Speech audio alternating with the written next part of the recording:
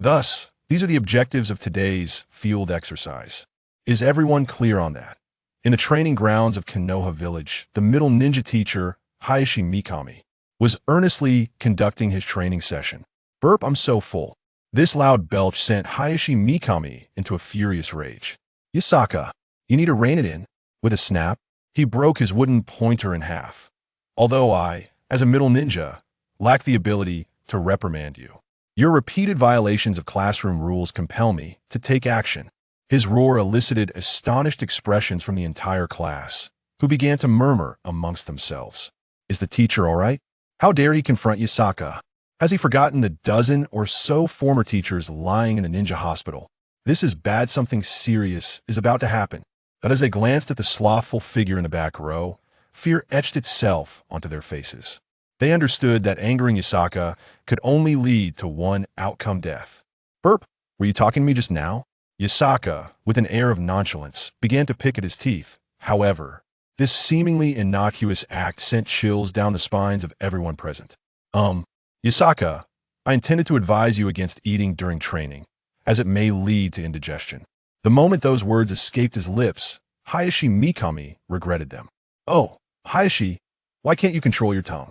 In Konoha Village, the name Yasaka was known to all. From the age of 1, he had developed a penchant for snacks. Aside from sleeping and using the restroom, he could indulge in snacks all day long. Yet this gluttonous and lazy individual possessed a ninja talent that astonished all of Konoha. Even the legendary Orochimaru, having received the third Hokage's true teachings, had once been struck down by Yasaka's casual blow, forcing him to recuperate at home for half a month. Ultimately, he had to resort to forbidden techniques to regain his mobility. To this day, Hayashi Mikami recalled the words of the third Hokage upon assuming the position of homeroom teacher. Never provoke Yasaka, or the only outcome will be death. Even with his extensive experience from the Great Ninja Wars, he had never witnessed such gravity in the third Hokage's expression. Before his arrival, numerous elite teachers had already succumbed to the ninja hospital. Rather than physical injuries, it was the psychological toll that weighed heavily upon them. The previous homeroom teacher had been sent to the hospital for emergency care after accidentally knocking a chip from Yasaka's hand. The solitary wound was a gruesome gash inflicted by a blade. Though it was swiftly healed, the teacher was subsequently transferred to the psychiatric ward due to mental collapse. To this day, he incessantly muttered, "How could I, a mere 80-year-old child, send someone to the hospital? Impossible." Fortunately, Yasaka had not exerted his full strength otherwise. Even if he possessed 10 lives, it would not suffice. Upon hearing Hayashi Mikami's words, Yasaka smiled slightly. Not eat? What nonsense is that? Yum, yum, yum, delicious. Notification. Host experiences exquisite flavors. Swordsmanship proficiency 1. Notification.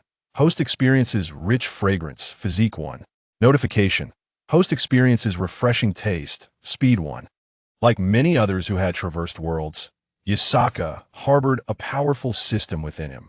As long as he consumed food, he could continuously earn rewards. Moreover, the more delectable and rare the food, the greater the rewards. That in simple terms, encountering previously untried delicacies could yield double or even greater skill points. Yasaka was too indifferent to the intricate attributes aside from the automatic upgrades. He allocated all points to the mastery of his slashing techniques. He had no desire for anything else. His sole focus was on cutting down opponents. It mirrored his life motto: eat the most delicious meals, sleep the longest hours, and strike down the strongest foes. Yum, yum, yum. In just a few short minutes, another bag of snacks had been devoured by Yasaka. Is it gone again? I haven't eaten enough yet. How frustrating. His classmates observed his demeanor and cautiously backed away. Hey, you still have snacks, right? Let me borrow some. At that moment, Yasaka approached a girl in the crowd. She was petite and charming, with large, clear eyes that sparkled like water, making her particularly captivating. Yet, this was not what Yasaka was primarily concerned about. His instincts told him that her bag contained rare delicacies he had never tasted. With a startled cry from nowhere arin, Yasaka snatched the snack from her bag and stuffed them into his mouth. Soon, a wave of rich flavor enveloped his palate. Under the influence of the system, Yasaka instantly earned double skill points. Yasakakin That jelly was something I had already tasted and had been touched by my mouth. As she gazed at Yasaka's handsome features, Noara Rin blushed, her eyes reflecting admiration and infatuation. It was no surprise as the strongest boy in class. Yasaka had long been the object of every girl's dreams. Yasaka, did you not hear Rin's earlier words? Quickly remove your filthy mouth. A boy with graying hair and a deep blue mask could no longer restrain himself and stepped forward. This was Kakashi Hatake, son of the legendary Konoha White Fang, renowned as a super genius. He had harbored feelings for Rin since childhood had it not been for Obito's leg injury a few days prior. He would have likely rushed to confront Yasaka alongside him. Why should I remove it? Can't you see this lady didn't resist at all? Yasaka chuckled as he savored the jelly, his face a mask of disdain. Due to the Great Ninja War, Konoha Village rarely enjoyed diverse culinary delights. The bag of chips he had just consumed was among the cheapest of fare. With food scarce, he was forced to settle for ordinary sustenance, leading to diminishing skill points. Now that he had finally encountered a rare delicacy, how could he miss this golden opportunity to enhance his strength? I advise you to step back with your strength. Confronting me rashly will only ruin your future. Insufferable, Kakashi, unable to contain himself, drew his short sword and lunged at Yasaka with all his might. Kakashi, no. Though he has become a middle ninja before graduating, Yasaka possesses the strength of a jonin even before enrollment. If this continues, Kakashi is surely doomed.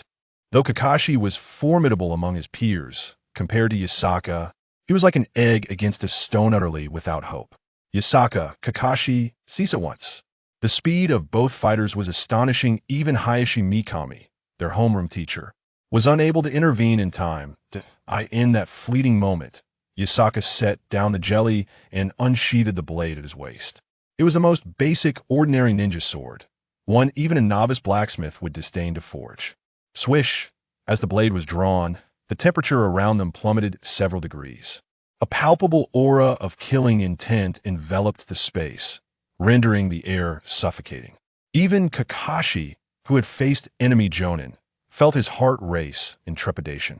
Before him stood not merely an opponent, but a harbinger of death. Swish! Yasaka, stand down. In a fleeting instant, akin to the speed of sound, a gleam of a blade sliced through the air. Before the astonished eyes of all present, Kakashi's form shattered into numerous fragments. Unable to even execute a strike, as he succumbed to the ground, the grass stained crimson with his blood. Someone has been killed. What are we to do? Yasaka has actually slain Kakashi. This is utterly terrifying. The students in attendance were thrown into disarray, retreating in panic, their exclamations filling the air. Clang! This brand of jelly is truly delightful. Yasaka relished a mouthful of jelly, a satisfied smile gracing his face.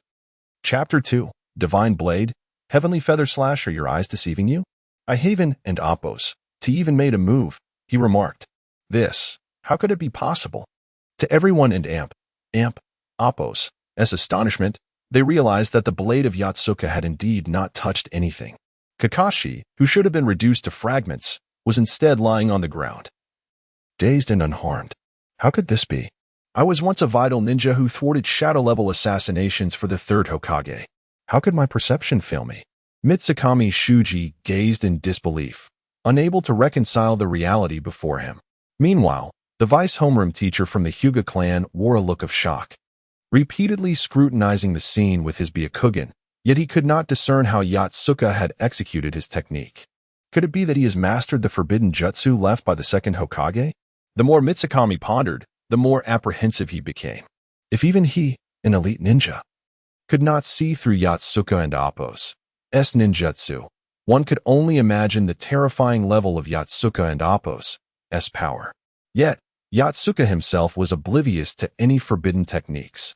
What he had employed was merely a deft display of blade aura combined with a touch of psychological suggestion. How could I, hailed as a genius, have lost? Kakashi stared at his hands in sheer terror, overwhelmed by fear.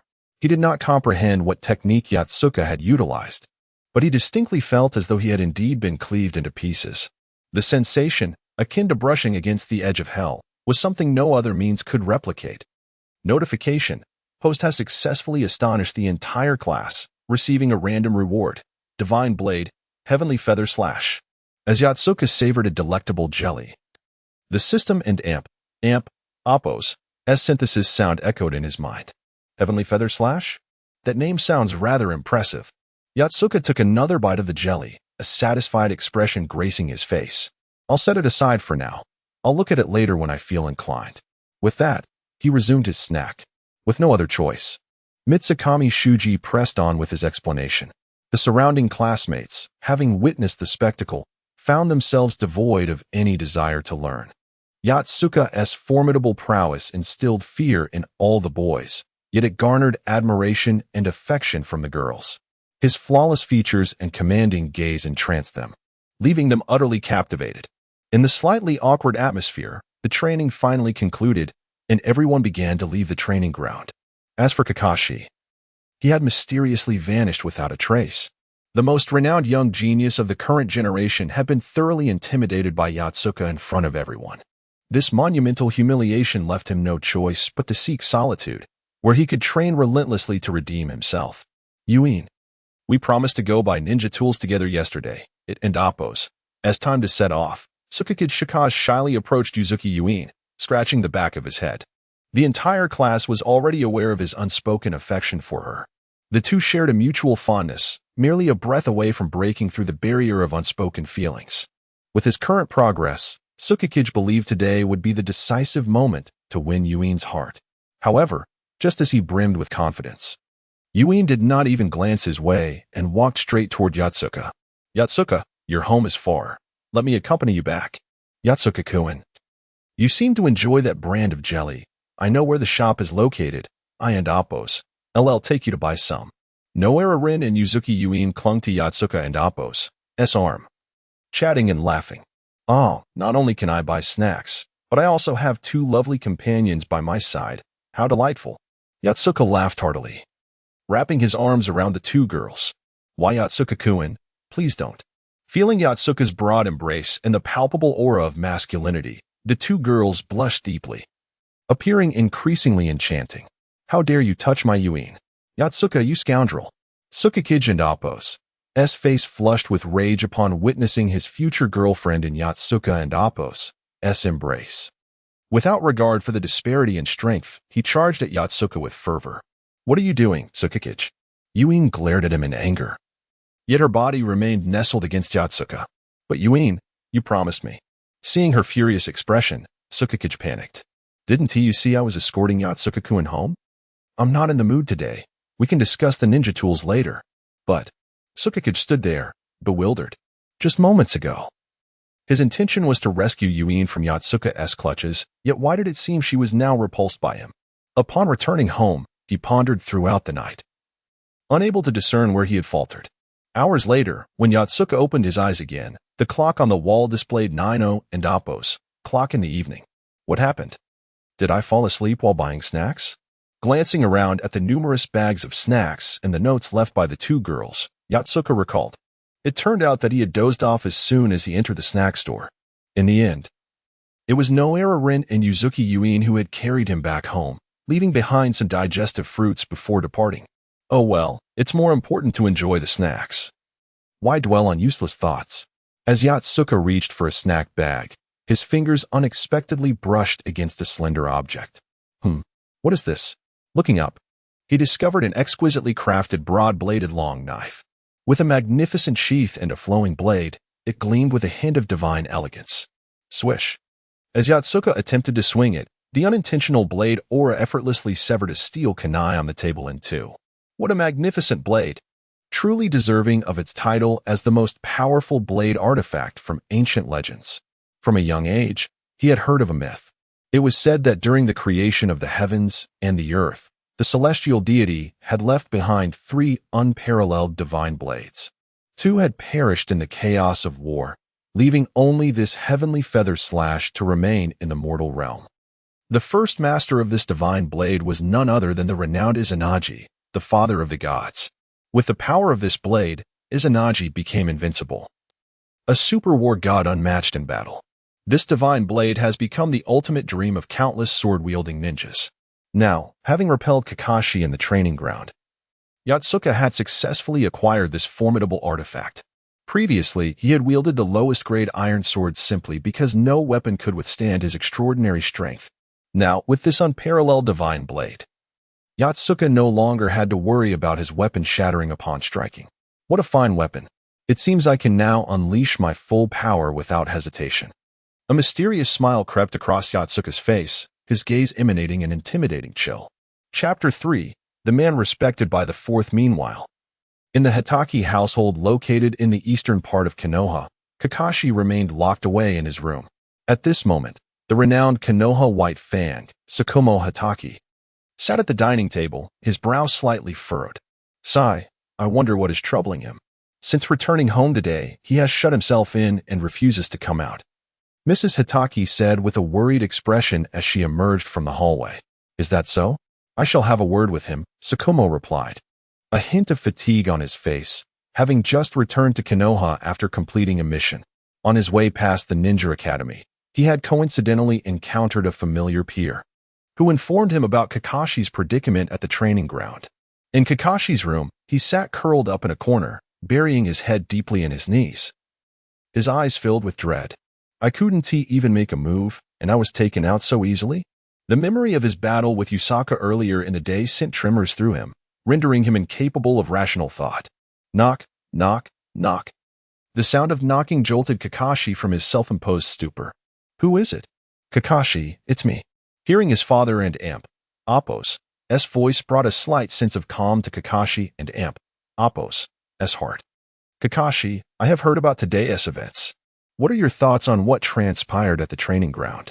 Gazing at his father and Appo's compassionate face, Kakashi initially felt a wave of relaxation, only to be overwhelmed by a surge of shame.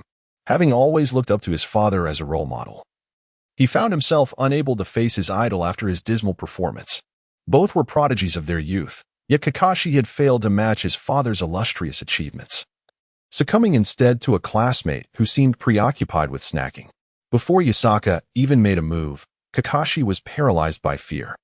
The image he had painstakingly cultivated as a genius was obliterated in that single encounter. Father, Kakashi was engulfed in a profound sense of terror, unable to articulate the turmoil within him. Do not rush. Calm down and speak when you are ready. Tsukumo gently patted Kakashi's shoulder, signaling him to relax. Under his father and Amp, Appo's comforting presence, Kakashi gradually regained his composure and recounted the events at the training ground in detail. Ah, that boy Yusaka, is it? Tsukumo fell into deep contemplation, a barely perceptible smile of bittersweet recognition gracing his lips. As a prominent figure in Konoha, he was well aware of Yusaka's prowess. It would not be surprising for Kakashi to lose to such a formidable opponent. After managing to soothe Kakashi, Tsukumo returned to the living room, his thoughts drifting to distant memories. Among the elite ninjas serving the third Hokage, there once existed a distinguished special jonin named Koyama Kunio. His skills were unrivaled in Konoha, even earning the respect of the famed fourth Hokage. The third Hokage held this subordinate in high regard, personally in naming his son after him. That child is now Yusaka. Regrettably, during a covert attack from an enemy nation, Koyama Kunio sacrificed himself to protect Konoha, facing numerous adversaries alone and ultimately losing his life on the battlefield. His wife, who had just given birth to Yusaka, fell into deep sorrow upon learning of her husband's demise and soon passed away, leaving the infant Yusaka to navigate the world alone. In an effort to assuage his guilt, the third Hokage had secretly ensured Yusaka was cared for over the years, even transforming into a neighbor on several occasions to encourage him to strive for greatness. Unfortunately, Yusaka remained unreceptive to such advice, indulging instead in his snacks with increasing fervor. By chance, the third Hokage discovered that Yusaka and Appo's abilities had not diminished, rather, they had flourished, all thanks to his penchant for snacks. Consequently, he chose to allow Yusaka the freedom to grow without interference. As a fellow special jonin, Tsukumo often received orders from the third to look after his friend's only son. Even the procedures for Yusaka and Amp, Appo's enrollment in the ninja academy and several incidents involving him injuring his teacher were facilitated by Tsukumo's assistance. Kunio, should you be aware of Yusaka's current performance from beyond? Would you feel pride, or would you be disappointed? Tsukumo gazed longingly at the distant horizon, lost in thought for an extended time. Time continued its relentless march. Ever since that day when Kakashi was overwhelmed by Yasaka at the training ground. Yasaka's popularity at the Ninja Academy soared to unprecedented heights. Many girls found themselves unconsciously drawn to Yasaka, their eyes reflecting deep admiration. Notably, Rin Noera and Yuzuki Yuka brought an array of delectable snacks to school each day, eagerly inviting Yasaka to share meals with them. Yasaka-kun, here are the cookies I baked for you. Please give them a try. Let me see how they taste. As Rin enthusiastically offered her homemade treats, Yasaka beamed with joy. After indulging in the delightful snacks, a system prompt resonated in his mind. Notification. Host feels refreshed. Swordsmanship Precision 3. Indeed. The snacks made with care were imbued with the maker and amp. Appo's heartfelt intentions. Ordinary snacks typically yielded only one skill point, but this time, he received a bountiful threefold reward. Yasaka-kun, if you enjoy them, I'll make them for you every day. Seeing Yasaka relish her cookies, Rin glanced at Yuka, her face radiating pride. Yuka pouted in frustration. If it weren't for my hand being burned yesterday, I could have made cookies 100 times better. Don't get too cocky, I want to concede. Yasaka-kun, since you just did something dry, you must be thirsty. This juice is brewed from fruits imported from the land of clouds, rich in flavor. You must try it. With that, Yuka opened the bottle and offered it to him. Now that you mention it, I am feeling a bit parched. Only by indulging in various snacks can one truly savor exquisite flavors. Gulp, gulp. Delicious. As the juice slid down his throat. Yasaka-kun and amp. Appo's helped but exclaim in satisfaction. With renewed vigor, he continued to feast. The richness of the flavors transported him to a realm of bliss. Notification. Host experiences sublime flavors. Constitution 5. Notification. Host's physical attributes have surpassed limits, receiving breakthrough rewards. Chakra recovery speed 50. Notification.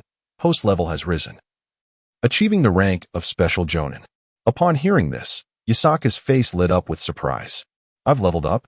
He eagerly summoned his attributes interface. Chapter 4. Strength Assessment. Ultimate Gourmet System. Host. Yatsuka. Age. 10. Ninja rank. Special Jonin. Physical prowess. Special Jonin. Chakra recovery speed. 150. Blade technique training. Elite level. Special technique. Demon God Blade Aura. Overall rating. Approaching shadow level. This system differs somewhat from those Yatsuka had previously encountered in his past life. In the absence of extraordinary circumstances, the system remains silent, only issuing notifications upon the acquisition of gourmet delights or during level-ups. Yet, Yatsuka paid little heed to this. After all, a system is merely an auxiliary tool. As long as it aids in enhancing his strength, the rest is of little consequence. Despite his current prowess being rated near the shadow level, it is important to note that when he had previously intimidated Kashi, he had not exerted himself in the least. The true extent of his formidable power remained an enigma. As for the special technique known as the Demon God Blade Aura, it was merely a reward from the system after he had taught a lesson to the teacher who had knocked his chips away, leaving the entire Ninja Academy in shock. This technique, when employed, possesses unfathomable might, capable of instilling fear even in deities. Without an extraordinarily resolute will, one risks succumbing to madness and its illusions, ultimately becoming a shell of their former self. However, none of this holds any significance for Yatsuka, as long as he can indulge in delectable snacks. Who cares about such trivial matters? Under Yatsuka's voracious onslaught, yet another bag of snacks was devoured. The following day, on the ninja school's playground, Haisher Mikami finally concluded the day and Appo's lesson, releasing a long sigh of relief. Delicious. Observing Yatsuka, who continued to munch on his snacks. Haisher and Appo's eyes reflected a hint of exasperation. Fortunately, he had managed to keep his temper in check today. Otherwise, if he had resorted to using his blade, it would have likely resulted in a harrowing incident. He had repeatedly petitioned the village's upper echelons to replace the homeroom teacher, but the third Hokage had flatly refused, advising him to refrain from raising the issue again. Haisher could only continue attending classes at the ninja school with a mournful countenance. After all, it was his own folly that had led him to meddle in such chaos. All right, to assess everyone's recent learning progress, we shall now hold a strength assessment. As soon as Haishir uttered these words, a wave of murmurs erupted from the students below. Another test? We and Oppos, VE had several this month already. Is it really necessary to go through such elaborate arrangements just to gauge our abilities? Some were genuinely curious about what this assessment would entail. This month alone had seen a total of 6 ninja theory exams, 3 ninjutsu tests, 2 taijutsu tests, and 1 field training assessment. Despite the frequency, the students persevered and completed each task as required. After all, the scores from these assessments directly influenced their chances of graduating from the ninja school, earning their Leaf Village headbands, and becoming independent ninjas. All right, the assessment is about to commence. Everyone, please prepare yourselves and regroup here in 5 minutes. Haishir instructed, lowering his voice as he called upon Noara Rin and Yuzuki Yugao. Rin, Yugao, since you two are close to Yatsuka, please take him to prepare and return for the gathering shortly. As the homeroom teacher, he could have directly addressed the students, but given Yatsuka and Oppos' overwhelming strength, he felt too intimidated to risk his safety in delivering instructions. Previously, there had been instances where such matters had been handled differently. In past assessments, whether it was theoretical exams or ninjutsu and taijutsu tests, Yatsuka had consistently scored a resounding 0. When it came time for Yatsuka to undergo the taijutsu assessment, the entire class had retreated a staggering 500 meters. It wasn't an amp, Oppos, that they were overreacting. Rather, they feared that without sufficient distance, Yatsuka might obliterate the ground with a mere punch. As the homeroom teacher, Haishir naturally wished to avoid the situation, but as the one responsible for grading and guidance, he had no place to hide. If it were any other student, no matter how exaggerated their performance, it would merely result in a sore hand for him. However, Yatsuka was a different story. His speed and strength far surpassed anything within Haishir and Amp, Oppos' comprehension. If damage were to be calculated for scoring, Yatsuka would undoubtedly achieve several times the maximum score. Yet, that was only if he directed his power at Haishir. Had he not dodged in time, he would have been left in a state of black and white, displayed on the wall. The ninjutsu assessment was, of course, a non-issue. Yatsuka had not participated, resulting in a score of 0. As for the theoretical exam, he had left the questions untouched, only to discover halfway through that his hands were greasy, which he then wiped all over the exam paper, leaving it reeking of snacks. Haishir had no choice but to assign him a score of 0. With no other options, he placed his hopes on Noara Rin and Yuzuki Yugao, urging them to find a way to bring Yatsuka to the assessment. If he missed this opportunity, he would have no chance of graduating from the ninja school. Understood, teacher. We will definitely bring Yatsuka-kun to the test.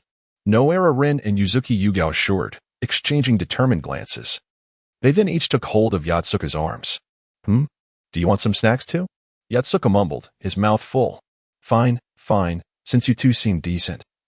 I'll share a bit with you. I won't share with anyone else. With that, Yatsuka inhaled a mouthful of luscious jelly and leaned toward Noara Rin's lips. Why Yatsuka-kun? I don't want any. I'm not hungry right now, Noara Rin stammered, her face flushed as she quickly turned away. Though Yatsuka was undeniably handsome, the thought of engaging in such an intimate act in front of others was too embarrassing for her. And what about you? Do you want some? Yatsuka turned to Yuzuki Yugao. I and Amp, Oppos, LL pass, Yatsuka-kun. We need to prepare for the assessment soon. Let and Amp, Oppos, hurry along, she replied.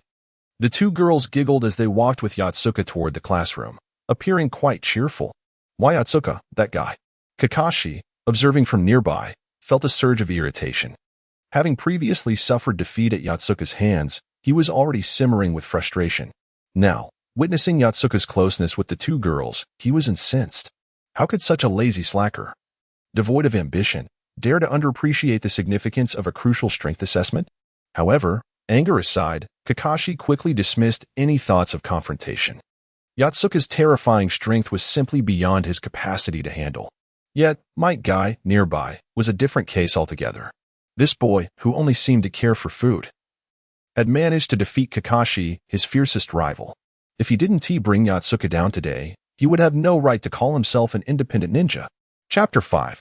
The Challenge of Mike Guy. 5 minutes later, everyone was prepared for the test and had returned to the training ground. After Shuji Mikami counted the numbers, He began to announce the rules for today's assessment. Since everyone was ready, he declared that they would commence the strength evaluation without delay. Upon hearing this, a collective gulp echoed through the crowd. Today's test would consist of one-on-one combat. However, there was a slight modification to the rules. Yasaka would be in a category of his own, and anyone who could defeat him would pass the test. All other outcomes would be deemed failures. As soon as Shuji Mikami and Amp, Appo's words fell, an eerie silence enveloped the group. Only Yasaka continued to munch on his snacks. Oblivious to the tension. Delicious, he remarked, noticing the stares directed at him. What is up? Did someone call for me? Rin Noara and Yuyuki Yuzuki quickly leaned in to explain the test rules to Yasaka. What? We're all supposed to face Yasaka in combat? How can we possibly win? Teacher, you can't be serious. Observing the fear etched on their faces, Shuji Mikami realized he had struck a nerve. Just as he prepared to elaborate, Might Guy suddenly interjected. Wait. Everyone else stepped back. I must take down Yasaka. Might Guy stepped forward, assuming a fighting stance. What? This overzealous fool actually intends to challenge Yasaka? Doesn't he even know ninjutsu and dares to issue a challenge? Is he seeking his own demise? Might Guy, indeed. Surprised Shuji Mikami. Although he had struggled with ninjutsu and genjutsu, his physical prowess was among the best in the class. If these two were to truly engage in battle, the outcome was uncertain. I suggest you reconsider. It would be far more enjoyable to snack rather than fight you. Yasaka dismissed Might Guy's challenge, continuing to toss snacks into his mouth. This blatant disregard ignited Might Guy's fury. How dare you disrespect my youth? Take this. Unable to contain himself, Might Guy lunged forward, but Shuji Mikami swiftly intervened. Might Guy, that's a disqualification. Might Guy stood frozen, bewildered. Disqualified? Why? I haven't even started fighting. It's quite simple. The first lesson of a ninja is self-restraint and to complete the mission with all one's effort. You were blinded by anger. Had I not stopped you, you would have already become another victim to Yasaka's blade. Once Might Guy regained his composure, Shuji Mikami released his grip. Fortunately, he had intervened just in time. Otherwise, the Ninja Academy would have found itself embroiled in yet another scandal. Well then, next. I believe it is my turn to challenge him, correct? Yasaka interjected, setting his snacks aside with a wicked grin. No, Yasaka, please let me explain. It's not arranged that way. Shuji Mikami broke into a cold sweat, realizing Yasaka was about to initiate an attack on Might Guy. After barely averting one disaster, he dreaded the thought of another. Isn't this the guy with the atrocious hairstyle known as Might Guy? Perfect. I need a target to test my skills. Yasaka turned to face his opponent, his gaze filled with scorn. How dare you mock my hairstyle? You scoundrel! Might Guy roared, struck at his core. The surrounding classmates instinctively retreated several meters, fearing for Might Guy's life after such a provocation. Yasaka, this is only a test. Please don't take it too far. Shuji Mikami pleaded as the tension escalated. Given Yasaka and Amp, Appo's prowess, any physical altercation would not be trivial. Yet Yasaka disregarded his plea, wearing a menacing smile. You want me to go all out? Very well. I too wish to test my full strength. Misunderstanding the murmurs around him, Yasaka was pleasantly surprised to find a hint of masculinity in the seemingly frail teacher. Perhaps, in light of his authenticity, he should show him some respect. Hey, you with the bushy eyebrows. Did you hear the teacher? Hurry over here so I can properly test my blade skills on you. Yasaka's hand moved toward the hilt of his blade, a long-lost excitement glimmering on his face. Is the teacher truly mad, allowing Yasaka to unleash his full strength on Might Guy? Though he ranks at the bottom of our class, does it warrant such severity? This is utterly reckless. Classmates exchanged incredulous glances at Shuji Mikami, who seemed so mild-mannered yet harbored such a fierce disposition. When did I ever say you could go all out? Shuji Mikami lamented, feeling the weight of their scrutiny. With the potential for serious injury looming, he felt as though he could never escape the repercussions of a fatal incident. You scoundrel! Take this. In an instant, Might Guy dove forward, closing the distance to Yasaka. He executed a fluid spinning kick aimed directly at Yasaka's face. Oh, not bad at all, Yasaka remarked, utterly unfazed, his right hand already resting on the hilt of his blade. Disaster! Might Guy is foolishly using such a simple technique to confront Yasaka directly. The classmates gasped, recalling how Kakashi had fallen prey to Yasaka's swift execution. As the tension escalated, Shuji Mikami realized the situation was spiraling out of control. He quickly produced a scroll and performed a summoning technique. Dragon Flash with the shift in Yasaka's aura. Might Guy felt an overwhelming pressure envelop him, rendering even breathing a challenge. What kind of ninjutsu is this? A paralyzing fear consumed Might Guy, leaving him with no escape. Wordless Dragon Flash. Boom. Stop, Yasaka. Just as Yasaka was about to unsheath his blade, three figures suddenly materialized behind him. Dressed in special Jounin uniforms, they firmly restrained Yasaka's arms, rendering him incapable of breaking free regardless of his strength. Chapter 6. Unbelievable. The sudden appearance of the three figures was so unexpected that, aside from Mitsuhiro Shuji, all the students present were taken aback. Completely unable to discern how those three had arrived, in the blink of an eye, they simply manifested. What on earth is happening? Moonlight Shippa murmured in bewilderment. His low rank left him oblivious to the fact that Yatsuzaka's recent strike could have easily claimed Might Guy and Appo's life. He only saw that the moment Yatsuzaka drew his blade, he was restrained by the three figures. The trio had utilized a unique teleportation ninjutsu, which produced a cloud of smoke upon their arrival, causing the students, like Moonlight Shippu, to be unable to identify them at first. You three are quite boring. Aren't you? To jointly intervene and restrain me, what a compliment, Yatsuzaka remarked with a hint of exasperation. He attempted to shrug, only to find his joints firmly held by the trio, rendering him immobile, forcing him to abandon any pretense of resistance and remain still. Unfortunately, your previous move was far too perilous. Had we not acted in unison, that kid with the thick eyebrows might well have met his demise by now. Came a raspy voice from behind. Yatsuzaka recognized it without turning around. After all, there were many husky voices in Konoha, but only one belonged to someone who could bend their arms like a serpent to ensnare others.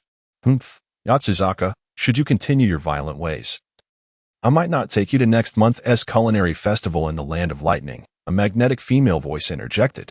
Upon hearing her words, Yatsuzaka immediately wilted, akin to a frostbitten eggplant, and politely replied, "Rest assured, I, Yatsuzaka, am a paragon of gentlemanly decorum.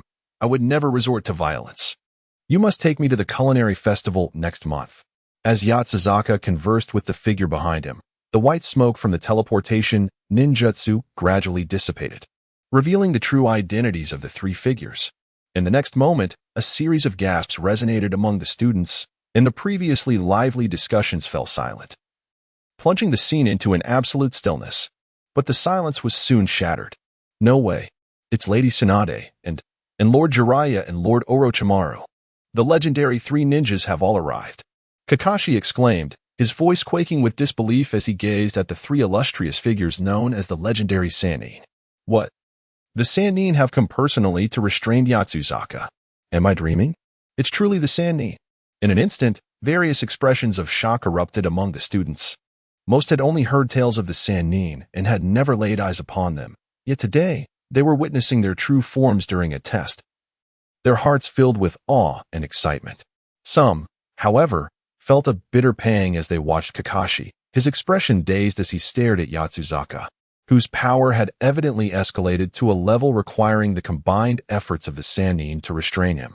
Why was he so effortlessly formidable despite his seemingly lackadaisical demeanor? What did that make me? The son of Konoha and Appo's White Fang, hailed as a genius since childhood, yet unable to surpass even his leniency. Moonlight Shippa trembled, his right hand gripping his sword tightly. He finally comprehended why Yuhi had chosen Yatsuzaka over him. How could any girl not admire a man who necessitated the intervention of the Sannin? But why? Why is he so strong? No, I must surpass him. I must prove to Yui that I am the strongest man. At that moment, every student present experienced intense psychological upheaval. Some admired, some were shocked, some envied, and others felt a surge of fighting spirit. Yet none of this concerned Yatsuzaka, who cleared his throat and said helplessly, "All right, I've sheathed my sword. How much longer will you keep me restrained?" Upon hearing this, Jiraiya and the others released their hold on Yatsuzaka, who resumed his previous languid demeanor and raised an eyebrow at Mitsuhiro Shuji. "This match is mine. I assent it? Indeed, it is undoubtedly your victory." Mitsuhiro Shuji affirmed, nodding in agreement before turning to the students and announcing loudly, "In this contest, Yatsuzaka emerges victorious." Meanwhile, Might Guy remained in a daze, half kneeling on the ground, his muscles rigid from the overwhelming force of Yatsuzaka's earlier strike.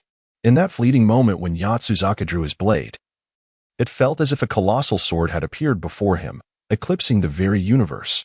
His body had been rendered immobile, as though his soul had been extracted from his corporeal form. The teacher, the training posts, the arena, his classmates, even Yatsuzaka had all vanished, leaving only the immense blade descending upon him.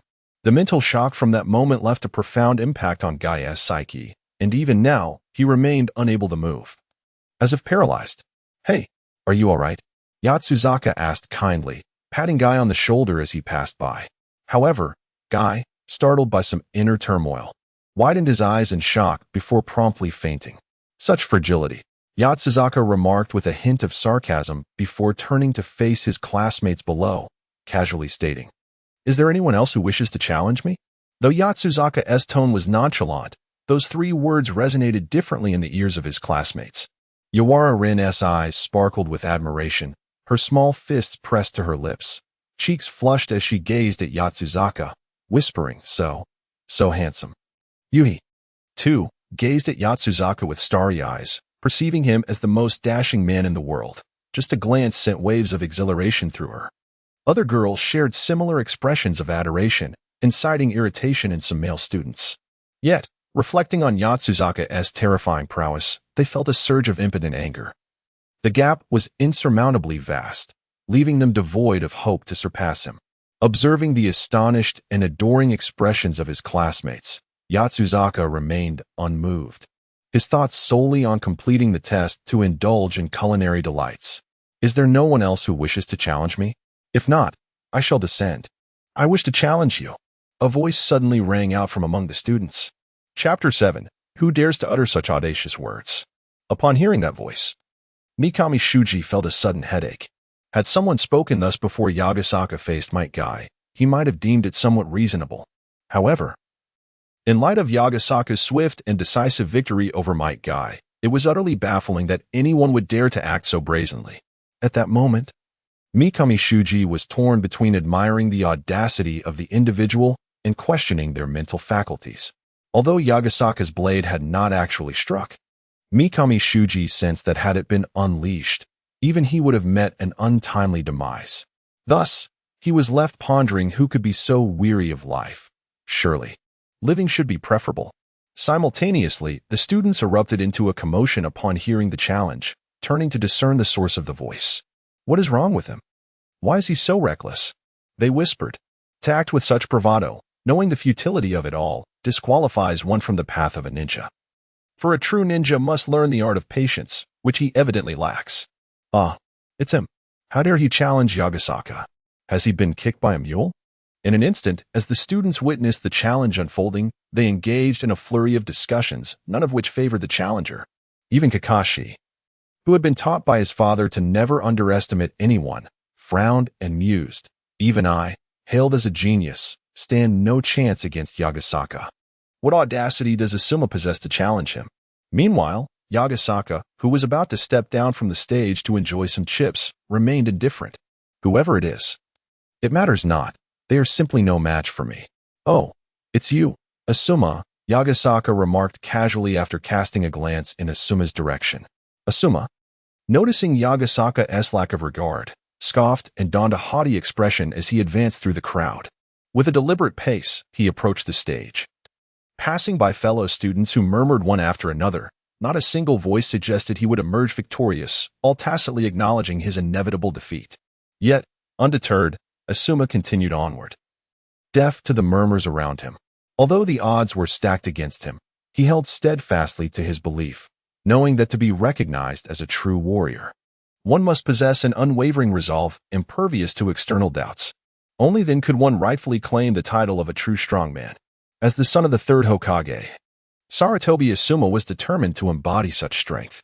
As he walked, he reflected, "People say Yagasaka is formidable, and indeed he is, but I, Sarutobi Asuma, am the son of the third Hokage, the inheritor of his will, destined to become Hokage myself.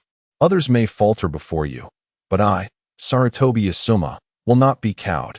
At that moment, an aura of confidence radiated from Asuma, palpable to those around him.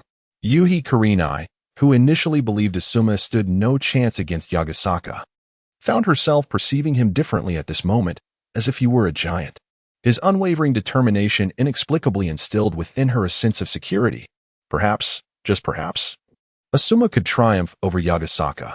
As Asuma reached the front row of students, mere steps away from the stage, he was suddenly halted by a hand gripping his sleeve. Asuma, heed my advice. Do not proceed. You are no match for him. Stopping in his tracks, Sarutobi Asuma turned toward the one who had grasped him. It was Nara Shikamaru, who, despite his usual nonchalance, bore a rare seriousness. Even you doubt my abilities, Shikamaru? Have you lost faith in me? Asuma replied, somewhat discontented. It is precisely because I understand your capabilities that I urge you not to go. You cannot defeat him. Humph. You all believe I cannot win, but today, I shall demonstrate the strength of Sarutobi Asuma before your very eyes. With a surge of anger, Asuma shook off Nara Shikamaru's hand and ascended the stage. Ah, Asuma, you are quite spirited today. Knowing you will lose, yet boldly revealing your sword to me. For your valor, I, Yagasaka, will grant you mercy and refrain from causing you harm, Yagasaka declared, lifting his chin. His mood was buoyant, anticipating a delightful culinary adventure next month in the Land of Lightning with Tsunade. Humph, Yagasaka, others may fear you, but I, Sarutobi Asuma, do not. Your days of arrogance are numbered. Today, I, Sarutobi Asuma, shall bring your unbeaten record to an end. As he spoke, Asuma pointed his thumb at his chest, his visage resolute. Indeed, suddenly, someone in the crowd cheered loudly. Asuma glanced over and recognized it was his loyal friend, prompting a surge of happiness within him. Yagasaka, scratching his ear, nodded while his mind wandered to the evening's plans at Ichiraku Ramen. Without lifting his gaze, he addressed Asuma. Have you finished your speech? If so, let us commence our battle. The sooner we conclude, the sooner I can enjoy my ramen. Are you belittling me, Yagasaka? Today, Sarutobi Asuma will ensure you understand what it means to be surpassed. Asuma bellowed as he hurled 3 shuriken at Yagasaka. At that precise moment, Jiraiya employed a unique ninjutsu to transmit his voice solely to Yagasaka's ears. Yagasaka, enough already. If you can manage not to injure Sarutobi Asuma today, I will take you to Ichiraku Ramen for their latest special. I possess the exclusive coupon. Wow, the latest special? Excellent, excellent. Whatever you say goes. Upon hearing Jiraiya's offer, Yagasaka eagerly agreed, his excitement palpable. Ichiraku Ramen only released limited quantities of their new dishes, and those coupons were exclusively available to elite J-nin. Chapter 8. Shuriken Shadow Clone. Whenever a new ramen flavor was released by Ichiraku Ramen, Yasaka felt an irresistible urge to sample it. However, lacking a promotional coupon for the new specialty, he had to wait for 2 months until the new ramen was officially available.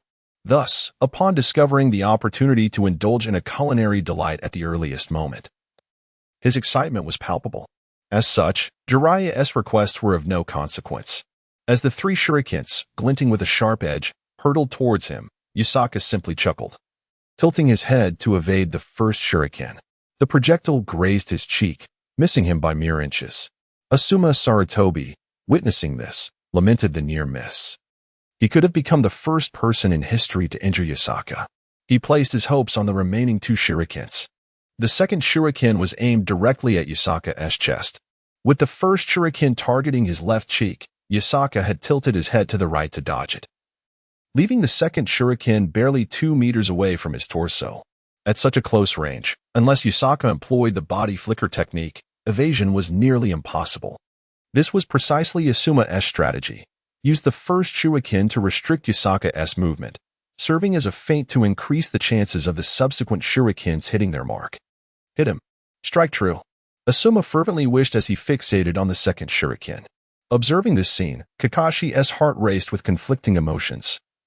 He desired the shuriken to strike Yasaka to teach him a lesson, yet he did not want anyone else to claim the honor of being the first to injure Yasaka.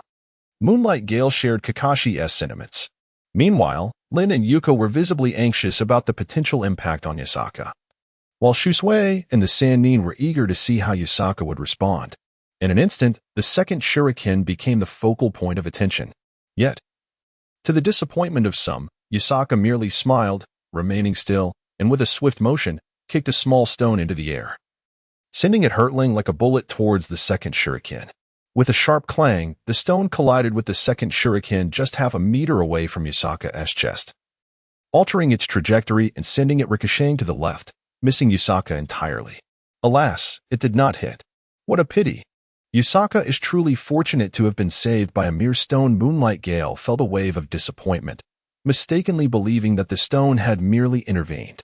In reality, the stone was kicked by Yusaka himself, moving too swiftly for him to notice. The Sannin, however, observed the event with clarity. Jiraiya chuckled, stroking his chin. This kid has some ingenuity. I expected him to draw his blade to block. Orochimaru scoffed, his voice rasping. No wonder he defeated my man, while merely a trick. I still admire his prowess. While the spectators marveled at Yusaka's deflection of the second shuriken, Asuma maintained a serious demeanor. His teeth clenched as he controlled the third shuriken. Among those present, only he understood that the third shuriken was his true trump card, with the first two serving merely as a diversion. As the second shuriken was deflected, the third shuriken had already soared to within 3 meters of Yusaka, a dangerously close distance. Almost imperceptible. Now, Asuma shouted, quickly forming hand seals. Prepare yourself. Shuriken Shadow Clone Technique. In an instant, the third shuriken appeared to split, multiplying exponentially from 1 to 2, then 4, and then 16, encompassing Yusaka in a barrage from 3 directions, rendering escape impossible. As the shuriken surged towards Yusaka like an impenetrable wall, the onlookers, including the self-proclaimed genius Kakashi, were left in awe.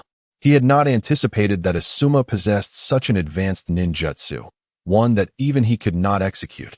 Could it be that someone would finally best Yusaka? Kakashi's heart raced as he focused intently on Yusaka, fearing he might miss the imminent event. On stage, Asuma wore a triumphant smile, his arduous training culminating in this moment before his classmates and the Sannin, determined to defeat Yusaka and assert himself as the strongest. However, just as many anticipated Yusaka to be overwhelmed by the shurikens, he smirked and said, a mere parlor trick. In the next moment, Yusaka's right hand shot to the hilt of his blade, drawing it with lightning speed. With a flurry of motions, a dazzling flash of steel illuminated the arena, followed by a rapid succession of metallic sounds. Before anyone could comprehend the unfolding events, the blinding light dissipated, revealing Yusaka sheathing his sword once more. What just transpired? Did Yusaka evade the shurikens? Moonlight Gale stood in bewilderment, struggling to process the rapid sequence of events. The incident had unfolded so swiftly that the spectators could hardly keep pace, only aware of Yusaka drawing his sword, a flash of brilliance, and then nothingness. What happened? How did it end? The students were left in a state of confusion, even Shusui nearby feeling dizzy, while the Sannin regarded Yusaka's silhouette with grave expressions. Chapter 9 The True Trump Card Orochimaru. Did you see that? After a brief silence, Tsunade inquired, her voice tinged with a slight quiver. Yes. I saw it clearly, Orochimaru replied solemnly. Beside him, Jiraiya, who typically exuded a carefree demeanor, was now unusually silent, his gaze fixed intently on the sword at Yusaka and Appo's waist. His swordsmanship. I never expected it to have reached such a level, Jiraiya remarked in a low voice. Indeed, Tsunade merely acknowledged with a brief HM. Yet her response startled both Jiraiya and Orochimaru. As the granddaughter of the first Hokage and the grandniece of the second Hokage, Tsunade possessed a profound understanding of the second Hokage and Appo's sword techniques. The prowess of the second Hokage and Appo's swordsmanship was legendary. He had once dispatched Uchiha Izuna, brother of Uchiha Madara, with his self-created flying thunder god slash. It was worth noting that Uchiha Izuna was already nearing the strength of a half-Jinchuriki, illustrating just how formidable the second Hokage's techniques were. Therefore, Tsunade's recognition of Yusaka's swordsmanship underscored its exceptional nature. On the arena, Asuma Saratobi stared blankly at Yusaka, who stood unharmed not far away, overwhelmed by a colossal shock. Why?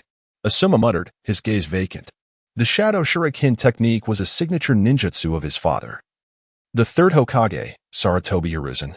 To defeat Yasaka, Asuma had diligently learned this technique from his father, dedicating over 6 months to master it. His ambition was to one day vanquish Yasaka with this technique, thereby proving himself and showing everyone that he, Sarutobi Asuma, was the strongest of the lower ranks. However, the results of his arduous training over countless days and nights had culminated in such a disheartening outcome, as Yasaka effortlessly neutralized his attack without even moving a foot. Asuma found it hard to accept this reality. I saw you enter the arena brimming with confidence, thinking you had mastered some powerful ninjutsu, yet this is all you have? Yasaka shook his head, kicking the shuriken that had fallen at his feet back to Asuma. It was this very shuriken that Asuma had used to execute the shadow shuriken technique. If you have no other tricks up your sleeve, then this test will conclude with my victory. Damn it. Asuma gritted his teeth, his right hand firmly clenched against the ground, leaving deep furrows in the earth. I will not concede so easily. I am the son of the third Hokage. I am Sarutobi Asuma. Asuma felt an intense fury erupt from within, surging into his mind as he shouted, propelling himself off the ground. He rapidly hurled several kunai at Yasaka and began to form hand signs. Yasaka casually evaded the kunai and remained in place, awaiting Asuma and Appo's next move. He chose not to attack, having promised Jiraiya not to harm Asuma. Though he could minimize the risk of injury, Yasaka was wary of any unforeseen accidents that could lead to a minor cut on Asuma and Appo's skin, jeopardizing his chance to enjoy the new ramen. Thus, to ensure he could savor the new delicacy, Yasaka restrained himself to defense, hoping to make Asuma aware of their disparity and induce a concession. Meanwhile, witnessing Asuma and Appo's hand signs, Kakashi exclaimed in astonishment, "Is that the tiger seal? Is he about to unleash a fire release technique?" The next moment, Asuma puffed up his cheeks and unleashed a thick plume of gray smoke towards Yasaka. The smoke quickly enveloped Yasaka's figure. What? Not a fire release. What technique is this? Kakashi was taken aback, utterly perplexed by Asuma's intentions. Could it be? Noara Rin, observing the vast gray smoke on stage, recalled a conversation with Asuma and widened her eyes. "This is the ultimate trump card I have prepared for you," Asuma bellowed, pulling out a lighter from his pocket. After igniting it, he hurled the lighter into the gray smoke. Fire release, gray ash burning. In the next instant, the gray smoke ignited, engulfing everything in a rapid conflagration. The intensity of the flames was so fierce that it resulted in a violent explosion. Boom! A tremendous roar echoed, and a massive shockwave swept across the arena. The closest, Shusui Mikazuki, let out a terrified scream and hurriedly retreated while employing a water release technique. The students in the front rows were thrown to the ground by the force of the blast, sprawled in disarray. On the arena, where Yasaka had once stood, there was now an inferno, flames leaping skyward, reaching heights of over 3 meters. The scorching heat singed the surrounding grass, and the fire consumed 3/4 of the arena, leaving only Asuma's position intact. The legendary Sannin had already leaped off the stage at the first sign of danger. This is my trump card. Yasaka, this time I am certain of my victory. I am the strongest man in the lower ninja realm, Sarutobi Asuma. At that moment, Asuma appeared as if he had finally triumphed over adversity, hands on his hips, laughing maniacally, even shedding tears of joy. The students below, having regained their footing, were left in shock at the sight of the raging flames, with Yasaka nowhere to be seen. Could it be that the invincible Yasaka has been defeated by that guy? Asuma? I can't believe it. The first to best Yasaka is actually Asuma. Kakashi mused, feeling a twinge of disappointment. Yasaka has been defeated? I refuse to believe it. This must be a trick. Rin cried, tears streaming down her face. What a pity. Asuma got ahead of me. Moonlight Gale thought with frustration. Meanwhile, on the other side of the arena, Orochimaru's gaze sharpened, and he frowned. No, it's not over yet. At that moment, a voice emerged from the raging flames, causing Asuma's smile to falter. Asuma, this technique is quite creative, but to think you could defeat me with it. You must have underestimated me greatly. Chapter 10. Cleaving the flames. The familiar voice caused Asuma Sarutobi, who had been laughing maniacally, to freeze in mid-chuckle, his expression abruptly turning to one of sheer horror. What is this? Asuma felt as if every muscle in his body had turned to stone. his heart skipping a beat the moment that voice reached his ears. How could this be possible? Like a robot, Asuma slowly turned his neck. His gaze filled with disbelief as he focused on the raging inferno before him. In the next instant, a voice echoed from the arena, slashing technique, breaking waves. In that fleeting moment, the onlookers witnessed a scene that would be etched in their memories forever. The towering flames, reaching 3 to 4 meters high, split apart as if sliced by an invisible knife, dividing into 2 distinct sections. Then, with a thunderous roar, the flames erupted violently outward before vanishing into thin air. Was the fire extinguished just like that? Kakashi's pupils quivered as he stared at the stage, the spectacle transcending his understanding. He actually cleaved the flames.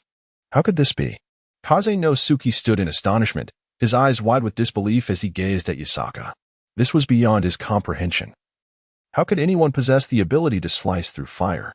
Asuma, observing Yusaka standing amidst the embers, sword in hand, exuded an aura of calm confidence, completely unscathed.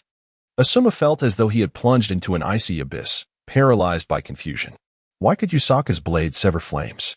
It was inconceivable, utterly impossible. No matter how sharp the blade, it could not cut through fire. Asuma roared in anger, yet his body remained rigid. The image of the flames being cleaved had struck a profound blow to his psyche, rendering him incapable of movement. Although he was not under a genjutsu, Yusaka's exaggerated strike had a hallucinatory effect on Asuma's mind, surpassing even the effects of illusionary techniques. If forced to describe it, it could only be likened to a genuine illusion. At that moment, the arena was scattered with flickering embers, reminiscent of fiery rain cascading from the heavens, dotting every corner of the stage. Yusaka, standing amidst the flames, began to advance towards Asuma, step by deliberate step. Don't come any closer. As Yusaka approached, Asuma lost all composure, screaming in a frenzy. In his eyes, Yusaka appeared as a demon emerging from the depths of hell, brandishing a sword that glinted ominously, as if to claim his life. Stay back. I command you not to approach. Asuma's voice cracked as he shouted, desperately wishing to retreat, to flee.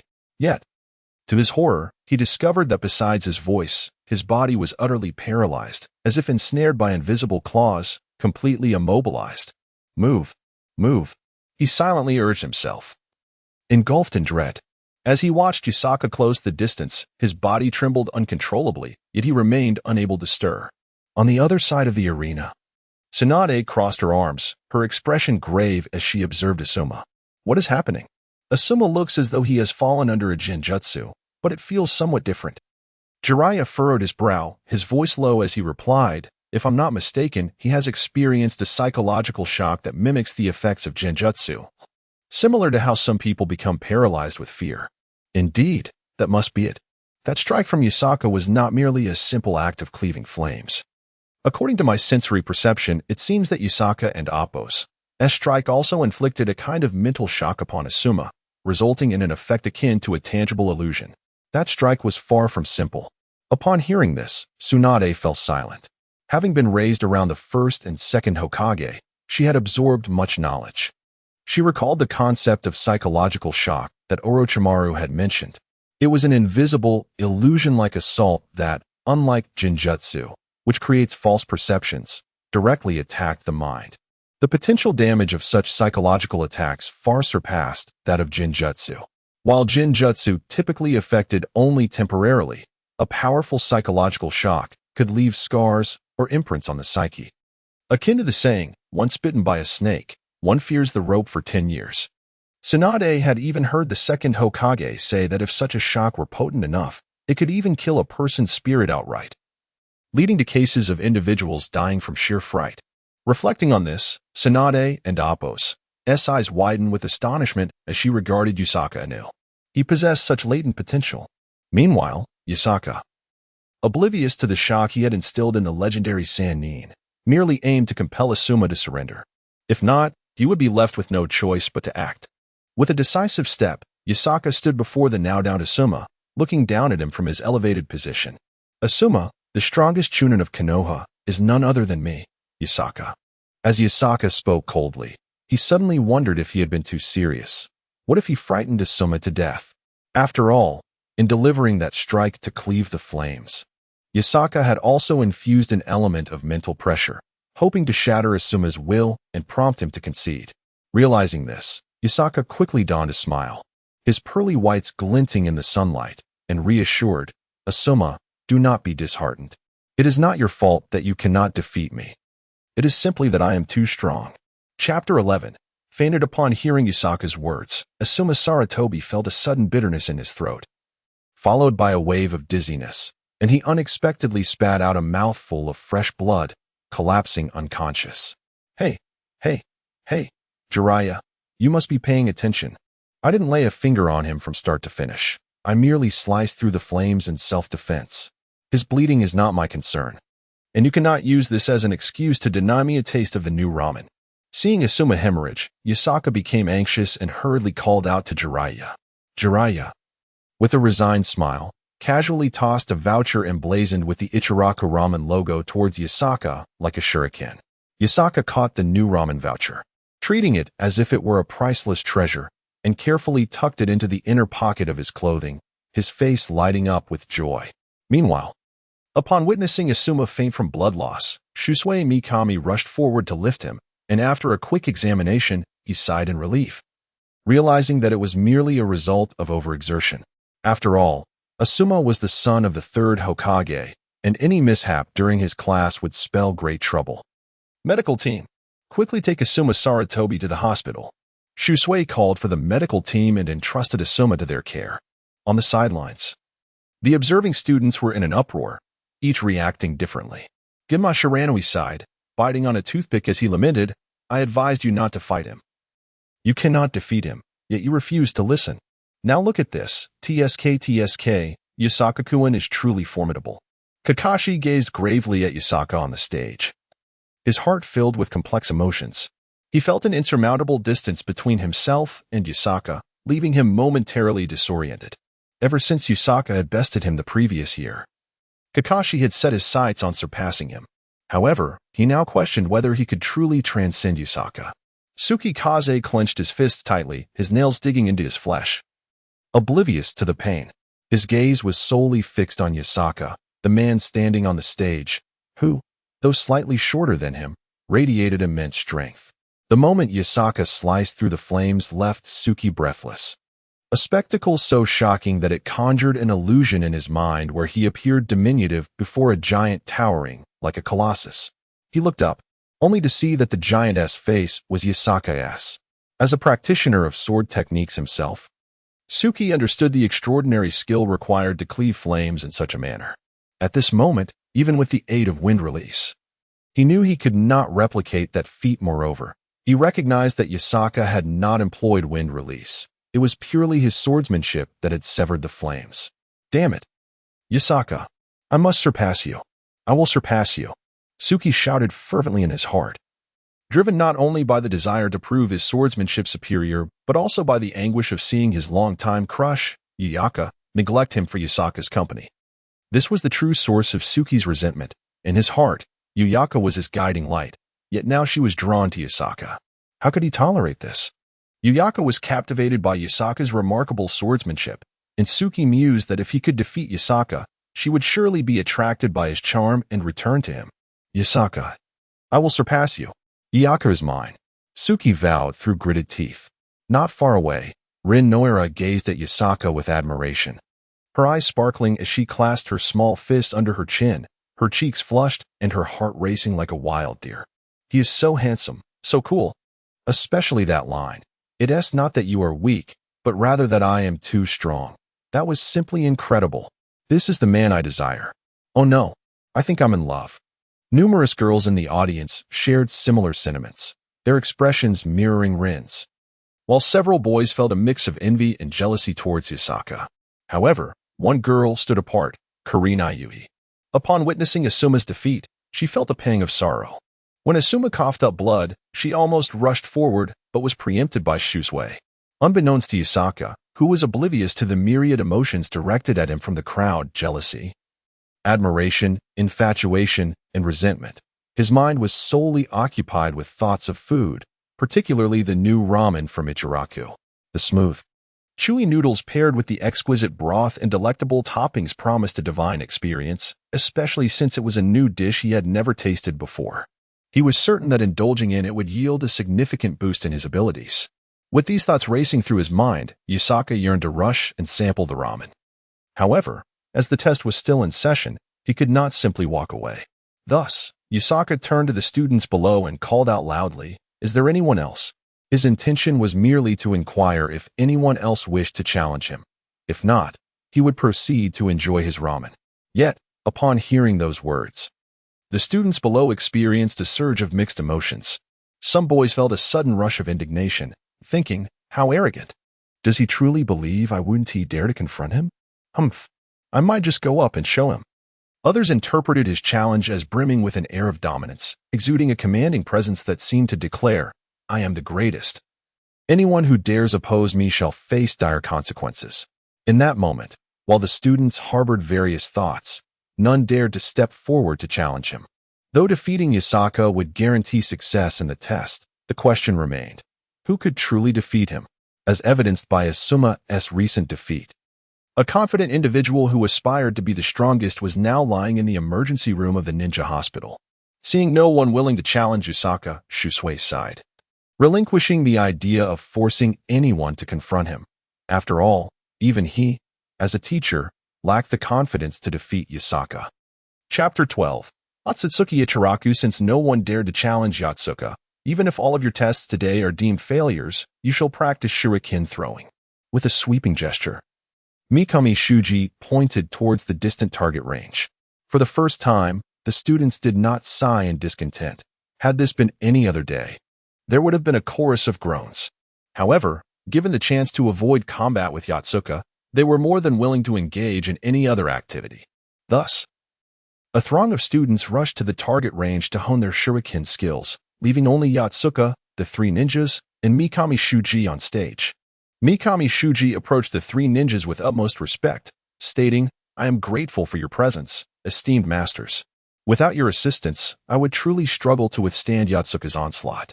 In his heart, Mikami Shuji silently acknowledged how fortunate Might Guy was, had he not alerted the three ninjas in time. Guy would likely have met a fate akin to Asuma Saratobi's, if not worse, given Yotsuka's seriousness at that moment. After all, our primary concern is the safety of the students. It is of no consequence, Tsunade replied. Though she harbored her own doubts about her ability to triumph in a one-on-one duel with Yotsuka. Had Yotsuka not demonstrated the ability to slice through flames moments earlier, Tsunade would have retained confidence. However, witnessing that display had shaken her resolve. In terms of close combat capability, Yotsuka's offensive power was indeed formidable.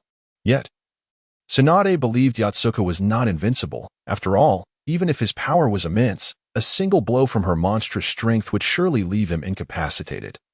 For Yotsuka's physique remained within the realm of normalcy, unlike Orochimaru, who was impervious to physical attacks.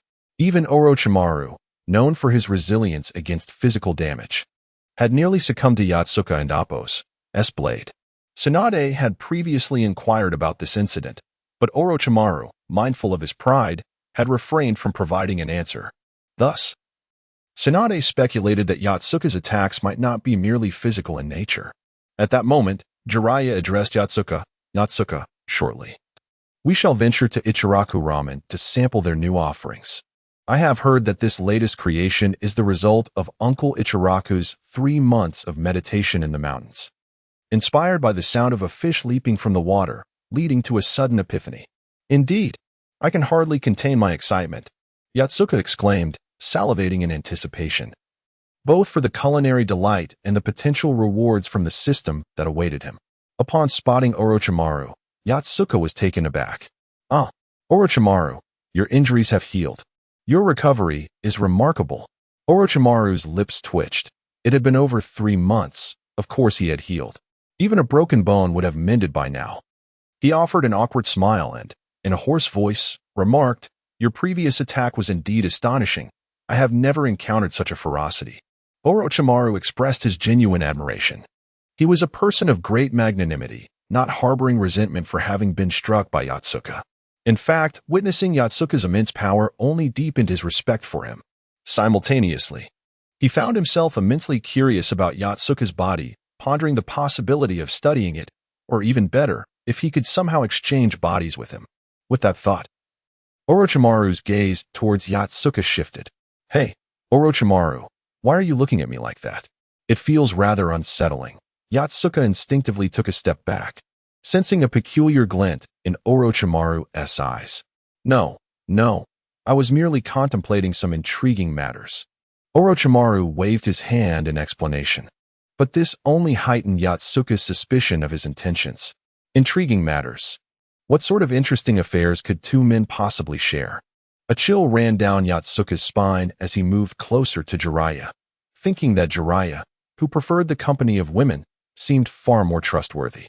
With the students dispatched by Mikami Shuji to practice shuriken throwing, there was little left for him to oversee, as Yotsuka was no longer engaged in combat. The three ninjas also had no reason to stay. Thus, Orochimaru took his leave, followed by Tsunade, while Mikami Shuji went to supervise the students. This left only Jiraiya and Yotsuka. Jiraiya, let us depart immediately, Yotsuka declared, brimming with excitement. Certainly. And with that, the two hastened their way to Ichiraka Ramen. It was afternoon, and the restaurant was not crowded, allowing Yotsuka and Jiraiya to find ample seating when they arrived. Owner, 2 bowls of your latest signature ramen, please. They presented their new item vouchers to Uncle Ichiraku, who accepted them with a cheerful nod and then turned to Yotsuka. Yotsuka, have you discovered any new culinary delights lately? Yotsuka chuckled. None recently.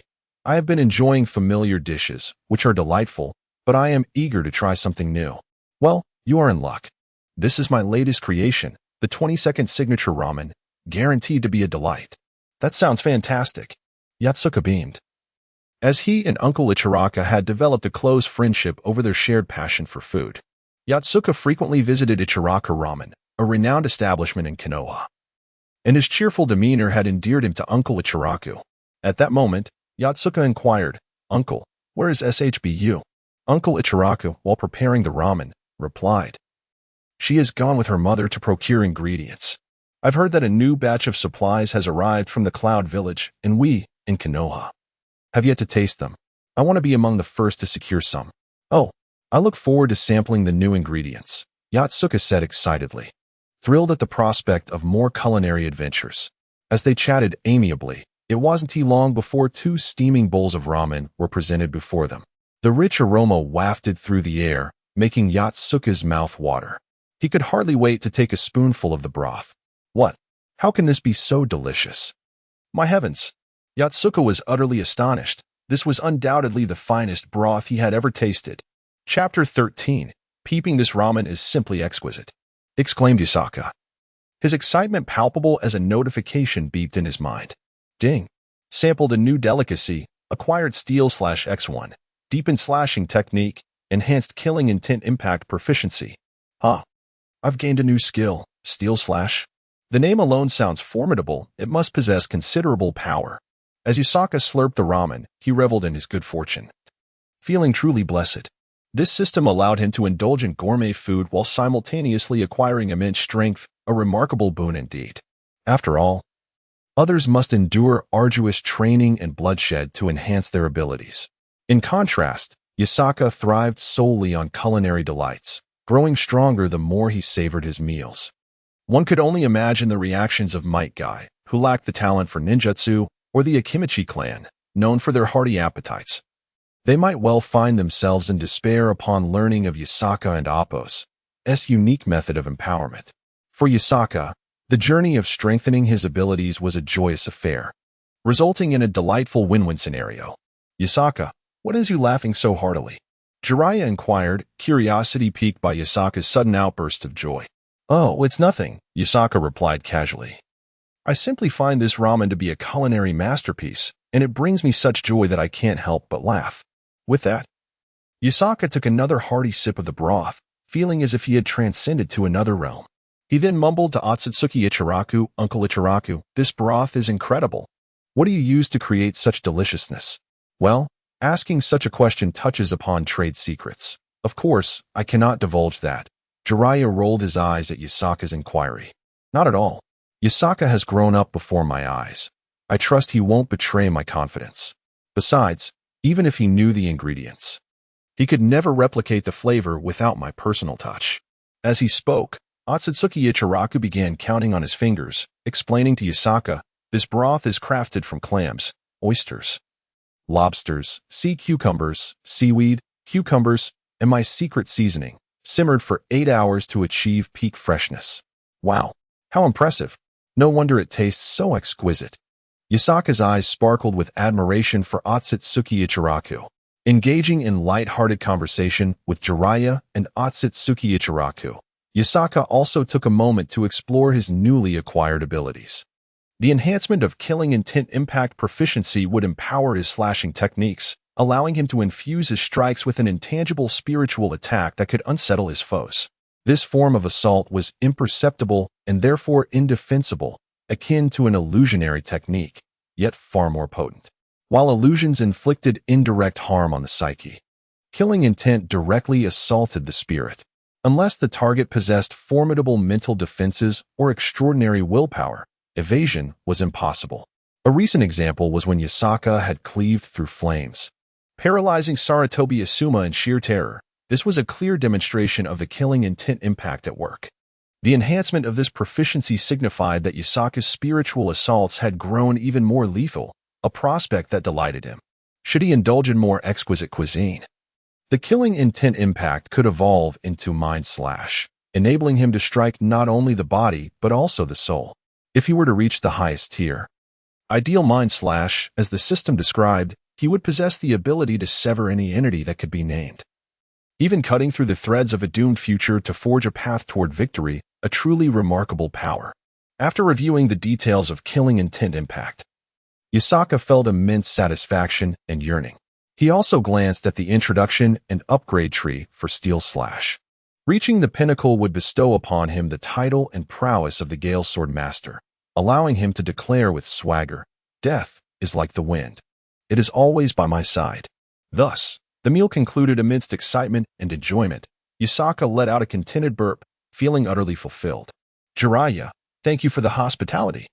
Should you ever find yourself in need of assistance, do not hesitate to call upon me, and I shall lend my sword," Yasaka declared with fervor, his spirits high.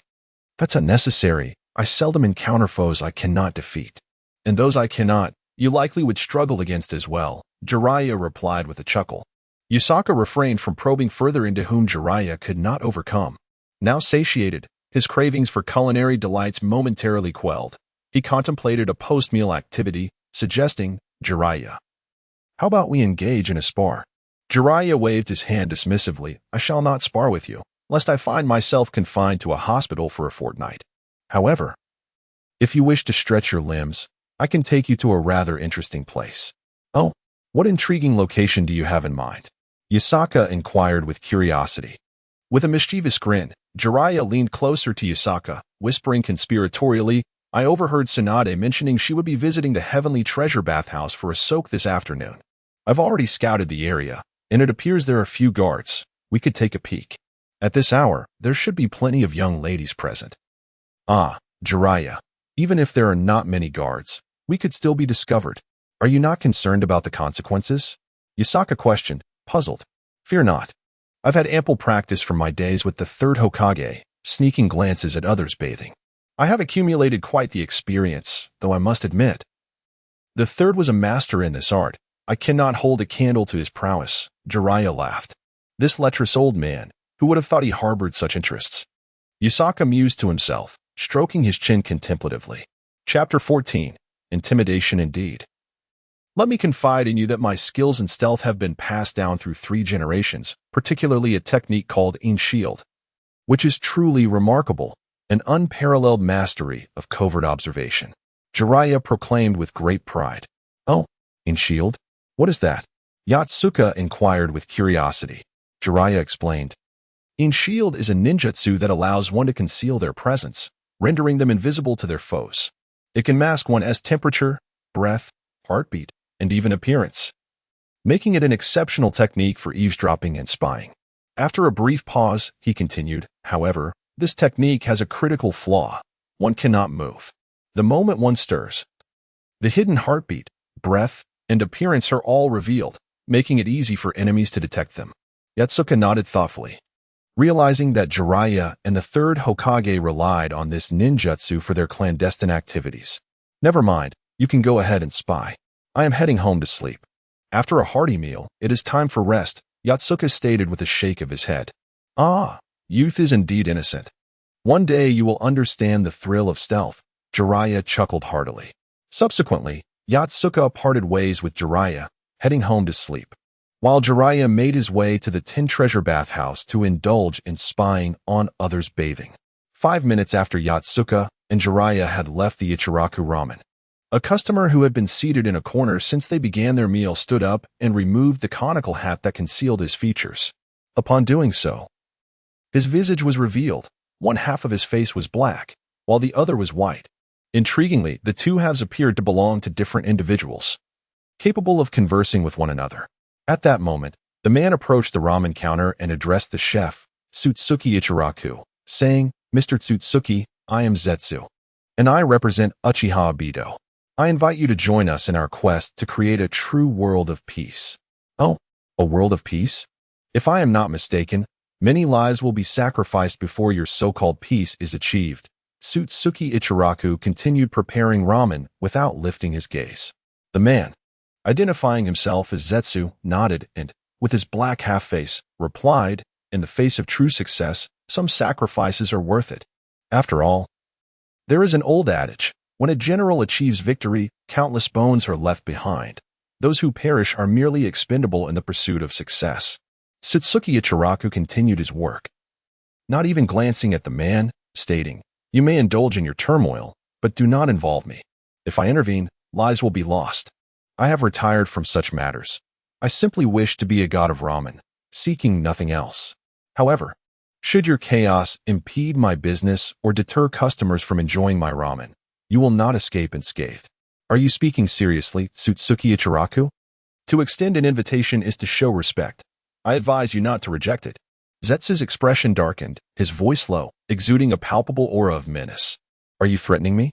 Tsutsuki Ichiraku replied flatly, continuing to craft his ramen, not even casting a glance at Zetsu.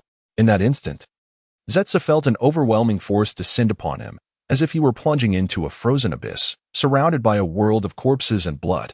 From this nightmarish realm, a colossal beast surged forth, its gaping maw lunging toward him. In the next moment, however, the grotesque scene seemed to freeze, as if a pause button had been pressed. The horrific landscape shattered into countless fragments, and the vision returned to Ichiraku ramen. This serves as a warning. Do not let there be a next time. I wish to avoid conflict, for when I act, death follows, Tsutsuki Ichiraku stated, placing a perfectly crafted bundle of ramen on the rack. Then picking up a knife to chop scallions, seemingly oblivious to the stunned Zetsu beside him. "Hey, apologize. I shall not disturb you again." After what felt like an eternity, Zetsu regained his composure, stammering an apology and hastily placing a wad of bills on the counter before fleeing. Sigh. The youth of today, always eager for conflict, truly misguided, Tsutsuki Ichiraku lamented, shaking his head in resignation. At that moment, the curtain of the ramen shop was lifted, and a charming girl with a ponytail entered, cheerfully inquiring, "Dad, did Yatsuka-kun come by?" "Indeed, he left not long ago." "Ah, father, why didn't you keep him a while longer? I didn't even get to see him before he left." Tsutsuki Shbu pouted in disappointment. "What? Do you miss Yatsuka?" Tsutsuki Ichiraku teased. "And no, I was merely just asking." Tsutsuki Shbu's cheeks flushed crimson. "Oh, this child." Tsutsuki Ichiraku chuckled, shaking his head, pondering, "Yatsuka seems quite decent. I wonder if he has feelings for Shbu." Meanwhile, Yatsuka had barely returned home when he received a call from Misumi Hideyoshi, informing him that the third Hokage had urgent matters to discuss and required Yatsuka's presence at the Hokage's office. Initially reluctant to go, Yatsuka, feeling somewhat bloated from the ramen, decided to take a leisurely stroll to aid digestion and eventually meandered his way to the Hokage's office. "Hokage, what do you need me for? If it's nothing of great importance, please do not summon me. I still wish to sleep." Yatsuka boldly entered without knocking, speaking as if the Hokage were merely a neighbor. "You impudent brat, not even bothering to knock? You truly do not regard me, your Hokage, at all." The third Hokage remarked, resting his chin on his hands, a smile playing on his lips. Yatsuka plopped down on the sofa, stifling a yawn, as drowsiness began to creep over him. Chapter 15. My refusal. Yusaka, you have always had a penchant for exquisite cuisine. Have you recently encountered any novel delicacies? Inquired the third Hokage with a cheerful smile. Indeed, I just finished a bowl of the newly launched ramen from Ichiraka Ramen. It is still in its trial phase and has yet to be officially released. The flavor is simply divine, Yusaka replied, drooling at the mere thought. Although he had just eaten an hour ago, one would expect his appetite to have waned, yet the anticipation for that new ramen remained unabated. Another new product? I was completely unaware. Mused the third Hokage inwardly, resolving to sample it after work, confident in his status as Hokage, which afforded him access even without a coupon. With a grin, the third Hokage continued, Yusaka, how have you been? Are you satisfied with the specialty chips from IWA Ninja Village that I had someone send you? Yusaka nodded, a broad smile on his face. They were quite unique, with an intriguing flavor. The third Hokage nodded in approval, pleased with the groundwork he had laid. At that moment, Yusaka furrowed his brow and asked, Old man, you seem to have something you want me to do, don't you? Just spill it. How did you know? The third Hokage was taken aback, surprised that Yusaka had discerned his intentions. With a nonchalant posture, Yusaka crossed his legs and replied, Isn't it obvious? A sensible person can easily see through it. There's a saying, no good deed goes unpunished. Besides, you're clearly seeking my assistance. Well, I never expected that I, a dignified Hokage, would be so easily read by a mere genin. How embarrassing, he thought, yet maintained his composure. He then directly presented the matter at hand. Recently, in an effort to foster friendship and peace among the ninja villages, the ninja world has decided to host a friendly competition showcasing the strength and potential of our nations. Each village will send a team of genin, and I have chosen you to lead our Konoha team. As he finished, the third Hokage looked at Yusaka with hopeful anticipation. He was well aware of Yusaka's unparalleled prowess among genin, capable of holding his own even against jonin and special jonin. Just 3 months prior, Yusaka had injured his student, Orochimaru, who had not been exerting his full strength. To have such an extraordinary individual lead the team would undoubtedly bring glory to Konoha. However, Yusaka simply yawned and replied, I refuse. What? The hopeful expression on the third Hokage's face froze in shock, quickly replaced by incredulity. Why? Isn't it an honor to represent Konoha and defeat competitors from other nations? Don't you aspire to be a hero in everyone's eyes? I have no interest in such things, Yusaka shrugged, his indifference leaving the third Hokage momentarily speechless, nearly choking on his words. Was it too much to ask for a more tactful refusal? Suppressing his urge to retort, the third Hokage took a deep breath and began to impart a lesson on patriotism. Yusaka, do you understand the significance of Konoha? Are you familiar with the spirit of our village? What spirit? Yusaka asked, genuinely confused. Clearing his throat, the third Hokage leaned forward, brimming with earnestness, as if transformed into a poet and orator, delivering the legendary will of fire. Wherever the leaves dance, the fire will burn, illuminating the village and nurturing new sprouts. It is in the moment we protect what we cherish that the true strength of a ninja is revealed. Not again. Old man, can you not use a different phrase? I've heard you recite that line a dozen times. I could recite it backward. Yusaka interjected, demonstrating his ability to recite the third Hokage's famous saying backward, leaving the Hokage astonished. I never realized Yusaka had such a profound understanding of the will of fire, he thought, his heart swelling with pride. Without a doubt, he is Konoha's future. Indeed, a strong youth ensures a strong Konoha. The third Hokage erupted into laughter, exclaiming, Wonderful. With a future like yours, I could depart this world with a smile, knowing Konoha will flourish. Yusaka stared at the Hokage, perplexed by his sudden outburst of laughter and his nonsensical remarks. What is wrong with you? After a brief pause, the third Hokage continued to chuckle. Unable to endure any longer, Yusaka finally asked, What is it? If you can recite the will of fire so fluently, why do you refuse to lead? It is, after all, a matter of great honor. With a casual gesture, Yusaka replied, Because it sounds dull. It would be nothing but an easy win. One slice would suffice to defeat anyone. There is no thrill in it. I'd much rather enjoy some good food at home. The third Hokage was left speechless, internally lamenting. Is representing Konoha not more entertaining than snacking? Yet, having known Yasaka since childhood, he understood that his greatest joy lay in culinary delights. After a moment of silence, he proposed, Yasaka, I know of a place selling a delicacy called taiyaki. It's said to be incredibly popular, with only 30 sold each day. Many line up a week in advance just to savor a bite. At this juncture, the third Hokage glanced at Yasaka, eager to see his reaction. Chapter 16. The hook. Although the third Hokage did not elaborate further, the implication of his words was unmistakable, igniting within Yotsuka a flicker of anticipation and boundless imagination. Given the third Hokage's profound understanding of Yotsuka, it was only a matter of 5 seconds before he would inquire about the exquisite delicacy. At that moment, the third Hokage would deftly shift the conversation back to the competition, proposing that as a wager, if Yotsuka participated and led his team to a certain ranking, he would treat him to taiyaki. With the third Hokage's years of experience in reading people, the outcome was almost certain. As anticipated, just as the third Hokage silently counted down to the 4th second, Yotsuka spoke up. Taiyaki? What is that? Is it really that delicious?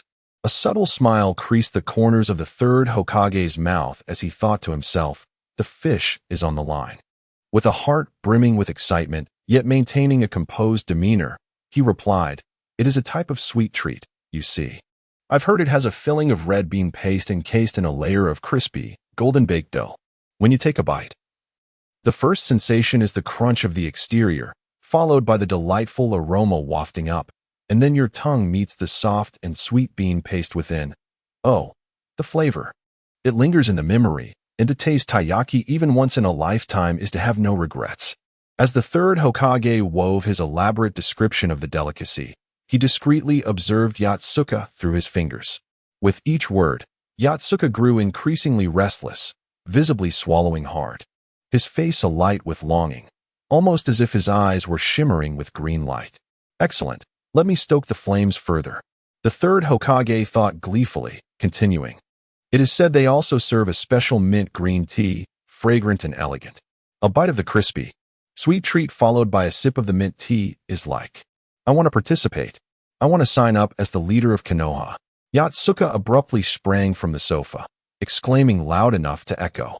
As expected, different individuals respond to different provocations. If one strikes the right chord, success is assured.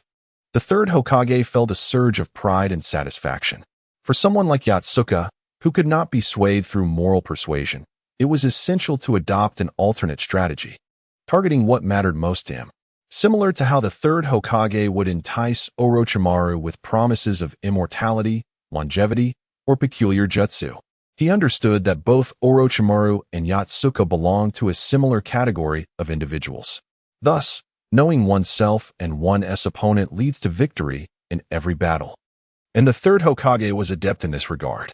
Despite his elation at successfully motivating Yotsuka, he maintained the dignified composure befitting the Hokage. Very well.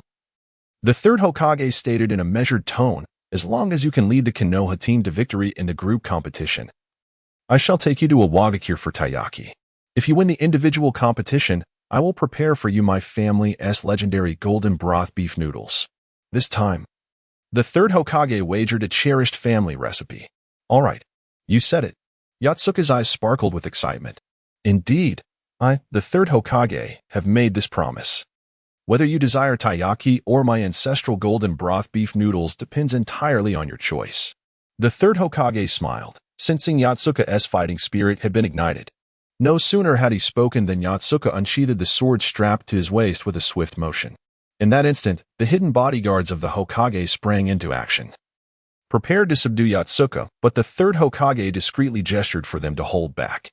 In the next moment, an astounding aura emanated from Yotsuka, sweeping through the room like a tempest, leaving even the third Hokage momentarily astonished. One hand held the sword, and the other extended with fingers splayed, gradually moving to his face. His eyes sparkled with determination, transforming his demeanor dramatically. He clenched his open hand into a fist with a resounding crack and declared emphatically, I want it all. In that moment, Yotsuka shed his previous nonchalance, adopting a commanding presence reminiscent of the second Hokage, exuding a regal air. The third Hokage was taken aback by Yatsuka's astonishing aura, realizing that he had always concealed his true strength, or rather, no one had ever compelled him to unleash it fully. Observing Yatsuka's newfound intensity filled the third Hokage with both surprise and pride. "Mayama, your son is truly remarkable." Subsequently, the third Hokage rose, approaching Yatsuka and placing a hand on his shoulder. "Yatsuka, I have watched you grow from childhood, regardless of how others perceive you. I have always regarded you as a surrogate son. Your current prowess brings me genuine joy. I hope that one day, when I am no longer here, you will uphold the legacy of Konoha and become a hero like your father. Well, since you consider me your son, how about giving me a few vouchers for the new ramen? I would love to savor that new ramen once more." The third Hokage stood frozen, nearly choking on his own blood, utterly bewildered by how such a heartfelt moment had suddenly veered into a request for ramen. With trembling hands, the third Hokage retrieved 2 ramen vouchers from his pocket and presented them to Yatsuka, suppressing the urge to expel blood. "Here, take them. I only have 3 left. If you indulge in my ramen, make sure to represent me well in the competition. Rest assured, I, Yatsuka, am not one to receive rewards without fulfilling my end of the bargain. There is no opponent that cannot be defeated with a single strike, if there is. Then 2 strikes will suffice," Yatsuka proclaimed confidently, gleefully stowing the ramen vouchers away as if they were treasures. The third Hokage had no doubt that if anyone dared to snatch those vouchers from Yatsuka, he would unleash his utmost fury upon them. Thus, the conversation between the third Hokage and Yatsuka continued for half an hour before concluding, with Yatsuka departing the Hokage and Imp Appo's office, elated, clutching his 2 precious ramen vouchers. Chapter 17. For a month, Yasaka had not wielded his blade against me. Elated, he departed from the Hokage building with 2 new ramen dishes gifted by the third Hokage. That evening, he indulged in a meal of the latest ramen at Ichiraka Ramen. Nearby, 2 patrons observed Yasaka and Appo's exquisite choice, consumed by envy and resentment, feeling their own bowls of ramen had lost their allure. Meanwhile, in a secluded grove, a young boy was fervently swinging his katana. Before him stood a scarecrow rigged with mechanisms that unpredictably launched shuriken. The boy deftly slashed at the incoming projectiles, the sound of metal clashing echoing around him. Exhausted and gasping for breath, he bore 3 shuriken embedded in his body, fortunately avoiding any vital spots, though his clothing was stained red with blood. Suddenly, one shuriken shot forth from the scarecrow, transforming into a swift black projectile aimed directly at the boy. This particular shuriken was different. It surged forward with increased speed and power, its tail affixed with a lit explosive tag. The danger was palpable, and a moment's hesitation could prove fatal. In that critical instant, the boy seemed to tap into an unprecedented reservoir of potential, letting out a primal roar. His katana carved an eerie arc, emitting a chilling white light. With a resounding clash, he struck the tip of the shuriken, deflecting its momentum away, sending it spiraling rapidly before him. In the next heartbeat, he raised his katana once more, severing the nearly burned explosive tag, averting catastrophe at the last possible moment. Had he been a second late, he would have met a grievous fate. Breathless, the boy plunged his katana into the earth and knelt, panting, before the deflected shuriken. He gazed at the remaining third of the explosive tag, murmuring, "Not enough? Far from enough." A vision of Yasaka slicing through flames earlier that afternoon flickered in his mind, and he felt a profound distance separating him from that prowess. "Damn it, Yasaka. I, Moonlight Gale, shall surpass you. Yuin is mine," he declared through gritted teeth, summoning the last reserves of his strength to rise and practice the fundamental techniques of his craft.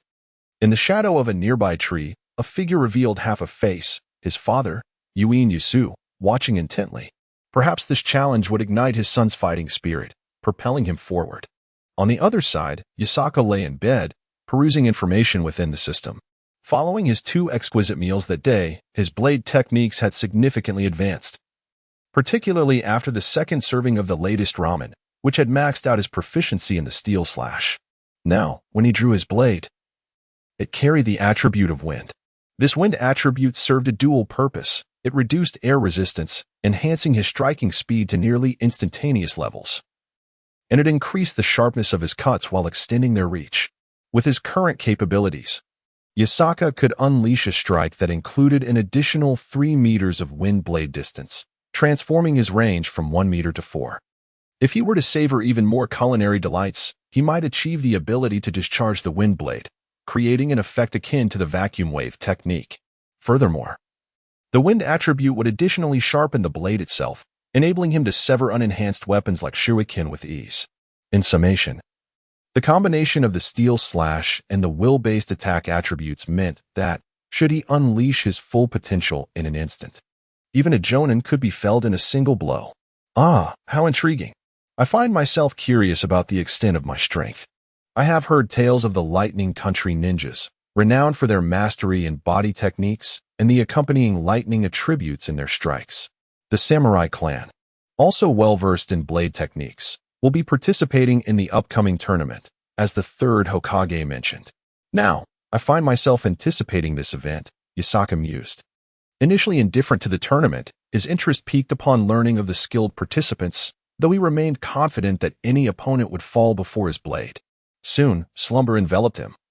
And in his dreams, he found himself in a realm brimming with culinary delights, devouring dishes as the system rewarded him profusely.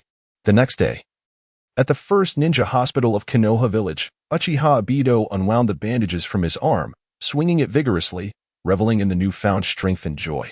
Haha, I'm fully healed and seemingly stronger than before. Uchiha Obito, you are being discharged today, a nurse announced as she entered the room. Excellent, he replied with a smile. And his thoughts drifted back to a month prior. On a certain day a month ago, Obito had stood in a training ground with Yasaka. Hands on his hips and pointing at Yasaka, he declared fiercely, Yasaka, today I shall defeat you. No era Rin is mine. Yasaka chuckled, I never claimed Rin was mine. But your confidence is rather misplaced, don't you think? Have you been indulging in subpar liquor? With a scoff, Obito retorted, regardless, Rin will always be mine. And today I shall be the first man in history to defeat you. I, Uchiha Obito, shall be the strongest shinobi of Konoha. With that, Obito donned a confident grin. Oh, let us see you try, Yasaka replied, drawing his katana. In the next moment, a flash of steel gleamed as he plunged the blade into the ground. Obito, in shock, collapsed, rendered unconscious. Chapter 18. The Art of the Great Fireball. When Obito Uchiha awoke, he found himself lying in a hospital bed, with a solitary wound gracing his arm. He recalled the moment when Yasaka had swung his blade and threw his newly awakened Tutomo Sharingan. He had dimly perceived the glimmering edge of the sword descending upon him. In response, he had raised a kunai to defend himself. Yet, the instant he lifted the kunai to block the blade, a knife materialized before him as if it had emerged from his very psyche, rendering his arm devoid of strength. He then experienced a sharp pain in his head, causing him to lose consciousness. What had initially been a mere scratch necessitated a month-long hospital stay due to the lingering presence of that knife in his mind. Each time he contemplated the injury on his arm, the image of that blade would resurface, leading him to faint once more. His arm's recovery was agonizingly slow. A wound that typically healed in a week took a full month to mend. This was the reason for Obito Uchiha's prolonged hospitalization. Haha, Yasaka has and Appos, he come to attack me for a month. How delightful. Obito mused joyfully to himself. Previously, he had frequently sought out Yasaka for duels, only to be bested each time. Eventually, it became unnecessary for him to seek out Yasaka, as Yasaka would often come looking for him, launching relentless assaults. This cycle persisted for nearly a year. However, during Obito and Appos' month-long hospital stay, Yasaka had not come to challenge him, filling Obito with exhilaration. Could it be that Yasaka has forgotten about me? Ha ha ha. Before long, Obito completed his discharge procedures. As the warm sunlight bathed him, he hummed a cheerful tune while strolling through the small grove in front of the hospital. Obito, you've been discharged. That's wonderful. Now I can chop someone again. Suddenly, a voice of surprise erupted nearby. In an instant, Obito's previously tuneful whistle faltered, and his raised right foot froze mid-air as he turned slowly, resembling a rusty robot, to find Yasaka grinning at him. Yasaka, what are you doing here? Obito asked with a stiff expression. I wanted to see how you were doing, and coincidentally, I caught you as you were being discharged. What a stroke of luck. I've been worrying about not having anyone to spar with, and here you are, just in time. You were too kind to me. Is that so? Obito stammered, internally lamenting the misfortune of encountering Yasaka right after his discharge. Was he destined to return to the hospital? Yet, a thought struck him. During his idle days in the hospital, he had envisioned practicing the great fireball technique, contemplating ways to defeat Yasaka. His diligence bore fruit, and he finally devised a strategy to avoid close combat with Yasaka and instead employ long-range ninjutsu against him. Thus, the Uchiha clan's classic technique, the great fireball technique, came to mind. With this newfound resolve, Obito's fear of Yasaka diminished significantly, and he regained his confidence. He stood tall, pointing dramatically at Yasaka. Yasaka, your timing is impeccable. I was just about to seek you out for revenge, and now you've come to me. Let us head to the training ground. Today, I, Obito Uchiha, shall demonstrate the might of the Uchiha clan. Very well. I hope you won and oppose. To find yourself back in the hospital, Yasaka replied nonchalantly. Yasaka, are you belittling me? Obito retorted angrily. Not at all. I merely wished you well. Before long, they arrived at the training ground. As they stood 5 meters apart, a confident smile crept onto Obito's face. He was certain that at the very moment the duel commenced, he could create distance, swiftly unleashing the great fireball technique. He believed that once he executed the technique, Yasaka would have no counter and would quickly surrender to the ferocity of his flames. At that moment, Obito would become the first man in the history of Konoha to defeat Yasaka, the first to force him to yield. He imagined how impressed Lin would be by his prowess. Lost in such thoughts, a foolish grin spread across Obito's face. Soon, a coin was tossed into the air, and both prepared for battle. As it landed, the duel officially began. With a sharp clang, the coin struck the ground, and in an instant, Obito, muscles taut with readiness, propelled himself backward like an arrow released from its bow, while simultaneously forming hand seals. Why isn't he charging at me? As he retreated and formed seals, Obito suddenly noticed Yasaka standing still, causing him to pause in astonishment. Yet, joy swiftly filled his heart. This fool was giving him the perfect opportunity and distance to execute the great fireball technique. Haha, you've squandered your only chance to defeat me, Yasaka. Prepare to surrender. I am the strongest genin of Konoha, Obito Uchiha. With that, Obito hastily completed his hand seals, channeling chakra within him. As he finished the final seal, the great fireball technique was ready. This is the historic moment. I am about to become the first man to defeat Yasaka. Obito thought excitedly, then bellowed at Yasaka. Fire style, great fireball technique. Chapter 19. Uncertainty. In the next moment, Uchiha Obito suddenly puffed up his cheeks, gathering all his chakra, intending to unleash his signature technique, the great fireball jutsu, in a decisive strike. During his time in the hospital, he had contemplated thoroughly that in close combat, Yatsuka possessed numerous methods for both offense and defense. However, in the realm of large-scale, intangible attacks, Obito could not conceive how Yatsuka might defend himself, especially since he had never witnessed Yatsuka employing ninjutsu, merely assuming him to be akin to a ninja specializing in body techniques. Ninja who favored body techniques or weaponry typically bore a common weakness. They struggled against wide-ranging, intangible ninjutsu. Thus, this was Obito's devised method for confronting Yatsuka. Regrettably, he had not been present during the test conducted by Sanj SHG the previous afternoon, and no one had informed him of the circumstances. Had he known that Yatsuka had effortlessly cleaved through Sarutobi Asuma's fire release, ash pile burning, Obito would have never believed that his great fireball jutsu could vanquish Yatsuka. Unfortunately, when Asuma was admitted to the hospital, Obito had been momentarily absent, and though he had encountered Might Guy upon his arrival, Guy had yet to witness Yatsuka's impressive feat of slicing through flames. Once again, it was fire release. Why did everyone believe fire release could contend with him? Observing Obito's hand seals and stances, Yatsuka sensed the impending fire release, feeling a sense of helplessness. Just yesterday, Sarutobi Asuma had presumed that fire release could triumph over him, only to be swiftly defeated by a single strike. Now, another Uchiha believed fire release could best him. Furthermore, Yatsuka had recently acquired a new skill, steel cutting flash, a wind-infused slashing technique. Although fire typically countered wind, The outcome depended on the strength of both parties. After all, an overpowering wind could extinguish fire. With the combination of his draw slash and steel-cutting flash, Yotsuka was poised to unleash a formidable attack. In the blink of an eye, Obito expelled a colossal fireball, its diameter reaching 4 meters, nearly as tall as a 2-story building. The temperature surged dramatically, scorching the surrounding grass to the brink of withering.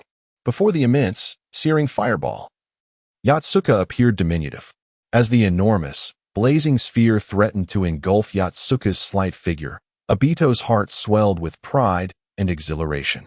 He envisioned himself as the celebrated star among lower ninjas, achieving what no one else could. He imagined the admiring gaze of Noara Rin upon witnessing his victory over Yotsuka. Picturing Yotsuka gasping for breath, kneeling in surrender.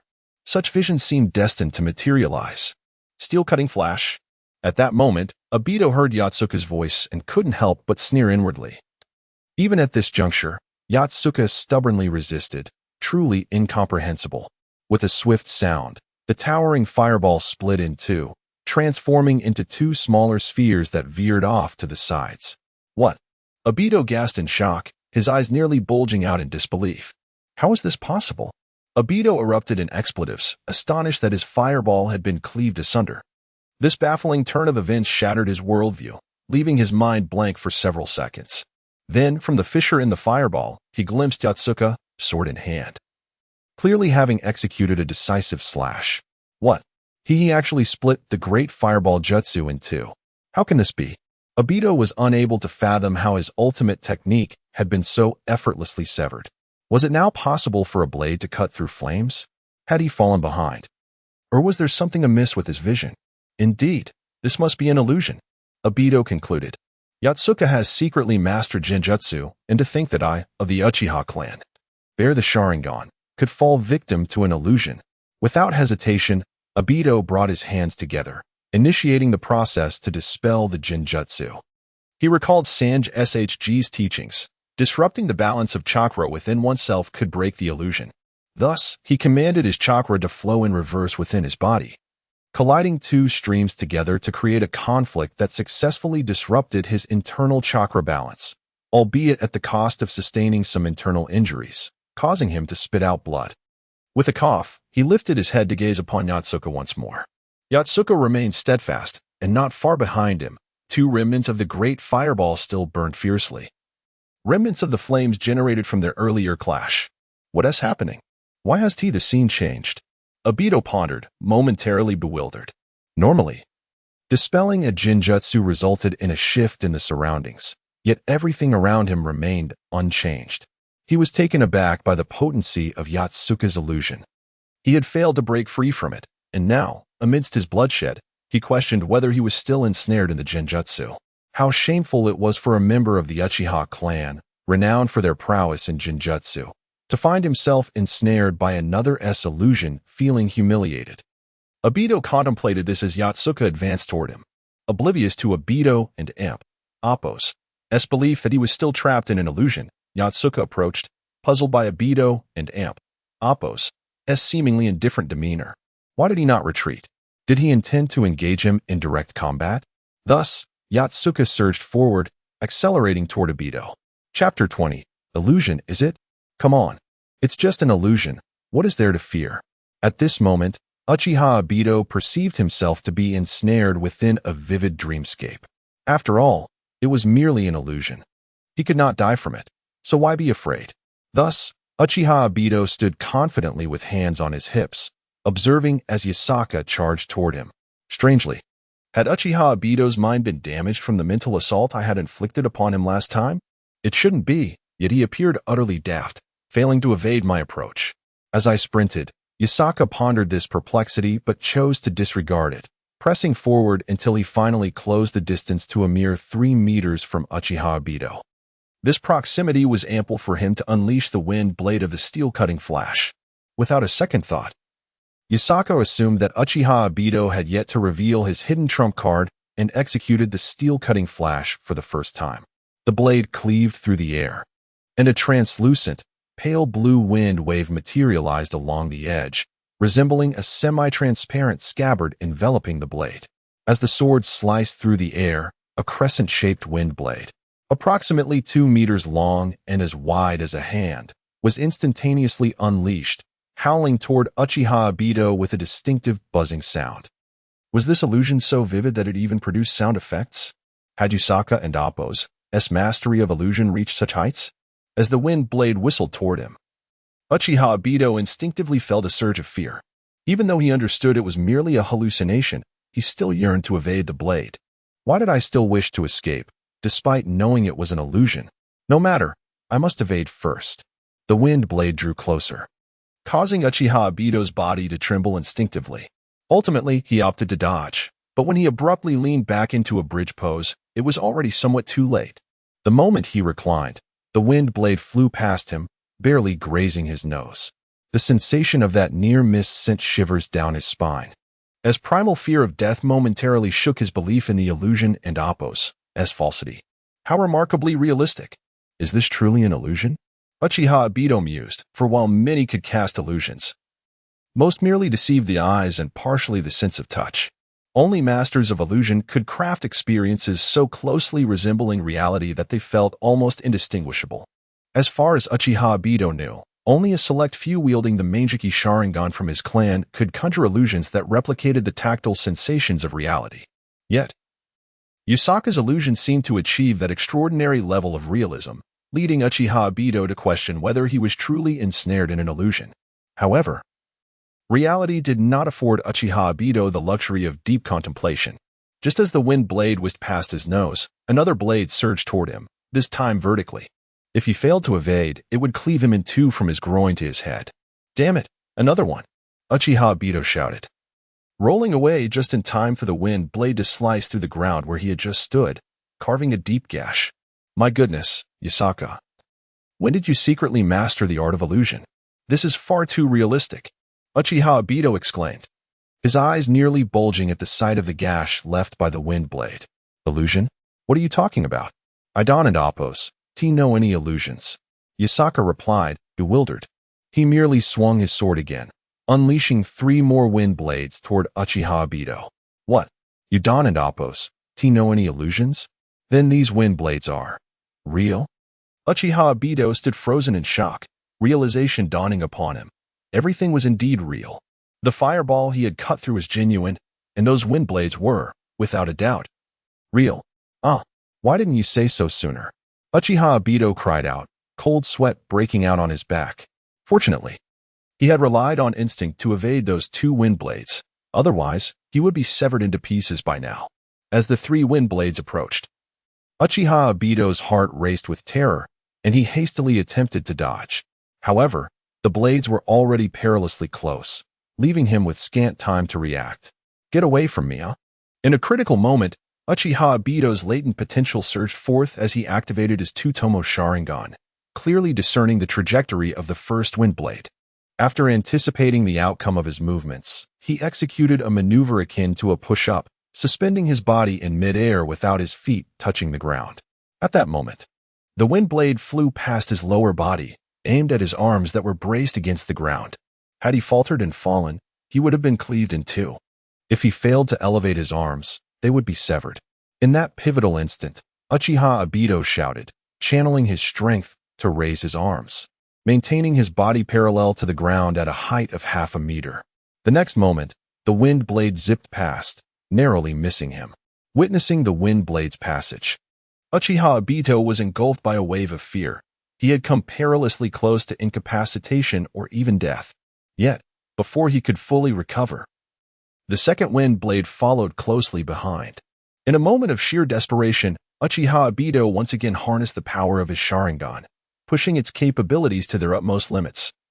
Observing the blade's trajectory and adjusting his posture to evade the second wind blade in a manner that defied logic. Seeing Uchiha Obito's contorted position, Yusaka exclaimed in astonishment. Uchiha Obito can even do yoga? At that moment, the third wind blade soared toward Uchiha Obito, who had just landed, caught in the liminal space between exhaustion and new vigor. Faced with the threat of death, Uchiha Obito tapped into his potential once more, narrowly evading the majority of the third wind blade.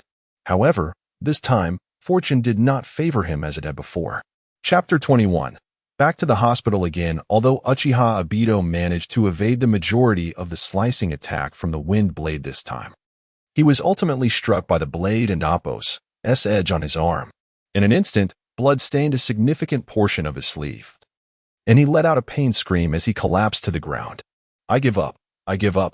Obito surrendered in humiliation, having just moments before envisioned himself forcing Yasaka to concede with his fire release, great fireball technique, thereby becoming the first person in the history of Konohagakure to defeat Yasaka. Yet, in the very next moment, he found himself yielding, leaving him utterly embarrassed. His carefully devised trump card, the Great Fireball, had been effortlessly cleaved apart by Yasaka, and now he had been wounded by the wind blade. If the fight were to continue, there was a real danger that Yasaka might accidentally slice him in half. Is this how it ends? I haven't even warmed up yet. Upon witnessing Obito's immediate surrender, Yasaka's expression fell in disappointment as he lowered his katana. How infuriating. Is this even a fair fight? If I weren't in Appo's at such a disadvantage, I would have loved to land a few punches and kicks myself. Obito glared at Yasaka as he approached, his thoughts filled with frustration. The disparity in their abilities was insurmountably vast. Obito, you really are lacking. I took you down in an instant without you having a chance to retaliate. What are we to do about this? Yasaka lamented, which only served to irritate Obito further. He was tempted to retaliate with a punch, but the fear of being cut in half by Yasaka's blade held him back, forcing him to concede. Yasaka, don't get too smug. I lost today because I didn't have a proper breakfast. I'm a bit hungry, which affected my strength and focus. If I had eaten well, you wouldn't stand a chance, Obito declared defiantly. Upon hearing this, Yasaka's eyes lit up with excitement. Oh, really? Then why don't you go have a meal? Once you're full, we can have a rematch. Obito slapped himself internally, realizing he had just shot himself in the foot, having just been wounded. He surely didn't want to endure another blow after a meal. No, absolutely not. Quickly, he pivoted and pointed at his injured arm. I was weakened by my hunger, which is why you managed to wound me. Do you intend to take advantage of my condition to defeat me and flaunt it? Yasaka shook his head, dismissing the idea as pointless. That would be akin to bullying the weak, not to mention you being weak in the first place. As Yasaka uttered the first part of his response, Obito felt a glimmer of hope, only to be met with frustration once more at the second part. Then let's continue our duel once you're healed, Yasaka said, disappointment evident in his tone, before escorting Obito back to the hospital. At the hospital entrance, the security guard was astonished to see Obito returning so soon after his discharge, clearly having sustained further injuries. Obito, are you so fond of the hospital that you couldn't stay away? You just got discharged and here you are again. I was merely engrossed in training. I left the hospital and immediately resumed my practice, which led to my injury, Obito replied with an awkward chuckle. Soon, the nurse who had previously discharged Obito returned to attend to his wounds. How did you end up back here? She inquired as she treated him. Don't even ask. I ran into a friend immediately after my discharge, challenged him to a duel, and well, I ended up defeated and back here. Obito explained wearily. Yasaka's victory had left him feeling demoralized.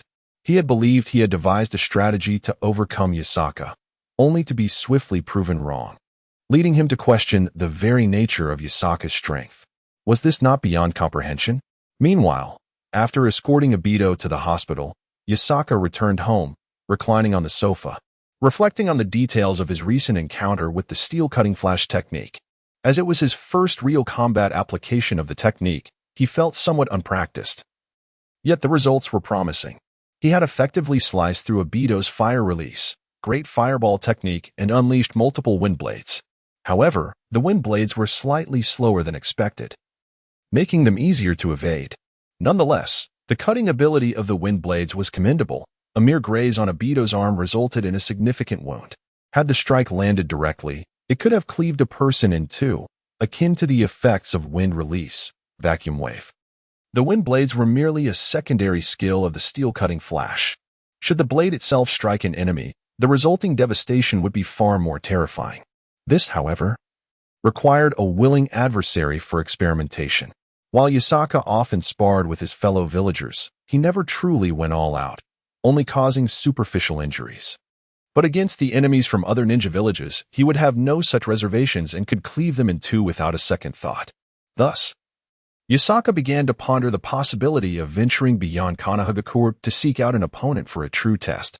On the other side, as Yasaka considered his next opportunity for combat, Obito found himself in the same hospital room as Asuma Sarutobi.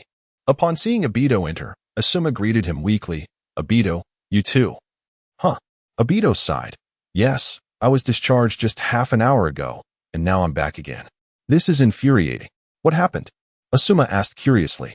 "What else could happen? I was defeated and sent back by Yasaka." Obito gritted his teeth in frustration. "So you were also defeated by Yasaka? How fortunate." Hearing Obito's words, Asuma felt a wave of relief wash over him. The frustration of his own defeat lessened considerably, perhaps a testament to the shared experience of hardship. "You too were bested by Yasaka? What a coincidence." Obito offered an awkward smile as he lay back on the hospital bed. Chapter 22. United against a common foe. Upon hearing that Sarutobi Asuma had also employed a large-scale fire technique to attack Yasaka, only to be effortlessly cleaved in two, Uchiha Obito let out a long sigh, collapsing onto his sickbed. "Why did no one inform me about yesterday's test? Had I known, I wouldn't have been so unfortunate as to use the great fireball technique against Yasaka." Uchiha Obito lamented, tears welling in his eyes. Lying in the adjacent bed, Sarutobi Asuma wore a dazed expression, his spirit deeply shaken by the events of the previous day. Although Yasaka had not harmed Asuma's mind directly, the psychological impact was profound. Even a day later, whenever Asuma closed his eyes, the vision of that immense sword from his spiritual world would haunt him. The sight of it instilled a deep sense of his own insignificance, making him feel like a mere ant in the presence of Yasaka. The disparity between them felt as vast as the expanse between heaven and earth, leaving Asuma in a state of existential doubt, grappling with the staggering realization of their differences. Witnessing Asuma's condition, his attending physician had already informed the third Hokage, hoping that he could devise a method to restore Asuma's mental state. It was evident that Asuma's mind was intact. Rather, he was grappling with severe psychological trauma stemming from the overwhelming experience of the prior afternoon's test. After all, Sarutobi Asuma was the son of the Hokage, a true prodigy, a quintessential scion of privilege. To be so soundly defeated, so effortlessly vanquished by Yasaka, was a bitter pill to swallow.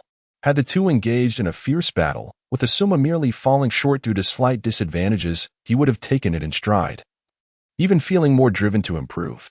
However, the fact that he had been instantly slain by Yasaka's blade, and that Yasaka had clearly not exerted his full strength, was a reality too harsh for the proud Asuma to accept, plunging him into a state of psychological distress.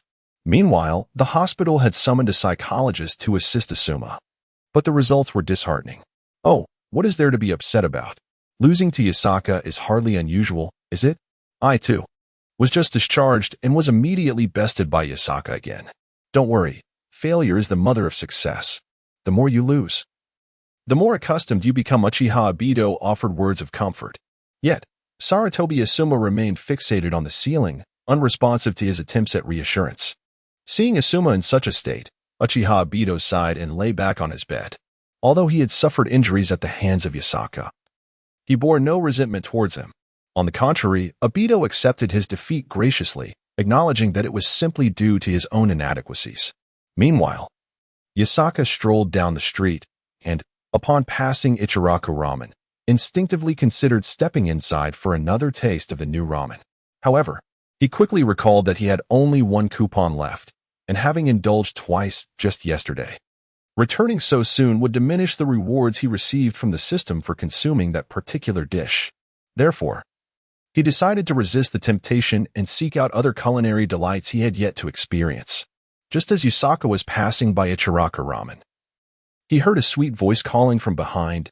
"Yasaka-kun, is that you?" "Oh, it's I am." Yasaka turned to greet her. Upon seeing Yasaka, Ayame's face lit up with joy as she ran towards him. "Yasaka-kun, where are you headed?" Yasaka pondered for a moment, realizing he could not admit he was off to find different food, as that would imply that the ramen from Ayame's establishment was lacking. Thus, he quickly concocted a response. Going to train." "Yes, training." "Well, Yasaka-kun, Even being so skilled, you still train hard? You truly are diligent. Upon hearing Yusaka mention training, Ayume's admiration was palpable, her eyes sparkling with brilliance. Yes, even if one is already strong, one must continue to train, Yusaka replied, feeling a twinge of guilt. For his notion of training merely meant indulging in culinary delights. To him, eating was a form of training, and thus, his statement held no fault.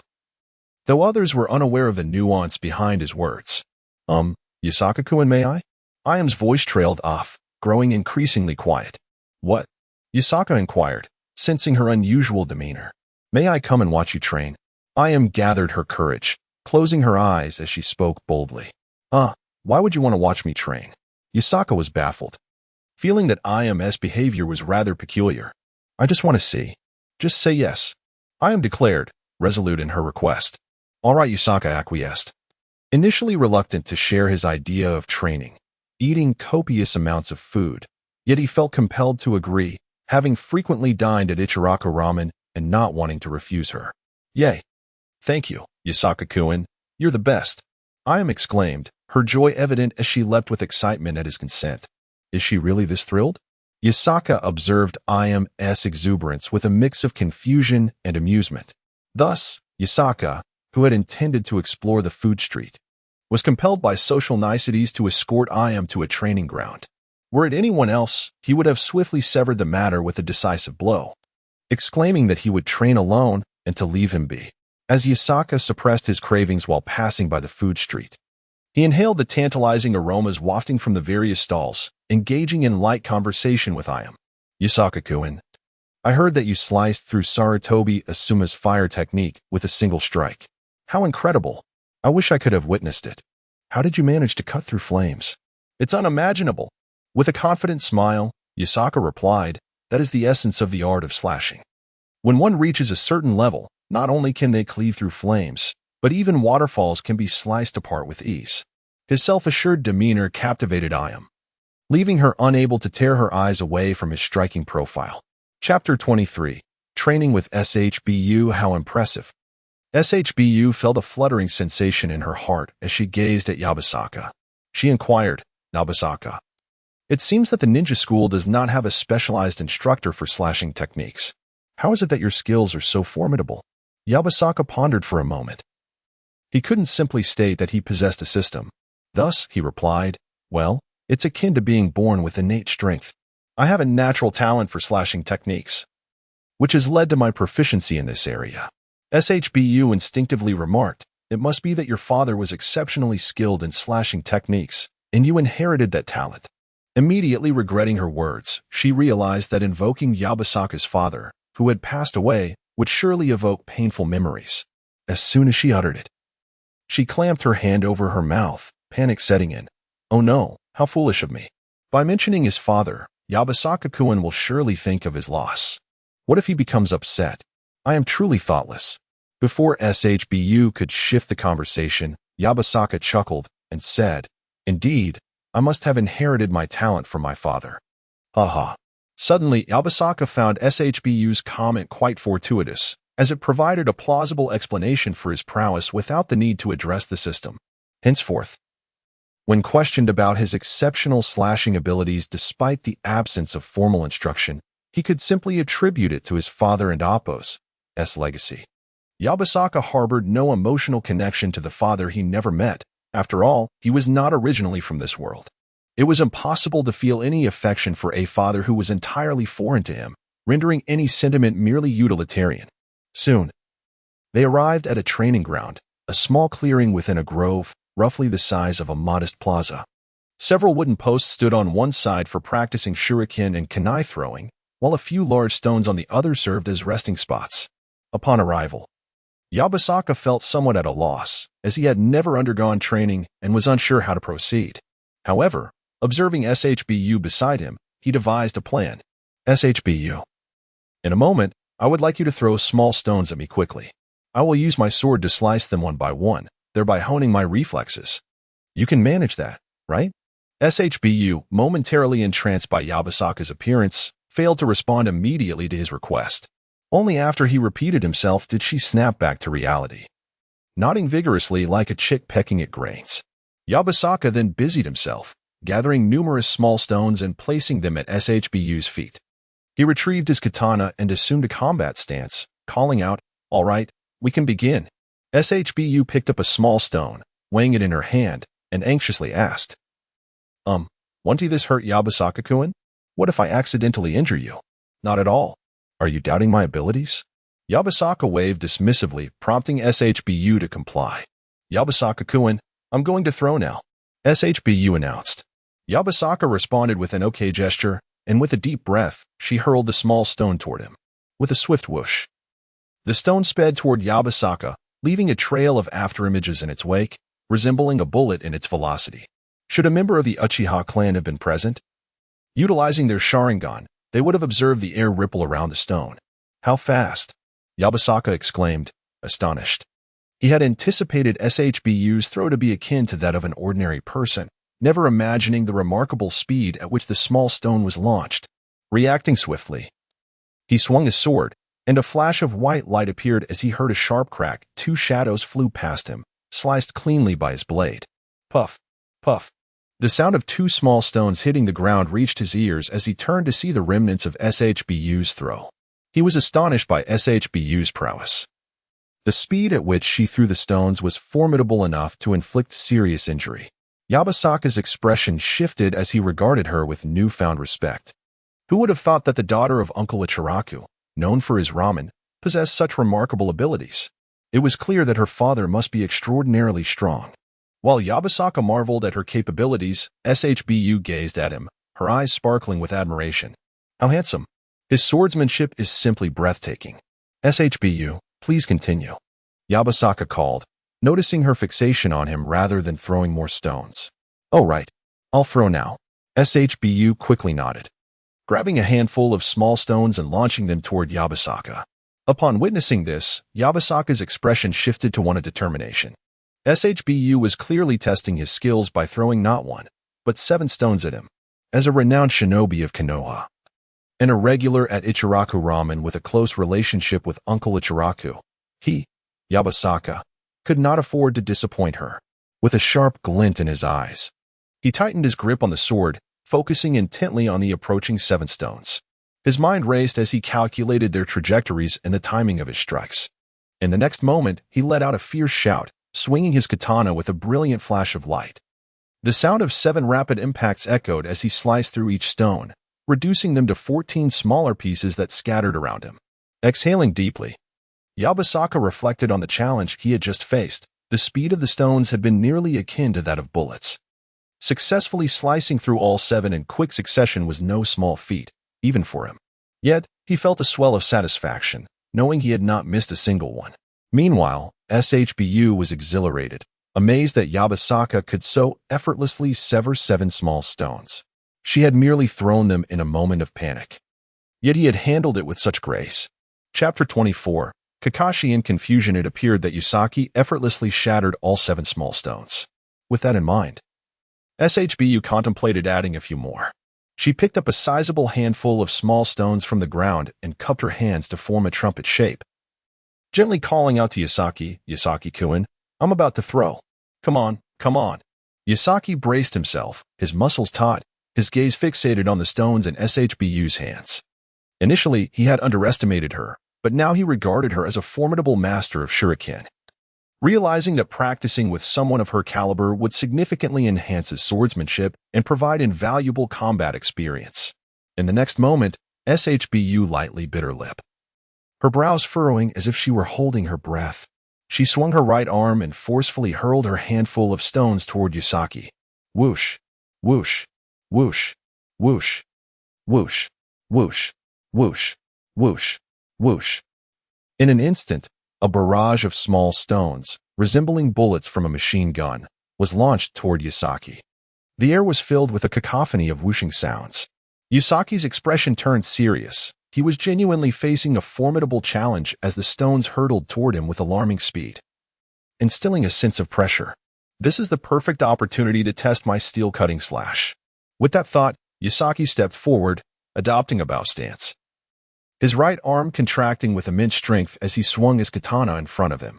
The sound of slicing air filled the atmosphere as he executed a series of swift slashes, creating an impenetrable wall of wind blades before him. In the next moment, a series of thuds echoed as the stones, struck by the relentless wind blades, disintegrated into countless fragments, akin to bullets from a shotgun, shooting toward Yasaki. However, as they approached within a meter of him, they were halted by a stronger gust of wind, falling to the ground just short of him.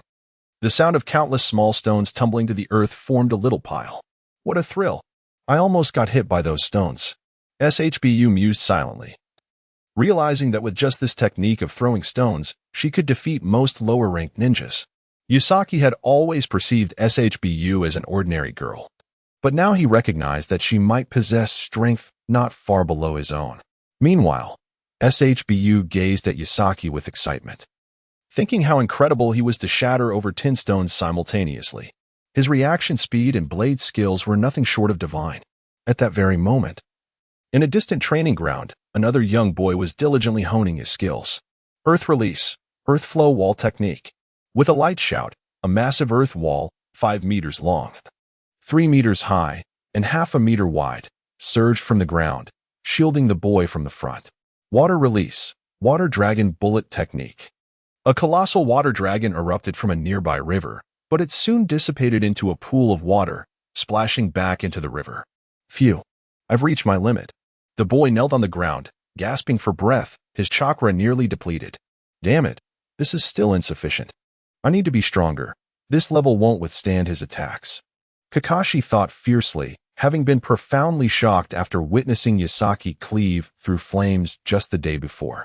The image of Yasaki slicing through the fire with a single strike haunted Kakashi's dreams that night. I cannot falter. I must defeat Yasaki. I cannot afford to slack off. Feeling the fatigue weighing him down, Kakashi struggled to remain upright, gritting his teeth as he forced himself back to his feet, only to stumble and fall back to the ground. Your body has reached its limit. What you need now is rest, not to push yourself further. Only a strong body can make you stronger. A voice came from behind Kakashi, startling him. Without turning, he recognized the voice of his father and replied, I understand, father. The speaker was indeed Kakashi's father, known as the White Fang of Konoha, Tsukumo Hatake. He was a strikingly handsome middle-aged man with hair the same as Kakashi's, a shade of ash white. A short katana, his weapon known as White Fang, rested on his back, lending credence to his moniker. Tsukumo bent down beside Kakashi, surveying the uneven ground marked by ninjutsu, and chuckled softly. You were stunned by that Yasaki fellow, weren't you? After a moment of silence, Kakashi nodded. Yes. He cleaved through flames yesterday afternoon, leaving me astounded. I feel as though the gap between us is widening. Tsukumo smiled. Yasaki excels in cutting techniques, dedicating himself to mastering this path and reaching great heights. This is his strength. Many fail to realize what they truly excel at, resulting in a lack of focus on a singular endeavor. Reflecting on his father's words, Kakashi pondered, realizing Yasaki had refined his cutting techniques to their utmost potential. What about me? What do I excel at? In that moment, Kakashi fell into a state of confusion. Perhaps sensing Kakashi's uncertainty, Tsukumo placed a reassuring hand on his shoulder. Let this matter rest for now. Contemplate it yourself. After all, I cannot guide you for a lifetime. Discovering things on your own is often the best way. With that, Tsukumo rose and departed from the training ground, leaving Kakashi seated on the ground, lost in thought. Meanwhile, Yasaki had concluded his stone-cutting practice with SHBU, leaving behind a considerable number of half-stones. Yasaki-kun, you are truly amazing. SHBU beamed at him with a smile. Chapter 25, The Art of Persuasion by the Third Hokage. Haha. It's quite all right, Yasaka chuckled, feeling a bit shy under SHBU's playful gaze. He could easily unsheath his blade against foes or engage in sparring with comrades, but when it came to SHBU, he found himself at a loss. After some time spent training, the two strolled along the riverbank, chatting amiably until the clock struck 7. Yasaka escorted SHBU back to Ichiraka Ramen before returning home. Meanwhile, upon learning of his son and Appo's melancholy, the third Hokage reluctantly visited the hospital to retrieve Asuma Saratobi. They made their way to an empty training ground. Asuma sat on a log, his expression weighed down by despondency. The third Hokage lit a cigarette, took a drag, and sighed. Are you still troubled by yesterday's test? Asuma remained silent for a moment before nodding. The haunting image of that colossal blade still lingered in his mind, a relentless reminder that tormented his spirit. The third Hokage understood Asuma's plight all too well, for he had experienced similar turmoil in his youth. I too faced a comparable situation many years ago, shortly after I attained the rank of Jonin. Back then, I was one of the strongest among my peers, brimming with pride. However, in my moment of utmost confidence, I encountered someone formidable. Who was it? Asuma inquired, curiosity breaking through his gloom as he finally displayed a different emotion. Since yesterday, his face had been marred by disappointment.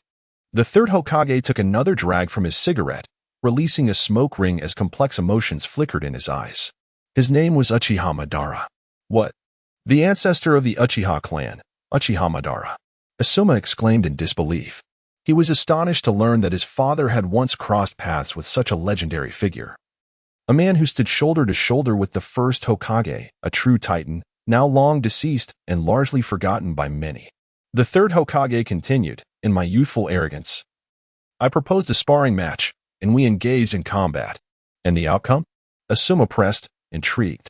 With a self-deprecating chuckle, the third Hokage shrugged. What else could it be but a resounding defeat? I fought with all my might, yet he hardly broke a sweat, leaving me unable to breach his defenses. What? He was that powerful? The disparity was so vast. Asuma gasped, incredulous. To him, his father was a Hokage, and even in his youth, he must have possessed considerable strength. The realization that he could not even penetrate Madara's defenses left him in awe of the man's prowess. Asuma continued, I was utterly shaken by the encounter. Every time I closed my eyes, I saw the moment of my defeat. For an entire month, I was haunted by nightmares of being bested by Uchiha Madara, often waking in the dead of night, drenched in sweat. It was a dark period in my life. Pausing for a moment, the third Hokage added, eventually. I came to terms with it. It was simply a reflection of my inadequacy. I realized that if I trained diligently to grow stronger, I would not face such a humiliating defeat again. Others can become strong. Why can't I? This is merely a manifestation of a shattered confidence. Regaining that confidence will help you overcome this challenge. Asuma pondered, do you think I could truly defeat Yasaka? The third Hokage laughed heartily. If you don't even dare to entertain the thought, what distinguishes you from a coward? If you cannot envision it, you will never triumph over him. Is that so? Right now, I can't even dare to think about it. If I continue like this, will I never be able to defeat Yasaka? Asuma murmured, lost in thought.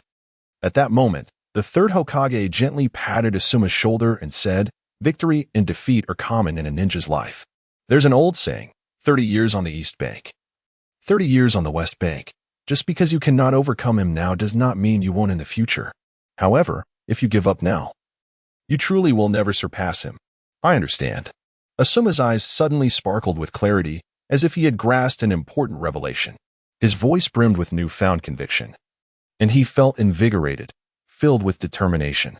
Suddenly, Asuma rose from the log, his gaze resolute as he declared to the third Hokage, I will work tirelessly to train, and one day, I will defeat Yasaka.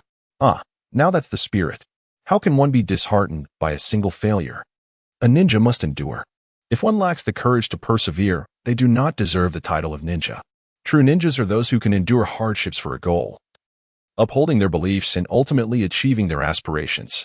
After a brief pause, the third Hokage continued, and for us in the Hidden Leaf Village, our belief is embodied in the will of fire.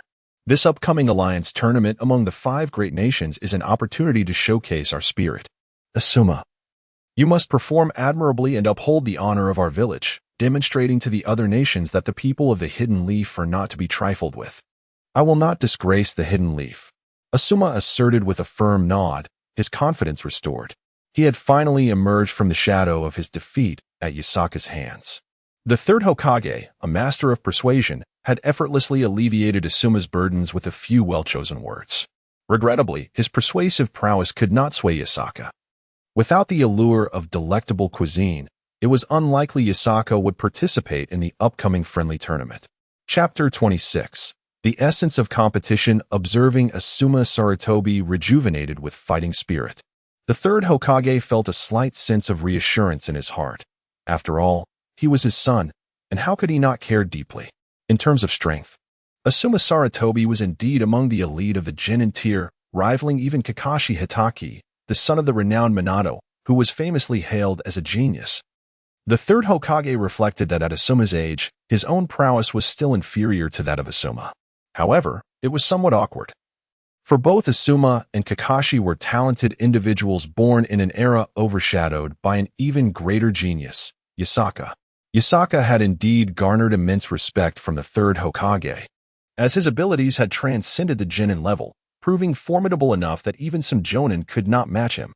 This revelation left the third Hokage astonished, particularly since his own disciple, Orochimaru, had been severely injured by Yasaka, requiring a month of recovery. The third Hokage took great solace in Yasaka's growth and strength, especially considering that Yasaka's father had sacrificed so much for the village, ultimately giving his life and entrusting Yasaka to the third Hokage before his passing. Although the third Hokage did not constantly monitor Yasaka's progress, he regarded him as a surrogate son. Thus, the power that Yasaka had amassed brought the third Hokage immense joy, not only for the potential it added to Konoha's strength, but also due to the emotional bond they shared. Currently, Yasaka's abilities surpassed both the Genin and Chunin levels. Consequently, while Asuma and his peers were indeed distinguished within the Genin ranks, they paled in comparison to Yasaka's prowess. Hence, the third Hokage harbored hopes for Asuma's performance in the upcoming 5 Kage Friendship Tournament, while the championship title seemed unattainable. A place within the top 10 was still within reach, especially with the guidance of his father, the Hokage, contemplating the impending 5 Kage Friendship Tournament. The third Hokage sighed inwardly. The situation was not as straightforward as he had previously conveyed to Yasaka. In reality, the tournament was primarily orchestrated by Konoha to showcase its national strength, flex its muscles, and demonstrate its capabilities. The rationale behind organizing this event was not solely for the sake of camaraderie, but stemmed from more profound motivations. At that moment, the ninja world had just emerged from the aftermath of the Second Shinobi World War, a decade-long conflict that left many villages in a state of disarray and development. The war had been devastating, resulting in the loss of numerous elite ninjas across the various villages. Among the 5 Kage, 4 had perished. The wreckage fell to an ambush during the alliance ceremony, while the Hokage sacrificed himself as bait to confront over 20 elite Jonin, ultimately succumbing to exhaustion. During this tumultuous period, the third Hokage had stepped forward and was subsequently appointed as the third Hokage by the second Hokage. The Tsuchikage and Mizukage also met their demise during this time, both perishing in a mutual destruction scenario. Thus, apart from the Wind Village, which narrowly escaped, the remaining 4 nations lost their leaders, an indicator of the war's brutality. Moreover, not only the Kage had fallen, many other elites suffered similar fates.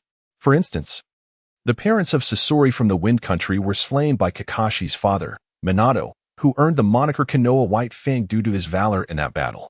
Konoha also faced significant losses, including Tsunade's brother, Nawaki, who fell victim to an ambush, dying tragically after being caught in an explosive tag trap.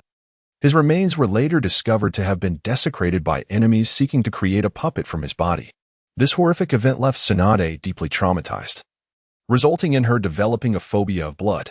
Tragically, even Tsunade's beloved, Dan Kato, perished in the same conflict, ambushed and mortally wounded. Despite Tsunade's unparalleled medical skills, she was unable to save him. The loss of her brother and her lover left Tsunade devastated, leading her to a life of excessive drinking.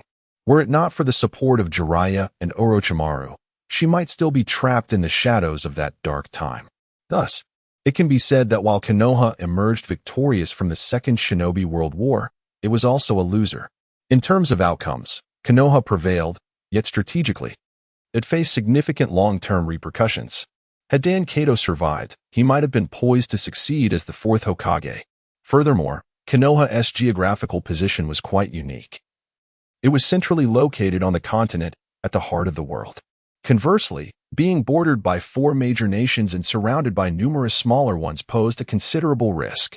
Any outbreak of war would inevitably draw Konoha into the fray, possibly embroiling it in a global conflict. Therefore, the geographic reality necessitated that Konoha maintain a formidable military strength, lest it succumb to invasion and annihilation. This moment in time was particularly significant, as the various nations were in a state of recovery and rebuilding following the war. Given the substantial losses incurred, the opportunity to launch another assault could catch opponents off guard, particularly since they had yet to replenish their ranks. Such a strike could lead to devastating consequences for the unprepared adversaries. These myriad factors compelled the third Hokage to contemplate Konoha's current standing, prompting the organization of the 5 Kage Friendship Tournament, ostensibly aimed at strengthening connections and nurturing friendships. The true motive was to showcase Konoha's power and the potential of its next generation, subtly warning other nations to refrain from provoking Konoha, lest they face dire repercussions. Thus, the third Hokage placed immense importance on the participating genin, with Yusaka being the paramount focus. He envisioned Yusaka as Konoha's ace in the hole, destined to astonish other nations. Meanwhile, Yusaka remained blissfully unaware of these intricate political machinations, lost in a deep slumber and dreaming of delectable culinary delights, while the system inundated him with a plethora of rewards. Chapter 27. The Utility of Chopping Steel Flash. Following the prior stone-throwing practice with Ayaka, Yusaka gained a deeper understanding of the application of chopping steel flash. At close quarters, it serves as a formidable slashing attack. When utilized at a medium distance, it can function as a wide-area assault and even provide defensive capabilities. For instance, when faced with a barrage of shuriken or kunai, one can unleash chopping steel flash to generate a flurry of wind blades, effectively knocking down those projectiles. The essence of chopping steel flash lies in wind manipulation, harnessing the sharpness of the wind for offensive purposes, achieving the capacity to sever steel. In essence, it represents an alternative application of wind attributes fundamentally akin to attribute alteration. Meanwhile, Might Guy, who had been swiftly dispatched by Yusaka, had awakened in the hospital. Unlike Asuma Sarutobi and Kakashi, Guy possessed an optimistic spirit and an indomitable will, refusing to succumb to despair after his defeat. Instead, he emerged from his encounter with Yusaka invigorated, filled with fervor and determination to surpass him. This shift in focus from Kakashi to Yusaka marked a significant change in the narrative, as the introduction of Yusaka altered the timeline and character dynamics. Guy boldly declared, "Yusaka may be strong, but I shall not yield. One day, I will surpass him. This is youth." In a moment of enthusiasm, he instinctively performed a spinning kick, accidentally shattering the light bulb above him. "My Guy, what trouble have you caused now?" a nurse exclaimed, storming into the corridor with evident fury. On another note, following the stone-throwing exercises with Yusaka, Ayaka's interactions with him became noticeably more relaxed. Previously shy, she now engaged with greater ease. Otsutsuki Ichiraku, observing his daughter's joyful return, smiled faintly, reminiscent of his first date with his wife in his youth. Ah, the youth of today, such nostalgia. Lost in thought, Ichiraku was abruptly reminded of the enigmatic figure with half a black and half a white face, who referred to himself as Absolute. A cold glint flickered in his eyes as he contemplated, "Anyone who dares disturb my life shall meet their demise." A week had elapsed since Yusaka's summons by the third Hokage. One midday, while sipping tea in his office, the third Hokage suddenly recalled an important matter. The first phase of the exam will include a test. Ostensibly, it assesses the theoretical knowledge of the participants, but in reality, it evaluates their ability to gather intelligence. Can Yusaka handle this? The third Hokage felt a headache brewing. He acknowledged Yusaka's combat prowess, an unparalleled force against lower-ranked ninjas. However, when it came to intelligence gathering, he harbored doubts. Throughout, Yusaka had displayed only his slashing technique, and the Hokage struggled to envision how one could acquire information without drawing attention using merely a slashing style. Thus, the third Hokage decided to call Yusaka. "Hello, Yusaka. What are you doing?" "Just enjoying a rice bowl," Yusaka replied, his words muffled as he chewed. "I have a question for you," the Hokage continued. "Go ahead," Yusaka encouraged. "If you want to gather intelligence from the enemy without alerting them, how would you do it?" The third Hokage inquired. "Without hesitation," Yusaka replied. "You're the Hokage. How do you not know this?" "Why ask me?" The third Hokage nearly dropped the phone in frustration. But remembering that Yusaka was a crucial asset in showcasing strength to the other 4 nations, he managed to remain composed. "I mean, if it were you, what would you do?" Yusaka swallowed a mouthful of rice, pondering before answering. I would simply eliminate the enemy and spare one to interrogate. The Hokage's forehead broke into a sweat. I asked how to do this without alarming the enemy, not charging in with swords drawn. However, a thought struck him. If Yusaka could swiftly incapacitate enemies without making a sound, leaving only one alive, that could work. Yet, he realized this approach was unsuitable for the upcoming exam. Then let me ask you this, the Hokage continued, if you were in an exam, unaware of the answers but needed to pass, and someone nearby knew the answers without alarming the proctor, how would you obtain that person's answers? Yusaka contemplated, finding himself at a loss, for he typically resolved issues with a blade. Well, I don't know, but I could contact the proctor privately after the exam and threaten him. If he doesn't pass me, I'll cut him, he concluded, satisfied with his cunning. Upon hearing Yusaka's response, the third Hokage felt a wave of exasperation wash over him. It seemed increasingly unlikely Yusaka could acquire information through discreet means. What a dilemma! Yusaka was the strongest contender from their village, and if he failed the first written exam, it would be a significant embarrassment for Konoha. While other talented ninjas existed among the lower ranks of other nations, the third Hokage realized he could not guarantee victory. Thus, it became imperative for Yusaka to pass the first written examination. There were no alternatives. However, canceling the exam was out of the question. As it had been a consensus among the 5 Kage during their earlier discussions, emphasizing that a ninja must possess both physical prowess and cognitive abilities essential for intelligence gathering. The third Hokage pondered whether he should provide Yusaka with the answers in advance. However, the exam questions would only be released the night before, and he doubted Yusaka could memorize them in such a short time. Chapter 28. Astonishment, however. The third Hokage felt quite distressed at the thought of letting Yotsuka be eliminated.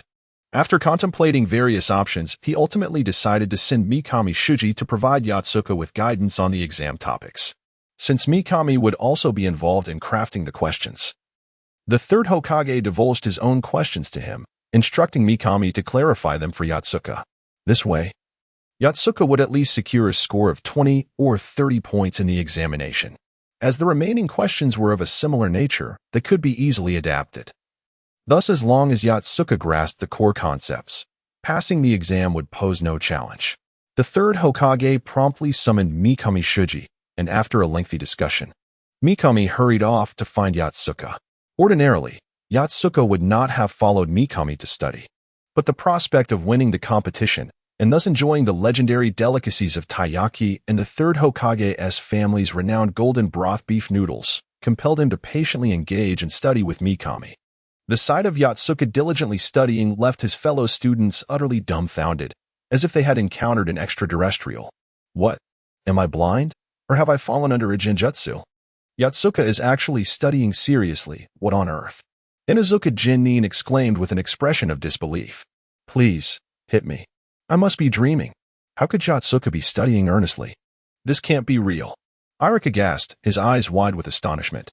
Without a second thought, Inuzuka Jinnin delivered a punch to Irika's face. Bang! Ah! Irika fell to the ground, immediately glancing at Yotsuka, who was engrossed in his studies, his face a mask of shock. Was this truly not a dream? Had the sun risen in the west? Not only were the two of them astonished, a crowd had gathered around the classroom, drawn in by the spectacle. Even Noera-rin and Yugugo had arrived. Wow, Yotsuka-kun is actually studying seriously. He truly is my idol. He looks so cool while studying. Noera-rin exclaimed, her eyes sparkling. Yugugo, too, gazed at Yotsuka with starry-eyed admiration, having previously thought him handsome in battle, but now realizing he was equally captivating in his studies. What is happening? Why has Yotsuka suddenly begun to study so earnestly? Tsukikid Shippu emerged from the crowd, equally bewildered. I don't know. Perhaps he has suddenly developed a passion for learning. Responded Inuzuka Jinnin. What kind of answer is that? It's akin to not answering at all. Tsukikid Shippu retorted in exasperation. Meanwhile, Yotsuka remained oblivious to the gathering crowd, his focus solely on the exam questions before him, which included over 10 intricate problems and their respective answers. Questions such as, if Ninja A throws a kunai at a 30-degree angle, what distance and angle should Ninja B use to deflect it? Or when entering a forest, what conditions must one be aware of? These were all exceedingly complex and challenging questions, some requiring lengthy answers spanning several lines. From morning until now, Yotsuka had only managed to memorize the answer to the first question. Upon glancing at the subsequent questions, he felt a wave of despair. This is infuriatingly difficult to memorize. However, if I fail the first written test, I cannot participate in the subsequent competition. The third Hokage claims this is to test a ninja's ability to gather information, which is all well and good. But if I possess the power to eliminate my enemies directly, wouldn't that render stealth unnecessary? Reluctantly, Yotsuka continued to study. Driven by the thought of the third Hokage's family recipe for golden broth beef noodles. Suddenly, he recalled a technique Jiraiya had mentioned. A special method purportedly used for peeping at girls bathing, which sounded quite impressive. Unfortunately, he had no knowledge of it. Just then, Mikami Shuji returned from the restroom and noticed a throng of students observing Yotsuka from a distance. His heart raced with concern. If anyone disturbed Yotsuka while he was studying and caused him to forget the answers, he would bear the brunt of the third Hokage's wrath. So, he tiptoed closer. And as Irika prepared to greet him, Mikami signaled for silence, prompting Irika to close his mouth immediately.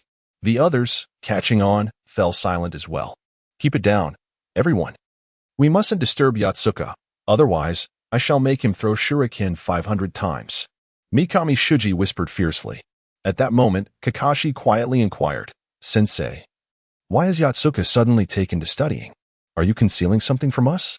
Mikami Shuji felt a wave of exasperation wash over him. Kakashi was indeed a genius. He had instantly picked up on the unusual behavior of Yotsuka.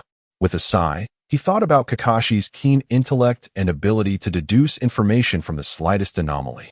Meanwhile, Yotsuka had only managed to memorize 1.5 answers throughout the morning.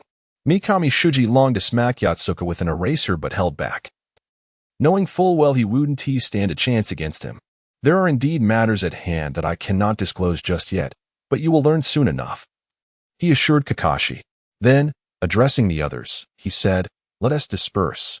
In 5 seconds, whoever remains within my sight shall be condemned to throw shuriken 500 times. Quickly, depart. Inuzuka Jinnin was the first to jump out of the window, shouting, run. With that, the rest followed suit, hastily vacating the classroom, leaving only Mikami Shuji and Yotsuka behind. Yotsuka, how goes your studying? Mikami Shuji inquired pleasantly. Quite well. I've memorized half of the second question. Yotsuka replied excitedly. Nanny?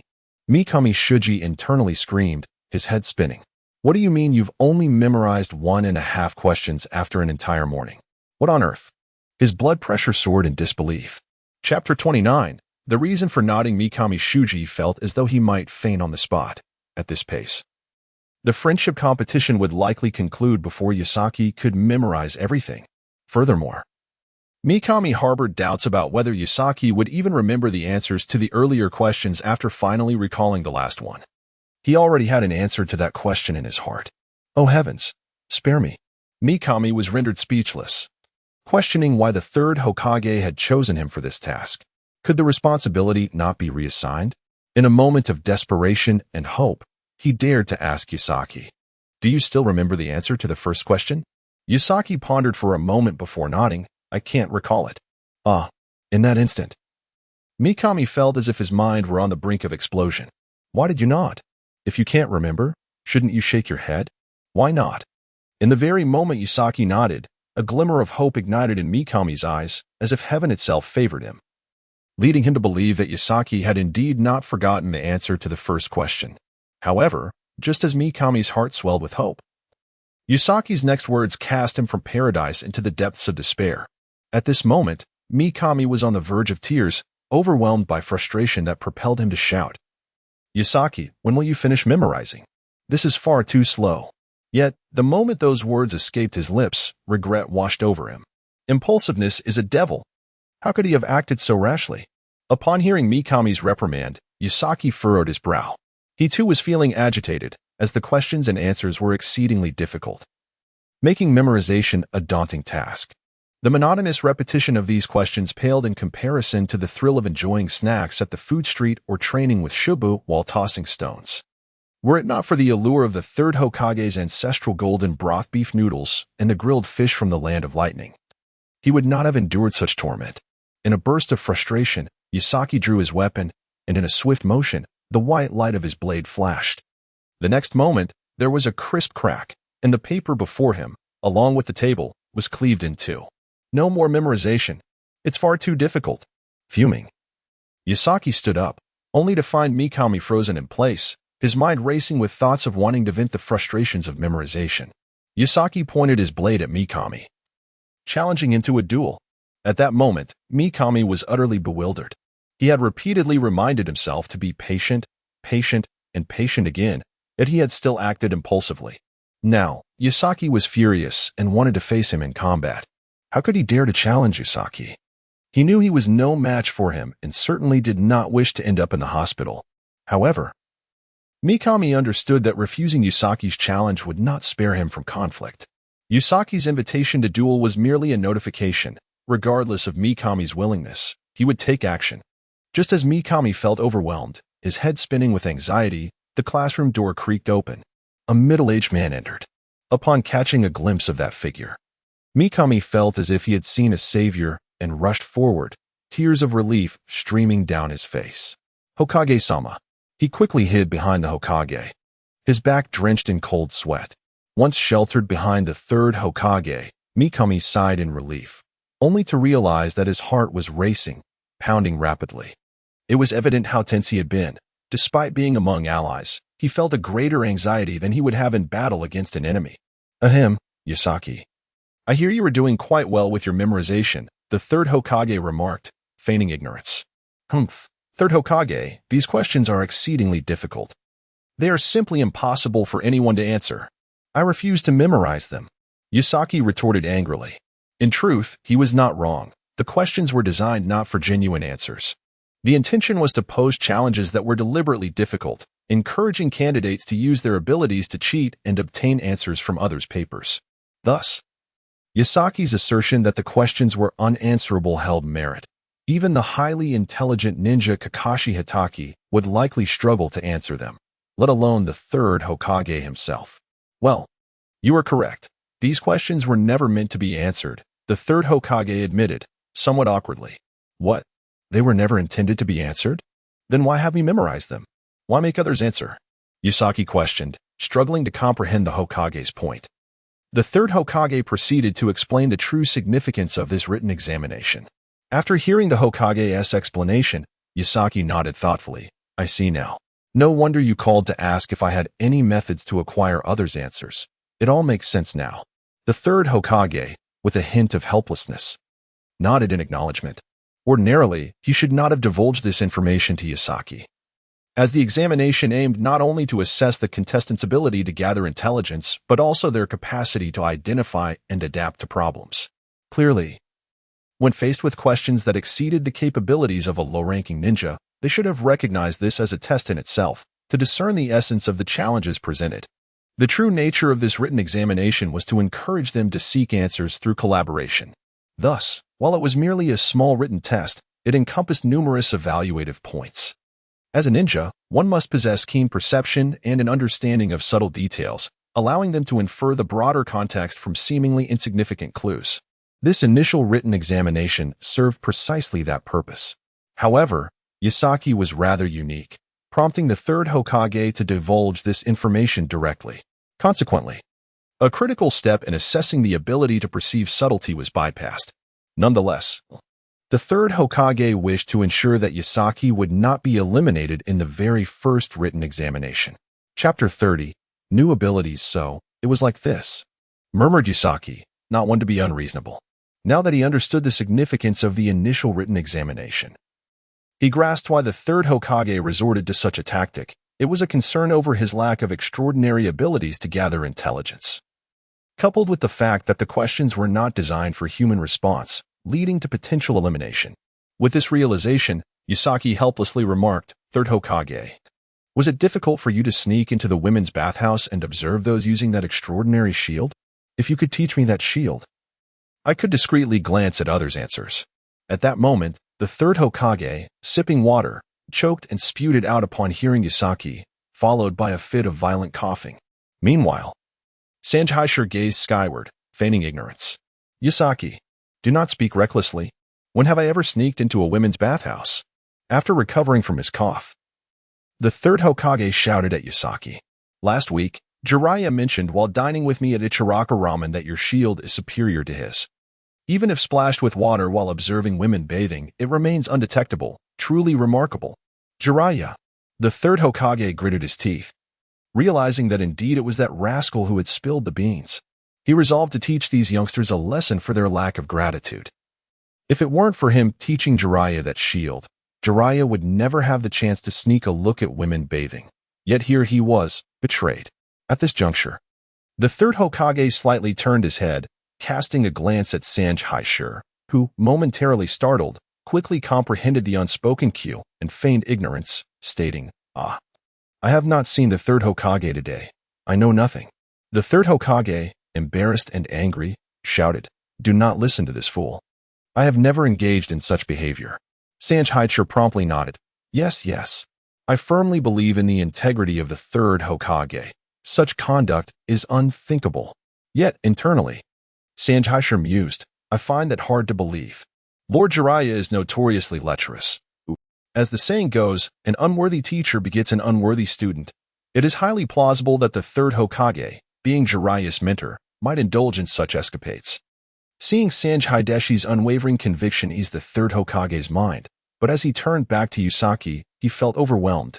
At this rate, he would never finish memorizing the material before the competition. What should he do? Should he arrange some special reward to allow Yusaki to bypass the first round? The third Hokage contemplated, but quickly discarded the notion, knowing other nations would never permit such leniency. Thus, he began to ponder how Yusaki could obtain the answers from other candidates without detection. Third Hokage, how about I just give Yusaki an earpiece? I could read the answers from afar? Sanj Haishur suggested. Impossible, the third Hokage immediately rejected. Such a method is too blatant. Others will undoubtedly catch on.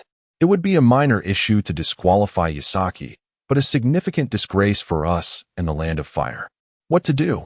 Sanj Haishur furrowed his brow, forming a shape. Wasn't it simply a matter of acquiring information without others knowing? What? Do you have a special method? Upon hearing Yusaki's words, both the third Hokage and Sanj Haishur gazed at him with newfound hope. Yusaki nodded and replied, no. Uft. The third Hokage spat blood, collapsing onto the ground. Sanj Haishur felt his vision darken and nearly toppled over as well. The third Hokage raged internally. Why did you nod? You clearly have nothing. Why would you nod? What was the point? Having learned from his previous experience, Sanj Haishur was somewhat prepared upon seeing Yusaki nod, yet he could not suppress a flicker of hope. Thus, when Yusaki uttered the word no, it struck him hard, though not as devastatingly as it did the third Hokage, who suffered true emotional damage. The third Hokage, rising from the ground, seized Yusaki's shoulders and shouted, Why would you nod if you have nothing? Yusaki replied, I wanted to give you a surprise. Is this truly a surprise? This is more like a fright. Yusaki waved his hand and smiled faintly. All right, I understand the situation. I will find a way to develop a method to acquire intelligence from others. You need not concern yourself with it. Really? Sanj Haishur looked at him skeptically. Indeed. Yusaki affirmed with a serious expression, then added, However, you must provide me with a delicacy I have never tasted. If you can procure it, I assure you I will develop such an ability. Are you certain? The third Hokage questioned, his expression doubtful. Yes, Yusaki nodded solemnly. Very well. I shall trust you this once. The third Hokage replied with a serious demeanor. For the sake of Konoha, he was willing to take the risk, believing Yusaki would not jest about such matters. The third Hokage turned to Sanj Haishur, muttering a few words, and Sanj Haishur nodded before vanishing in a swift motion. I have instructed Sanj Haishur to procure that delicacy, but it will take some time. You may return home. He will deliver it to your residence this evening. Remember not to go out tonight. All right. By the way, what is that delicacy? Yusaki inquired, drooling. A secret. The third Hokage chuckled, then turned and exited the classroom. Thus, Yusaki spent the entire afternoon lost in anticipation and imagination. What could that delicacy be? What kind of food was it? Dessert? Snacks? Dishes? Barbecue? Staples? As he pondered, he accessed the system. His earlier words were not mere banter. As long as he could savor new delicacies, he could exchange them for a perception-type ability. With this newly acquired power, he could glean the answers written on others' papers. Moreover, it would further enhance his steel-cutting flash, achieving a trifecta of benefits. Meanwhile, Sanjhaicher hurried towards Yasaki's home, holding a box in his hands. Chapter 31. Pizza knock, knock, knock. The door was rapped upon, and Yasaka opened it to find Mitsukami Shuji standing outside, breathless and clutching a large box.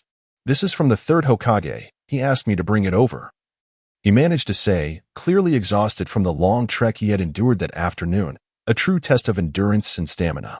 "Wow. Is this the delicacy the third Hokage mentioned this afternoon?" Yasaka exclaimed, his eyes wide with anticipation as he gazed at the box, eager to discover its contents. "Phew.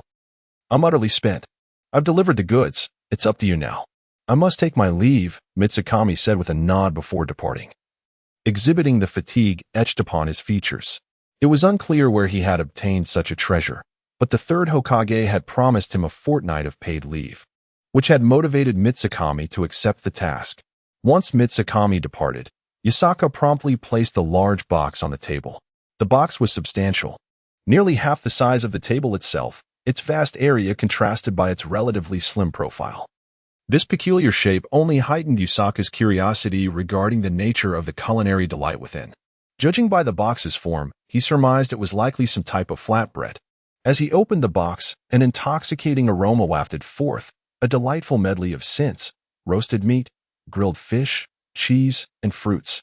To his astonishment, Yasaka beheld a grand pizza. However, this pizza was unlike any he had encountered before. It featured a variety of flavors artfully blended together. The first sight to catch his eye was the section adorned with barbecued meat, topped with grilled sausages, barbecue seasoning, and cumin, its rich fragrance causing Yasaka's mouth to water. As he shifted his gaze in a clockwise manner, he discovered the fruit section, sprinkled with mangoes, strawberries, durians, apples, and pineapples. Despite being baked, the fruits retained their signature sweet aroma. Next came the seafood segment, embellished with shrimp, lobster, scallops, and grilled fish, exuding the unique freshness of ocean fare. Finally, the last section was laden with cheese, shredded meat, salad dressing, and fruit preserves, equally tantalizing. Thus, this magnificent pizza was composed of 5 distinct segments, a veritable feast for the eyes, each ingredient vying for attention, leaving Yasaka momentarily at a loss as to where to begin his indulgence. "This is simply extraordinarily exhilarating," Yasaka drooled, his eyes sparkling with anticipation as he envisioned the rewards the system would bestow upon him after consuming this pizza. He was confident that he would be able to exchange for a new sensory ability. At present, Yasaka's offensive capabilities were formidable, and his defensive prowess had also improved as a result. Although his speed and agility were slightly lacking, the overwhelming strength of his attacks compensated for this shortcoming. Yet, his perception and reconnaissance abilities remained underdeveloped. High offensive power was of little use if one lacked the capacity for detection and awareness. Yasaka was determined not to remain perpetually on the defensive. Seizing this opportunity presented by the competition, he aimed to enhance his sensing abilities, thereby becoming more well-rounded and formidable. Devoid of weaknesses, his swordsmanship, while exceptional, could not resolve every challenge. Many jutsu, such as the Nara clan's shadow manipulation technique, could not simply be severed by the blade.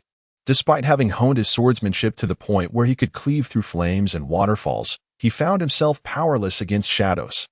Thus, facing shadow binding techniques, Yasaka had yet to devise an effective countermeasure, relying instead on eliminating foes before becoming ensnared. This approach, however, contradicted Yasaka's philosophy, which revolved around the notion of countering every technique to instill despair in his opponents. Yet, the Nara clan's shadows eluded his grasp, necessitating alternative methods to circumvent their power. Numerous similar techniques existed, such as the Yamanaka clan's mind transfer jutsu and various sophisticated illusions, which also lay beyond Yasaka's current capabilities to resolve through his swordsmanship. Consequently, it was imperative for Yasaka to bolster his other abilities, rendering himself more comprehensive and devoid of deficiencies. As he drooled, Yasaka fantasized about the benefits he would reap from the pizza, wondering whether the system would enhance his proficiency in the steel-slash technique, increase the potency of his will-breaking strike, or perhaps grant him a new ability altogether. One thing was certain. He would exchange for a sensory reconnaissance skill. After pondering for a moment, Yasaka spun the pizza box around on the table, deciding to commence his feast from the section that faced him when the box came to a halt. He gave it a vigorous turn, closed his eyes, and anticipated the box's cessation, only to open his eyes again and find the barbecued meat segment facing him. Then I shall start with this. Without hesitation, Yasaka tore off a slice of pizza. The cheese stretched tantalizingly as he pulled it away. Upon tasting it, he was immediately enveloped by the rich flavors of barbecue and cumin, a delightful blend of sweet and savory with a hint of spice, a symphony of tastes that defied description. The grilled meat was exquisite, perfectly charred on the outside yet tender within, oozing with juices, its texture a harmonious balance of succulence and resilience. A veritable pinnacle of barbecued perfection. "This is absolutely divine," Yasaka exclaimed, unable to contain his excitement, and in that moment, the familiar chime of the system echoed in his mind. Ding! Congratulations, you have received a Level 2 skill exchange voucher, which allows you to exchange for a Level 2 skill. Yes, I'll use this Level 2 skill voucher to acquire a reconnaissance skill. Chapter 32. Skills. Upon witnessing the prompt from the system, Yasaka was filled with exhilaration. As just the day prior he had confidently assured the third Hokage that he would undoubtedly acquire a reconnaissance skill. Had the system failed to deliver such a notification, his embarrassment would have been insurmountable. Fortunately, the system provided a hint along with a Level 2 skill exchange voucher, enabling him to exchange it for a skill. These skill exchange vouchers are categorized by levels, ranging from Level 1 to Level 5, with Level 1 being the most formidable and descending in power thereafter. The skills available for exchange are drawn from the world of Naruto, whereas the skills awarded by the system are typically not part of that realm. Level 5 vouchers can be exchanged for ordinary ninjutsu like the Shadow Clone technique or the Great Fireball technique, while Level 1 vouchers unlock forbidden techniques such as Wind Release, Rasengan Shuriken. As for super techniques like Dust Release, Wood Release, or even Mouth Release, they require 5 Level 1 vouchers for exchange, as such abilities necessitate bloodline limits. When utilizing 5 Level 1 vouchers, the system automatically grants the corresponding bloodline limit for the desired ninjutsu and facilitates compatibility, allowing one to possess multiple bloodline limits without conflict. However, acquiring Level 1 vouchers is exceedingly difficult. Thus far, Yasaka had never obtained one, having received only 2 Level 2 vouchers up to this point. Skill exchange vouchers are contingent upon chance. One must indulge in delectable cuisine, particularly for the first time, in order to have a probability of obtaining a voucher.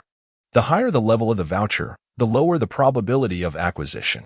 Therefore, Yasaka had never anticipated obtaining a Level 1 skill exchange voucher. And receiving a Level 2 voucher today was already a delightful surprise. Yet, just as Yasaka was still reveling in the thrill of acquiring the Level 2 skill exchange voucher, another notification from the system echoed in his ears. Ding! The Chosen One mechanism has been triggered, granting an exceptionally rare supplementary reward. Body Technique. Great Freedom Sage Art X1. What? Another skill. Yasaka's eyes sparkled with excitement, his blood pressure skyrocketing, nearly causing him to faint from exhilaration. The Great Freedom Sage Art. Just hearing the name felt overwhelmingly powerful. Yasaka leapt in joy, performing flips and twists, utterly at a loss for how to express his elation. Wow. Third Hokage. This pizza of yours is incredible. One slice has bestowed upon me 2 skills. Excellent, excellent. Third Hokage, I know you desire victory for Konoha in this friendship tournament. I, Yasaka, shall assist you in securing the championship. Yasaka was beside himself with joy, realizing that these 2 skills were a result of consuming the pizza gifted by the third Hokage. His fondness for the Hokage surged, leading him to resolve to help him win the tournament, as a means of repaying the extraordinary fortune of acquiring 2 skills from a single pizza. All right, let me first examine what this Great Freedom Sage Art entails. As Yasaka munched on his pizza, he perused the system's description of Great Freedom Sage Art. The Great Freedom Sage Art is an ancient technique conceived by the divine being, the Great Freedom Sage, characterized by its astonishing speed, heightened sensitivity, and the ability to traverse space, Its core principle revolves around the concept of freedom, allowing one to move unrestrained. Achieving extraordinarily rapid flight and instantaneous short-distance movement without the hindrance of barriers. It significantly enhances agility and stands as the pinnacle of body techniques, truly formidable. Wow, is it really that powerful? Once I master this great freedom sage art, my shortcomings in movement will be rectified. If I then exchange for a reconnaissance or perception type skill, I shall be soaring to new heights. As these thoughts crossed his mind, Yasaka suddenly paused, realizing just how formidable he had become. While savoring his pizza, he meticulously studied the great freedom sage art, discovering that at peak proficiency, it could reach a terrifying speed of 20 Mach. Furthermore, it allowed for instantaneous movement within a certain range, true instantaneous movement, not merely a body flicker technique. Compared to the Flying Thunder God technique, it was even more impressive. As it required no markers, one could appear anywhere desired. Moreover, it disregarded barriers. Even if ensnared by one, he could instantly teleport out, truly embodying the essence of freedom. However, at present, Yasaka's mastery of the great freedom sage art was still relatively low, preventing him from attaining such extraordinary capabilities. Thus, he needed to continuously indulge in various culinary delights to enhance his proficiency. Subsequently, after comprehending the great freedom sage art, Yasaka began to explore the level 2 skills available for exchange in search of a reconnaissance ninjutsu that suited him. Approximately 20 minutes later, he finally found a ninjutsu that caught his interest. It was called airflow perception, a technique that enables one to sense subtle changes in the airflow to ascertain the surrounding situation. Air is filled with particles when an object moves. Even the slightest motion displaces the air, causing minute movements. Airflow perception allows one to detect these subtle changes to gauge the status of nearby objects. Additionally, it can capture sounds transmitted through the air, amplifying them in one's ears to achieve eavesdropping effects. This capability represents the passive effect of airflow perception. It can only sense movement within its range. Should no movements occur, there would be no airflow to perceive. However, one can actively create airflow, thereby sensing objects within the vicinity, akin to sonar. The method is simple. For instance, one could utilize wind release to generate a gentle breeze. Chapter 33. Airflow Manipulation. Yasaka found the skill named Airflow Manipulation to be exceptionally fitting for him. Although its range may not rival that of certain sensory techniques, it grants him the ability to perceive the movements of his adversaries, significantly enhancing his close combat capabilities. This is particularly advantageous in battles requiring precise maneuvers. For instance, when an opponent unleashes a flurry of strikes, relying solely on sight becomes insufficient.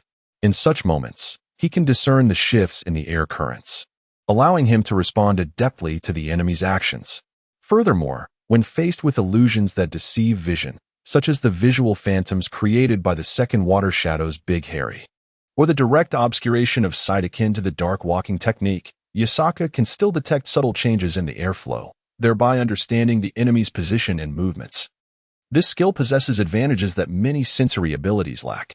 It bears resemblance to Jiraiya's spatial barrier for reconnaissance, yet unlike Jiraiya's technique, which cannot perceive sound. Airflow manipulation enhances audio through the manipulation of air currents, enabling him to detect faint sounds. Thus, it achieves a dual sensory reconnaissance effect through both air and sound. Moreover, airflow manipulation can also synergize with his steel slash, making it an exceptionally suitable ability for Yasaka. He expressed great satisfaction with this newfound power. However, akin to the great freedom sage art, its current level remains relatively low, preventing him from utilizing many of its more formidable effects, though it is still adequate for his needs. Excellent. With these two skills, I feel as if I have been bestowed with wings. I am destined to triumph in this friendship tournament. Yasaka's heart brimmed with confidence. At this juncture, he felt he lacked any glaring weaknesses. Even his perception had been sufficiently enhanced, positioning him to be nearly incomparable among those below the rank of Jonin. Even Jonin may not necessarily be his equal. Yasaka even contemplated seeking a spar with the likes of Kakashi Hitaki or Jiraiya's disciple, Minato Namikaze. The former was reputed to possess exceptional swordsmanship, while the latter wielded the formidable Flying Thunder God technique and Rasengan, capable of taking lives in an instant. Yasaka was eager to test whether his newly acquired airflow manipulation and great freedom sage art could withstand Minato's flying thunder god technique. However, he had heard that Minato was currently preoccupied with campaigning for the position of 4th Hokage, leaving little time for a spar. Following the upcoming 5 Kage Friendship Tournament, preparations for the 4th Hokage election would commence. Yasaka had caught wind of rumors among his classmates, indicating that the competition for the 4th Hokage was fierce. With notable candidates such as Kakashi Hitaki's father, Tsukumo Hitaki, Jiraiya's disciple Minato Namikaze, Uchiha Shursui from the Uchiha clan, and reportedly the leader of the Umbu, Danzo Shimura, all vying for the position. Consequently, it could be said that the village of Konohagakure would be bustling for quite some time. Nonetheless, these matters were of little concern to Yasaka. His current objectives were twofold: to indulge in a variety of culinary delights and to assist the 3rd Hokage in securing victory in the tournament, nothing more. After savoring an entire large pizza, Yasaka drifted into a blissful slumber. In the Hokage office, the 3rd Hokage gazed at Orochimaru with a look of frustration. Are you truly unwilling to participate in the 4th Hokage election? Among his 3 students, he held the highest regard for Orochimaru as a candidate for the 4th Hokage.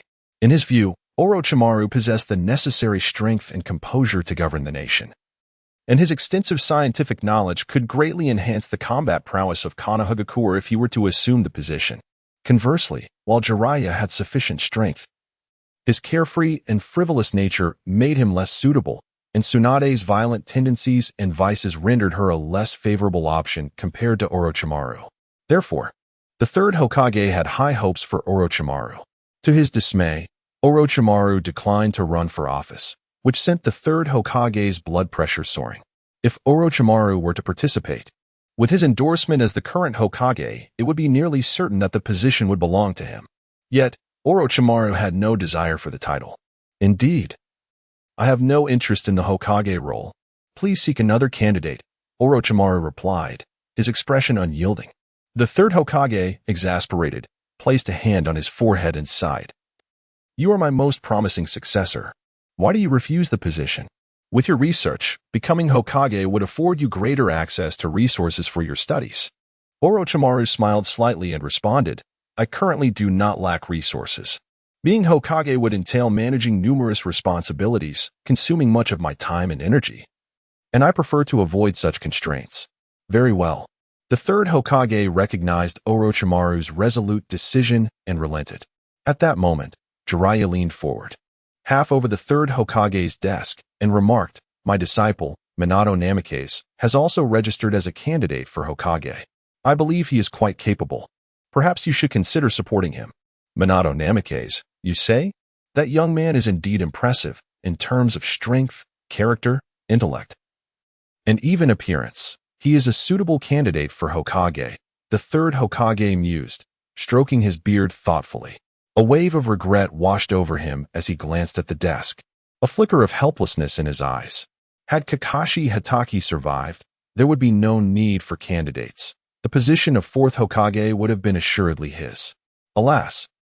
With a deep sigh, the 3rd Hokage lamented, though that may be the case, several other candidates are equally commendable, such as the White Fang of Konoha and Uchiha Kagami, who were also worthy contenders. At this point, the 3rd Hokage paused, leaving his statement incomplete. Yet, everyone present, Orochimaru, Jiraiya, and Tsunade, understood he was alluding to Danzo Shimura. Chapter 34.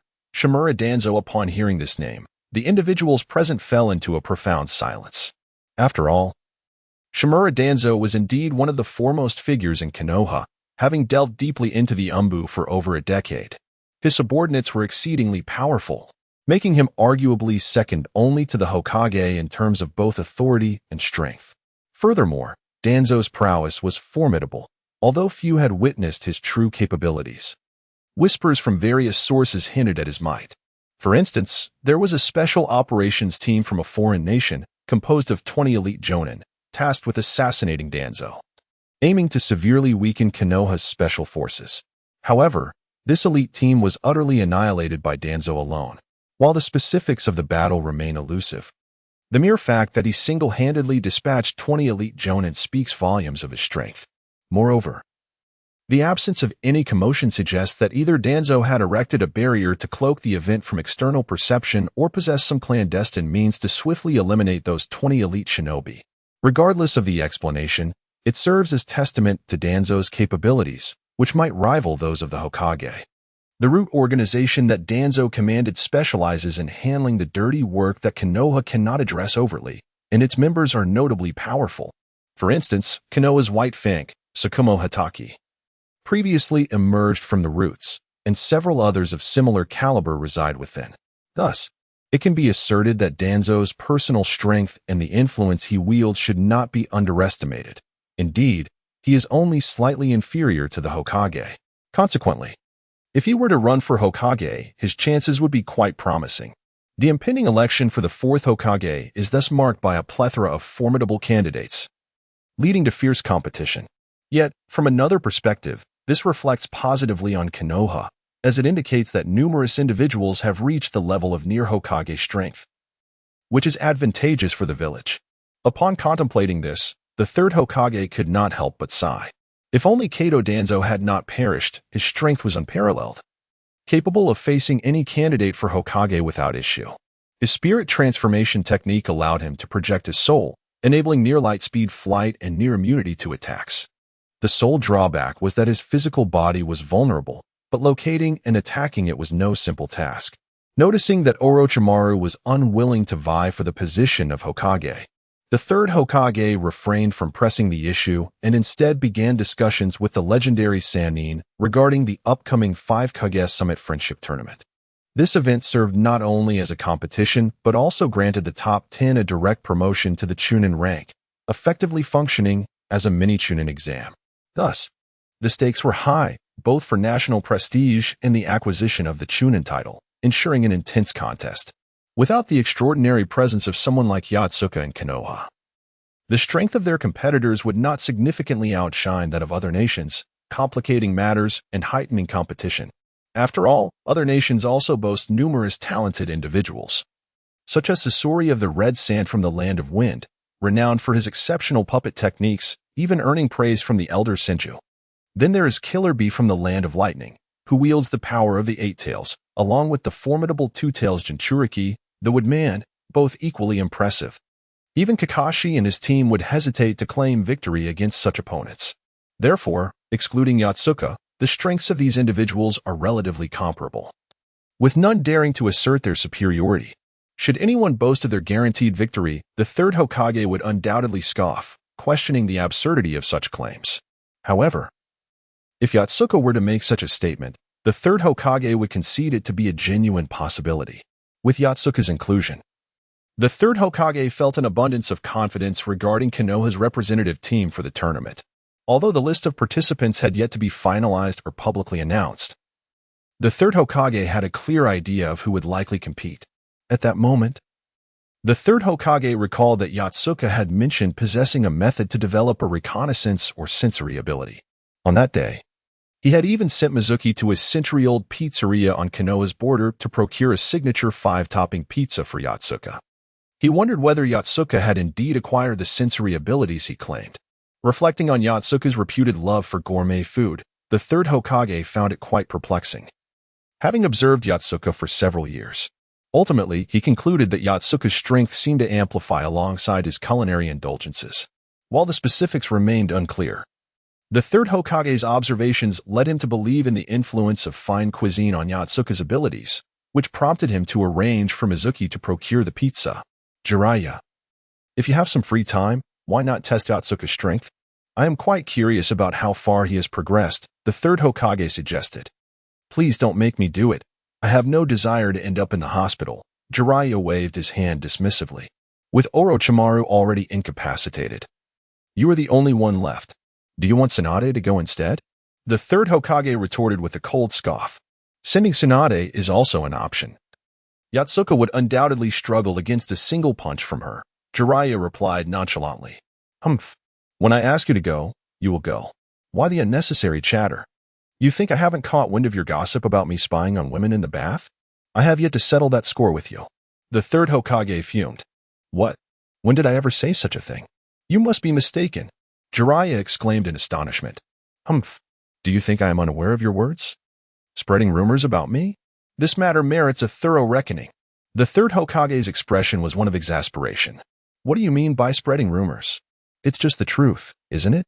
Jiraiya muttered sheepishly, only to provoke further ire from the third Hokage, who was visibly fuming. Chapter 35, Demonstrating Abilities at that moment. A voice emanated from outside the door. I heard everything you said. Huh? Yatsuka? The third Hokage was momentarily taken aback. Tsunade turned and walked over to open the door. While Orochimaru furrowed his brow and remarked, I recall that the Hokage's office is protected by a barrier. How is it that Yatsuka could overhear our conversation? Hearing Orochimaru's words, Jiraiya also wore a serious expression. Indeed, the barrier should block sound. Why could Yatsuka hear us? At that moment, Tsunade had already opened the door, revealing Yatsuka standing outside. Yatsuka, you claim you overheard our conversation? Pray tell, what did you hear? The third Hokage inquired with keen interest. If Yatsuka spoke the truth, it would indeed indicate a remarkable perceptive ability. It would seem that Yatsuka had not made an empty promise, and thus, during the written examination, he should be secure. I heard Jiraiya say you were peeking at women bathing in the ladies' bathhouse, and you insisted not to spread rumors, but Jiraiya said it was all true. Yatsuka responded earnestly. The third Hokage. Jiraiya displayed an expression of wanting to laugh yet holding it back. Ahem. What is the nature of this auditory ability of yours? How did you manage to hear us? The third Hokage deftly redirected the conversation toward Yatsuka's abilities. Yatsuka took a seat on a sofa and explained, I transmitted the sound through the wind to my ears and sensed your every movement through the air. Although there is a barrier, it cannot obstruct the flow of air, allowing me to perceive everything. Upon hearing Yatsuka's explanation, Orochimaru fell into contemplative thought, while Tsunade frowned. Also deep in reflection, Jiraiya stood in surprise, and the third Hokage nodded with interest. Quite an impressive ability, indeed. To perceive through the manipulation of wind or air flow is remarkable. I am astonished that you mastered such a skill in such a short time. This alleviates my concerns regarding the written examination, the third Hokage remarked. After his statement, Orochimaru wore an expression of understanding, and Jiraiya and Tsunade comprehended Yatsuka's mechanism of ability. Yet, while they understood, they were perplexed as to how Yatsuka achieved this feat, as it would typically require an extraordinary mastery of wind release techniques. Even the past wind shadows, known for their prowess in wind release, had never been witnessed employing it to such an exceptional degree, nor had they heard of anyone achieving such a level of skill. Thus, Orochimaru and the others assumed that Yatsuka had awakened a certain bloodline limit, enabling him to control the wind. Yatsuka, given your capabilities, you must perform admirably and lead the Konoha team to victory. I will certainly honor my promise to you. The third Hokage said with a smile, holding Yatsuka in high regard. Were it not for Yatsuka's erratic nature, he would have considered nurturing him in a Hokage-like manner. Rest assured, I am determined to obtain those two delicacies. No one shall impede me. Anyone who stands in my way shall meet their doom. Yatsuka declared earnestly, filling the third Hokage with renewed confidence. Seeing Yatsuka's fighting spirit, he felt completely reassured. While Yatsuka might be unreliable in other aspects, the third Hokage held great faith in his combat prowess. After exchanging a few more words, Yatsuka returned home. Upon reaching his doorstep, he was unexpectedly greeted by Shimizu Haichure, who stood at his entrance. Teacher, what brings you here? Yatsuka inquired, puzzled.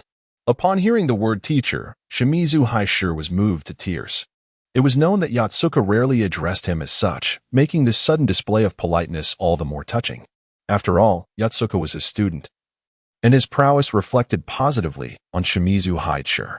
Unbeknownst to Shimizu Haichure, Yatsuka's good mood stemmed from acquiring two formidable skills after indulging in pizza, which had led to his newfound politeness. I came to check if you have mastered the perception ninjutsu in preparation for what lies ahead. Shimizu Haichure adjusted his glasses and stated. He intended to ascertain whether Yatsuka had indeed developed the reconnaissance skills he claimed. Ah, that matter. I have already mastered it. Would you like to test it? Yatsuka replied. Shimizu Haichure instinctively took a step back. Test it? How do you intend to do so? You don't mean a sparring match, do you? If so, then no thank you. I have no desire to end up hospitalized. Not at all. I simply need to demonstrate that I can gather information from others during the written exam, Yatsuka replied casually. What do you need me to do? Very simple. Just write something in the room, and I will answer what you have written. Oh, are we simulating a cheating scenario during the exam? Shimizu Haishir felt a spark of curiosity and nodded, proceeding into Yatsuka's room to write down a sequence of numbers. While Shimizu Haishir wrote, Yatsuka closed his eyes. Once Shimizu Haishir finished, Yatsuka opened his eyes and spoke. If I am not mistaken, you wrote a series of numbers. Oh, you truly perceive that? What are the numbers? Yatsuka shrugged. How would I know? What? You don't know? Shimizu Haishir nearly fainted. Knowing only that it was numbers but not the specifics was of no use. How could one cheat or copy answers during the exam without knowing what was written? Indeed, I have just begun to grasp this ability. I still need to refine it to discern precisely what you have written on the paper, Yatsuka admitted helplessly. How long will that take? Approximately a week, Yatsuka replied. Shimizu Haishir released a sigh of relief. A week was sufficient time. Chapter 36. Indistinguishable Yasaka had only recently mastered the skill of air manipulation, having practiced it for merely 3 days. Consequently, he could only gather and amplify sounds through the air into his ears. Yet he remained unable to discern the specific types of sounds. If someone spoke, he could hear them clearly. However, if they wrote, with his current level, he could only differentiate whether it was letters, numbers, or symbols. Nevertheless, as Yasaka continued to indulge in culinary delights, his proficiency in air manipulation would surely improve. Based on his estimations, within a week, he would be able to comprehend the written content by identifying the frequencies and amplitudes of the sounds. Mikami Shuji felt as though he were on a roller coaster, soaring to the heavens one moment and plunging down the next, his heart racing uncontrollably. Engaging in conversation with Yasaka required psychological preparation, or one might very well succumb on the spot. Yasaka. Mikami Shuji suddenly lowered his head and spoke in a grave tone. What? Yasaka inquired with curiosity. At that moment, Mikami Shuji slowly raised his head. His expression dark and severe, as he intoned, Yasaka, could you please complete your sentences? Do you wish for me, Mikami Shuji, to become a black and white photograph? Ha ha ha. Yasaka burst into laughter at once. Mikami Shuji, exasperated, rubbed his forehead.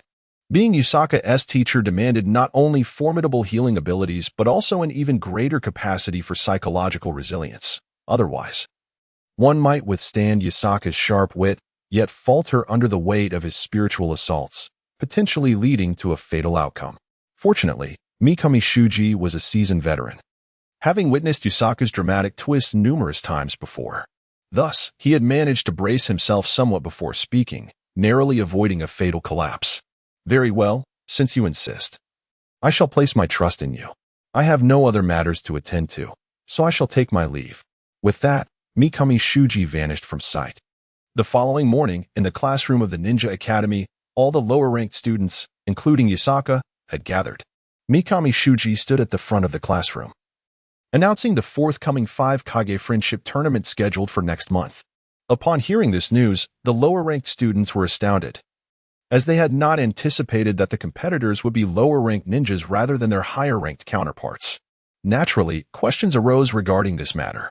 In response, Mikami Shuji provided an extensive explanation.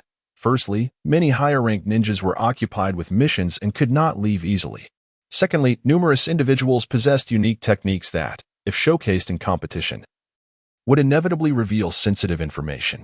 This could lead to the exposure of hidden elements from each nation, which would not bode well for any of them. Thirdly, the selected competitors were all highly skilled, which could provoke conflicts and result in unnecessary complications. Lastly, the potential of these lower-ranked ninjas was considerable, mitigating concerns about revealing their strengths. Instead, it would highlight the future potential of their nation. Moreover, the techniques utilized by lower-ranked ninjas were not overly destructive, making it easier to prevent injuries. Given these considerations, the 5 great nations had collectively decided to allow lower-ranked ninjas to participate in the tournament. As Mikami Shuji spoke of the competition, the attendees grew anxious about one particular issue: the selection of participants. Who would be chosen? Would it be open registration or a predetermined list? Regardless, those representing the Hidden Leaf Village would undoubtedly be the C-Armée de la C-Armée among the lower-ranked ninjas.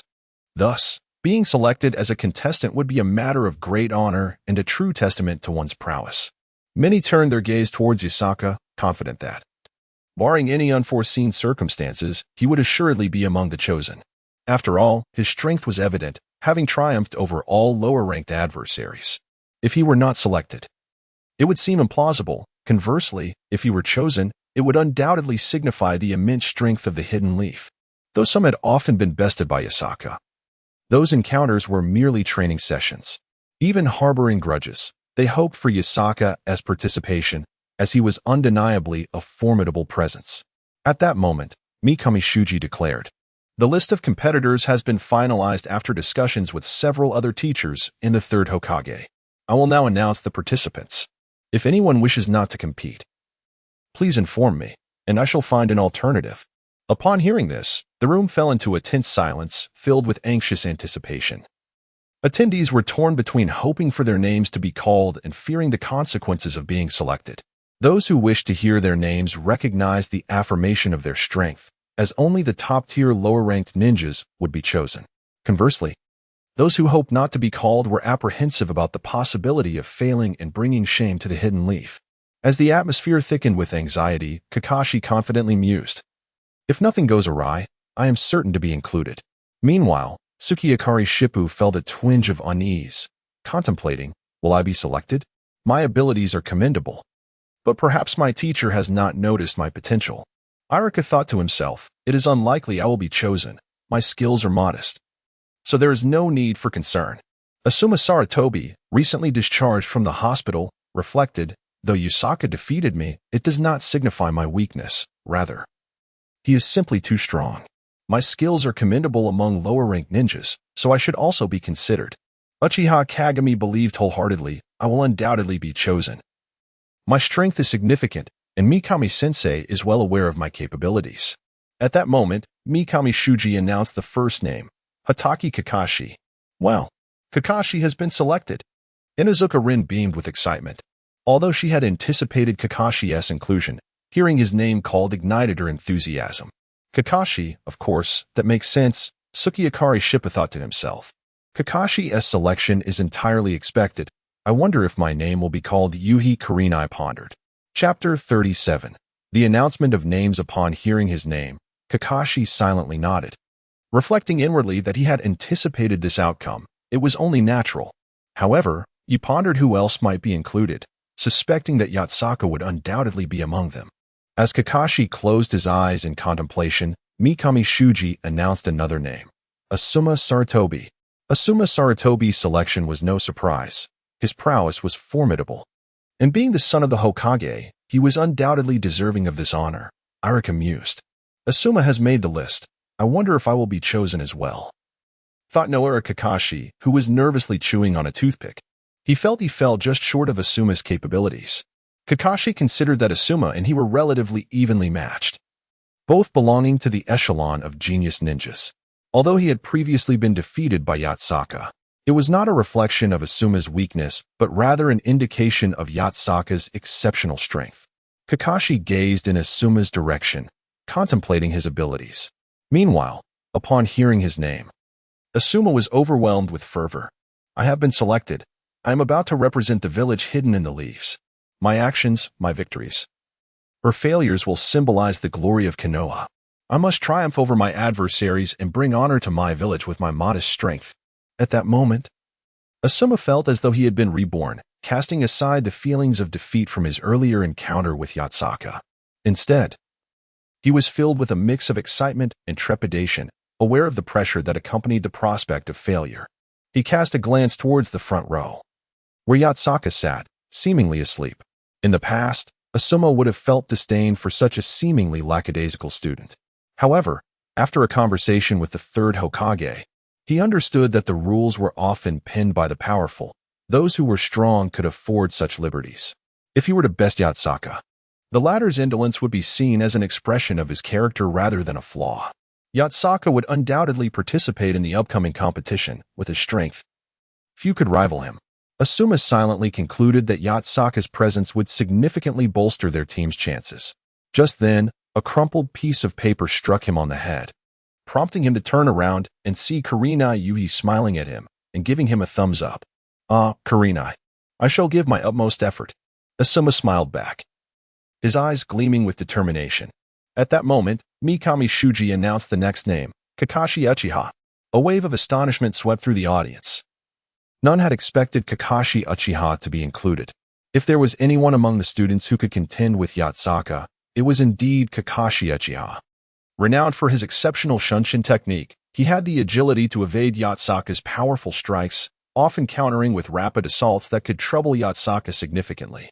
Thus, the announcement of Kakashi's inclusion sent a ripple of excitement through the gathered students. It was a foregone conclusion, given his formidable abilities, that their chances for victory in the upcoming 5 Kage Summit Friendship Tournament had greatly increased. Yet, even as Kakashi's name was called, Yatsaka remained oblivious, lost in dreams of triumph over a shinobi from the land of Earth, envisioning leading Konoha to victory and enjoying the promised feast prepared by the third Hokage. Mikami Shuji then called out another name, Obito Uchiha. The audience erupted in astonishment, having not seen Obito for a month since his fateful duel with Yatsaka, which had left him hospitalized. Though some had caught glimpses of him in the infirmary, the general consensus was that Yatsaka had indeed bested him. Despite this setback, Obito was no weakling. While he may not surpass Kakashi, he was still a capable shinobi, augmented by the Uchiha clan Sharingan, granting him a distinct advantage. The inclusion of Obito on the roster was, therefore, a logical step. However, he was not present at this moment, and news of his selection would eventually reach him in the hospital. Obito Uchiha, how intriguing. This competition promises to be fiercely contested, thought Yatsaka, while beside him. Tsukuyami Shippu felt a growing anxiety. Several names had already been announced, yet his own had not been called, causing him inner turmoil. To be included among the participants signified a recognition of strength, and the absence of his name implied exclusion from the elite tier of ninjas. This notion was intolerable to Tsukuyami, not merely for the blow to his ego, but also because he feared that if he failed to earn a place in the first tier, his standing with Kurenai might suffer. After all, he had witnessed her admiration for Yatsaka, a testament to his formidable abilities. If he were to fall short this time, he feared losing her esteem forever. Chapter 38. The team leader, I must be chosen. I must. Moonlight Gale fervently prayed within his heart. In truth, Moonlight Gale's prowess was commendable. Though he could not rival Kakashi, the gap between them was not insurmountable. He had even fought to a standstill with Asuma Sarutobi. While his swordsmanship may not have reached the astounding heights of Yatsuka, he was still exceptionally skilled among the genin. Despite Kakashi being the son of the legendary Konoha White Fang and inheriting his father's techniques, he could not surpass Moonlight Gale in terms of swordplay. Kakashi was not solely focused on swordsmanship. Rather, he possessed a well-rounded skill set, excelling in taijutsu, ninjutsu, genjutsu, and sword techniques. This versatility, while impressive, meant that he lacked a standout specialty. However, this did not detract from his strength. While being a jack of all trades might imply being a master of none, from another perspective, Kakashi had no glaring weaknesses. His balanced abilities afforded him a plethora of strategies and methods to counter a wide array of adversaries and attacks, ensuring that his lower limits were remarkably low. Regardless of whether the opponent employed ninjutsu, taijutsu, sword techniques, or even genjutsu, Kakashi possessed an appropriate countermeasure. This was the essence of Kakashi's strength. His all-encompassing nature defined him. Although he was not exceptional in any singular discipline and could find himself at a disadvantage against specialists, his numerous strategies allowed him to frequently achieve parity with his foes. Consequently, among the genin, Kakashi was known by the moniker Kakashi of the equal match. Unless faced with a prodigy like Yatsuka, Kakashi was always prepared for battle. His versatility distinguished him from his father, who excelled particularly in taijutsu and sword techniques, whereas Kakashi showcased a broad skill set. Moonlight Gale, on the other hand, bore similarities to Yatsuka, primarily specializing in swordsmanship, excluding Yatsuka's extraordinary abilities. Moonlight Gale's swordplay was indeed formidable, with few peers among his contemporaries. He possessed a natural talent for the art of the blade. After all, Yatsuka had a system to rely on, while Moonlight Gale had to rely solely on his own efforts. Additionally, he frequently engaged in duels with Yatsuka, thereby continuously absorbing the strengths of his rival and honing his own sword techniques. Thus, Moonlight Gale's strength was commendable, albeit somewhat understated and less conspicuous. This low profile instilled a sense of anxiety within him. What if his lack of visible prowess led his teacher to underestimate his abilities, resulting in his exclusion from selection? That would be disastrous. As Moonlight Gale's heart raced with unease, he suddenly heard Haicher Mikami announce, "Moonlight Gale." Moonlight Gale froze momentarily. Then his face lit up with exhilaration. "It's me. They finally called my name." Haha. He silently rejoiced, glancing back at Yuin, who wore a similarly excited expression. This sight filled him with joy and a wave of reassurance. "Thank goodness. I've been selected. This is wonderful." A relieved smile spread across his face, calming his anxious heart.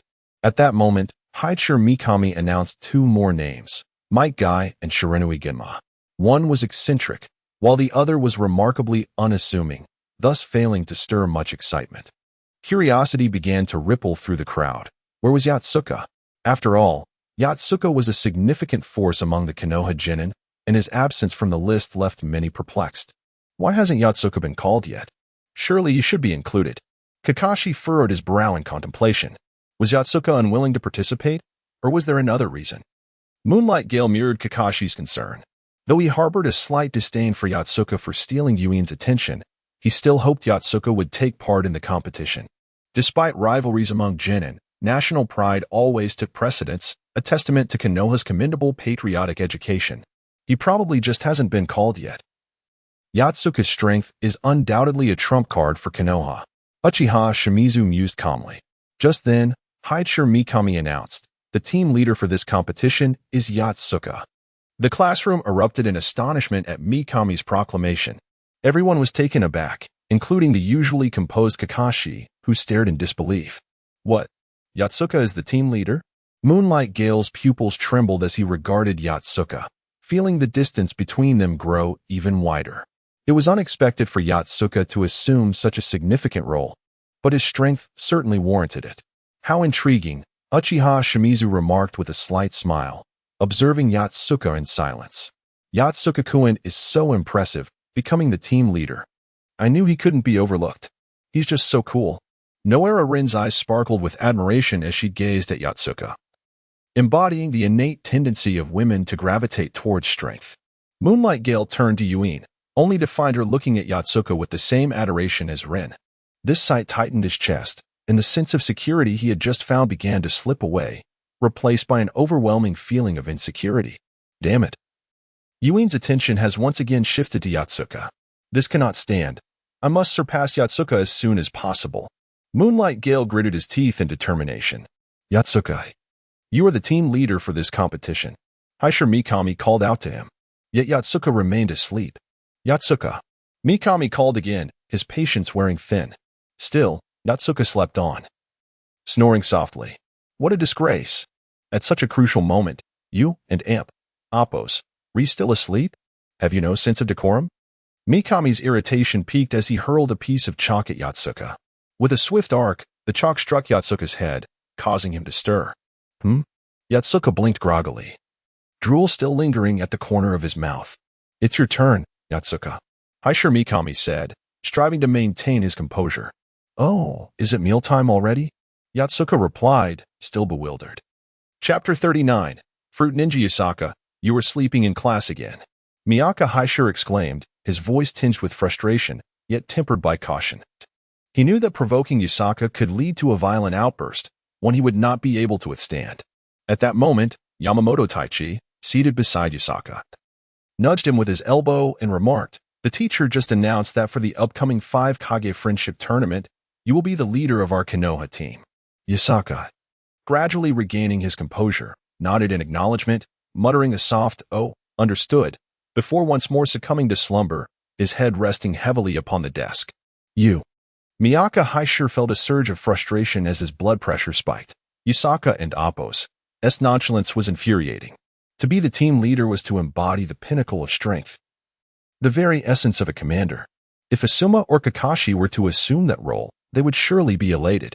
Nevertheless, accustomed to Yasaka's demeanor, Miyaka forcibly suppressed his annoyance and continued addressing the assembled students. I have already announced the participants. These individuals were selected based on assessments of their abilities by myself. Other qualified instructors, in the third Hokage. They represent the most formidable group among the genin. Upon hearing Miyaka and Appo's words, Asuma Saratobi smiled. A sense of achievement and confidence swelling within him. Though not the strongest, he was among the elite, a cause for celebration and recognition of his prowess. The same sentiment resonated with Kakashi and others, who felt delighted to be acknowledged for their skills, a significant honor for the spirited youth. As for those who were not selected, Miyaka offered words of solace, reminding them that a ninja must endure humiliation and carry out their mission. Although their current strength may be lacking, with diligence, they too could ascend to the ranks of the chosen ones. Fortunes shift like the tides. No one can claim to remain superior forever. After comforting the unselected students, Miyaka shared some critical guidelines for the upcoming tournament, such as refraining from provocations and not revealing their strengths before the competition. For Yasaka, however, these advisories were of little consequence. He was still lost in sleep, dreaming of becoming Hokage, with Konoha overflowing with delectable treats, nearly overwhelming his system with rewards. As class concluded, Kakashi roused Yasaka, eager to spar and gauge his current abilities. Yet, after a brief contemplation, he decided against it, fearing he might be swiftly dispatched by Yasaka, rendering any assessment futile. Ultimately, Kakashi opted to challenge Asuma instead. After class, Yasaka wandered the streets, aimlessly passing time, when he noticed a gathering of people ahead. Curiosity piqued. He approached to discover a newly opened shop hosting an event called Fruit Ninja. Upon inspecting the game's rules, Yasaka learned that participants would slice fruits thrown from a machine. Cutting anything other than fruit would lead to disqualification, while successfully slicing fruit would earn points. The participant with the highest score would win a newly launched fruit tart and other prizes, while those eliminated and those ranking below third would bear the cost of the discarded fruits. Oh, Fruit Ninja? How intriguing. This tests both slicing skills and reflexes. Perfect for me. After observing the challenge, Yasaka understood the mechanics. The vendor would load fruits and miscellaneous items into a machine, which would randomly launch them at high speed, requiring contestants to slice the fruits within a designated area to score. Several young challengers had already attempted the game, one of whom missed and struck a wooden block instead, leading to his immediate disqualification and subsequent payment of the penalty. The next two participants continued, but a rule stated that should 3 fruits fall uncut, the challenge would end. Yasaka noted the leaderboard. Currently, the highest score was 135, a record he felt confident he could surpass. He approached the stall, paid the 10 Ryo entry fee, and prepared to take his turn after the current participants concluded. Soon, one young man made a critical error and was disqualified, while the other failed to react in time, allowing 3 fruits to hit the ground, thus ending his attempt with a score of 122. Had he persisted, he might have broken the record. Now, he was relegated to second place. Next contestant. The vendor called, prompting Yasaka to step forward, drawing his katana with a confident demeanor as he positioned himself behind the yellow line, ready to face the first wave of attacks. Begin. With the vendor and Appo's command. He pressed a button on the machine. In an instant, 2 indistinct shadows shot forth, and Yasaka swiftly swung his blade. The sound of slicing echoed as the shadows transformed into 2 halves of a banana and an orange, landing on the ground. Impressive. This lad strikes with remarkable speed. An onlooker remarked, stroking his beard. That was merely the first wave. Let us see how long he can maintain this, another chimed in. As the second wave commenced, a swift whoosh resonated as 3 shadows, too rapid to discern, erupted from the machine. Yasaka, with deft precision, sliced through them, revealing 2 halves of an apple and a strawberry, alongside an intact rubber ball, clearly a ruse among the fruits to mislead participants. Yasaka expertly ignored the ball, focusing solely on the fruits. His performance was commendable, yet merely the beginning, prompting the crowd to continue watching with bated breath. Chapter 40. Impact Records. After enduring several rounds of fruit slicing, Yatsuka adeptly severed the fruits that were ejected, maintaining impeccable accuracy throughout the process. By now, he had successfully navigated 12 waves without missing a single fruit, leaving him with 3 opportunities to falter. However, at this stage, the quantity of items being launched had escalated from the initial 2 or 3 to a staggering 12 per wave, comprising 8 fruits and 4 wooden blocks, thus presenting an extraordinary challenge. From the moment the items were ejected to when they left the cutting range, Yotsuka had merely 2 seconds to discern which were fruits and which were distracting obstacles. Within this fleeting time frame, he had to swiftly slice through the fruits while avoiding the non-fruit items, all while the speed of the projectiles surpassed even that of thrown shurikens. To have reached the 12th wave was indeed a remarkable feat for Yotsuka. Initially, he had drawn a modest crowd of 7 or 8 onlookers, but this number had swelled to over 20, forming layers of spectators encircling the fruit ninja stall, all eyes fixated on Yotsuka's rapid motions as he sliced the fruits. As the number of projectiles increased, the peril of each fruit attack grew exponentially. A single miscalculation could lead to the slashing of an obstacle or the oversight of a fruit, resulting in immediate failure. Such an impressive young man. His swordsmanship is nothing short of extraordinary, and his reflexes are remarkably swift. In such a brief span, he can distinctly identify fruits from obstacles and sever them with precision. Truly remarkable, remarked an elderly gentleman, his expression serious as he watched Yotsuka. Indeed, I can barely catch a glimpse of the fruits and distractions as they are launched, yet this young lad swiftly cleaves them apart. It's astonishing. Had I not witnessed it with my own eyes, I would have assumed he possessed the Sharingan of the Uchiha clan. Another onlooker chimed in. Yes, when it comes to such feats, the Uchiha Sharingan is unparalleled, as it can slow the movement of objects, effectively enhancing one's reflexes. Yet this young man accomplishes this solely with his natural eyesight, truly a prodigy. Another observer added. Indeed, it is a cause for celebration that our village of Konoha has such a promising next generation, they exclaimed, laughter and admiration filling the air. As the crowd buzzed with praise for Yotsuka, even seasoned shinobi were present, quietly assessing his skills. A few of them admitted to themselves that they struggled to match Yotsuka's level. By the 8th or 9th wave of fruit attacks, they found their eyes, minds, and bodies unable to keep pace. Hey, do you know who that kid is? He looks like a low-ranking ninja, one jonin asked his companion, nudging him with his elbow. I have no idea, the other replied with a shrug. As a jonin, I spend most of my time training or on missions, so I don't have the luxury to keep track of the lower ranks. The only ones I recognize are Asuma Saratobi and Kakashi Itaki. True. Who has the time to observe the lower ranks? This kid is undeniably impressive.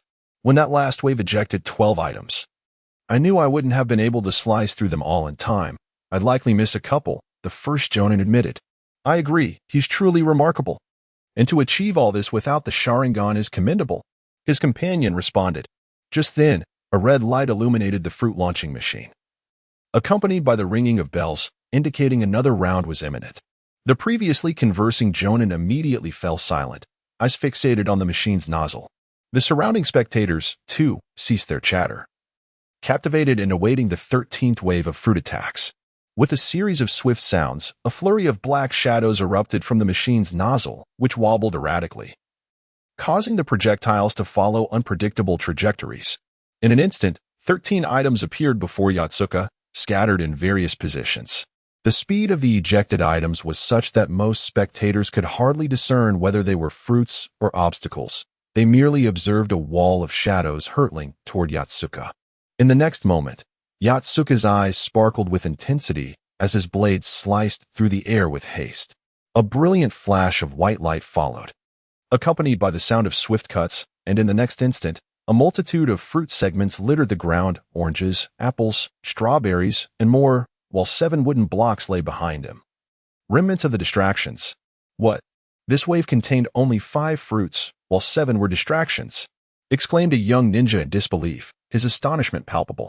His exclamation captured the attention of all present, who shared expressions of shock as they gazed at the 7 wooden blocks on the ground. 7 distractions signified what? Out of 13 items launched, more than half were diversions, meaning that as Yotsuka focused on the obstacles, he had to redirect his gaze to identify the fruits, further complicating the task at hand. Nevertheless, even in the face of this challenge, Yatsuka swiftly and accurately sliced through every fruit, leaving the audience awestruck by his technique, skill, and reflexes. Chapter 41. The astonishing Yatsuka, how formidable. A Nin observed Yatsuka, utterly astounded, with such mastery of slashing techniques and reflexes. He concluded that he stood no chance against Yatsuka. Meanwhile, not too far from this fruit ninja stall, word of Yatsuka's prowess had begun to spread. Sitting in Ichiraku ramen, Mikami Shuji had just sipped some broth when he overheard two passers-by conversing excitedly about a fruit-cutting stall, mentioning a particularly skilled genin who had already surpassed 13 rounds, nearing the record of 16. How thrilling! They urged each other to hurry and witness it. Mikami Shuji, puzzled, thought to himself, a fruit ninja? He recalled having encountered this so-called fruit ninja stall during a mission in the Land of Lightning, where he had seen firsthand the simplicity of the game, which grew increasingly challenging as one progressed. Out of curiosity, he had attempted it himself, only to be eliminated at the 9th wave for failing to react quickly enough, hitting an obstacle and missing a fruit. So that game. It was indeed entertaining, but nothing extraordinary. It seemed the people of Konoha were quite intrigued by it. As he mulled over this, he continued to enjoy his ramen, indifferent to the stall nearby, planning to head home for a nap after his meal. However, just as the noodles entered his mouth, his chewing slowed to a halt. Genin? The 13th wave. Confusion etched across his face as he realized that this batch of genin comprised his very own students. Had they advanced to that point, challenging the record? Who could it be, so exceptional as to reach the 13th wave? Even I, as their teacher, had only managed the 9th. Suddenly, a thought struck him. The fruit ninja, cutting fruits with a knife. Could it be that genin? Yatsuka? This notion burgeoned uncontrollably in Mikami's mind, overwhelming him with curiosity, rendering him unable to continue his meal. In a fit of enthusiasm, he abandoned his half-eaten ramen and dashed towards the fruit ninja stall. Father, why did teacher Mikami suddenly rush out? He looks rather flustered. The moment Mikami Shuji bolted from Ichiraku ramen, Ayam emerged from the kitchen with a small bowl of extra noodles, witnessing his hurried departure. She turned to her companion, Oitsutsuki Ichiraku, with a curious expression. Ichiraku smiled knowingly and replied, "There's a stall called Fruit Ninja, and a remarkably skilled participant is reportedly challenging the record." "Oh, I see," Ayam murmured, placing the extra noodles into Mikami's bowl and setting it aside, pondering that he might return to finish his meal. However, she held no interest in this fruit ninja phenomenon. Even if someone was exceptionally talented, it did not captivate her. Just as Ayam turned to head back to the kitchen, she heard Ichiraku remark, "Do you think that participant could be Yatsuka?" Ayam halted mid-motion, her hand still lifting the door curtain, and turned back with a slight blush. Could it?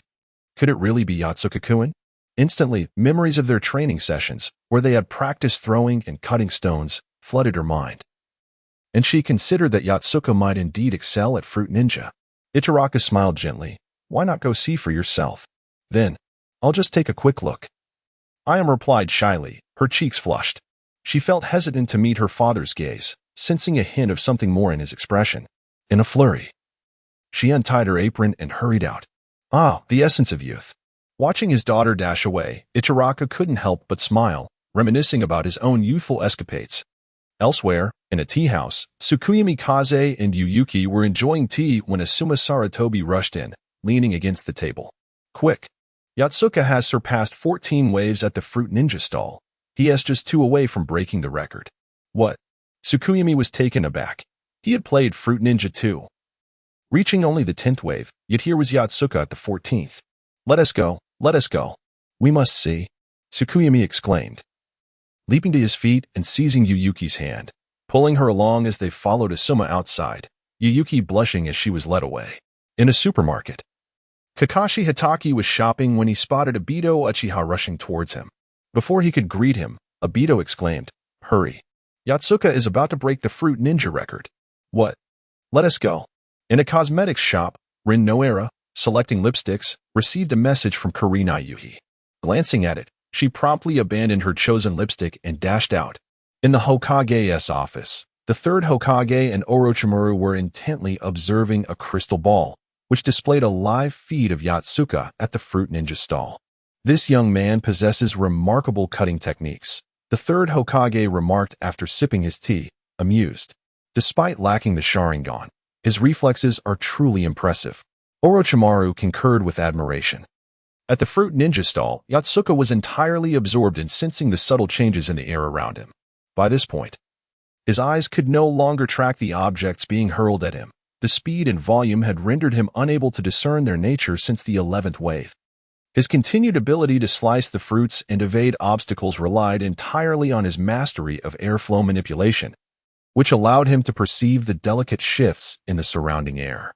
His awareness of these currents was heightened to its peak, attuned to every minute variation in the air's movement. Chapter 42. Abandoning vision. Even now, Yaosaka could simply close his eyes without any consequence. He could still perceive the incoming objects with remarkable accuracy, relying solely on his ability to sense the flow of air.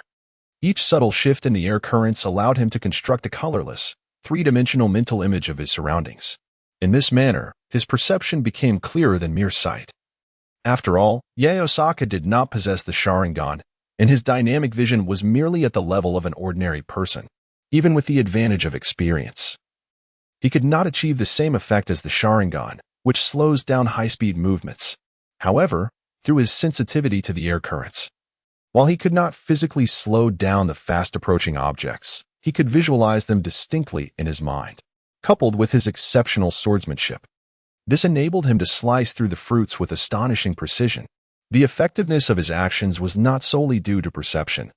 The Great Freedom Immortal technique further enhanced the speed of his arm as he wielded the knife, granting him the necessary swiftness to sever the fruits in a short span of time. Thus, the true reliance lay in his mental acuity. After all, one must be able to think quickly to control one's body. Yaosaka's mind was extraordinarily agile, allowing him to manage the task of slicing fruits adeptly. However, as the waves of fruit attacks continued to increase, even with the enhancements of air manipulation and the Great Freedom Immortal technique, Yaosaka began to feel the strain. After all, human abilities have their limits, and one must adhere to fundamental principles. At this moment, they had reached the 15th wave, and the crowd around them gawked in astonishment. Their attention was no longer fixed on the machine's nozzle but was entirely focused on Yaosaka. By this time, their eyes could no longer discern the objects being ejected. For not only had the quantity of the projectiles increased, but the speed of their emission had also escalated. Thus, the spectators could hardly see the details and could only observe Yaosaka's movements, anxious to see if he would miscut or overlook any fruit. "Excuse me, please make way." Noera Rin struggled through the crowd to reach the front row. Finally managing to poke her head through, she took a breath of fresh air and spotted Yaosaka standing ahead. Instinctively, she opened her mouth to call out, but before she could utter a word, a hand landed on her shoulder, silencing her. "Sensei, what are you doing here?" Rin exclaimed, surprised to see Mikami Shuji, who was the one restraining her from speaking. "Don't make a sound. We must not distract Yaosaka. If you call out just as he begins the next spray, it could divert his focus and cause him to falter," Mikami said, his gaze fixed intently on Yaosaka. Upon arriving and confirming it was indeed Yaosaka, he felt a surge of excitement. After all, Yaosaka was his student, and he took great pride in his achievements. "Oh, I understand. I want to disturb Yaosaka-kun." Rin nodded vigorously, then turned her attention back to Yaosaka. Meanwhile, not far off, Shobu watched Yaosaka with a mix of anxiety and excitement. Her nervousness stemmed from the imminent 15th wave of fruit attacks, fearing that Yaosaka might falter. Her excitement, however, arose from Yaosaka's extraordinary skills, which filled her with exhilaration, causing her cheeks to flush. "Go for it, Yaosaka-kun." Shobu silently cheered for him. "Indeed, it's Yaosaka. I could never handle that last wave, yet he sliced through the fruits with impeccable precision and skillfully dodged the obstacles. Truly impressive," Uchiha Obito remarked with admiration. His eyes wide as he focused on Yaosaka, his gaze transformed into the state of the Two-Tomo Sharingan. He had witnessed the previous wave of fruit attacks clearly, and with the unique dynamic vision afforded by the Sharingan, the rapidly ejected objects seemed to decelerate, allowing him to discern 11 fruits and 3 obstacles. However, while he could see and comprehend the situation, his body could not keep pace. Thus, Obito felt immense respect for Yaosaka. who surpassed even the power of the Sharingan without possessing it. Indeed, the disparity between him and Yaosaka was profound, Kakashi mused as he observed Yaosaka intently. At that moment, the red warning light on the machine began to flash, and the alarm rang out. Yaosaka then closed his eyes, channeling his entire focus into sensing the air currents around him. In that instant, his visual perception vanished, replaced by a slightly blurred and dynamically shifting black and white three-dimensional image in his mind. This was the first time Yaosaka fully abandoned his sense of sight, relying entirely on his air-sensing ability to construct his vision. Initially, the mental image was somewhat distorted, reminiscent of the awkward animations produced by a novice 3D animator. However, it must be noted that Yaosaka's mind was exceptionally adept. Within just a second or two, he adapted completely to this new form of perception and made the necessary dynamic adjustments. Thus, the image in his mind, aside from lacking color, bore little difference from what could be seen with the eyes. Look, he has actually closed his eyes. Someone in the crowd observed Yaosaka's action and called out softly. Soon, the onlookers noticed Yaosaka's closed eyes, sparking a flurry of murmurs. Some speculated that he had given up, for the forthcoming 15th wave would unleash 15 objects. A challenge that seemed nearly insurmountable. Indeed, with each additional projectile, the difficulty escalated exponentially. Others, however, held a different opinion. Uchiha Obito furrowed his brow, contemplating. From what I know of Yaosaka-kun, he doesn't seem like the type to surrender. Thus, there remains only one possibility simultaneously, Kakashi reflected, that is, he possesses a unique sensing ability that allows him to scout without the use of his eyes. Moreover, it is likely more effective than vision. This is his extraordinary sensing ability, isn't it? Mikami contemplated with a serious expression, a sense of excitement and anticipation bubbling within him, making it difficult for him to remain composed. Just then, the fruit attack commenced. Chapter 43, Astonishing Power. At that moment, the machine roared to life. A flurry of dark shadows erupted from its nozzle, streaking through the air with astonishing speed. For some who were fixated on the machine, their eyes barely registered the blur of shadows before they realized it. By the time their minds caught up, those shadows had already reached Yusaka. Yusaka stood with his eyes closed, channeling all his mental energy outward, meticulously attuning to every subtle shift in the air surrounding him. As the machine unleashed its barrage of shadows, Mikami Shuji clenched his fists, his heart racing as if he were the challenger, even more anxious than Yusaka himself. He was not alone in his trepidation. Kakashi's eyes widened in disbelief, his pupils dilating as he fixated on the shadows hurtling toward Yusaka. Uchiha Obito had activated his Manjiki Sharingan to its fullest potential, clearly seeing the 15 objects speeding toward Yusaka. Moonlight Gale and Kakashi mirrored each other's intensity, their fists clenched in anxious anticipation. Noera-rin, Shobu, and Yuhi Kurenai shared expressions of tension and eagerness as the 15 shadows shot forth from the machine.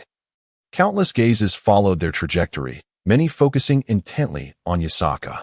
When the shadows were a mere meter and a half away, in a flash, Yusaka slashed upward with his blade, a silvery arc slicing through the air like a crescent moon. One half of an apple instantaneously appeared to the left of his blade, while the other half soared away at a sharp angle behind him.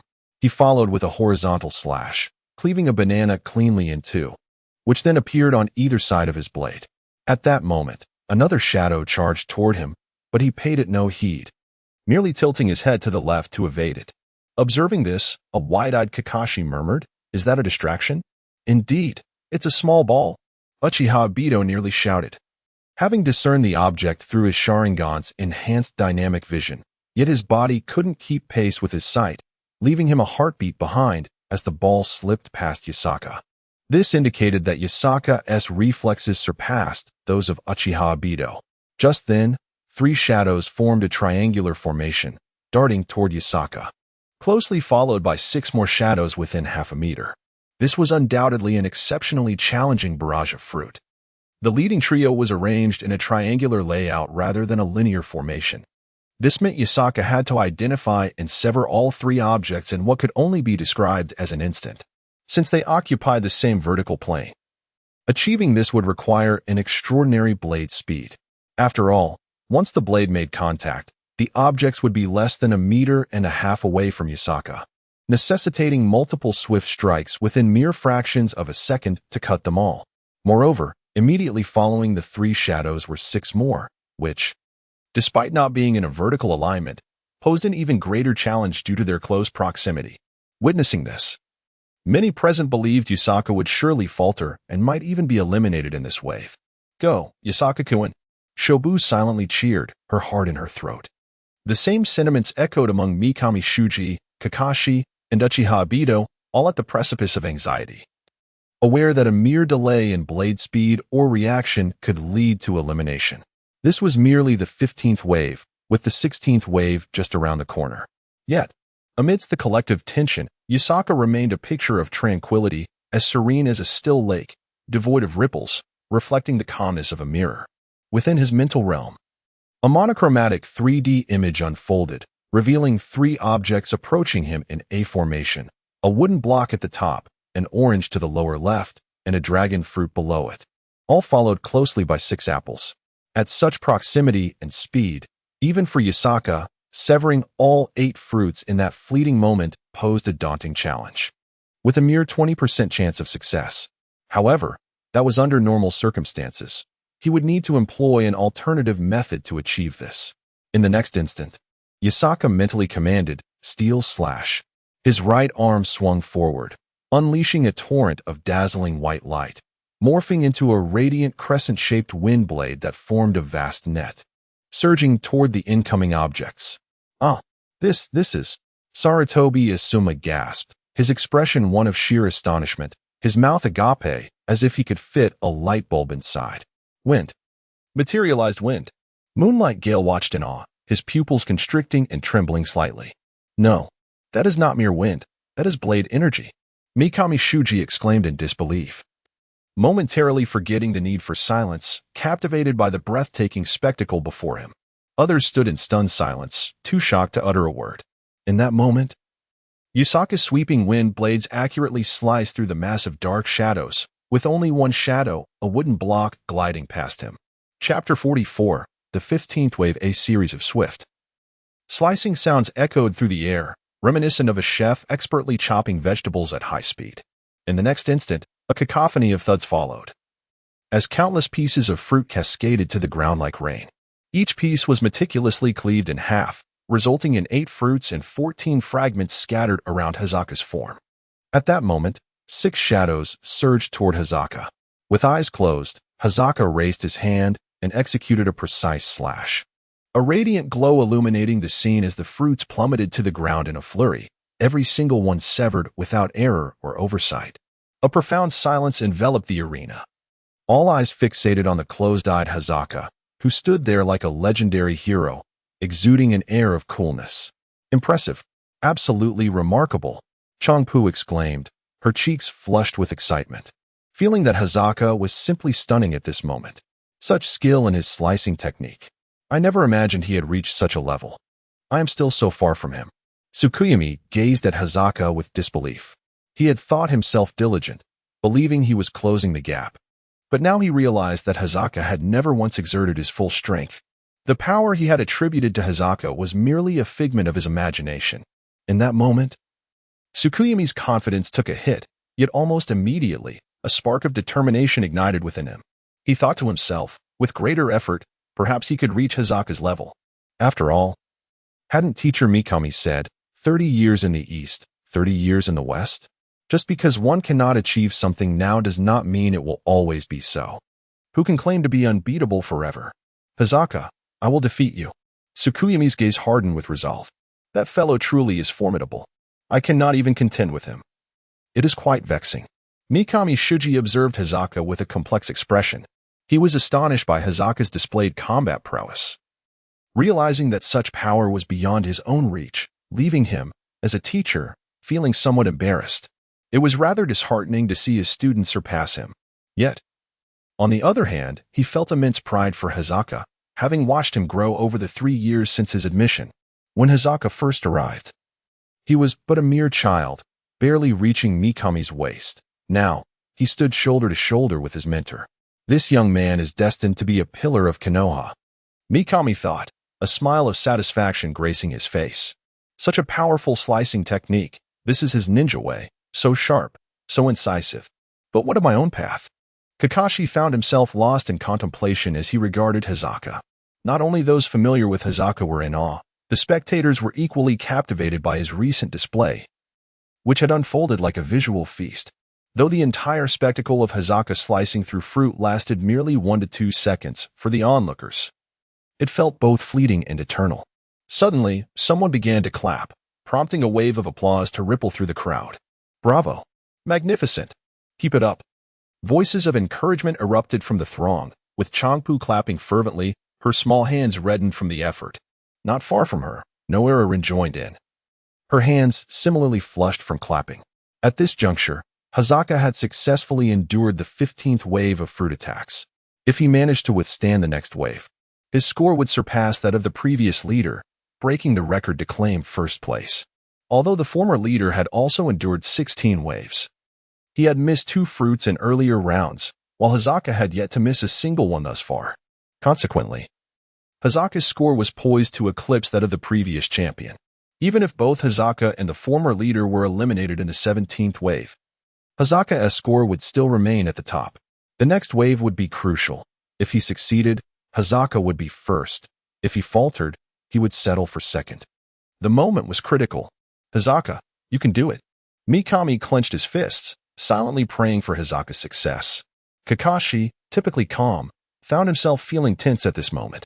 Though he regarded Hazaka as the rival he aspired to surpass, he now hoped for Hazaka to succeed in setting a new record, for that would make the pursuit of surpassing him all the more meaningful.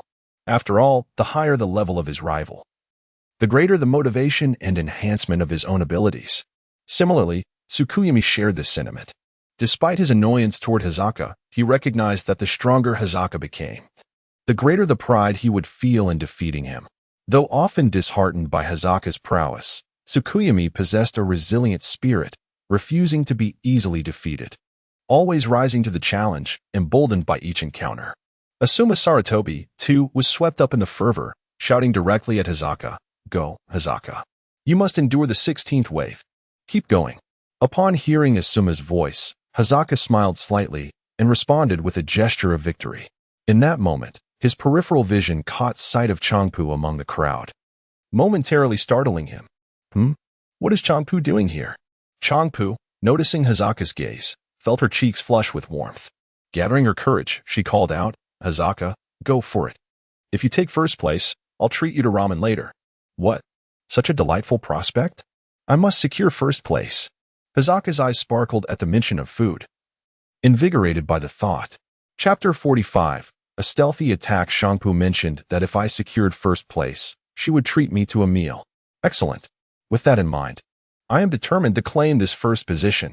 Yusaka's eyes sparkled with excitement as he gazed at Changpu, causing her cheeks to flush with embarrassment. The intensity of Yusaka's gaze made Changpu feel an unusual warmth. She wished to hide her face, overwhelmed by his fervent attention. Yet, a part of her feared that covering her face might displease him, leading her to grapple with conflicting emotions. At that moment, Yusaka looked at Changpu as if she were a bounty of system rewards. Although he had savored ramen before, it paled in comparison to the initial delight. Yet, any culinary delight could bolster his strength, differing only in magnitude.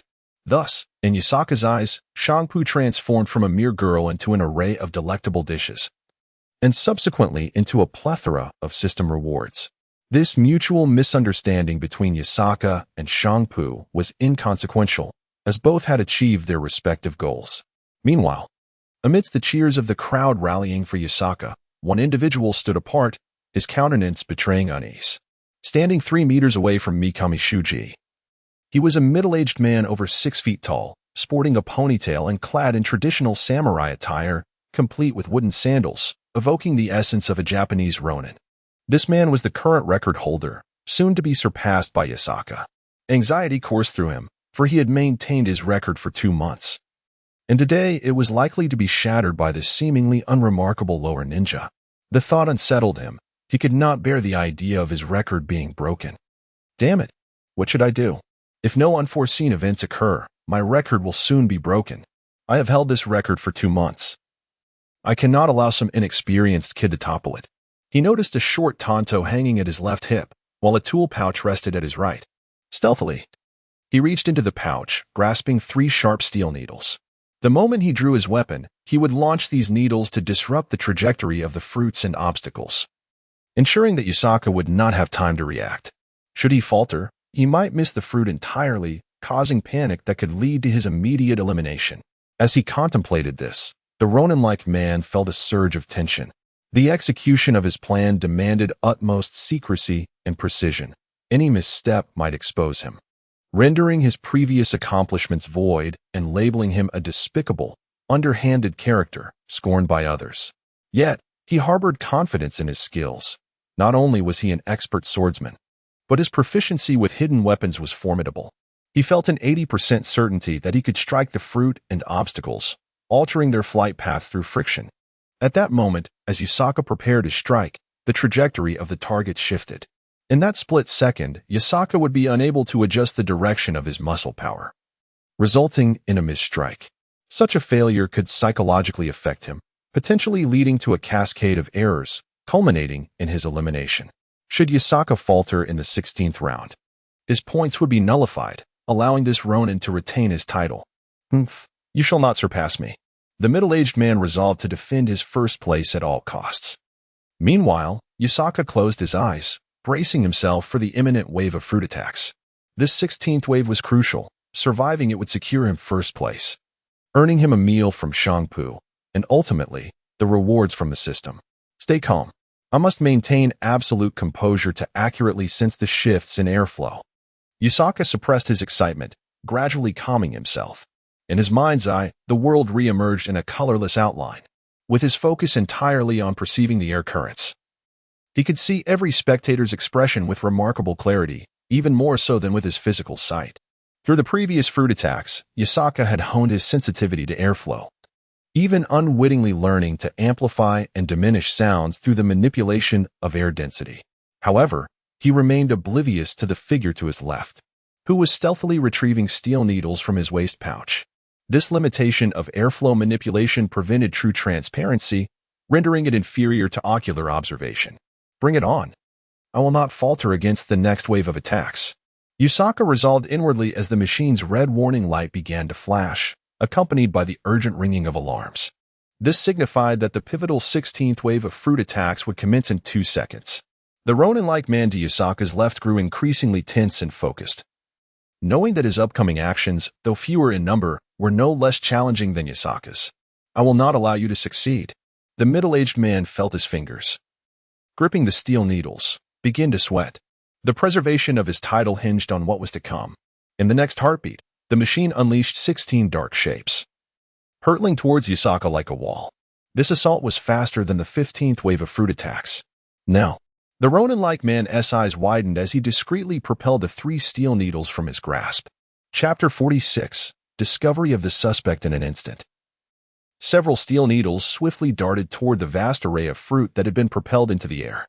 Although there were merely 3 needles, their impact was profound, akin to tugging a single thread that unravels an entire tapestry. At such high speeds and close proximity, even the slightest miscalculation could render all efforts in vain. Therefore, whether due to mental fortitude or the pressing circumstances, there could be no room for error at this juncture.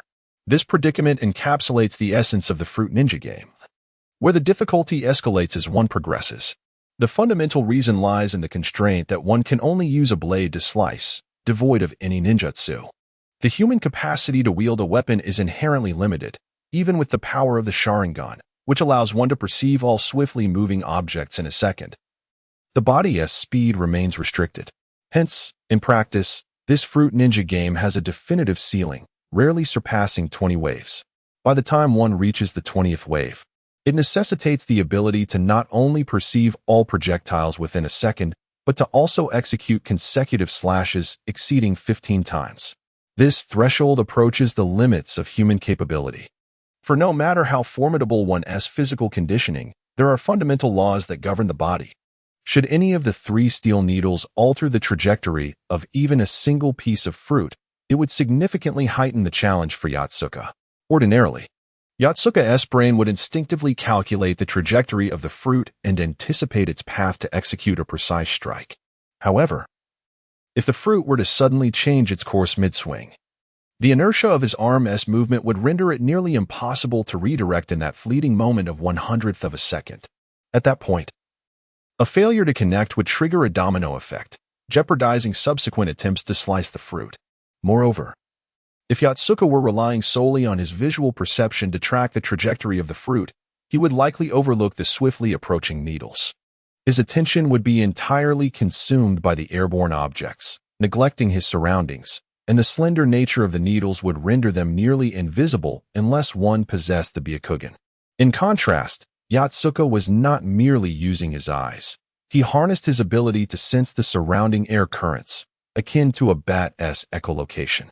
Thus, the moment the three needles were launched, Yatsuka effortlessly discerned their trajectory within the 3D mental representation he conjured. What is this? Hidden weapons? Is the stall owner attempting to thwart my record? Or is it the hand of the one maintaining the record? Upon perceiving the needles, Yatsuka immediately halted his swinging arm and redirected his focus toward both the needles and the airborne fruit. Only after determining the final trajectories of the 16 flying objects did he prepare to strike. His combat intelligence dictated that if those needles were to intersect with the fruit while he was mid-swing, he would likely be unable to adjust his strike in time. Thus, under this near-limitless cognitive pressure, Yatsuka astonishingly refrained from swinging his blade for a fraction of a second, successfully utilizing his air-sensing ability to anticipate the outcomes influenced by the three needles, two fruits and one interference object. In a fleeting moment, Yatsuka predicted the impacts of the three needles on the flying objects. After roughly estimating the altered trajectories of the two fruits and the interference object, he decisively launched his attack, empowered by the Great Freedom Immortal technique, enabling an unprecedented speed in his blade's movement. Cut! Yatsuka roared, unleashing his sword at the limits of his capacity, leaving a trail of afterimages in his wake. The blade generated a wave of air resistance, slicing through the 7 fruits in the foremost position while deftly avoiding the 2 interference objects. Yet, 9 flying objects remained. Among these, 3 collided with the steel needles, resulting in an instantaneous displacement, with one fruit even striking another, dramatically altering their trajectories. However, through his air-sensing vision, Yatsuka perceived these changes with clarity. Coupled with his nearly supernatural cognitive processing skills, he successfully deduced the subsequent trajectories of the 3 affected objects. He continued to wield his blade, executing a series of precise slashes that struck each fruit while deftly evading one interference object. The fruits shattered, scattering fragments across the ground. Gasping for breath, Yatsuka sheathed his blade, acutely aware that this wave of fruit attacks had pushed him to the brink of his capabilities. Without the enhancement of the Great Freedom Immortal technique, he would have struggled to keep pace, risking the loss of 1 or 2 fruits. Yet, it was precisely in this moment of near exhaustion that his latent potential surged forth, allowing him to transcend his previous limits and reach a new pinnacle. Though this advancement was but a slight elevation beyond his prior threshold, that infinitesimal increment had eluded countless others. Surpassing one's limits, even marginally, is a feat as daunting as scaling the heavens.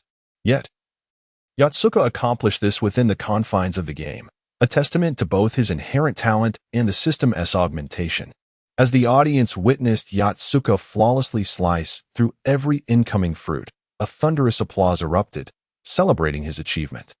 He had not only broken the 2-month-long record, but had done so while standing at the pinnacle as a mere genin. Chapter 47, becoming #1 in a triumphant roar. Someone exclaimed, "Incredible! We did it!" Moments later, the crowd erupted in cheers, as if the victory belonged to them. Amazing! A record has been broken. Such exceptional swordsmanship. The atmosphere was electrifying, with many individuals leaping in excitement. Shangpu's exhilaration was palpable. She could hardly contain herself, her joy spilling over in laughter. She was thrilled not only for Yabasaka's achievement, but also at the prospect of spending a moment alone with him, a thought that filled her with both excitement and trepidation. Yabasaka is extraordinary, so handsome, she mused, her cheeks flushed, fists clenched against her chest. Asuma Sarutobi, visibly astonished, remarked, "This guy is astonishingly formidable." To sever all of them in such circumstances is simply ruthless. He reflected that if he had been in Yabasaka's position, he would have been able to cut at most 10. Yet Yabasaka faced 16 simultaneously, a feat that seemed almost otherworldly. Notably, Uchiha Hashizui interjected with a grave expression. It appears there was an issue just now. Oh, what issue? Asuma asked, intrigued.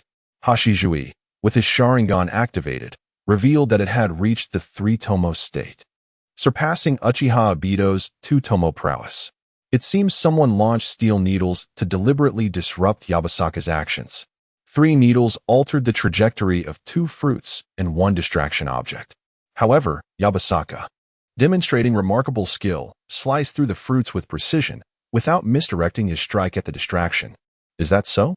Did you see who did it? Asuma inquired. Astonished and somewhat irate, Hashizui shook his head. My focus was entirely on Yabasaka and the airborne objects. By the time I noticed the steel needles being launched, it was too late to identify the culprit. However, the direction came from a small cluster of individuals to Yabasaka's left. As he spoke, Hashizui discreetly scrutinized those individuals, and Asuma followed suit. There are 2 elderly men. One is the fruit shop owner I know, and he is not a ninja. The other, however, is a ninja. Yet he lacks the skill to wield such a hidden weapon. To accurately strike a moving object without leaving a trace requires exceptional precision. As he pondered, his gaze shifted among the group until he finally identified a suspect. The man appeared to be in his 30s, dressed in a way that suggested a lack of strength. He bore a katana on his left side, and a bag on his right seemed to contain weaponry. Upon closer inspection, Hashizui noticed that the zipper on the man's waist pouch was ajar, revealing something sharp within. Yet he could not ascertain whether it was a steel needle, shuriken, or kunai. Nonetheless, the man's suspicious demeanor was evident. As Hashizui's gaze remained fixed on the suspect, Asuma too recognized the man's dubious nature. There's an overwhelming likelihood that he is the one responsible, he whispered to Hashizui. The man, garbed as a ronin, was no ordinary individual. As Asuma and Hashizui observed him, he sensed their scrutiny and, despite their lower rank, he cautiously began to retreat into the throng. Should we apprehend him? Asuma queried, brow furrowed. After a moment's contemplation, Hashizui replied, pursue him. Thus, the 2 stepped out from the crowd. Just as they emerged, they saw the ronin already fleeing over 20 meters ahead. Stop! Asuma shouted, immediately giving chase. Their swift actions went unnoticed by the audience, who remained engrossed in Yabasaka's recent spectacular display. Only Hashizui, with his 3-tomo Sharingan, perceived the underlying deception. No one else had caught on, not even their teacher, Mitsuhashi Haishur, who was enthusiastically praising Yabasaka. Although the fruit ninja game was merely a pastime, it encompassed significant skill, demanding quick reflexes, speed, and judgment, qualities not everyone possessed. To advance through 10 rounds was a testament to Yabasaka's exceptional prowess. Yet, it was not to say that those who failed to reach 10 rounds were lacking. Even Tsunade had her struggles, yet she remained formidable. Why does each of Yabasaka's strikes plunge me deeper into despair? Just as I regained my resolve, he cast me back into the abyss, lamented Tsukiki's ship, who had faced Yabasaka 32 times, each encounter ending in defeat. Despite these losses, he meticulously reflected on the details of each battle, striving to improve by learning from Yabasaka's strengths. Unbeknownst to him, he had significantly progressed, a benefit of having such a formidable rival beside him. Kakashi placed a reassuring hand on his shoulder, their shared experiences fostering a bond of empathy. Keep fighting or concede, either way. You must persist in your efforts to catch up to him, Kakashi advised solemnly. I know. Tsukikage sighed, his gaze drawn to the exuberantly cheering Yuya, wishing for a moment that the applause was directed at him instead. Chapter 48. The envy of moonlight and gale. If only I could achieve the level of Yatsuka. Then I too would bask in the applause of Yuka, and her gaze would be directed solely towards me, mused Moonlight Gale, reflecting that everything is fundamentally rooted in strength. Contemplating this, he felt an impatient urge to train, yet Yatsuka was still occupied, and he wished to observe how far Yatsuka could progress. At this moment, Yatsuka also began to feel fatigued. After all, maintaining such intense focus for an extended period inevitably leads to mental exhaustion. Moreover, the relentless high speed, even extreme, sword strikes placed considerable strain on his arm muscles. Consequently, Yatsuka felt weary and looked forward to having a meal with Ayam once he completed his task. Suddenly, the red warning lights flashed and the alarm rang, announcing the imminent arrival of the 17th wave of fruit attacks. This marked a historic moment, as it was the first time they had reached the 17th wave. In the next instant, the machine's nozzle spewed forth countless shadows, this time releasing one more than before, totaling 17 flying objects. Yatsuka maintained a heightened state of mental acuity, sensing the flow of air. The moment the projectiles were launched, he discerned their silhouettes. As each object traversed a meter, Yatsuka had already processed all 17 items, identifying 16 as fruits and 1 as a distraction. Thus, Yatsuka had merely 1 second to execute 16 sword strikes, a daunting challenge even for him. Despite the enhancement of the Great Freedom Immortal technique, achieving this feat was becoming increasingly difficult, especially after numerous high-speed strikes. His arm was nearing its limit. Strike! Yatsuka bellowed, swiftly wielding his katana, creating a blur of motion. The blade shimmered, unleashing a cascade of dazzling white light, and fragments of fruit rained down like petals scattered by celestial maidens. Once again, Yatsuka executed the task flawlessly, leaving no fruit untouched and avoiding any obstacles. The audience erupted in enthusiastic applause, yet Yatsuka remained oblivious, eyes closed as he stood still.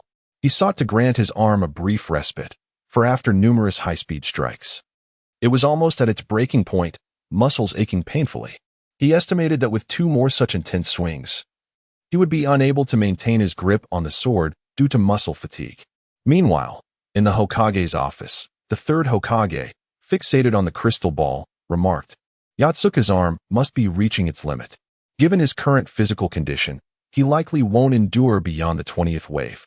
Each successive wave imposes greater strain on his arm, and if he forces himself beyond this point, he risks tearing his muscles." Nevertheless, it is still an impressive feat, Jiraiya commented with a smile. Based solely on swordsmanship, I reckon he could manage only 11 or 12 waves at most. However, this did not imply that he could defeat Yatsuka. While Yatsuka was indeed formidable, in a direct confrontation, he would find himself outmatched by Jiraiya. After all, Yatsuka excelled in close combat, while Jiraiya's ninjutsu encompassed vast areas, enabling him to eliminate Yatsuka before he could close the distance. Although Yatsuka had previously cleaved through flames, that was merely an ordinary A-rank fire technique. Against higher-level fire techniques, Yatsuka's current capabilities would fall short. If Jiraiya invoked the Sage technique, Goemon, Yatsuka would be utterly unable to withstand or deflect it. However, this was but a fleeting notion. As Yatsuka's swordsmanship evolved, such limitations might eventually fade.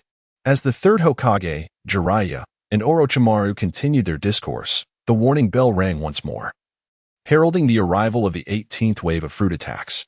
Damn, this wave feels precarious. My hand is barely able to grip the sword, Yatsuka thought, his right arm stiff and muscles exhibiting a palpable tearing sensation. Although he had rested for approximately 15 seconds, his arm remained tense and swollen. Anyone touching it would find the muscle hard as stone. This was a state of muscular engorgement. While moderate engorgement could enhance strength, excessive strain would lead to injury.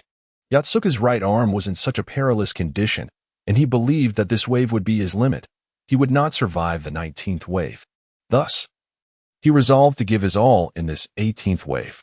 His right hand gripped the sword hilt tightly, compelled to exert significant force due to the speed of his strikes, resulting in intense pain in his hand muscles. He recognized this as a precursor to cramping. If he continued, he might lose his grip on the hilt entirely. Damn it. The rest time is too brief. My muscles haven't relaxed. I'll give it my all for this 18th wave, and then I'll concede. Yatsuka was prudent, aware of when to push himself and when to withdraw. He intended to make a final effort for the 18th wave, though his confidence was waning. The rapid succession of high-intensity sword strikes, occurring every 20 seconds, constituted a strenuous ordeal, predominantly taxing on his arms. Such muscular strain was likely something only Might Guy could endure, Yatsuka mused. At that moment, the 18th wave of fruit attacks commenced. The sound of swish, swish, swish echoed as a multitude of shadows appeared before Yatsuka. By this time, his mental fatigue had intensified, causing his perception of airflow to waver. But catching a fleeting glimpse of the projectiles was sufficient. With every ounce of strength, Yotsuka swung his katana fiercely, aiming at the oncoming fruits. Chapter 49. Elimination. A vast expanse of shadow surged toward Yusaki like an impenetrable wall, advancing with astonishing speed from every conceivable direction. As if someone had unleashed a shotgun blast aimed directly at him. Hold on. Yusaki roared within, summoning every ounce of strength to focus on his right arm. Yet, despite his resolve, he could feel the fatigue creeping into his movements. His right arm was losing its power. The speed of his strikes had diminished by at least 20%, and the stiffness and pain in his arm dulled his reflexes. After cleaving the first fruit, he struggled to redirect his energy to slice through the remaining targets with the same alacrity. His hand throbbed with pain, compelling Yusaki to grit his teeth and cling to the hilt of his sword with sheer willpower. Slice! He bellowed, the blade slicing through the air in a radiant arc, severing an orange before him in two. Almost simultaneously, he exerted force through his right arm, which was nearing rigidity, forcing it from a vertical strike to a diagonal slash, resulting in the destruction of 2 more fruits. Fueled by a surge of adrenaline, Yusaki gritted his teeth and managed to sever 9 fruits and evade an obstruction in the next instant. At this juncture, only 4 fruits remained. However, his right arm was now at its limit. Not just the muscles but also the joints and ligaments were pushed to the brink of exhaustion, igniting his arm in searing pain. He recognized this as a sign of muscle tearing, and his grasp on the hilt was similarly agonizing, trembling uncontrollably, a prelude to cramping. In this fleeting moment, Yusaki's mind raced. There were 4 fruits left, and the rules allowed for the omission of 3. If he could strike down 2, he could forego the last 2 and endure this round, earning himself a precious 20 seconds to recuperate. He reasoned that even if he missed the remaining fruits, securing points from 2 would be preferable to none. With this thought, Yusaki clenched his jaw, summoning his formidable will to maintain his grip on the sword. Even as his entire right arm trembled uncontrollably, teetering on the edge of collapse, he swung desperately at the nearest banana. In the next instant, a sharp sound echoed as the blade cleaved through the banana, severing it cleanly. However, as he shifted his focus to the second fruit, his hand suddenly seized up. Hold on, just one more, Yusaki shouted, summoning all his strength for a final strike at the second fruit. Yet, disaster struck. The muscles in his arm, having reached their breaking point, tore as he sought to redirect his blow. His right hand, cramping, lost all control, and he could no longer maintain his grip on the hilt. In an instant, the sword flew from his grasp, hurtling toward an elderly man. What? Yusaki gasped in horror. But it was too late to react. No. Miyaka Shuji screamed in terror, realizing the impending disaster. Although he recognized the danger immediately, his body failed to respond in time, and he was directly opposite the elderly man, unable to intercept the trajectory of the flying sword. He could only watch in dread as it sped toward the old man. The crisis unfolded so swiftly that most onlookers were caught off guard, unable to react. The elderly man, eyes widened in terror, stood frozen, paralyzed by fear as the blade hurtled toward him. A few observing shinobi noticed the sudden turn of events, yet like Miyaka, their minds registered the situation while their bodies lagged behind, powerless to intervene. No. Tsukikage roared, launching himself like a bolt from a crossbow towards the petrified old man. But he was too late. Even as the first to react, he reached the elderly man just as the sword was within 2 meters of him. This is it. A life is at stake. Kakashi thought in alarm. Get out of the way. Rinuara cried anxiously. It's too late. Uchiha Obito lamented internally. At that critical moment, a barely perceptible shadow darted past, trailing a series of afterimages, swiftly intercepting the sword that Yusaki had released. In a seamless motion, it struck the hilt's end, flipping the sword into the air. To onlookers, it appeared as if the sword had suddenly leaped upward, spinning gracefully as it soared toward the heavens.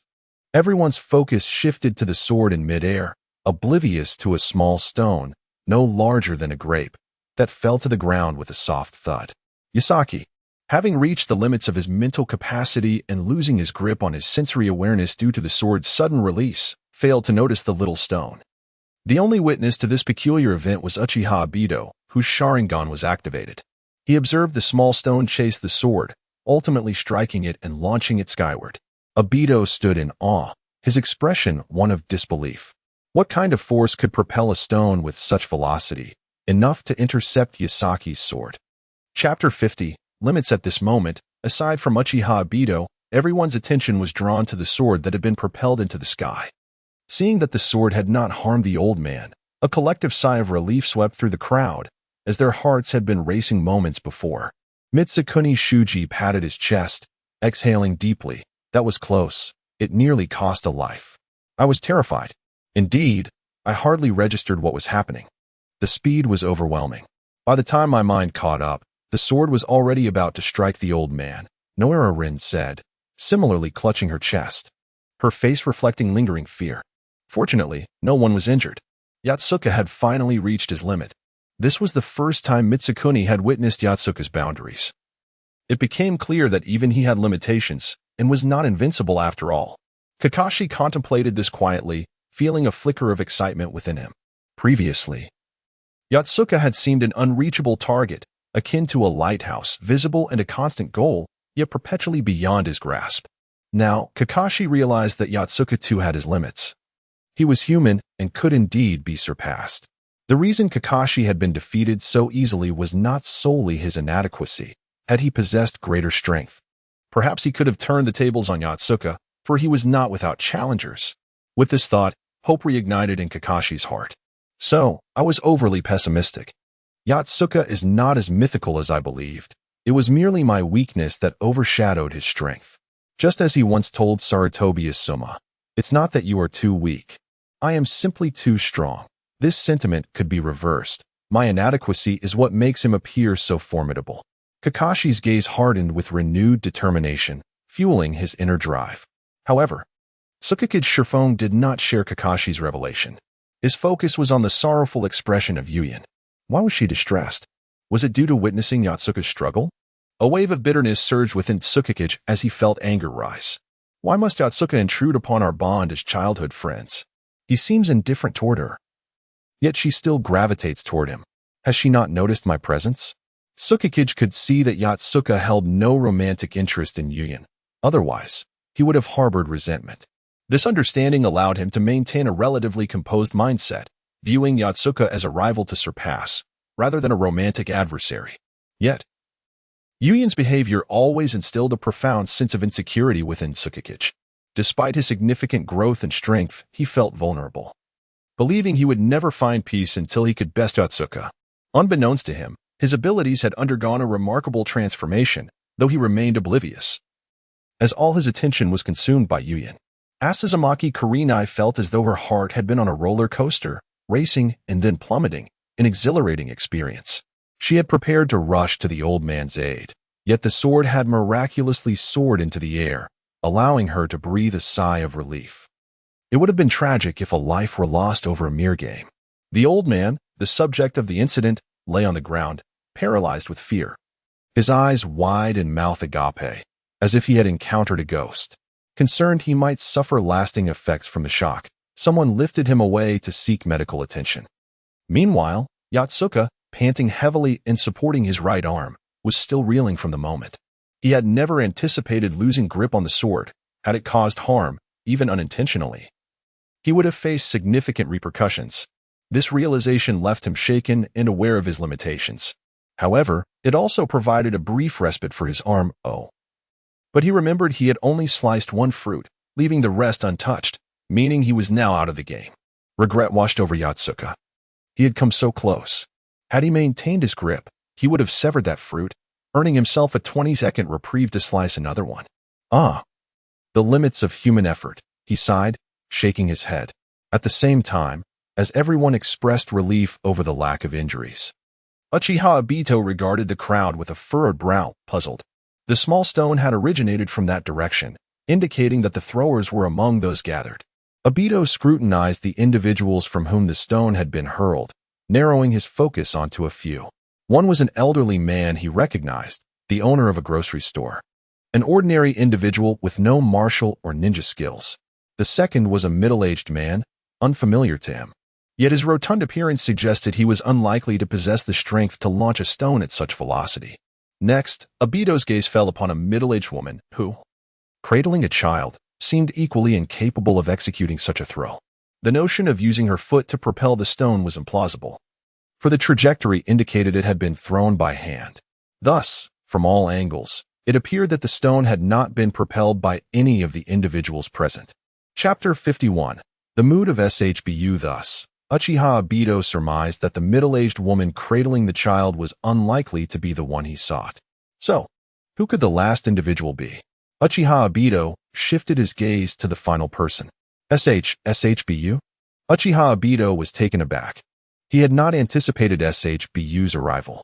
However, he could not fathom her as a formidable presence. While SHBU might possess exceptional skills in ramen making, the idea that she could hurl stones of that magnitude seemed implausible. Who could have done it? In that moment, Yasaka exhaled a sigh of relief. Now that he had been eliminated, he could finally rest. He attempted to move his right arm, but discovered that it was nearly immobile.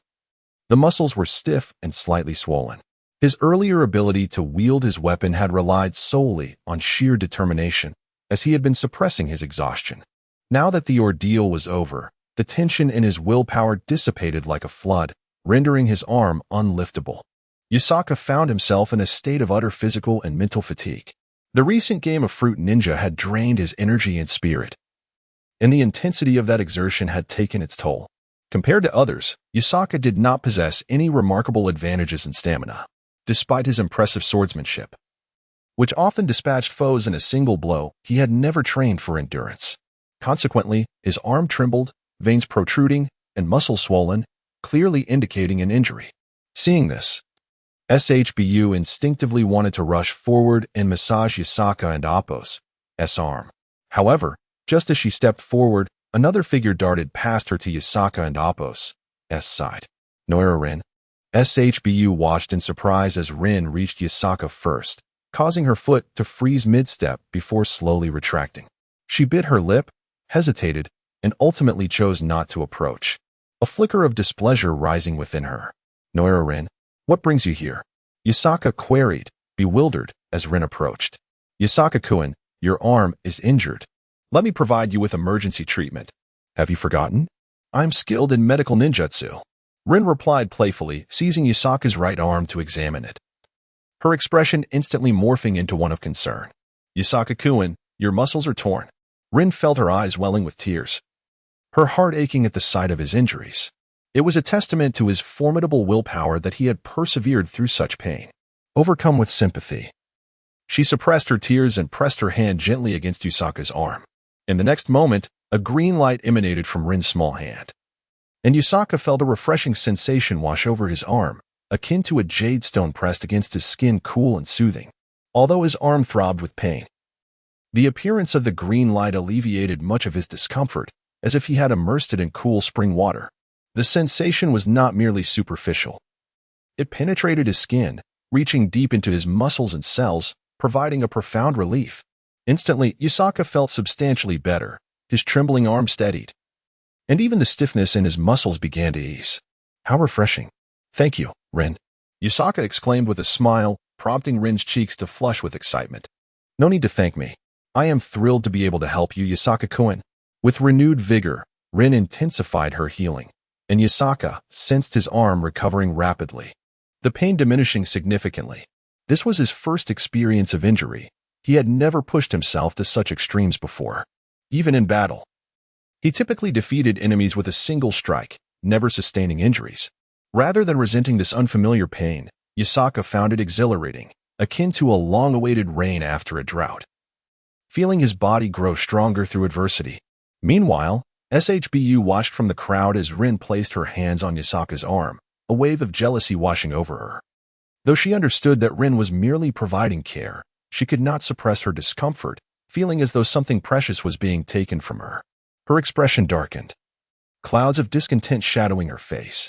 As she observed Yasaka and Rin sharing laughter, SHBU bit her lip, hesitating to step forward, ultimately lowering her gaze to avoid witnessing their interaction.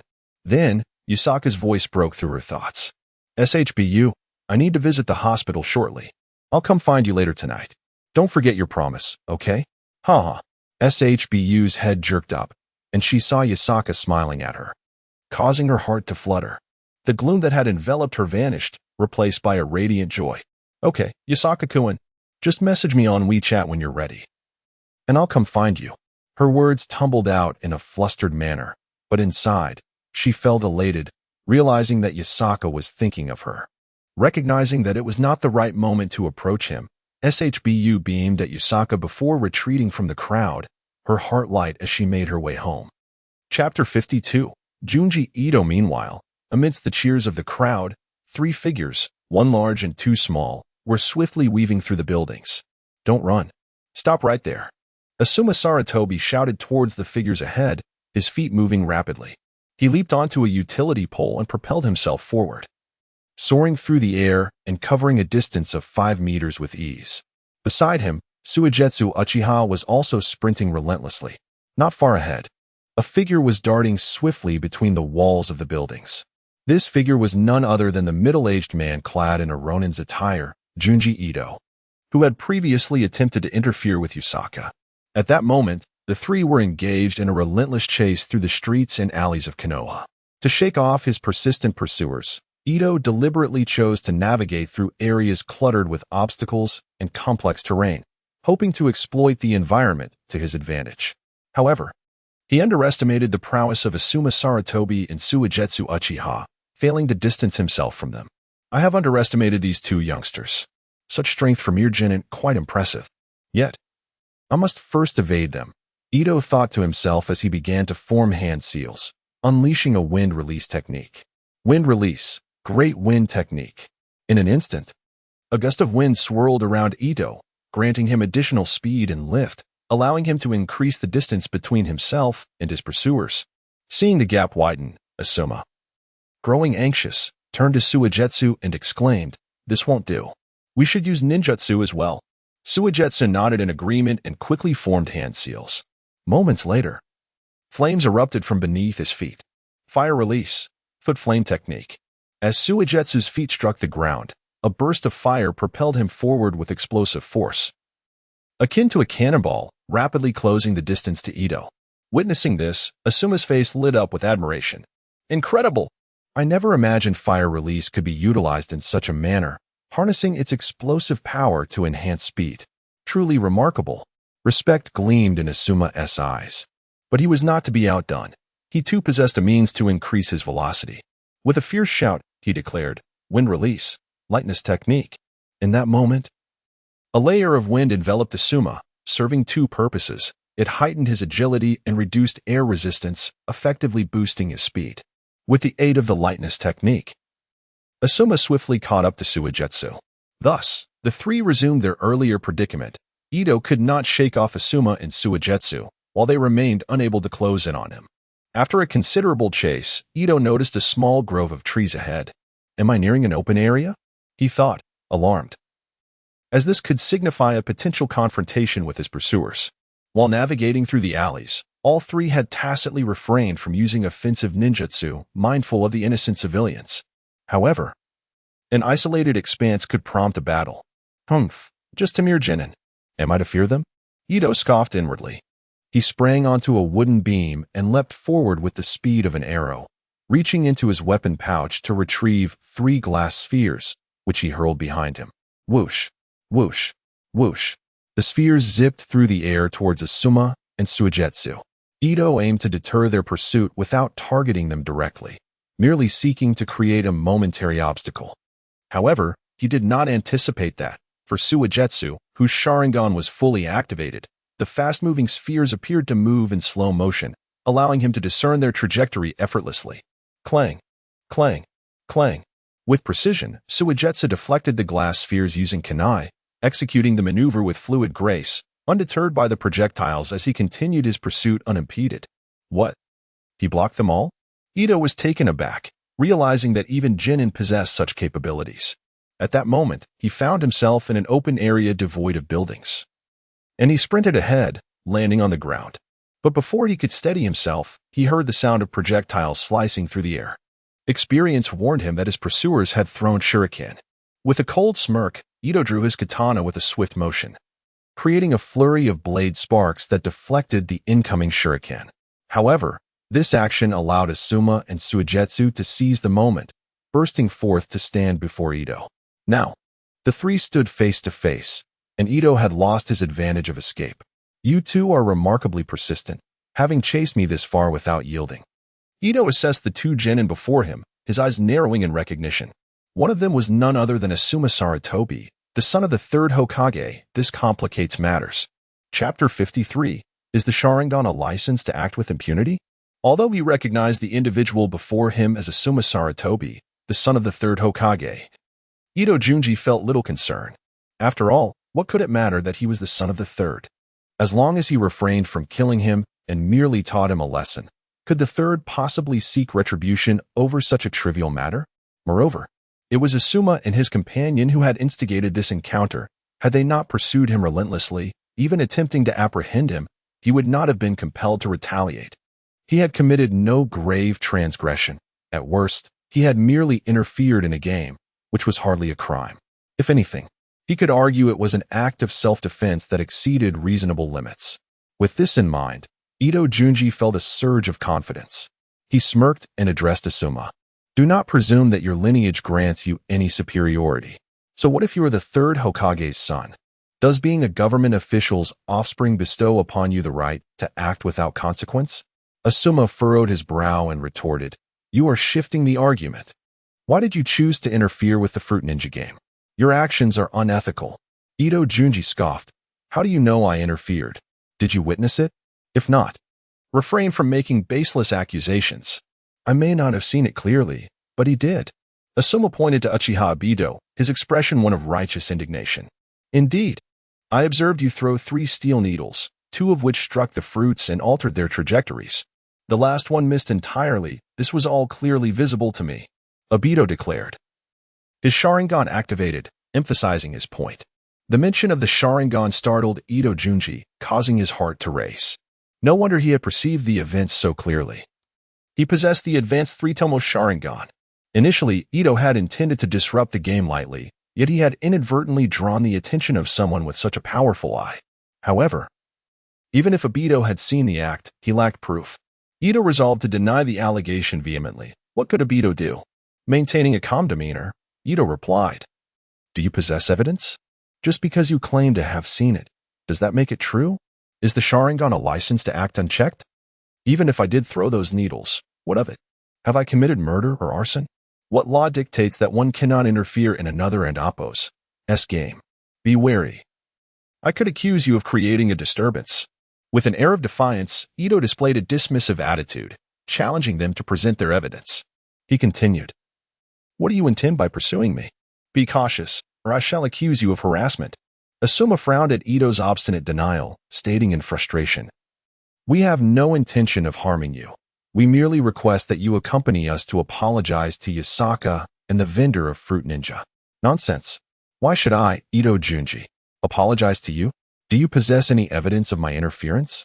Just because you claim to have seen something, does that make it true? Do the needles bear my fingerprints? Perhaps. Speak.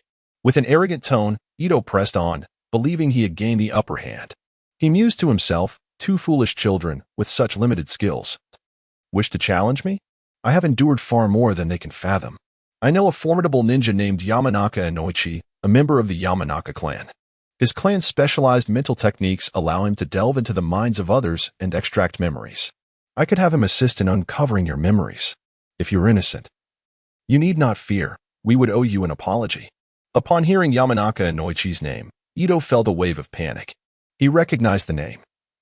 Inoichi was the captain of the Special Mental Division in Konoha, renowned for extracting memories to gather intelligence. If his memories were probed, his actions would surely be exposed. I cannot allow these children to dictate the terms. As Ito contemplated his response, Uchiha Shursui suddenly paused, recalling the ranking list of the Fruit Ninja game. The name occupying the top position was unmistakably Ito Junji. Now I understand. No wonder you chose to interfere. You were the top player. You feared Yasaka would break your record, leading you to resort to such despicable actions to eliminate him and preserve your standing. Am I correct, Ito Junji? Shursui pointed accusingly at Ito, his tone unwavering. What? Is that so? I was puzzled by your inexplicable need to disrupt the competition, but now it all makes sense. Asuma exclaimed, realization dawning upon him. Ito's expression darkened, akin to a storm cloud gathering. With a glint of malice in his eyes, he regarded Asuma in sure sway. His voice low and menacing. It seems we have reached an impasse. If that is the case, we shall resolve this matter as true ninjas do. At this, Asuma and Shursui felt a chill run down their spines. Was it time to resort to violence? The resolution of conflicts between ninjas often came down to sheer strength. Slowly, Ito drew a black short blade from his side, its surface devoid of any reflection under the sunlight, clearly a weapon designed for assassination. You two clever youngsters. Today I shall teach you a lesson on the importance of discretion. Some matters are best left unexamined. Chapter 54, Counterattack as Itajunji prepared to confront them. Sarutobi Asuma and Uchiha Shursui braced themselves for battle. Uchiha Shursui gripped a kunai in his left hand while his right held 3 shurikens. At that moment, both warriors recognized Itajunji as the former champion, and while his slicing technique might not rival that of Yotsuka, it was still formidable enough to make close combat a perilous endeavor for them. Furthermore, they understood that Itajunji's proficiency with hidden weapons was equally impressive, heightening their caution. Suddenly, Sarutobi Asuma spoke up. Itajunji, should you lose, I suggest you return with us to acknowledge your mistake. It's merely an admission. There is nothing to fear in being a man of honor. Itajunji, his expression darkened, nodded in silent acquiescence, recognizing the gravity of the impending duel. Sarutobi Asuma focused entirely on the battle ahead. Having experienced the brutal prowess of Yotsuka, Asuma was acutely aware that he was no match for specialized close combat ninjas. Thus, he resolved to leverage his strengths. Since Itajunji was a master of close-quarters combat, Asuma decided to maintain his distance and employ ninjutsu to overpower him. He could hardly believe that Itajunji could slice through flames as Yotsuka had done. With newfound determination, Sarutobi Asuma summoned his chakra, radiating an aura of authority as he swiftly began to form hand seals. Puff! He released a thick cloud of gray smoke towards Itajunji, intending to utilize fire release, ash pile burning against him. After all, not everyone possessed the uncanny ability of Yotsuka to sever flames. So this fire-based ninjutsu would provide a distinct advantage against a close combat ninja. However, Itajunji was no novice. He was a seasoned fighter. Instinctively reacting to the smoke billowing towards him, he realized that as long as he avoided direct contact with it, he would remain unharmed.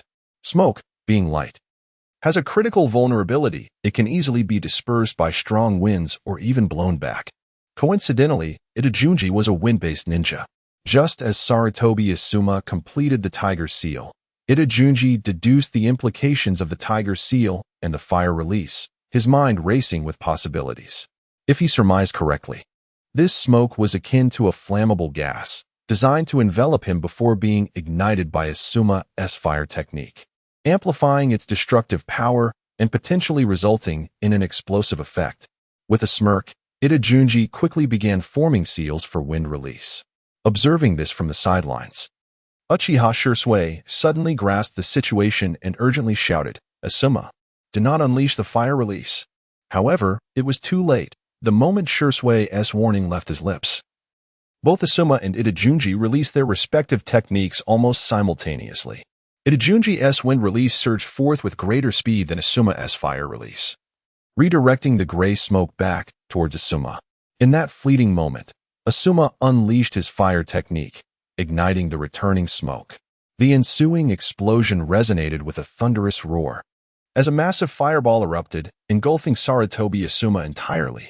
The fireball radiated such intense heat that even Itajunji, standing 5 meters away, felt as though he were being scorched, prompting him to retreat hastily to alleviate the discomfort. Gazing at the 4-meter-wide inferno before him, Itajunji suddenly felt a pang of concern. His intention was merely to teach Asuma a lesson, not to extinguish his life. What if he had lost control and inadvertently killed Asuma? The repercussions from the third Hokage would be dire.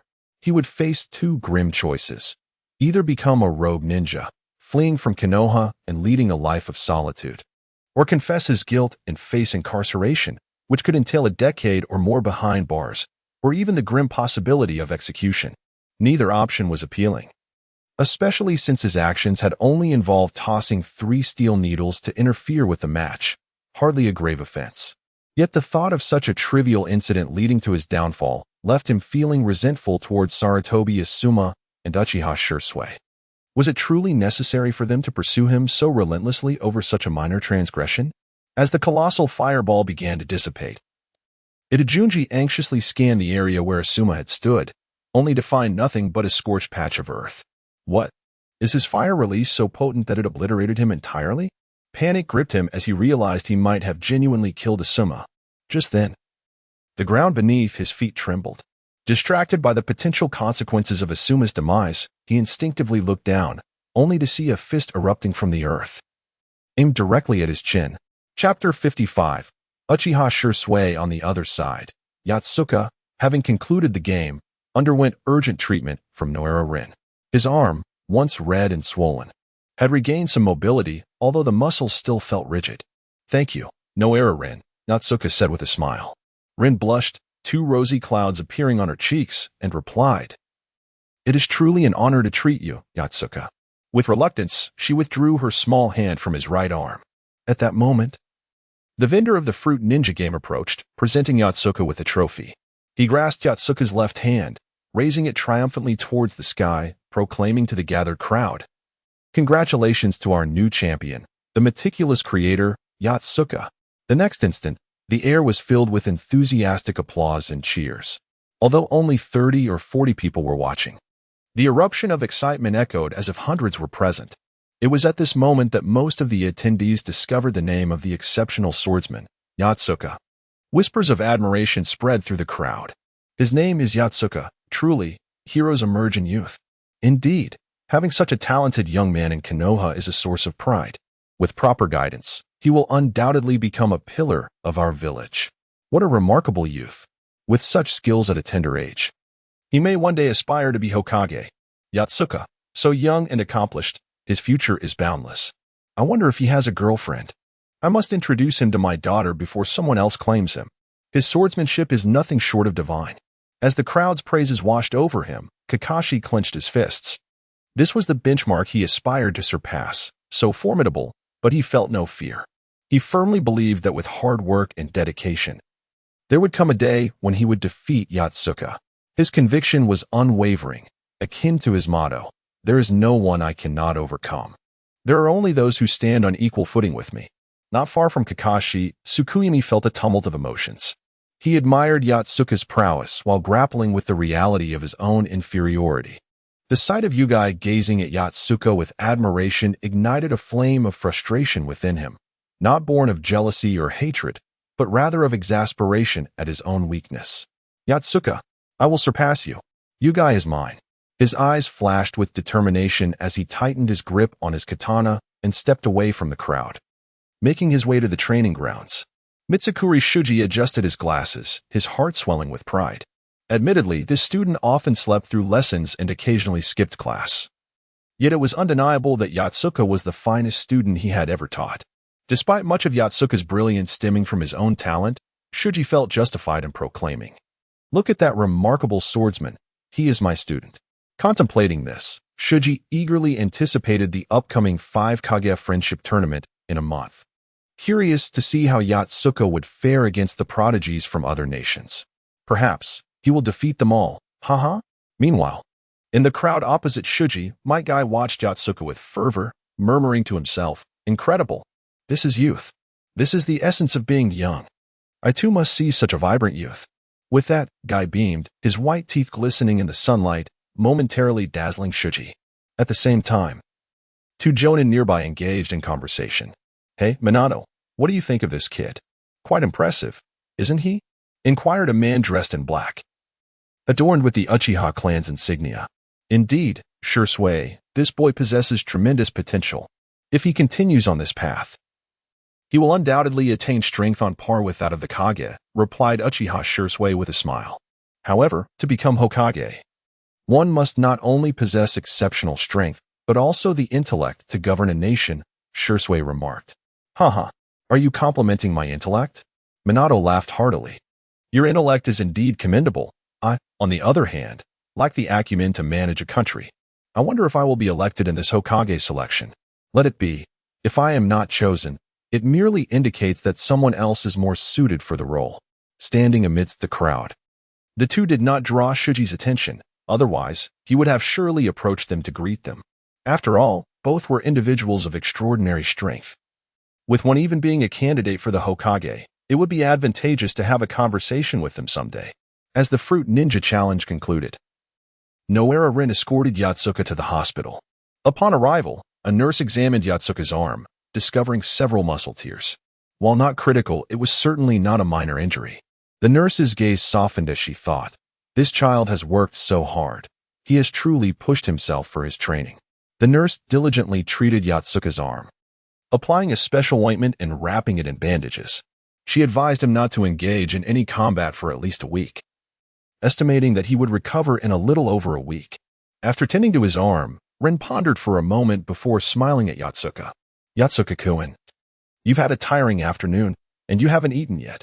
May I treat you to a meal?"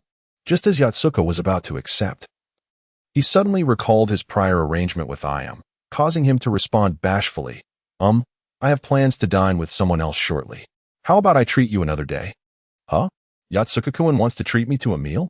Oh, I feel so embarrassed," Rin exclaimed, her excitement evident as she fidgeted, unsure where to place her hands. Her face turning crimson. "Oh, do you not want to?" Yotsuka scratched his head. "Of course I do. I absolutely want to," Rin quickly affirmed, nodding vigorously, fearful that Yotsuka might retract his offer. Chapter 56. An unexpected encounter. At that moment, Uchiha Obito happened to stroll by, and they collided unexpectedly. Yotsuka." Uchiha Obito was taken aback. "Obito? What brings you to the hospital?" Yotsuka responded, equally surprised that he had encountered Obito shortly after arriving. "I came to change my bandages." Uchiha Obito waved his arm, revealing that it was still wrapped in bandages, a remnant of the injury he had sustained previously. "Wow. Obito, is your injury healing? Once you're better, we should spar again." Yotsuka's eyes sparkled with enthusiasm. "Let us not. The 5 Kage Friendship Tournament is about to take place, and I must represent the Leaf Village. What if my injury isn't fully healed by then?" Uchiha Obito replied, a hint of apprehension in his expression. "All right, what a pity." Just then, Noara Rin smiled at Uchiha Obito and said, "Obito, you must give it your all. I look forward to your remarkable performance." Encouraged by Rin's words and her bright smile, Uchiha Obito felt a surge of excitement, unsure of where to place his hands and legs, declaring emphatically, "Rin, rest assured. I will win the tournament. I will not disappoint the hopes of the villagers of the Leaf. I will become a new person." Seeing Uchiha Obito's nervous demeanor, Noara Rin couldn't help but chuckle, yet to Obito, her laughter seemed particularly beautiful, as if it were meant solely for him. Watching her cover her mouth while laughing, Uchiha Obito silently vowed to win this tournament, no matter what, for Rin's sake. At this moment, Yotsuka checked the time and realized it was almost time to meet Shobu for dinner. After bidding farewell to Noara Rin, he left. Sensing an opportunity, Uchiha Obito quickly reacted, saying, "Rin, you haven't eaten yet, right? Let me take you to a barbecue restaurant. It's delicious." "All right, let us go." Thus, Uchiha Obito joyfully led Noara Rin to the barbecue restaurant. Meanwhile, the battle between Uchiha Sasuke and Asuma Sarutobi against Ito Junji continued. When Ito Junji noticed a fist suddenly emerging from the ground beneath him, it was too late. He had no time to react before the fist struck his jaw with a resounding bang, causing his head to snap back and his body to soar into the air, flipping several times before crashing heavily to the ground. The owner of that fist, possessing the Sharingan and known as the brother of Shunshin Shursui, was Uchiha Sasuke. Following that, as Uchiha Sasuke emerged from the hole, Asuma Sarutobi followed closely behind, both of them bursting forth from the ground beneath Ito Junji's feet. "Sasuke, thank you. If it weren't for you, I would have been in serious trouble." Asuma expressed his gratitude, recalling how Uchiha Sasuke had saved him at the last moment, preventing him from being severely injured by his own fire release technique. "Don't mention it. Let us hurry and tie this guy up." "Okay." Taking advantage of Ito Junji's disorientation from the blow, the two quickly bound him with ropes. After tightening the knots to ensure their security, Asuma stood up confidently and nudged Ito Junji with his foot, saying, "Hey, you've been defeated by us. It's time to fulfill your promise and apologize." Ito Junji grimaced, his jaw aching from the earlier blow. "How did you manage to get underground?" Uchiha Sasuke pointed to another hole not far away. Following his gesture, Ito Junji realized that the hole was located 2 meters behind where Asuma had been standing, right behind the explosion of flames. "What?" Ito Junji gasped, a flash of realization striking him like lightning. "Could it be?" Just then, Asuma explained, "When I was engulfed by the flames, Sasuke used the body flicker technique to pull me back, and while the flames exploded, he obscured your vision and created a tunnel beneath the ground for us to sneak beneath you." Hearing this, Ito Junji looked at Uchiha Sasuke with a complex gaze. Is it truly said that heroes emerge in youth? At such a young age, he already possesses such remarkable strength. Using the body flicker technique to save a comrade and leveraging the flames as cover to stealthily approach. His combat intelligence is indeed impressive. With this thought, Ito Junji felt he had not lost unjustly. His opponent had skill. If this were a real battle, he might very well be dead now, for had it been real, the blow to his jaw would not have come from a mere punch, but rather a kunai. Suddenly, Ito Junji appeared to have a realization, murmuring, "Body flicker technique? Sharingan. You must be Shunshin Shursui, Uchiha Shursui?" In response, Uchiha Sasuke calmly stated, "Didn't Asuma just say? My name is Sasuke, Uchiha Sasuke. Uchiha Shursui is my brother. I am Shunshin Sasuke." "All right, I admit you're impressive, but binding me like this makes it impossible for me to walk. Are you going to carry me back to apologize?" Asuma burst into laughter, pointing to the 2 long ropes protruding from the knots. "But we have 2 ropes here. We can drag you along. Consider it a training session." Uchiha Sasuke nodded in agreement. "Oh, I see now. I understand what I need to know. Let it be so," Ito Junji said flatly, but Uchiha Sasuke sensed something was off. Suddenly, Ito Junji smirked coldly. "You're still too naive. You think you can defeat me so easily?" Wind release, porcupine blade. In the next moment, countless wind blades erupted from Ito Junji, severing the ropes that bound him. Chapter 57. Deceptive Escape. What? Sarutobi Asuma exclaimed in astonishment, quickly turning around to draw a kunai and thrust it towards Ito Junji. However, he was a moment too late. Ito Junji had already retreated, simultaneously scattering 3 explosive tags from his hand. "Be careful," Uchiha Shursui shouted, seizing Sarutobi Asuma and pulling him back. The next instant, they witnessed the 3 explosive tags ignite, reaching their detonation point and erupting in an explosion. Boom, boom, boom. The cacophony of 3 consecutive violent blasts sent massive plumes of black smoke spiraling into the sky, enveloping an area of several hundred square meters within mere seconds. "Wait, that is not an explosive tag." Uchiha Shursui frowned and shouted, "It's a smoke explosive tag." Sarutobi Asuma cursed, his face contorted with anger.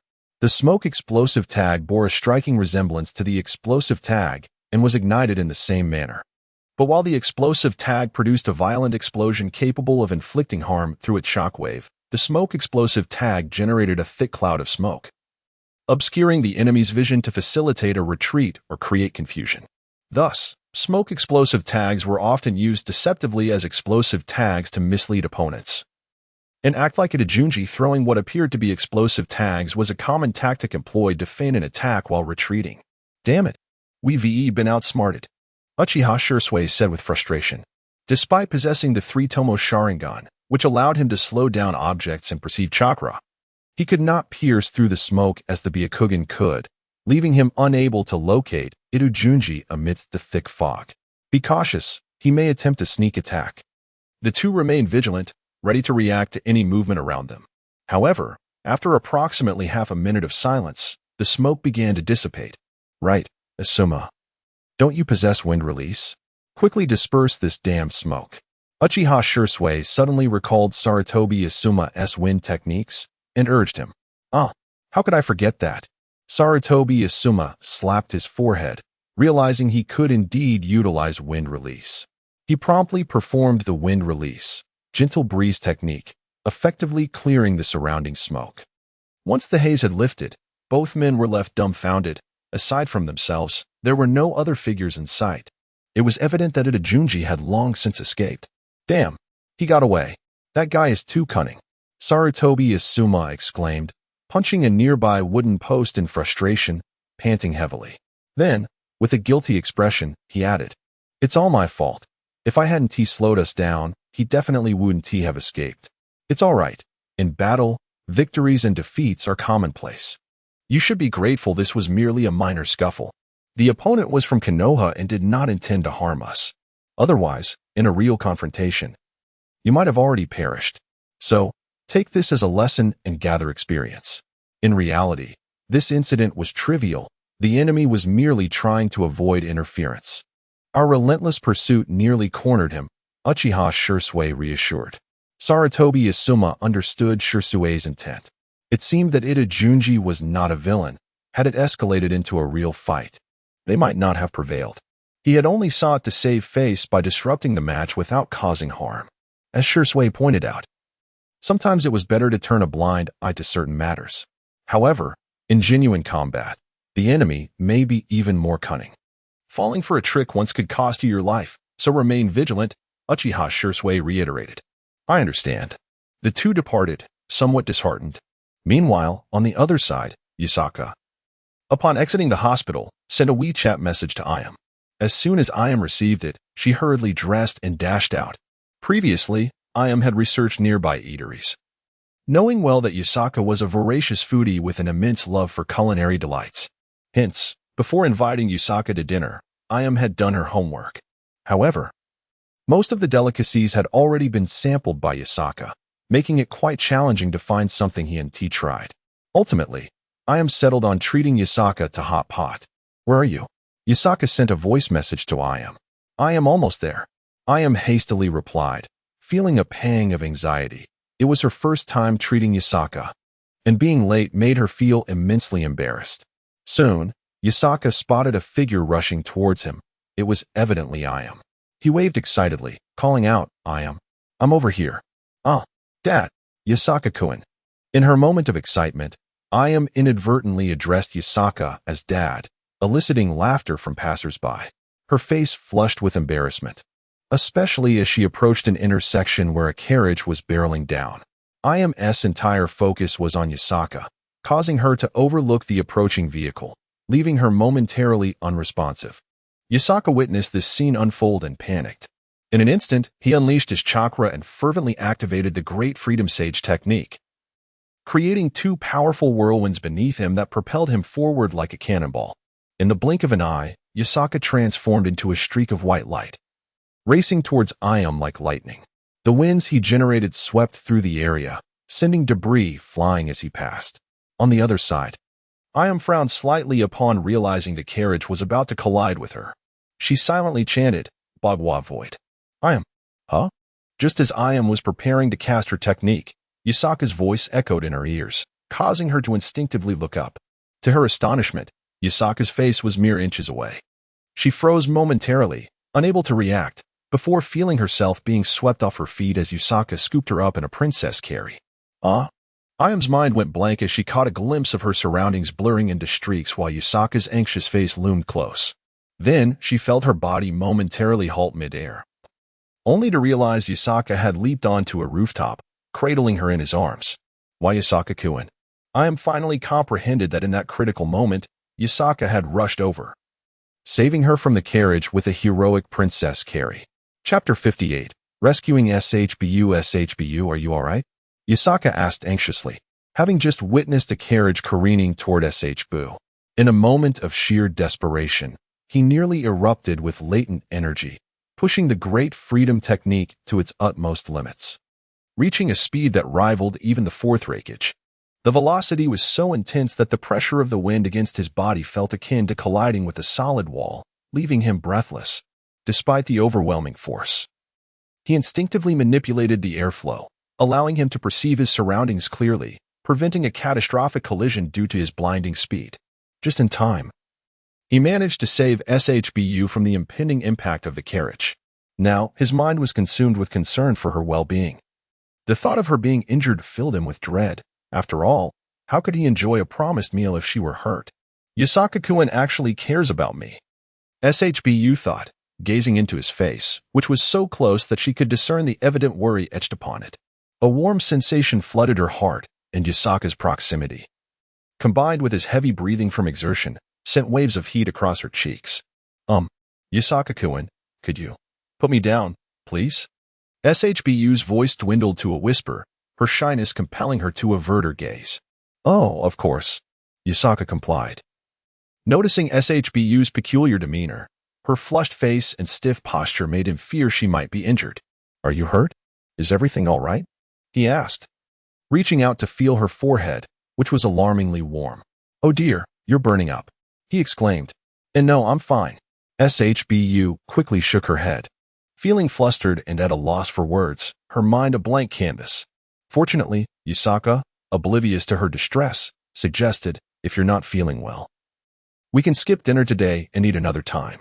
This provided SHBU with an opportunity to divert the conversation, and she eagerly replied, No, I'm perfectly fine. Let's go eat. With that, she led Yasaka forward, leaping off the rooftop with determination. Wow, SHBU is so impressive. She dares to jump from such a height. Yasaka marveled, astonished that this seemingly ordinary girl from a ramen shop possessed such courage. It dawned on him that she was far from the average kunoichi.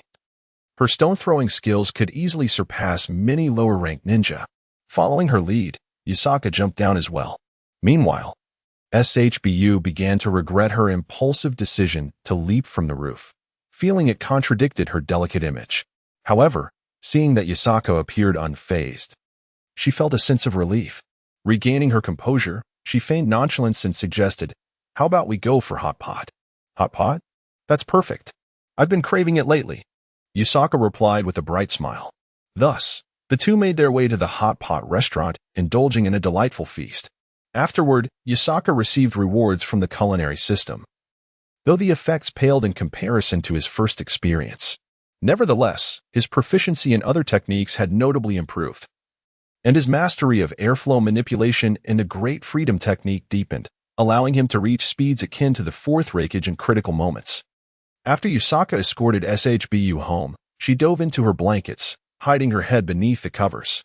Otsutsuki Yoru, observing her peculiar behavior upon her return from the outing with Yasaka, grew curious about what transpired. Utilizing his Rinnegan, he accessed the power of space-time to glimpse SHBU's recent experiences. Oh, this young man, quite impressive, he mused before returning to his ramen making. Time swiftly passed, and over half a month had elapsed since Yasaka rescued SHBU. With less than 10 days until the 5 Kage Friendship Tournament, the village buzzed with activity, and security measures were heightened, primarily overseen by the Uchiha clan. Uchiha Fugaku, the clan leader, was particularly busy, managing the security of the entire Hidden Leaf village while preparing to send his eldest son, Uchiha Itachi, to the Ninja Academy. However, a piece of good news lightened his burden. His wife was pregnant again. After consulting with a member of the Hyuga clan, it was confirmed to be a boy. Fugaku named the child Uchiha Waisuke. After Yasaka's heroic act, Yura gifted him a VIP gold card, granting him a discount on ramen. Overjoyed, Yasaka no longer had to worry about affording his favorite dish. Yet, mindful of the diminishing rewards from frequent indulgence, he opted to visit the ramen shop less often, maintaining a balance to enjoy optimal benefits. During this period, Yasaka's arm had healed, his physical condition improved, and he was now ready to face the talented ninja from various nations, eager to showcase his prowess. Chapter 59. Reactions from various nations. Yun Ninja Village. Oh, are you suggesting that I lead the Yun Ninja Village team to participate in the 5 Kage Friendship Tournament? The flamboyantly dressed Yumurin inquired with a look of astonishment. Indeed, among this generation of genin, you are the strongest and comparatively more composed. Therefore, you shall represent our Yun Ninja Village in battle, showcasing our might to those softies from Konoha, while also allowing others to witness our formidable strength. The people of Yun Ninja Village are not to be trifled with. A robust man, the third raikage, boisterously proclaimed from behind his desk. Hey, why not let Killer Bee lead? We are both Jinchuriki. What makes this woman worthy of leading? It should be me, the iron-blooded man, Killer Bee. A boy beside Yumurin, wearing sunglasses and clutching a notebook and pencil, retorted angrily. Why should it be you? Killer Bee? It should be me, Darui. I am the only one who has inherited the black lightning of the third Hokage. Therefore, if anyone should lead, it should be me. Who do you think you are, Killer Bee? Just go home and sing your off-key songs. A tall, dark-skinned boy with white hair next to Killer Bee shouted in discontent. Is having black lightning such a big deal? I dare you to unleash the 8 tails and see if I don't stomp you into the ground. Go ahead and release it. Let's see if you can defeat me. Hey, what do you two think you're doing? The leader should naturally be Youmuurin. To be honest, you both should stay behind. I alone can sweep away all the opponents from the other nations. You foul woman, you have no right to speak. Try saying that again. Say it, then. You foul woman, I'll beat you to death. Enough. The third Raikage's furious roar resonated, the sound waves infused with lightning instantly silencing the 3 quarreling youths. The third Raikage pounded the table, pointing at Youmuurin, and bellowed at Killer Bee and Darui. Youmuurin possesses the requisite strength and is relatively stable, making her more suitable to lead. If either of you disagrees, challenge me to a duel. If you win, you shall be the leader. Thus, both Killer Bee and Darui fell silent. Silence? Good. It is settled then. Youmuurin will lead this time. You two go to Konoha and compete fiercely, demonstrating the dignity of Yun Ninja Village. If anyone loses, do not return. Our village cannot afford such disgrace. Yes, Lord Raikage.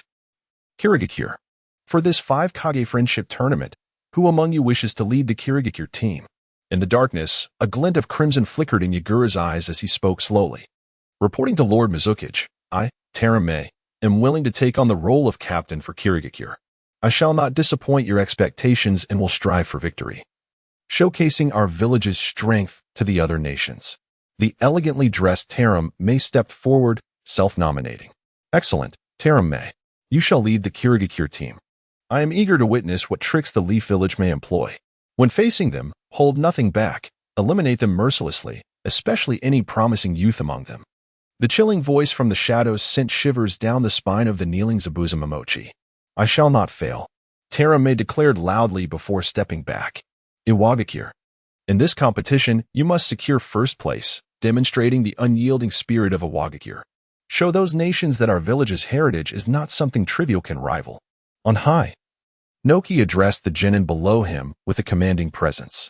Yes, Lord Tsuchikage, Deidara replied excitedly. As the captain of Iwagakure, he would lead his village to the Leaf Village for the tournament. For him, explosions were art, and this competition would allow him to showcase his craft. Very well. Let those opponents witness my art. Humph. What makes your explosions special? Mine are far superior. A disgruntled shinobi named Kuro, also a member of the explosive unit, voiced his jealousy at Deidara's leadership position. Tsunagakure. The third Kazekage gazed down at the youths before him. Sasori, you shall lead this time. When encountering the ninjas from Konoha, do not hold back. Kill if you must, but ensure your own safety. Do you understand? I understand, Lord Kazekage. Sasori nodded, his eyes glimmering with hatred concealed beneath his bangs. He sought vengeance for his parents, slain by the leaf ninja, Tsukumo Hatake. Though he could not yet defeat Tsukumo, he planned to target his son, Kakashi Hatake. Pray that we do not meet on the battlefield, for I shall end you. Within the samurai faction, Yasuo, your Gale Slash has begun to take shape. It is time for the ninja to witness the might of our samurai. Let them behold the prowess of the sword saint. Yes, my lord. Amigakure. My lord. Are we not participating in the 5 Kage Friendship Tournament? A shinobi knelt before Hanzo of the Salamander. Hanzo replied slowly, I had originally intended to send representatives, even if we could not secure victory, to gauge the potential of other nations. However, recent unrest requires my attention, so I must prioritize resolving matters here. It is indeed regrettable. Are you referring to those seditious factions? Indeed. As the saying goes, to defend against external threats, one must first stabilize internal affairs. Only when our homeland is secure can we attend to outside matters. Understood, my lord. I shall take my leave. Did I permit you to leave? Ah, my lord, do you have further instructions? You know too much. It is time for you to die. In addition to these major nations, several smaller countries, such as Kusagakure, Takigakure, and the Land of Rice, will also participate, eager to broaden their horizons. Meanwhile, Konoha is diligently preparing and conducting intensive training for its participants, aiming for victory in this forthcoming tournament. Chapter 60, Convergence of Forces. Time swiftly passed, and before one could realize, a fortnight had elapsed, leaving only 3 days until the friendship tournament of the Five Shadows. Consequently, both the denizens of Konoha and those from other nations felt a mix of excitement and trepidation. After all, this event would witness the gathering of the 5 great nations alongside others, teeming with prodigies at every corner. One might even encounter a genius from another country while merely visiting the restroom. Thus, Konoha was presently inundated with an abundance of talent. Previously, in their own nations, individuals were hailed as geniuses, basking in admiration and reverence due to their exceptional capabilities. However, in the wake of this convergence of brilliance, they found themselves rendered somewhat ordinary. Yet, each prodigy bore their own pride. No one was willing to concede to another, and disdain was palpable amongst them. Though the atmosphere was not entirely harmonious, it brimmed with vitality. Observing this scene, the older generations could not help but exclaim, "Ah, youth!" At the entrance of Konoha, a group stood, noticeably robust and brawny, their muscular physiques starkly contrasting with the inhabitants of Konoha. This assembly was the representative team from the Village of Clouds. Among them stood a striking young girl at the center, her presence commanding the attention of those around her.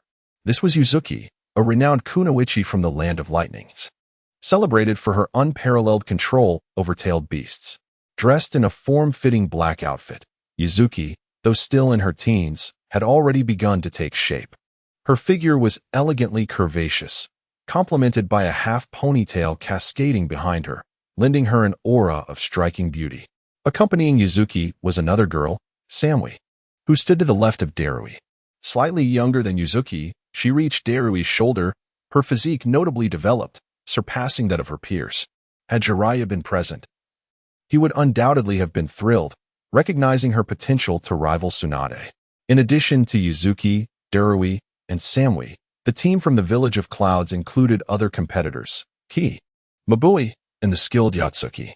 The abilities of these individuals varied, with Yuzuki, Karabi, and Darui being the primary powerhouses of the group, while the remaining members were somewhat less formidable. Furthermore, a handful of elite J-nin accompanied them, tasked with the competitors' welfare and security. Totaling nearly 20 individuals, an adequately sized yet not overly large contingent. Hey, Karabi, is this really the Konoha that defeated our Land of Lightning back in the day? It doesn't seem all that impressive, Darui remarked nonchalantly, a lollipop dangling from his mouth. Humph, did you not notice the sturdy gates of Konoha?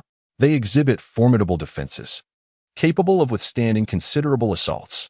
Moreover, their security is no trifling matter.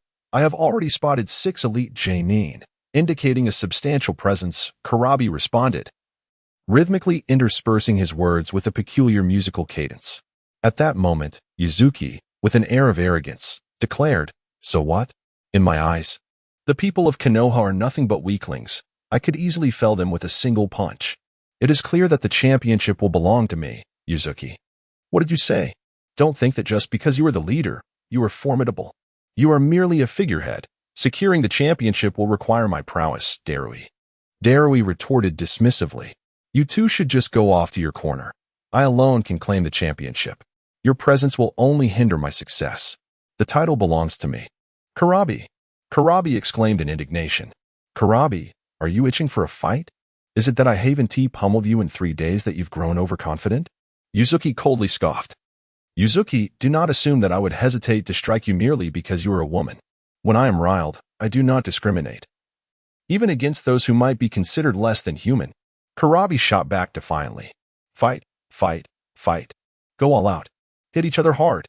When you two are left battered, the championship will be mine, ha ha ha ha."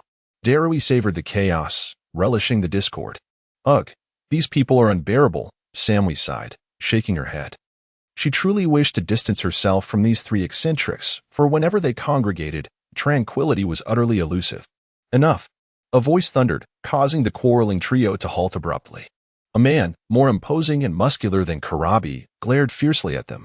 "If you dare to continue this ruckus, I will send you back to the Village of Clouds with a single punch. Who agrees? Who disagrees?" "I object," Darui immediately protested, his voice ringing out. Bang! The burly man sent Darui flying with a single blow. Objection noted as invalid. Who else opposes? The remaining members fell silent, watching the man with bated breath. Humph.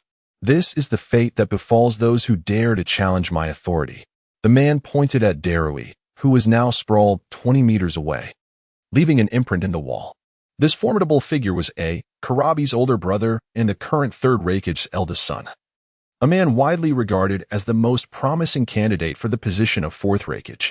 Known for his straightforward demeanor and fiery temper, was infamous for resorting to violence at the slightest provocation. It was rumored that he once engaged in a fierce brawl over the last salted fish in a dispute that left his opponent hospitalized for 3 months. Thus, even the typically brash Karabi found himself subdued in A's presence. Very well, let us proceed inside and witness the changes that have transpired in Konoha over the years. A declared, striding forward towards the grand entrance of Konoha, followed closely by the others. Their perception of Konoha was far from favorable, as the onset of the Second Ninja War was instigated by the death of their second Raikage at the hands of Konoha ninjas, following a surprise attack during a peace treaty signing. This animosity between their nations was deeply entrenched, a grudge that could scarcely be reconciled. Chapter 61. The Yuzu Woodman. However, many of the younger ninjas from the Cloud Village harbor no significant animosity towards Konoha, at most. Their impressions are slightly influenced by their elders' sentiments. As this team of Cloud Village ninjas entered Konoha, they wandered about, their curiosity evident as they gazed around in wonder. Hey, Darui, did you see that? Over there on the cliff, there are 3 enormous faces carved into the rock. How magnificent! Exclaimed Yuzu Woodman, his eyes wide with astonishment as he pointed at the Hokage Rock of Konoha. Isn't that the Hokage Rock? It was originally sculpted to commemorate the first Hokage, and over time, it evolved to include all the Hokages. It truly is a sight to behold. I think our Lightning Village should have something similar, he continued. You fool. Our Lightning Village lacks the vast cliffs necessary for such a monument. I propose we construct colossal statues, much like those in the Valley of the End. That would be quite impressive too, replied Karabi. Exactly. Karabi, you finally spoke something sensible. Quite remarkable. Yuzu Woodman praised him. Yuzu Woodman, is it unbearable for you not to provoke me? Karabi retorted angrily. I also think Karabi's suggestion is quite good. When I become the Raikage, my statue will be erected after the Fourth Raikage and be revered by the people. Yes, that sounds splendid, Darui chuckled. Get lost. I will be the 5th Raikage. You should go cool off somewhere. Karabi shouted back. Are you looking for a fight? Then let us fight. With that, the sound of playful brawling ensued. Meanwhile, on another side, Yatsuka was testing his airflow perception to discern sounds. Through this method, Yatsuka could detect sounds that were nearly imperceptible to the average person. By adjusting the airflow to create an uneven thickness, the sound waves would amplify and focus into his ears like a horn. As a result, Yatsuka could hear faint or distant sounds, truly becoming a master of auditory perception. However, despite his success in hearing subtle sounds and distinguishing between numbers and letters, he still struggled to analyze the characters being written based on their frequencies. Oh dear, this is troublesome. But didn't he the third mention there are multiple choice questions? Those are just numbers from 1 to 3. I may not understand the other questions, but I can certainly manage the multiple choice ones. I'll just focus on those, he thought, casting aside the written examination as he munched on potato chips. If the third were to learn of this, he would surely be infuriated. After all, the multiple choice section only took 20 minutes, and if Yatsuka only focused on that, it would not suffice for passing. Yatsuka, however, was blissfully unaware of this issue. As he savored his snacks, his mind wandered back to the Fruit Ninja game. Following his near-limit experience at the 18th level, he had spent over half a month recovering, and now his arm was fully healed. Fortuitously, the forced use of his muscles had resulted in them becoming even stronger upon healing. Thus, Yatsuka estimated that he could now reach the 19th level. Normally, relying solely on his chicken-like stamina would not allow him to survive beyond the 16th wave.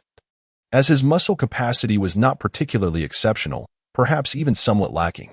After all, Yatsuka trained in a single sword style, which did not emphasize muscular endurance or strength.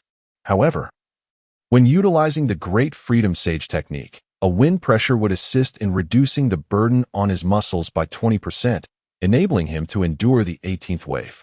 Now, with his enhanced arm strength, Yotsuka felt an increasing interest in the Fruit Ninja game. Those egg tarts tasted quite delightful. I shared half with SHBU. But I didn't get enough for myself. I'll have to get some more. Yotsuka murmured to himself, slipping on his shoes and dashing out of the house toward the Fruit Ninja stall. While Yotsuka enjoyed the privilege of moving freely due to his considerable strength, the other participants were engaged in rigorous training. With only 3 days remaining, Konoha was clearly adopting a last-minute preparation attitude, focusing on targeted training for the competitors. At that moment, Kakashi was training with Yamanaka and Noichi to enhance chakra endurance, while Moonlight Gale practiced combat techniques against another ninja. Other participants, including Asuma Sarutobi, were also engaged in one-on-one sessions. Excitingly, during practice, Waika delivered water to Moonlight Gale, energizing him to train fervently, while he cherished the water she gave him, reluctant to drink it. On Hokage Street. Hey, Karabi, look over there. There's a Fruit Ninja stall. I didn't expect to find one here in Konoha, exclaimed one of the group. Oh, is this the franchise of the Fruit Ninja from our side? I wonder if they keep score records here. I'm curious about their highest score, he replied eagerly. With that, the group approached the Fruit Ninja stall, where 2 ninjas were currently engaged in a fruit challenge. However, even at the 7th wave, they were struggling, and one was eliminated due to poor reaction time. The skill level of these Konoha ninjas is abysmal. They can't even handle the 7th wave. They're truly inferior compared to our Cloud Village ninjas. One commented. Indeed, Konoha ninjas are nothing but pushovers. The Fruit Ninja game requires high levels of reflexes and agility, which they clearly lack. Only our Cloud Village ninjas can excel at this, boasted Yuzu Woodman. Exactly. I bet their highest score wouldn't exceed the 10th wave, another chimed in. Ha ha ha, indeed. This game is best suited for our Cloud Village ninjas. Konoha doesn't have a single capable player. Chapter 62. The bet. Just as Darui was about to strike the score leaderboard, the remaining Leaf Ninja was also eliminated. This suddenly opened up 2 spots. Young man, you don't seem to be from the Leaf Village, do you? Would you like to join in on the fun? The vendor of Fruit Ninja greeted Darui with a smile, thinking to himself that although this lad appeared muscular, there is a saying that goes, the larger the muscle, the slower the reaction. This young man might not even last through 5 rounds, making him a prime candidate for a paying customer. All right, I shall give it a try. Darui chuckled, recalling that during his time in the Cloud Village, he had played Fruit Ninja before, achieving a commendable record of 13 rounds. This was indeed an impressive feat. Even in the Leaf, 13 rounds would place him among the top 5. He, having reached 13 rounds previously, after some time honing my skills, I should be able to last until 15 rounds now, Darui thought, rubbing his hands together. Memories of the 3rd Raikage words echoed in his mind. Your purpose in this mission is to showcase the might of our Cloud Village. So if you get the chance to humiliate a Leaf Ninja, do not hold back. Let them witness our strength. Thus, Darui mused, hee. The time to assert our nation's prestige has arrived. Perhaps I, Darui, will even become a hero of the Cloud Village. Just then, Yuzuki approached and patted Darui on the shoulder, saying, Darui, unleash your full potential and give those Leaf Ninjas a wake-up call. Your moment to serve the homeland has come. Indeed, Darui, apart from my brother, you are the fastest in reaction speed here. Showcase the pride of our land of lightning. Rest assured, I will certainly give the Leaf people a spectacle, Darui declared with a confident smile. Following the same path as the 3rd Raikage, he had used lightning power to enhance himself, activating his muscles and neural reflexes, thus forming a formidable physique with greatly improved speed, defense, and strength. Therefore, in terms of reaction speed, apart from Killer Bee's brother, Darui was the strongest present. Given that Fruit Ninja relied on reaction speed and muscular endurance, these were exactly his strengths. Look, aren't they from the Cloud Village? Just as Darui stepped forward to commence the Fruit Ninja challenge, a nearby Leaf Ninja exclaimed in astonishment to his companion. Oh, indeed. It seems they have just arrived, carrying their luggage, the other replied. Are they really going to challenge Fruit Ninja? This should be interesting. They must be first-timers at this game. Just wait and see. That lad will probably be eliminated by the 3rd or 4th round. The conversation of the 2 Leaf Ninjas reached Killer Bee's ears, prompting him to scoff dismissively, "Humph. A couple of bumpkins. This game was invented by our Cloud Village to train our neural reflexes and muscular endurance. You Leaf folks won't be able to handle it at all. Humph. Such arrogance. We'll see how many rounds you can endure," retorted the Leaf Ninja, unwilling to back down. "How about we place a bet?" Yuzuki interjected, a cold smile gracing her lips as she addressed the Leaf Ninja. "What do you propose to wager?" The Leaf Ninja inquired. "If he cannot last 10 rounds, the money will be yours. If he surpasses that, I want your sword." Yuzuki pointed to the Leaf Ninja's blade at his waist. The Leaf Ninja thought to himself, "This girl is quite bold." He responded defiantly, "Fine. If you're that confident, I will gladly accept. But when you lose, don't claim I bullied you." The Leaf Ninja felt somewhat displeased, as he couldn't understand why this young girl, barely in her teens, exuded an aura that made him feel as if he were facing an equal, even overshadowing him slightly in terms of presence. Thus, both parties placed their money and sword on a nearby table, attracting the attention of several onlookers. The spectacle of a bet between a Leaf Ninja and a Cloud Ninja piqued the interest of many, as it involved two nations and could potentially touch upon diplomatic matters. As the crowd grew, the Fruit Ninja machine's alert bell rang, and 2 projectiles shot out. Darui swiftly slashed them down with 2 clean cuts, revealing 2 sliced fruits. "What do you think? Impressive, isn't it?" Killer Bee boasted, nodding his chin toward the Leaf Ninja. "Humph, that was merely the first round. No need to rush." The Leaf Ninja scoffed, his gaze fixed on the pile of cash on the table, estimating it to be around $1,000.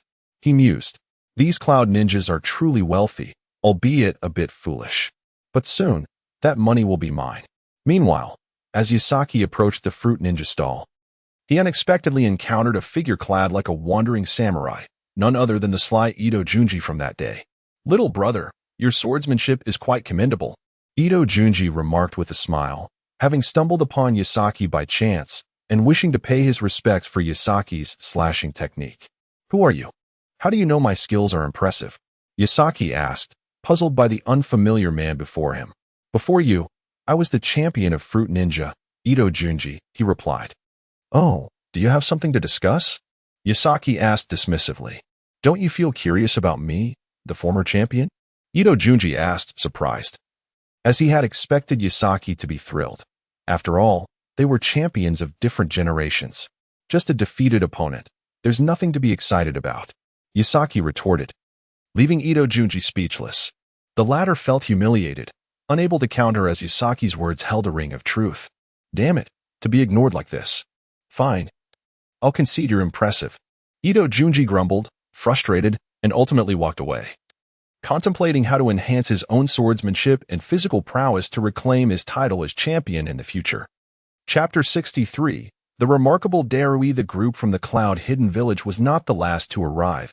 Others followed closely behind, such as those from the Mist Hidden Village. As the members of the Cloud began to indulge in their game of Fruit Ninja, the Mist Ninjas reached the gates of Konoha. Well, is this really the Leaf Village of the Land of Fire? The village founded by the legendary god of shinobi, Senju Hashirama?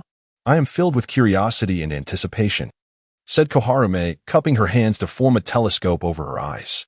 At this time, Koharume was merely 15, resembling a delicate and beautiful porcelain doll, utterly charming. I have always believed that among the 5 great nations, Konoha is the strongest, and witnessing it firsthand confirms my convictions. Tobito Zabuza gazed up at the towering gates of Konoha, which soared 10 stories high, filled with admiration. What immense power must it take to open this gate? What formidable force would be required to destroy it? Zabuza, don't speak words that inflate other spirits while diminishing our own, said Kisame Hashigaki, laughing, although his smile was more grotesque than sorrowful. While it's true that our Mist Village may not match Konoha, we are not to be underestimated. Even if they are slightly stronger, they are not overwhelmingly so. Let us strive diligently, and one day we too shall rise to prominence. With a smile, Koharume led the way into Konoha. The party from the Mist Village consisted of more than just these 3 competitors, yet the others were somewhat inferior in strength. Upon entering Konoha, they were instantly captivated by the sights and sounds of the bustling streets. This place is entirely different from our Mist Village. I think I like it here, exclaimed the youthful Tobito Zabuza, his eyes sparkling with excitement. Indeed, The architecture here resonated with my tastes. After growing accustomed to the buildings of Mist Village, my interest in other styles has been piqued. Koharime, equally exhilarated, gazed around, her beauty attracting the attention of many passers-by. I wonder if I might encounter a handsome boy here. If I were to meet a charming young man from Konoha, perhaps I would even consider marrying him. She mused joyfully as she walked. Not long after they departed, the sand-hidden village also arrived. Konoha, Hataki Sakomo. Hataki Kakashi, I have come. Chiyo remarked darkly as she surveyed the imposing gates of Konoha, their defenses seemingly superior to those of the sand's own walls, causing her discomfort. Let us proceed cautiously once inside. We must avoid unnecessary troubles. After all, our sand village suffered significant losses against Konoha in the last ninja war, forcing us to bide our time and endure humiliation. However, should anyone dare to provoke us, we shall show them that we are not to be trifled with. The leader of the sand village instructed the competitors. Meanwhile, as time progressed, Darui had successfully withstood the first 8 waves of fruit attacks. The Leaf Ninja, who had wagered against the Yuzuki, was growing increasingly anxious, his expression darkening with each passing moment. How is this possible? This kid is astonishing. Even I could only last until the 9th wave before being eliminated, yet he has endured 8 waves without missing a single fruit, and he is merely a genin. The Leaf Ninja felt a sense of foreboding. He was beginning to worry that his prized sword might soon change hands. The surrounding audience buzzed with excitement. What is this? That boy from the cloud-hidden village is remarkably skilled, having surpassed 8 waves of fruit attacks without losing a single one. It seems the cloud ninjas are not to be underestimated. Yet, there was no need for excessive concern, as the challenges would only grow more formidable. Who could say if he would survive the next wave? Even if he managed to endure the 9th wave, could he possibly withstand 18? Hearing the murmurs around him, Darui wore a smug smile. He excelled at this game of Fruit Ninja. His muscles, activated by the black lightning, reacted swiftly, and his mind, equally agile, processed information at remarkable speed. Through the power of lightning, he had enhanced the transmission speed of his neurons, achieving rapid reflexes. Thus, although he lacked the Sharingan, he could still discern the flying objects. His quick mind allowed him ample time to react. Standing beside him, the Yuzuki crossed his arms, wearing a self-satisfied grin. Confident of victory as he had the fine sword, convinced it would soon be his prize. As one of the most talented genin from the cloud-hidden village, the Yuzuki understood Darui's capabilities well. He was certain that Darui could withstand at least 13 waves, and possibly even compete in the 14th. He intentionally downplayed the stakes, suggesting the 10th wave, and surprisingly, the Leaf Ninja accepted the wager, which filled the Yuzuki with a sense of triumph over his opponent's ignorance. Foolish Leaf Ninja, he thought smugly. At that moment, the 9th wave commenced. Shadows darted forth in rapid succession, and Darui remained focused, waiting until the projectiles were 2 meters away before unleashing a flurry of strikes, severing all 9 shadows. To his astonishment, they were all fruits. Killer Bee, watching the scattered fruit pieces on the ground, picked up half an apple, wiped it clean, and began to munch on it. At this point, Darui had equaled the Leaf Ninja's personal record, which only added to the latter's anxiety, as the next wave would determine the outcome of their wager. If Darui survived the next onslaught, the Leaf Ninja's sword would belong to the Yuzuki. Thus, the Leaf Ninja found himself silently praying that Darui would falter in the forthcoming wave. Meanwhile, Uchiha Obito, having been granted leave, happened upon the scene. Intrigued by the large crowd gathered. Chapter 64, Displaying Muscles. Is that a ninja from the village hidden in the clouds? Uchiha Obito observed Darui standing in the arena, noting the impressive muscular development of his physique, which exuded a certain aesthetic of strength. With just a glance, Obito understood that he would undoubtedly be at a disadvantage in close combat. It was said that the ninjas from the village hidden in the clouds excelled in a technique known as body technique, which involved enhancing muscle cells and nerves through chakra to significantly boost physical capabilities. This technique combined ninjutsu and taijutsu, resulting in a formidable close combat prowess known as body technique. Recalling the descriptions of Cloud Village ninjas from his textbooks, Obito examined Darui's physique and began to grasp the essence of body technique. He wondered how it compared to Might Guy's pure taijutsu.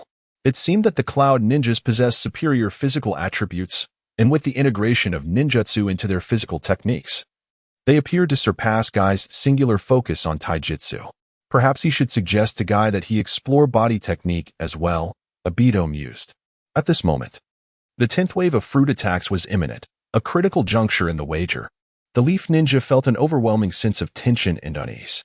By now, he realized that the seemingly unremarkable genin was, in fact, exceptionally powerful. Subconsciously, he believed there was an 80% chance that Darui would endure the 10th wave. Meanwhile, the onlookers, including Yuki and others, wore confident smiles. For Darui, 10 waves of fruit attacks were hardly a challenge.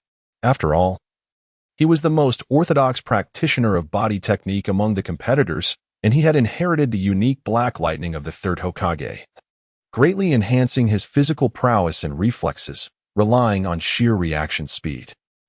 It's time for those leaf softies to witness the might of our Cloud Village. Darui, show them what a true man is made of. Karabi declared with an air of confidence, expressing himself in a peculiar rap that was difficult to decipher. Darui, this is our first opportunity to showcase the might of the village hidden in the clouds. It's your moment to shine. Yuki crossed his arms, exuding an aura of assured victory, already contemplating how to wield his greatsword. Hearing his comrade's words, Darui nodded with a smile, thinking, the time has come to bring glory to the village hidden in the clouds. As the 10th wave commenced, even Darui found himself at the limits of his physical capabilities and reflexes. After all, he lacked the powerful ocular techniques like the Sharingan or Byakugan, and with his current strength, he could no longer discern the incoming projectiles. However, he had his own methods, his signature skills. With a grin, he whispered, Leaf Ninjas, prepare to witness my signature move. He shouted, his muscles tensing as he clenched his fists at his waist, gritting his teeth, with veins visibly protruding from his forehead. Darui was finally ready to unleash his ultimate technique, rendering the wager devoid of challenge. Observing Darui's demeanor, Yuki felt a surge of delight. Now, let the Leaf Ninjas witness the ultimate ninjutsu inherited from the third Raikage, Lightning Release Chakra Mode. Activate. Boom. A resounding explosion echoed as a torrent of black lightning erupted from Darui, enveloping him like a second skin. Countless black arcs of electricity crackled and twisted chaotically, resembling serpentine bolts of lightning. The intense arcs of electricity caused even the onlookers to feel as if they had been jolted, with a few nearby individuals' bangs standing on end from the shock. What is happening? Such astonishing chakra, such formidable lightning release. What kind of ninjutsu is this? The atmosphere is incredible. In an instant, the spectators were left in awe, utterly captivated by Darui's lightning release chakra mode. They had never witnessed such a manifestation of ninjutsu, such a powerful chakra exterior. The visual and sensory impact was overwhelming, and coupled with Darui's already robust physique, he resembled a thunder god descending upon the earth, exuding an aura of dominance. Hearing the gasps of the crowd, Yuki and Karabi exchanged triumphant smiles. See, this is the power of our village hidden in the clouds. Incredibly powerful. Uchiha Obito's eyes widened in disbelief. It was his first encounter with someone emanating such a vast amount of chakra. The palpable pressure stemming from the immense chakra left him profoundly shaken. Is this the legendary body technique of the village hidden in the clouds? So formidable. Is he really a competitor from the Cloud Village? I have to face someone like him. In that moment, Obito felt intimidated by Darui's presence, a sense of trepidation creeping into his mind. No, I cannot be overwhelmed by his aura. Just as self-doubt began to settle in, the image of Yasaka flashed in his mind, instantly dispelling the fears that had taken root. I cannot be frightened. I represent the Leaf Village. No matter how powerful he may be, he cannot match Yasaka. Furthermore, even if I do encounter him as an adversary. At that thought, the visage of Noera appeared in his mind. Obito, you must do your best. I will be cheering for you from the stands. Her words echoed in his ears, fortifying his resolve. No matter what, I must win. I will win. Rin is watching me. A determined glint shone in Obito's eyes. And at that moment, the 10th wave commenced. A series of whoosh sounds filled the air as 10 shadowy figures surged forth from the machine's nozzle, hurtling toward Darui with blinding speed. Darui, crackling with black arcs of electricity, gripped his long blade tightly, his eyes wide open, intently focused on the incoming barrage of fruit. Chapter 65. The bet lost, I can see clearly. Dalu silently affirmed within himself. In this moment, under the potent activation of the black lightning escape, his muscles and neural pathways were maximally invigorated, accelerating his neural conduction speed to 5 times its normal rate. In this state, his mind could process vast amounts of data in a fleeting moment, even if his eyes could no longer distinctly discern the silhouettes hurtling towards him. Yet, with his brain's supercharged reflexes, he could instantly deduce from the shapes of the shadows whether they were fruits or mere distractions. In the next instant, he bellowed fiercely, swinging his massive sword, resembling a door panel, with tremendous force, carving a colossal arc of darkness that struck the first shadow. With a soft swish, the shadow was cleaved, its velocity plummeting in that very moment, revealing its true form, an apple, sliced in two. Onward. The second one. Dalu forcefully contracted his arm muscles, propelling his entire arm in the opposite direction. With another swish, he severed another shadow, and lo, a banana was bisected. Next, the third. He swung his blade once more, cleaving yet another fruit. The fourth, the fifth, the sixth, the eighth. A flurry of swift slashes erupted, creating a cascade of black arcs, both violent and aesthetically pleasing, as he dispatched all 8 shadows in rapid succession, leaving a myriad of fruit fragments scattered on the ground. The remaining 2 shadows were disregarded, crashing into the net behind him, revealing their true nature, 2 small green wooden balls. The 10th wave. Success. Dalu plunged his sword into the ground and turned back to the villagers of Yunin, flashing a confident smile.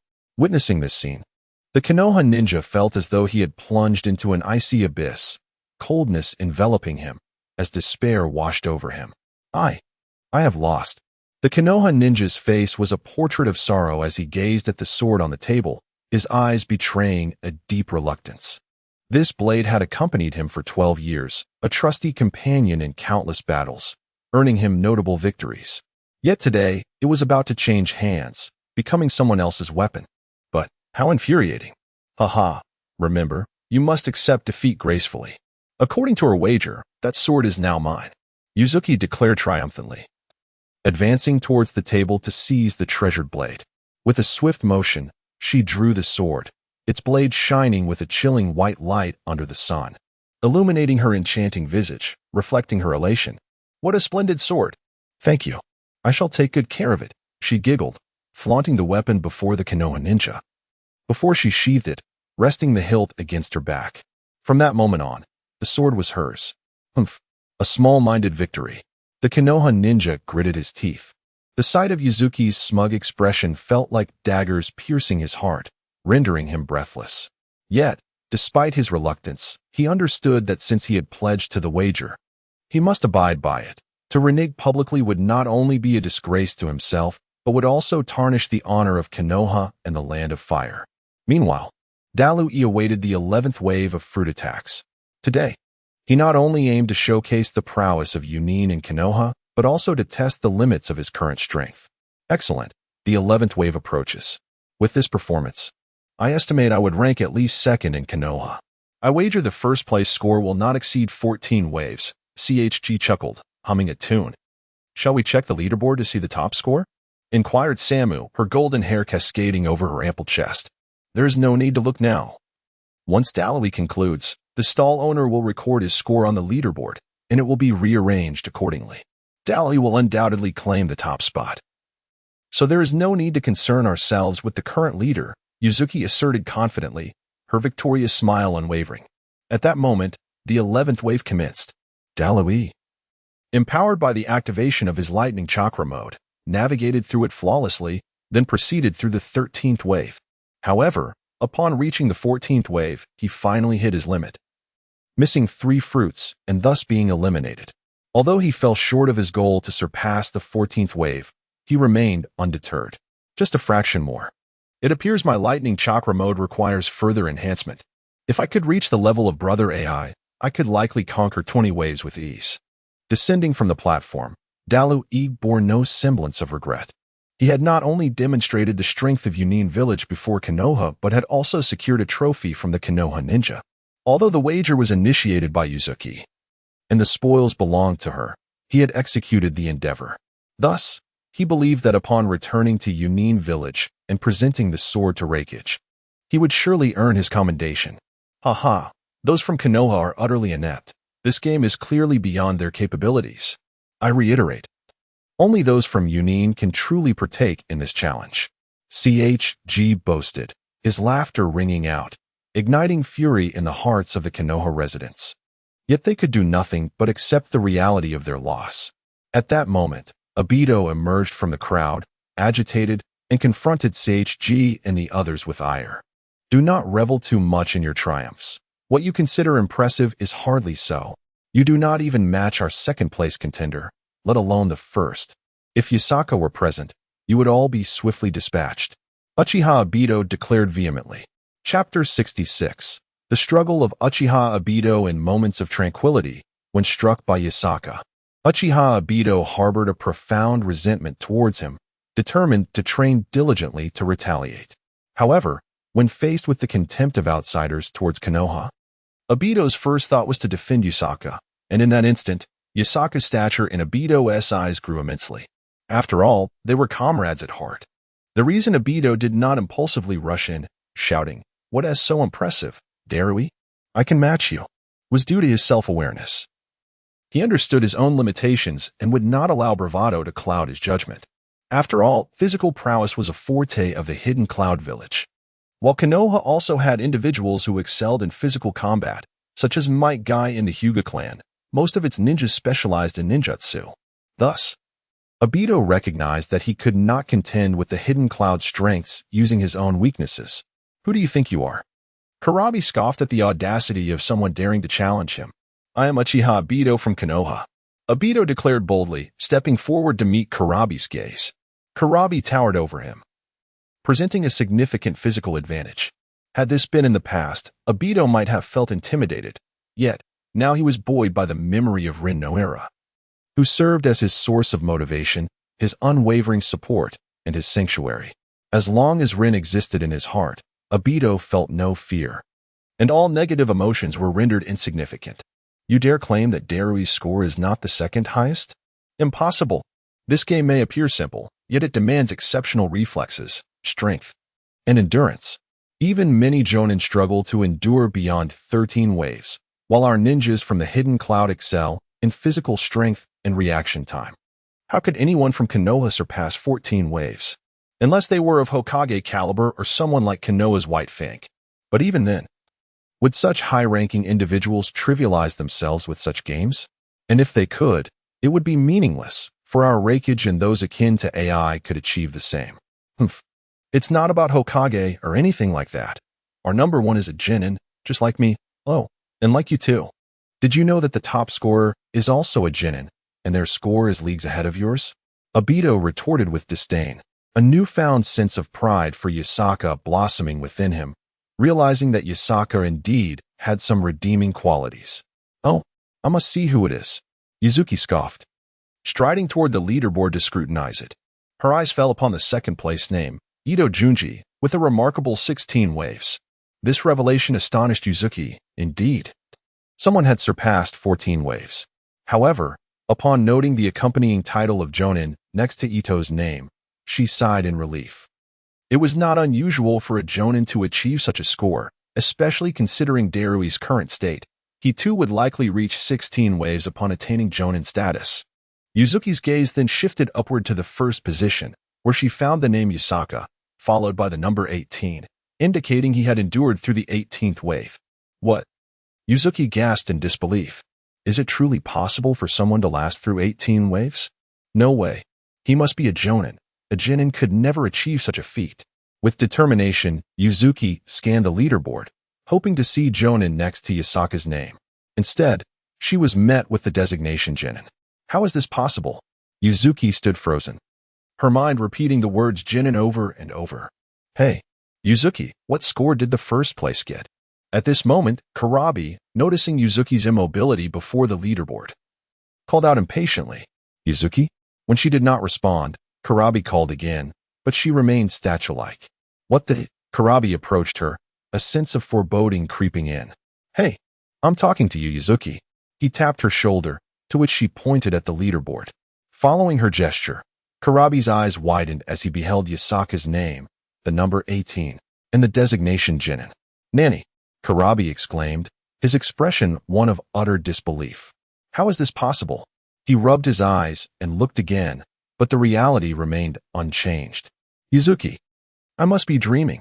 Quickly, slap me awake." A Jinin could not possibly endure 18 waves.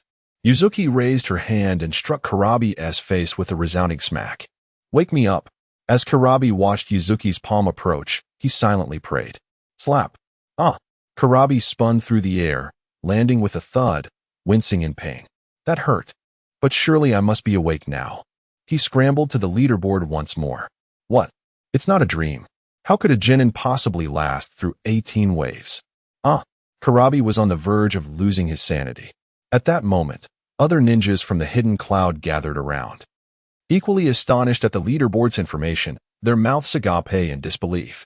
How could this be? Is it possible that he possesses Jonin-level strength but refuses to advance? Or perhaps he was once a Jonin who was demoted due to a mistake? Darui stood in shock, murmuring to himself. Humph, did you see that? With your meager skills. You can't even compare to a Jinin from Konoha. You might as well go home and tend to pigs. Haha. Obito reveled in the incredulity of the hidden cloud ninjas. Laughing heartily, feeling a sense of triumph, realizing that Yasaka was indeed remarkable. In that moment, he forgot all about his previous grievances with Yasaka. Impossible. I refuse to believe it. You must be deceiving us, placing a non-existent person at the top. Yes, that must be it. It's a ruse concocted by the stall owner to avoid paying. Yuzuki shouted furiously. Chapter 67. The rampaging Yumikage. Do not hastily cast accusations, I assure you. I have not fabricated anything. That individual indeed withstood the 18th wave of fruit attacks before our very eyes, and he is undeniably a Jinin. Moreover, I have heard he is one of the competitors from Konohagakure. The stall owner, sporting a goatee, slowly interjected. He felt compelled to clarify, lest some fool mistakenly believe he had orchestrated a deceit. At that moment, voices among the audience chimed in. Indeed, we all witnessed it. That fellow is a Jinin, and his stature is quite similar to his. You people from the Hidden Cloud Village are merely sour grapes, unable to accept your shortcomings. Just admit it and stop seeking excuses. The Yumikage felt her composure falter, yet she remained skeptical that any true Jinin could endure the 18th wave. The required reaction speed would be extraordinary. No, perhaps not entirely impossible. If he possessed the physical prowess akin to Darui and a perceptual ability similar to the Sharingan, he might indeed withstand the 18th wave. I would very much like to meet this Jinin who could manage such a feat. I wonder what manner of person he is. Darui mused with curiosity. Upon encountering him, I shall challenge him to a duel. Karabi scoffed, confident in his own prowess as one of the premier contenders. Being the host of the Eight Tails, although he could not fully harness the power of the beast at present, his immense chakra and strength would allow him to triumph over most Jinin. Even the Yumikage, who was reputed to have adept control over tailed beasts, would be a worthy opponent. Humph, he must resemble a child. In truth, he should be a Jonin, but for some reason, he has been relegated to the rank of Jinin. I refuse to believe that a Jinin could achieve such a feat. The Yumikage staunchly denied the possibility. At that moment, Yasaka approached the stall and was taken aback by the crowd that surrounded it. He wondered what remarkable individual had drawn such a throng.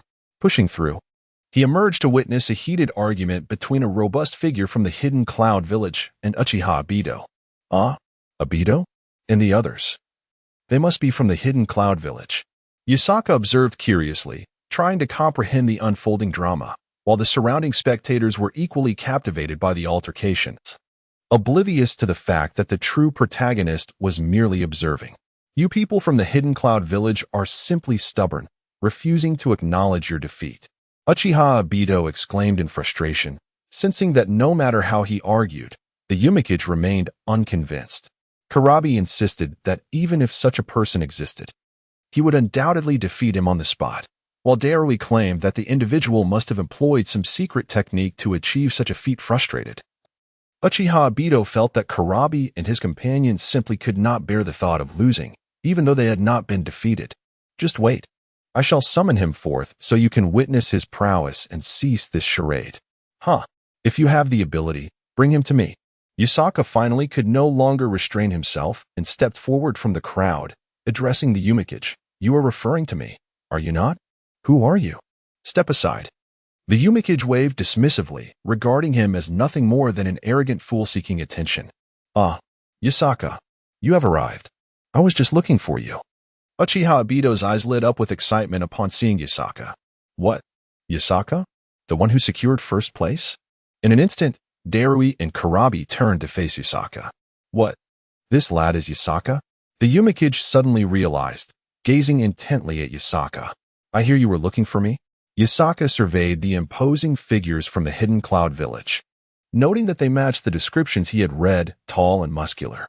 Meanwhile, Kurabi and his companions scrutinized Yusaka, finding nothing particularly remarkable about him. He was of average height, build, appearance, and demeanor, utterly unremarkable. This fellow managed to withstand the 18th wave? Him? Darui pondered, repeatedly assessing Yusaka from head to toe, struggling to discern what made him extraordinary. Is it possible for such a person to surpass even Darui?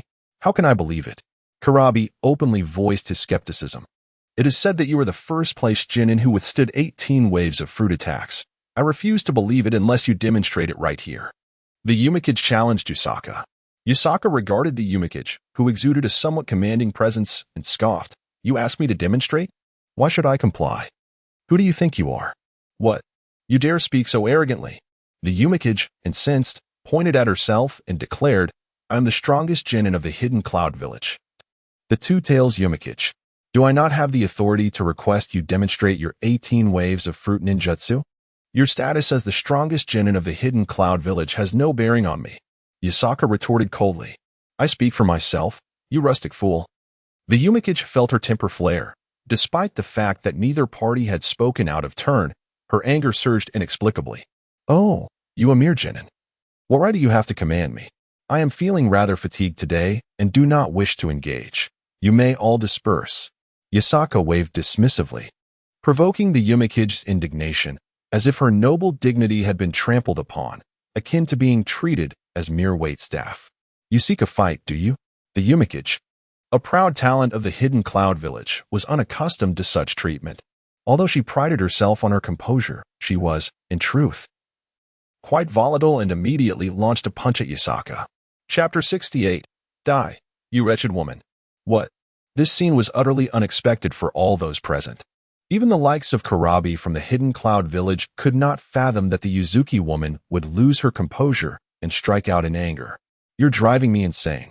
Die, you wretched woman.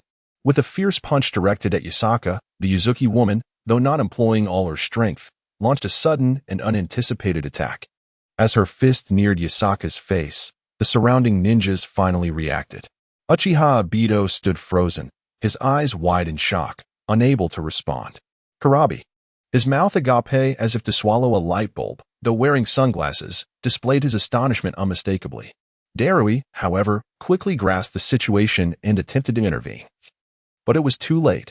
The Yuzuki woman was far too impulsive. Darui thought anxiously, realizing the gravity of the situation. They were in the territory of Konohagakure. And this outsider dared to assault one of its own. Was she courting death? Damn, the third Raikage claimed she was the most composed among us. But I see her as the most reckless. Yet despite Darui's rising panic, it was already too late. He envisioned the impending chaos, a brawl would surely erupt. And though both sides might attempt to mediate, the members of the hidden cloud village would undoubtedly be met with hostility throughout their stay, possibly even facing retribution. With a heavy heart, Darui closed his eyes, cursing the Yuzuki woman internally. Just when everyone believed Yusaka was about to be struck, he instinctively sensed a disturbance in the air as the Yuzuki woman's fist approached. Without a moment's thought, he leaned back. In the next instant, Yusaka evaded the punch, which instead struck mere centimeters from where his head had been. Humph, how brazen. Yusaka was not one to be trifled with. In Konohagakure, he had always been the one to dominate, never the victim. He could scarcely believe the audacity of this woman from the hidden cloud village, daring to act against him in his own domain. With a cold snort, he unsheathed his katana in a swift motion, unleashing a horizontal slash that gleamed with a deadly arc of light. aimed directly at the Yuzuki woman's neck. If it landed, it would mean instant decapitation. At that critical moment, the two-tailed beast within the Yuzuki woman sensed the lethal threat. It seized control, forcing her to lean back in a bridge-like posture, narrowly evading Yasaka's fatal strike. Though she emerged unscathed, a third of her golden ponytail was severed by his swift blade. With a soft sound, the severed hair cascaded through the air like a fan unfurling, filling the space before them with a radiant golden hue. "Ah, my hair. You dare to die." Upon seeing the loss of her hair, the Yuzuki woman erupted in fury, her rage boiling over as she prepared to retaliate. However, Darui and Karabi quickly restrained her from behind, each gripping a shoulder in a desperate attempt to subdue her. "Let me go. I will kill him. He dared to cut my hair." The Yuzuki woman screamed, her madness escalating. Other members of the Hidden Cloud village rushed to help restrain her, fearing that her outburst could ignite a full-blown fight. This was merely an hour after their arrival in Konohagakure. If a brawl broke out here, not only would they be disqualified from the competition, but they might also find themselves imprisoned by the villagers. While execution was unlikely, they could easily become war prisoners. A disgraceful fate that could spark diplomatic tensions between their nations. Should the Hidden Cloud village need to negotiate for their release, they would undoubtedly pay a steep price. Forced to bow in humility. Especially since the instigators were from their own ranks, they had no standing in this conflict. The last conflict, the Second Shinobi World War, had also begun with an offensive from their side within Konohagakure, resulting in their defeat. Thus, a repeat of such an incident could provoke intense hostility from the villagers. Given that the Hidden Cloud village was still in its developmental phase, escalating to war was unwise.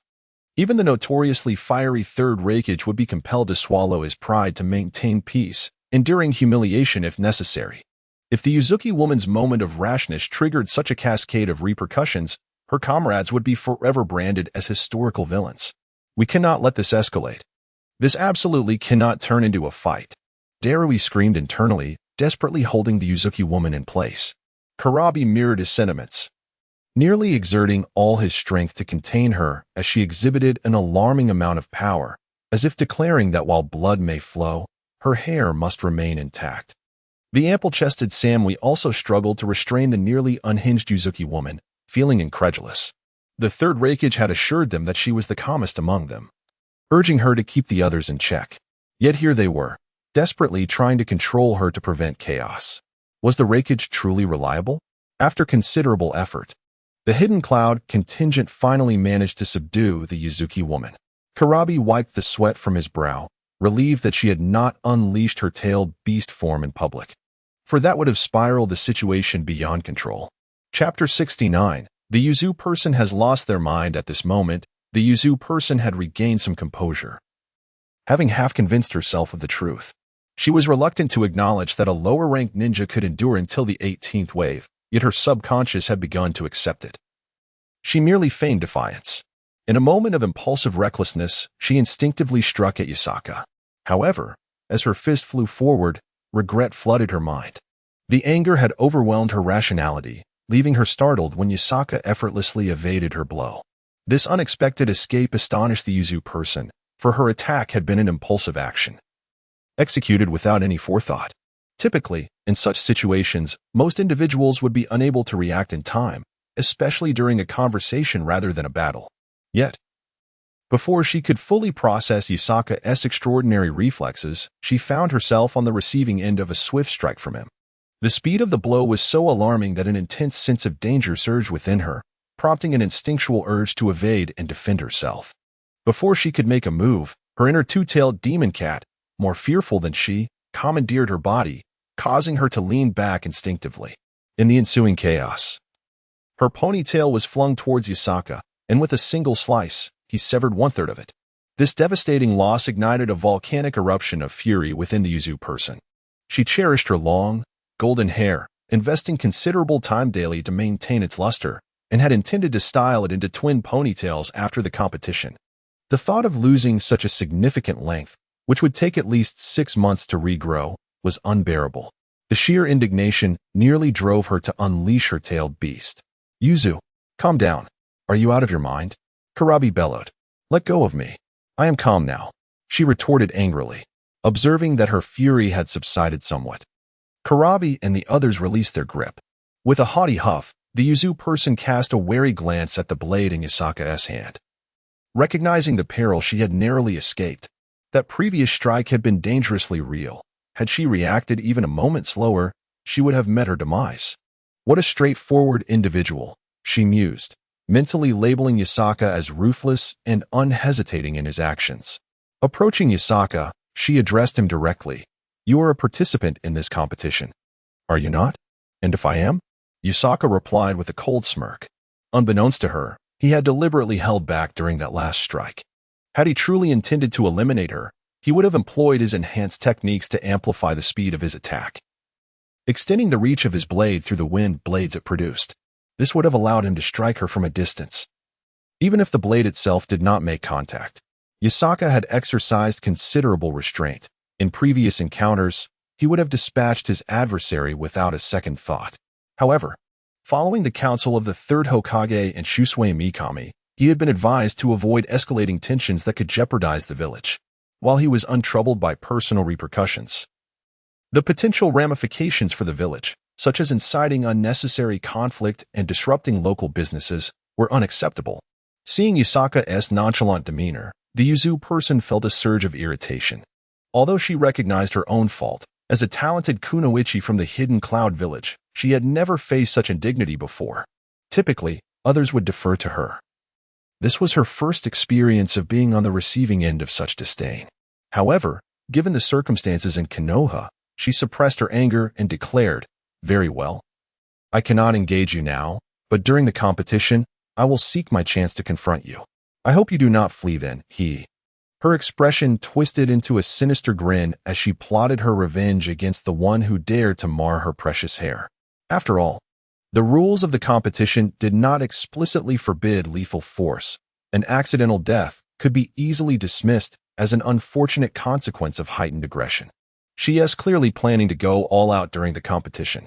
This guy is doomed, Karabi muttered quietly to Samui. Samui sighed, shrugging his shoulders. They understood the Yuzu person's temperament well. Although she often displayed more composure than Karabi and the others, when provoked, she was a force to be reckoned with. Unless Karabi unleashed his Eight Tails mode, none present could hope to match her.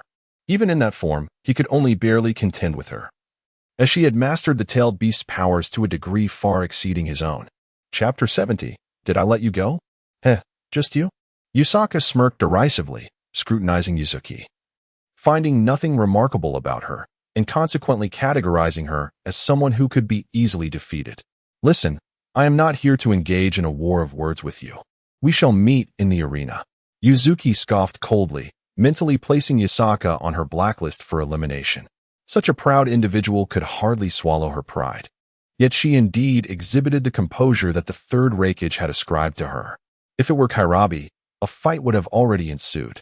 Yuzuki had merely momentarily lost control due to the earlier incident concerning her hair.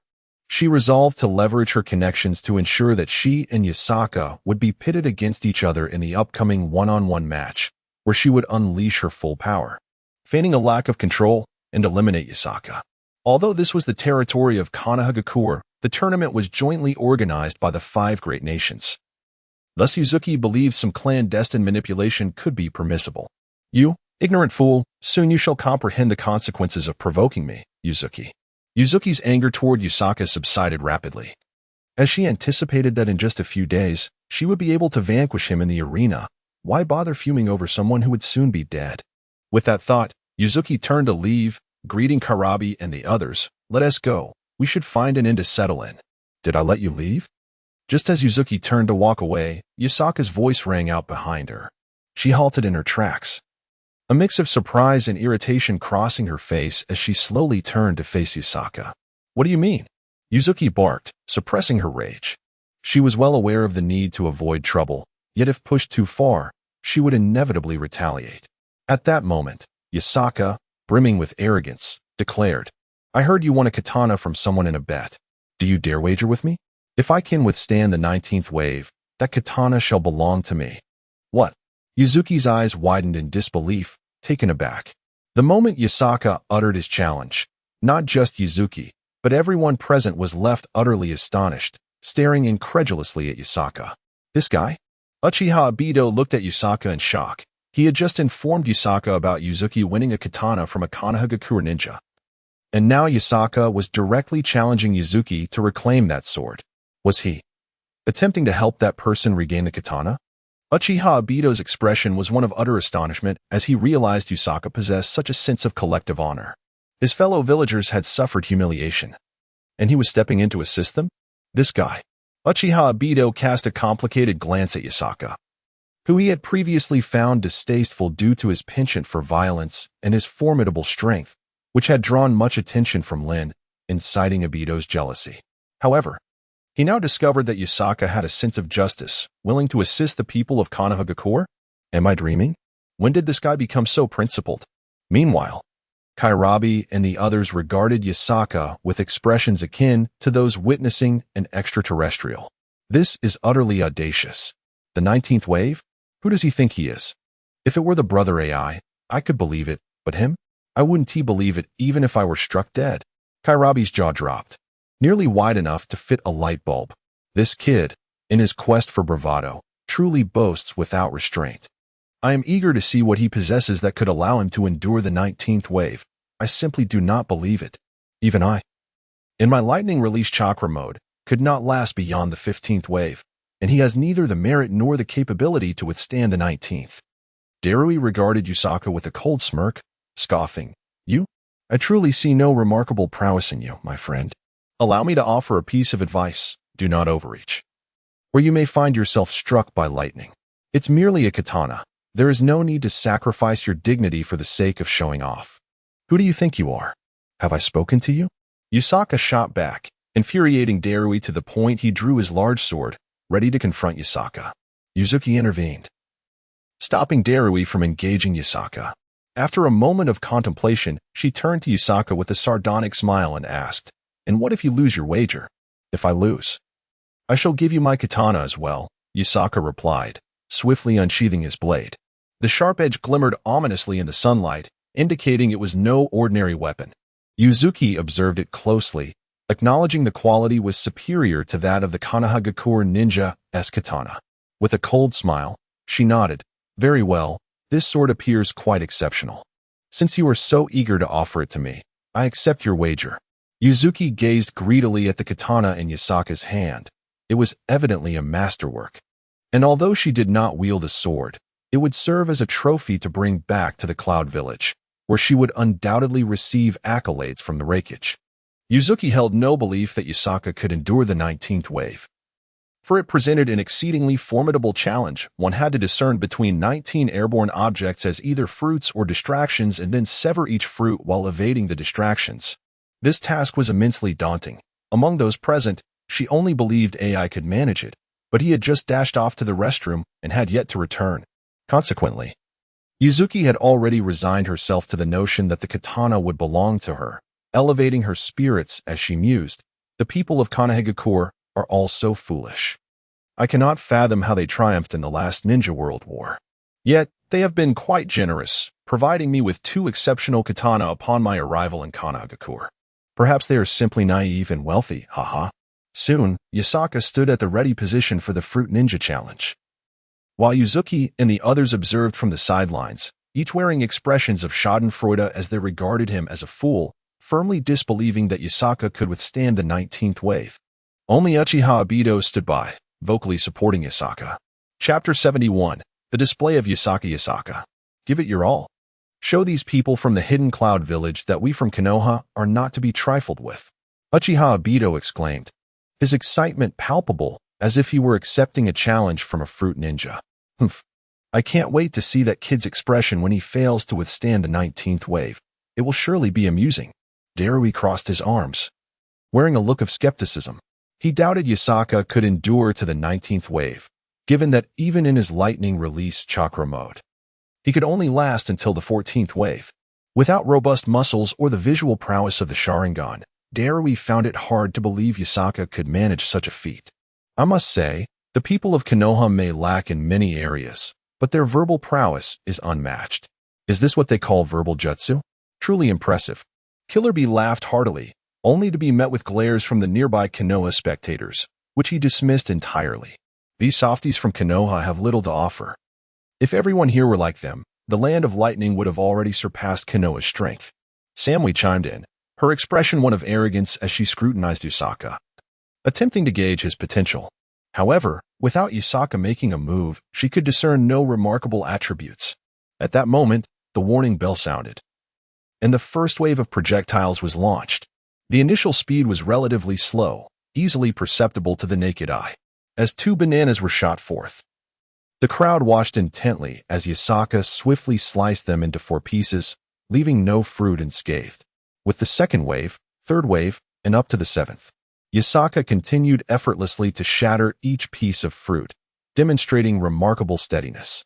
His swordsmanship is quite impressive, swift, precise, and lethal. Yet, if that is all he possesses, it will not suffice to reach the 19th wave, Samui remarked disdainfully, weighing her own weapon against Yusaka's blade, which now seemed less appealing in comparison. Hey, Darui. Since you wield a blade, I and Appos. I'll let you have that kid and Appos. As sword later. I have no use for it, Samui offered. I prefer larger weapons. This light sword doesn't suit me, but it might be useful for Killer Bee. Darui waved his hand dismissively, while Killer Bee shook his head. Though I use lighter blades, that sword does not align with my 8 Tails Bee blade technique, as my knives are lighter. How disappointing, then. I suppose I'll just hand it over to Lord Raikage. Samui huffed, redirecting her gaze back to Yusaka. At this point, Yusaka had successfully navigated another wave of fruit attacks, reaching the 10th wave. Suddenly, a series of whooshing sounds filled the air as 10 projectiles surged forth. The 10th wave marked a significant increase in speed compared to the previous 9, making the objects nearly indistinguishable as they approached. With a flurry of movements, Yusaka executed 9 precise slashes, slicing through the fruits, leaving only one troublesome item untouched. Observing this, Darui nodded in acknowledgement, stating, I must admit, this kid's swordsmanship is commendable. His speed and accuracy are impressive, but if that is all he brings to the table, he will struggle to surpass the 15th wave. Indeed, if he only possesses such skills, he will not be able to contend with my 8 Tails Bee blade technique. Killer Bee laughed, brandishing his 8 short swords, renowned for their formidable combination of attacks using various joints. Thus, Yusaka's displayed reflexes were viewed with a degree of indifference by Darui and the others.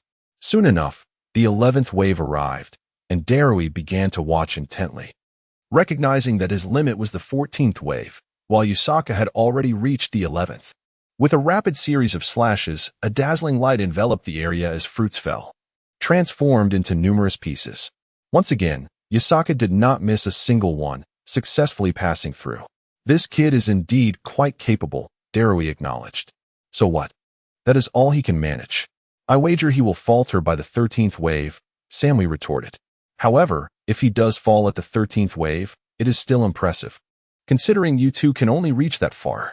True, enduring to the 13th wave is no small feat, but let us not forget, he boasted of surpassing the 19th wave. I look forward to witnessing that, Samui said with a smirk. As the 12th wave of fruit attacks commenced, Yusaka remained unfazed, slicing through each piece with precision. Go, Yusaka. Just endure 2 more waves, and you'll surpass that guy. This should be a walk in the park for you. Uchiha Obito shouted enthusiastically, confident in Yusaka's abilities, recalling that his previous limit was the 18th wave, thus making the 14th wave a mere trifle. Quickly, Yusaka overcame the 13th wave, standing on the precipice of the 14th. At which point the spectators from the hidden cloud village began to take a serious interest, aware that this wave represented Darui's limit. If Yusaka surpassed it, it would signify his superiority in the Fruit Ninja arena, particularly as he did so without the advantages of Darui's lightning release chakra mode, revealing much about his potential. Chapter 72. The Dilemma of Darui. Ultimately, Darui's lightning release chakra mode is exceptionally well suited for engaging in the game of Fruit Ninja. This mode utilizes lightning-based chakra to stimulate the blood cells within the body, thereby enhancing and activating muscle cells, resulting in significant improvements in endurance, strength, and explosiveness. Furthermore, under the activation of lightning energy, the body's neural reflexes are significantly stimulated, leading to an extraordinary increase in reaction speed, which in turn accelerates cognitive processing. Thus, It can be said that once the lightning release chakra mode is activated, an individual experiences a substantial elevation in speed, strength, explosiveness, and reflexes, making it a formidable ability. However, the lightning release chakra mode is inherently an explosive state. During this period, although various physical attributes may experience explosive growth, it simultaneously consumes a tremendous amount of energy. As the human body is not an eternal motion machine, the acquisition of immense power entails that the cells within the body are working at high intensity, inevitably leading to significant energy expenditure. Consequently, the lightning release chakra mode is highly taxing on physical stamina. Once an individual reaches their physical endurance limit, they are compelled to exit this mode, resulting in a state of weakness.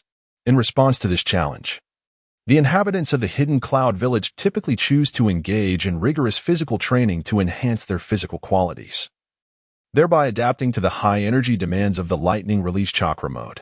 Moreover, the human body possesses a remarkable adaptability. Prolonged engagement in the lightning release chakra mode allows the body to expend less energy in this state over time. Yet, while this approach alleviates the sheer energy consumption, it remains a superficial solution. Therefore, the people of the hidden cloud village generally adopt a strategy of swift, decisive action, either overwhelming their opponent in a flurry of attacks or resigning themselves to their fate if they cannot secure victory. Conversely, the Akimichi clan of Konohagakure employs the butterfly technique, which yields effects analogous to those of the lightning release chakra mode. Members of the Akimichi clan possess a robust physique, primarily due to the substantial energy expenditure that accompanies the use of the butterfly technique. As a result, they accumulate considerable fat, which is subsequently utilized as energy during combat. Thus, their approach contrasts starkly with the hidden cloud village's focus on muscular enhancement, each method possessing its own advantages and drawbacks. At this moment, Yusaka was enduring the 14th wave purely based on his inherent physical qualities, devoid of any attribute enhancements. This starkly contrasted with Darui, who relied on short-term stimulation of his cellular activity to achieve potent attribute boosts. This discrepancy in capabilities prompted a shift in the gaze of the hidden cloud villagers towards Yusaka, who was sustaining himself through sheer physical prowess. Is this a trick? How is he managing this? With just his physical attributes, he has endured to the 14th wave. It's utterly incomprehensible, Samui exclaimed in astonishment, glancing at the equally bewildered Darui, momentarily questioning his understanding of reality. How is he accomplishing this? His physique appears quite ordinary, not particularly strong. My muscular capacity surpasses his by several folds. Yet I can barely hold out until the 14th wave. Meanwhile, he, with an average physique, achieves results akin to my performance under the lightning release chakra mode. How is this possible? I feel as though my training has been in vain. Darui stared incredulously at Yusaka, who awaited the 14th wave of fruit attacks. He simply could not fathom how someone with Yusaka's seemingly average physical attributes could endure such a high-intensity exercise. Despite Darui's own impressive physique and robust muscles, he too relied on the lightning release chakra mode to barely sustain himself through the 14th wave. How, then, was Yusaka managing without such an enhancement? This question echoed in the minds of not just Darui, but also Killer Bee, Yuzuki, and Samui, all of whom were equally perplexed. Could it be that a slender build results in less muscular strain during exertion? Yuzuki pondered aloud, his expression akin to that of someone encountering an alien. I cannot comprehend this. Are the people of Konohagakure truly abnormal? Killer Bee shrugged, raising his hands in resignation. Unbeknownst to them, if Yusaka were solely relying on his physical prowess, he would only be capable of sustaining himself until the 13th wave, as the strength of his arm muscles would not bear the burden imposed by extreme short-term exertion. Yet, the reason Yusaka appeared to endure effortlessly lay in the benefits of the Great Freedom Sage technique. Each time he swung his blade, this technique generated a gust of wind that assisted his movements, akin to a powerful breeze propelling one forward during a run, allowing him to conserve energy while simultaneously increasing speed. Thus, as Yusaka wielded his blade, the wind facilitated quicker and more effortless movements, making it seem as though his arms were gliding rather than relying solely on muscular effort. This significantly conserved his stamina and alleviated the burden on his muscles. Additionally, The Great Freedom Sage technique reduced air resistance, which is often the greatest obstacle in competitive sports. Consequently, with the dual advantages of wind assistance and diminished resistance, Yasaka swung his blade with remarkable ease and rapidity, achieving results comparable to Darui's enhanced muscular performance through the lightning release chakra mode. Yasaka, of course, kept these insights to himself, leaving the villagers of the hidden cloud village in a state of utter confusion. Let us see if he can withstand the 14th wave. Yet, I have an unsettling feeling that he will indeed prevail. Yuzuki remarked darkly, his expression somber. After witnessing Yasaka's remarkable performance, she finally conceded that he undeniably possessed the capability to endure the 14th wave. Chapter 73. Incomprehensible Previously.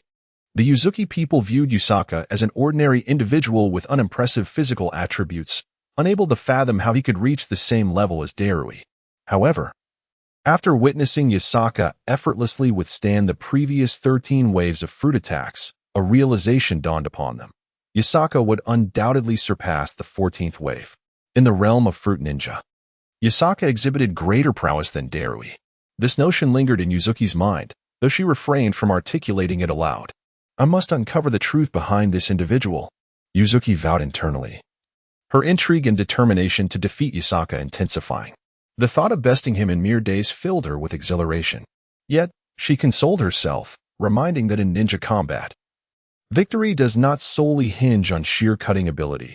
It is a matter of leveraging one's strengths while exploiting the weaknesses of the opponent.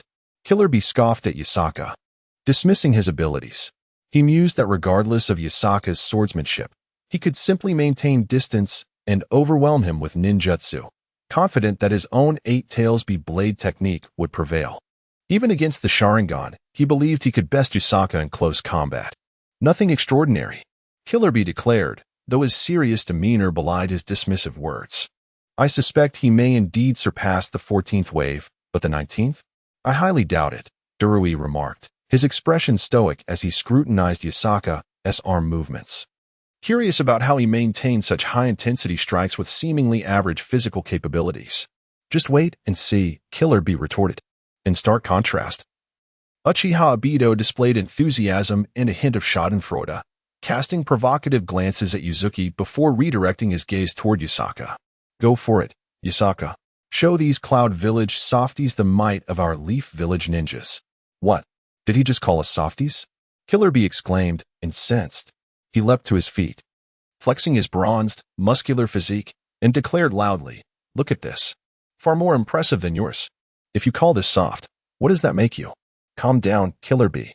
Do not engage in a war of words with the Leaf Villagers. Their verbal prowess is unmatched. We shall wait until that Yasaka fellow falters at the 19th wave. Then we can claim his sword as a trophy, and that will be our moment to mock them, Yuzuki replied coolly, suppressing her irritation as she anticipated the day she would wield Yasaka's blade in triumph. At that moment, the alarm for the 14th wave sounded. The previously animated discussions among the Cloud Village ninjas ceased, all eyes fixated on Yasaka. In the next instant, a flurry of 14 projectiles shot forth, their speed transforming them into mere shadows. Here it comes. Darui's heart raced as he intently focused on the incoming projectiles. Aware that this wave would be pivotal, his defeat at the hands of Yasaka hinged on this moment. Likewise, Yuzuki and Killer Bee remained tense, eager not to miss a single detail. Suddenly, Yasaka narrowed his eyes, heightening his senses to their utmost.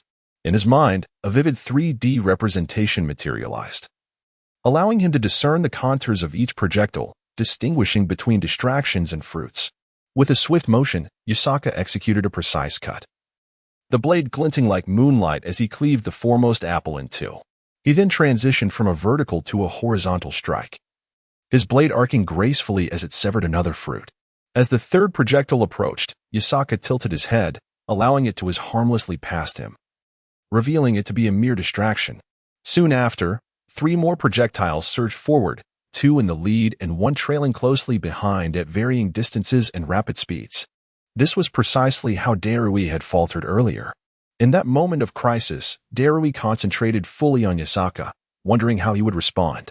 In a stunning display, Yasaka swiftly sliced through the first 2 fruits and then, with a seamless motion, turned to slice the third fruit trailing closely behind. The sight left Darui utterly bewildered. What on earth? This exclamation came not from Darui but from Killer Bee. How can he be so fast? Yuzuki exclaimed in astonishment. What speed is this? How is this even possible? Darui marveled, wagering that had he been in Yasaka's position, he would have been unable to execute the third cut in time. There was simply no margin for error. Yet Yasaka accomplished the seemingly impossible. It was through his direct, rapid reflexes and unparalleled speed that he succeeded in severing the third fruit. This spectacle rendered the Cloud Village onlookers speechless. Such speed was a feat only A could rival. Darui, overwhelmed with disbelief, questioned everything. How could Yasaka, with such slender arms, unleash such formidable power in an instant? It defied all logic.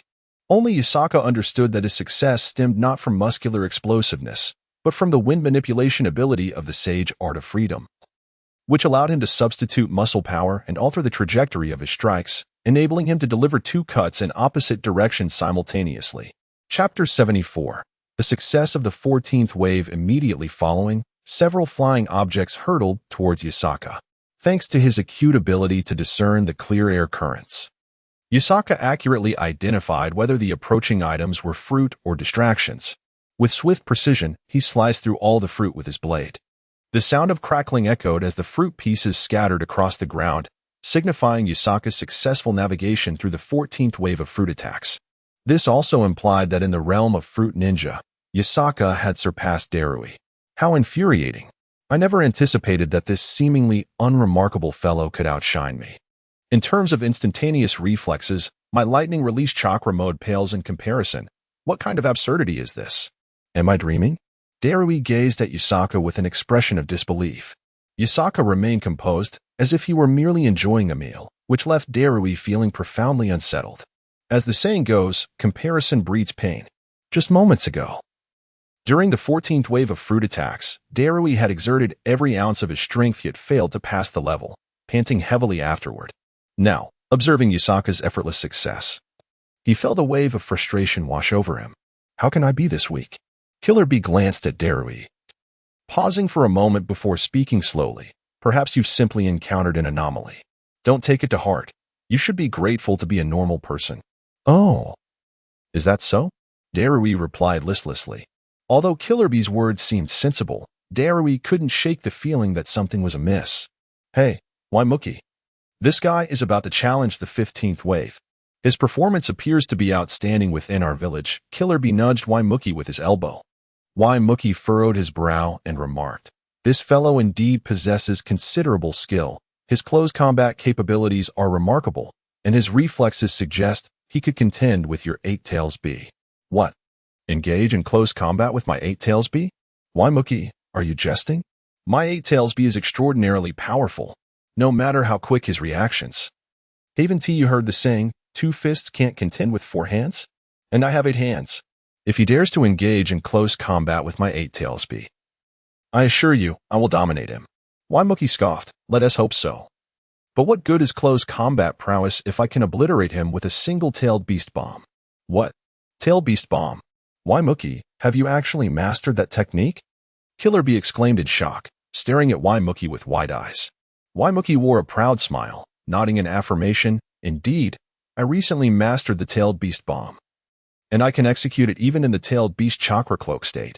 Killer Bee was taken aback, unable to fathom that Waimuki had achieved such a feat typically. One could only unleash a tailed beast bomb after full transformation into a tailed beast, which involved the beast itself releasing an enormous sphere of concentrated chakra. To wield the tailed beast bomb while in the chakra cloak state equated to a miniature nuclear explosion.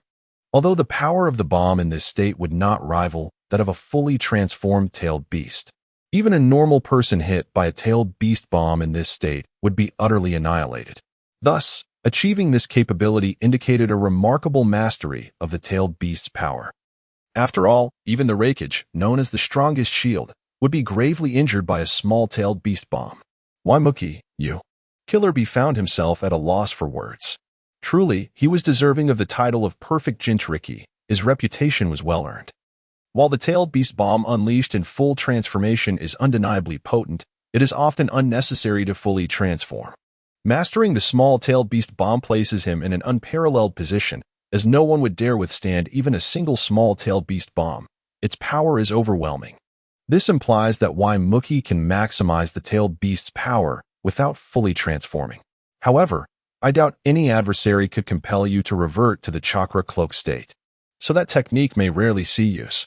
Indeed, unless the opponent also possesses a tailed beast, I cannot envision anyone capable of forcing me to utilize the chakra cloak state. Mookie confidently declared. At that moment, the 17th wave of fruit attacks commenced. Previously, during Yusaka's inaugural attempt at this game, the 17th wave had marked his limit. However, as he faced the 17th wave once more, he no longer experienced the overwhelming strain on his arm muscles as he had before. Although Yusaka could still perceive the fatigue in his arm muscles, he was determined to persevere. Upon spotting 17 dark silhouettes in the air, he swiftly swung his blade toward the fruit, producing a series of swish sounds. Various fruit fragments rained down upon the ground: apples, strawberries, bananas, pineapples, kiwis, and even pears. These severed fruits would not be discarded. They were merely sliced cleanly, free from dirt or any other issues. Subsequently, the proprietor would reclaim them to create fruit salads for sale. Others did not mind that these fruits had been sliced by someone else, as a samurai's sword is often cleaner than a kitchen knife. Even if they fell to the ground, they remained untainted by dust and would be thoroughly washed before use. Yusaka had previously purchased fruit salad from this very place. At this moment, the ground was littered with an array of fruit fragments, and Yusaka had once again flawlessly passed a level. To date, he had reached the 17th stage, just one step away from his previous record. Chapter 75, The Assault of the 19th Wave. As the 19th wave approached, the anticipation was palpable. Having surpassed the 18th wave, the 19th was imminent. The Leaf Ninja gazed at Yusaka with a mixture of excitement and admiration. His previous misjudgment had cost him his prized sword, now claimed by another, a matter that weighed heavily on his heart. Yet, now that Yusaka had arrived, hope rekindled within him, akin to the first ray of light piercing through darkness, like a lighthouse emerging from the vast ocean at night, guiding him towards the possibility of reclaiming his treasured blade. With this sentiment, he shouted fervently, "Go! Go!" Not only he, but the other spectators joined in, their voices rising in a chorus of encouragement.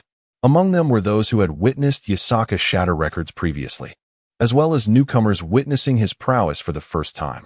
Regardless of their backgrounds, all understood that Yusaka represented the Leaf Village in a wager against the Cloud Village, striving to reclaim the lost sword. Though merely a blade, it symbolized much more, a collective sense of honor. Thus, the crowd erupted in cheers for Yusaka. "Go, Yusaka! Hold on! Vanquish these Cloud Village ninjas! Hooray! Victory!" The atmosphere swelled with fervor, and to an outsider, it might have seemed a brawl was about to ensue. Yet, the spectators overlooked the potential distraction their shouts posed to Yusaka, who needed to concentrate intently on the shifting winds. At that moment, the warning bell for the 18th wave sounded, and the Cloud Village contingent steeled themselves, praying for Yusaka to falter in his forthcoming endeavors. Upon hearing the bell, Yusaka focused all his energy, his resolve unwavering. His purpose for participating was to surpass his previous record, which had seen him eliminated during the 17th wave. His grip on the sword faltering under exhaustion. Now, though his arm felt nearly at its limit and pain coursed through him, he still grasped the hilt firmly, determined to endure the 18th wave. At that moment, the machine's nozzle began to discharge fruits and distractions with the rapidity of a machine gun. The sound echoed like a Gatling gun, unleashing a barrage of 18 projectiles towards him. Yet, Yusaka remained as tranquil as a still lake, devoid of ripples, his focus sharp. Through his ability to sense the flow of air, he discerned the contours of the incoming objects, identifying each fruit and distraction with clarity. With a swift motion, he drew his sword, severing each projectile with precision. Eyes closed and composed, his hand moved with blinding speed, unleashing a radiant arc of white light that enveloped a 2-meter radius before him.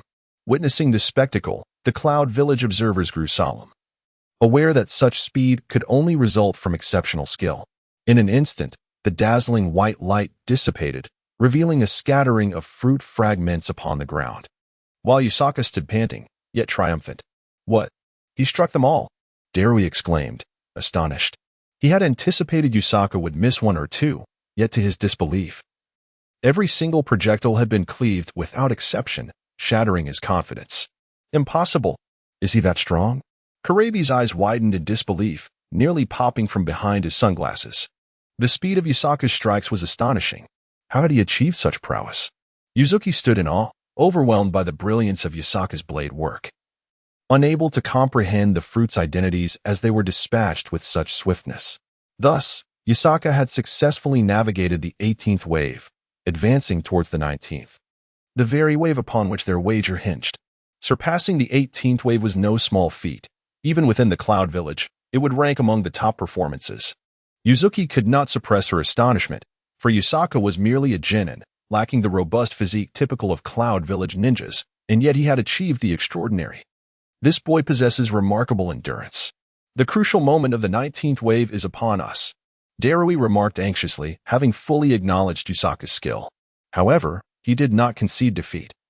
Believing his own strengths lay elsewhere, particularly in ninjutsu rather than swordsmanship.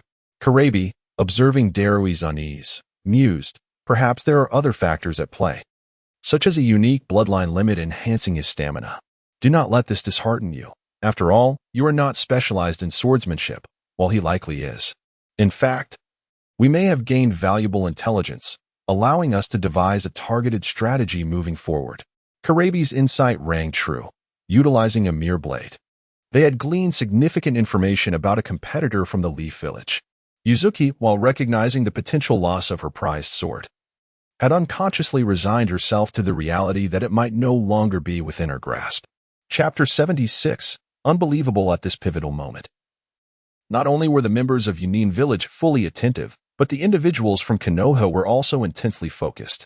After all, everyone present understood the wager between Yusaka and Yuzuki. Should Yusaka endure the 19th wave, Yuzuki would relinquish the katana of that Konoha ninja. Conversely, if Yusaka were to falter, he would forfeit his own katana to Yuzuki. Though a mere katana may not seem particularly valuable, in the realm of ninjas, most rely on ninjutsu. However, the implications were significant. It represented a trophy for Yunin Village from Konoha, a matter of pride. While it may seem trivial, a simple bet, it held the potential to cast a favorable light upon Yunin Village. With a bit of promotion, it could even serve as a patriotic education. Thus, matters involving two nations, no matter how minor, could easily be elevated to grand proportions. Consequently, everyone present was holding their breath for Yusaka. Among them, the Konoha ninja was the most anxious, for if Yusaka triumphed, he would reclaim his katana. Yet, should Yusaka lose, not only would he be deprived of his weapon, but he would also owe his own katana to Yusaka. The ninja felt a deep sense of guilt, after all. It was to help him recover his katana that Yusaka had engaged in this wager with the ninjas of Yunin. If Yusaka were to suffer defeat because of him, he would bear the burden of being the villain, bringing shame not only to himself, but also to Konoha. In contrast, Uchiha Obito exuded confidence, firmly believing that Yusaka would undoubtedly withstand the 19th wave of fruit attacks.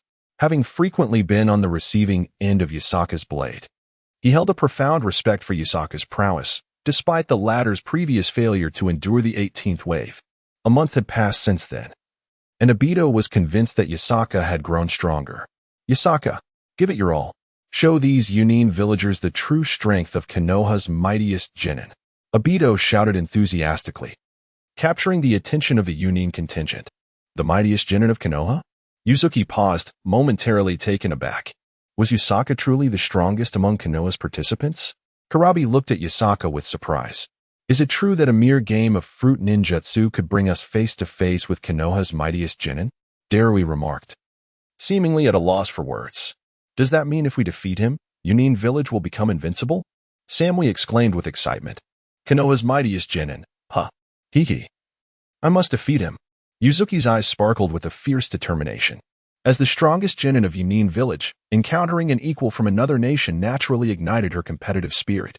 Should she triumph over the strongest genin of Konoha, as well as those from Sunagakure, Kirigakure, and Iwagakure, she would become the most formidable genin in the ninja world.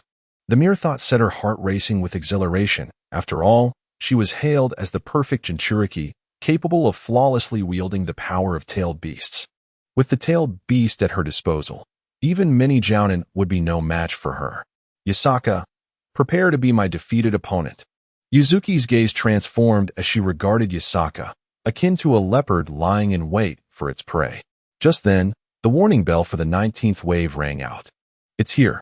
Yuzuki focused intently on the machine's nozzle, and the others followed suit, scarcely daring to blink. The speed at which the machine launched fruit was astonishing.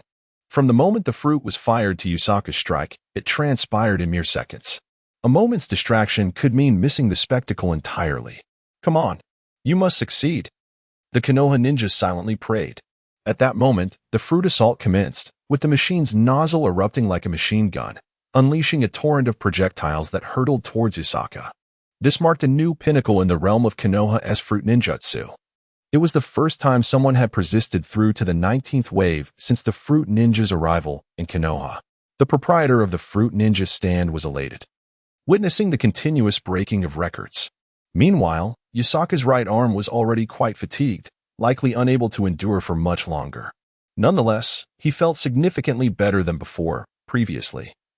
He had reached his limit before even the 18th wave, unable to grip the hilt of his sword.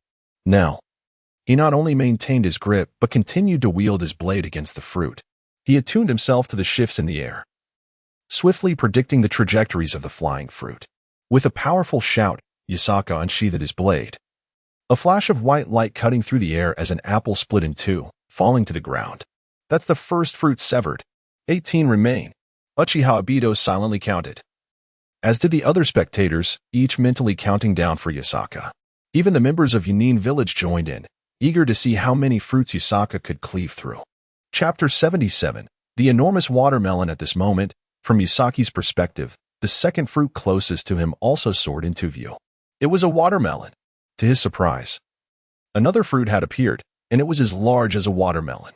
Perhaps, after enduring 18 waves of fruit attacks, the difficulty had increased once more. After all, no one had surpassed 18 waves before, so the circumstances beyond that point remained a mystery to all but the stall owner. Typically, after the 10th wave, an additional challenge emerged, increasing the fruit's shooting speed. It was entirely plausible that after the 18th wave, the difficulty would escalate again, enlarging the size of the fruits. If the projectiles maintained the same speed, larger fruits would naturally possess greater inertia, and thus, when slicing them, the impact on one's wrist and arm would be considerably more intense, adding extra strain to the arm. Consequently, upon witnessing the colossal watermelon, Yasaki's heart sank. Indeed, the difficulty had escalated yet again. Moreover, his arms were already fatigued, nearing their limit. Drawing from previous experience, Yasaki resolved not to act recklessly this time. The last time he had lost control of his blade, narrowly avoiding a grave mishap. Should he falter again, the consequences could be dire. He also contemplated the watermelon's inherent fragility, given its substantial size and weight. If it were to fall to the ground with great force, it might shatter, resulting in a waste of resources. Thus, Yasaki determined to slice it carefully, applying a downward diagonal force to ensure that it would land lightly, presenting a half-watermelon profile upon impact. With this resolve in mind, Yasaki swiftly drew his blade once more. The sunlight glinted off the blade, casting a brilliant white light as it arced through the air, slicing with a crescent-shaped trajectory spanning 2 meters. With a resounding thud, the massive watermelon was cleaved in two, landing smoothly on the ground without breaking. From the perspective of the onlookers in the wind, Yasaki felt a wave of relief wash over him as he prepared to confront the next fruit. Witnessing Yasaki's successful cut through the watermelon, the audience silently counted down. Only 17 remained. Meanwhile, the individuals from the Cloud Village echoed this sentiment in their minds. 17 left. At that moment, the third fruit approached Yasaki. It was a banana. He quickly adjusted his arm's position, transitioning from the downward slice of the watermelon to a diagonal upward cut. As before, the sharp blade cleanly severed the banana. Observing this, Uchiha Obito, who had activated his Sharingan, clenched his fist and exclaimed, "Splendid! 16 remain." Not only Obito, but others also silently counted. 16 left. The Leaf Village ninja felt the tension mounting. With 16 remaining, it was far too early to celebrate. The challenge would only intensify from here. And while the initial fruits had been dispatched with ease, the later ones might overwhelm him with their sheer volume, leading to a potential failure. Whether Yusaki could navigate this 19th trial would determine whether he could reclaim his treasured sword. Thus, the Leaf Ninja felt even more anxious than Yusaki himself. Meanwhile, the Cloud Village team remained fixated on Yusaki, as he faced the daunting task of cleaving the remaining 16 airborne objects within a mere second, a remarkably high level of difficulty. Among them, only AI had the prowess to achieve such a feat at this juncture. Yusaki discerned the fourth incoming object, an apple. However, just as he prepared to slice it, an alarming realization struck him. No, this is not a fruit. It's a decoy. Although the apple bore the appearance of a typical fruit, its trajectory and speed indicated something amiss. It was not aligned with the characteristics of a genuine apple. Caught off guard, Yusaki's heart raced. Should he strike this false apple, it would be tantamount to hitting an obstacle, resulting in immediate disqualification. Losing his chance would mean relinquishing his sword, while surrendering the sword was inconsequential. The humiliation of being outperformed by others from different villages was intolerable for Yusaki. With a mighty shout, he summoned all his strength, forcefully altering the trajectory of his blade in a split second. He twisted his wrist, redirecting the knife just in time to narrowly avoid the decoy apple. As the false apple whizzed past him, a wave of confusion washed over the onlookers. They remained unaware of its true nature, mistakenly believing Yusaki had merely missed the apple, thus losing one fruit. "Oh no, he missed one," cried a spectator in panic. "What are you worried about? It's only 3 that count for disqualification, and he still has one chance left." Many were distracted by the sudden mishap, fearing it would lead to a cascade of subsequent failures. "Shut your pessimistic mouth. Keep cheering." The crowd began to murmur among themselves. At that moment, another object approached. Yusaki had indeed been momentarily distracted by the false apple, but his quick mind recalibrated. Focusing on the next fruit, confirming its authenticity, he decisively swung his blade, cleaving it in two. Chapter 78. Approaching the conclusion, due to the recent encounter with a counterfeit apple, Yusaka found himself compelled to concentrate his attention more intensely than ever before. Previously, he only needed to discern the shapes of the flying objects. Once he identified what they were, he could wield his blade with precision. However, after the 19th wave, the difficulty escalated once again. Not only were there larger, heavier fruits resembling watermelons, but also the introduction of fake fruits, which undeniably raised the challenge to a new level. With the Byakugan's reconnaissance method, it became nearly impossible to differentiate between genuine and counterfeit fruits. Yusaka had become accustomed to observing with the Byakugan's 360-degree perspective, relying exclusively on visual perception, thus making it difficult to detect the presence of deceptive fruits among the real ones. The reason Yusaka recognized the counterfeit fruit earlier was that he was not using vision to assess the flying objects. This deviation from habitual behavior spared him from unconsciously neglecting the nuances. When employing the Byakugan, once one glimpses a fruit and identifies its type, attention quickly shifts away from other aspects, relying solely on outward appearances to distinguish between fruit and distractions. This method renders it nearly impossible to ascertain the authenticity of the fruits. If given ample time for careful scrutiny, one could indeed distinguish between real and fake. For counterfeit fruits can never perfectly replicate the genuine article. However, with less than 2 seconds to make a determination, one could only afford a fleeting glance. Yusaka's unique advantage lay in his ability to sense objects through the wind. While primarily gauging the exterior contours of the objects, he could also estimate their weight by assessing the wind's interaction with them. Consequently, he discerned the differences in weight that indicated the presence of counterfeit fruits. Fortunately, Yusaka's swift reflexes allowed him to react in time. Otherwise, had it been anyone else, even if they recognized the counterfeit fruit, they would have been too late to respond. They might either fail to react in time and inadvertently strike the distraction, or, upon realizing the deception, hastily redirect their strike, missing the distraction but losing their rhythm, rendering them unable to address the incoming fruits. At that moment, Yusaka was caught in the awkward state of having already committed to a strike, where the old force had been spent and new force had yet to be generated. In such circumstances, forcibly altering the direction of the blade is exceedingly challenging. This scenario demands extraordinary strength to shift an arm already in motion. There are two possible conditions. 1. If the arm's muscles are exceptionally robust, it can manage the adjustment. Or 2. If the arm is relatively agile, allowing for a temporary redirection without excessive exertion. The most troublesome scenario arises when the arm is muscular and significant force is applied during the strike, making it nearly impossible to alter direction swiftly due to the inertia created by the initial exertion. Additionally, excessive muscle strength can hinder flexibility, further complicating any attempts to redirect. When Yuzaka swung his arm, part of the force was propelled by the wind generated by the Great Freedom Spell, thus he was not exerting full strength, allowing him the necessary leeway to change direction.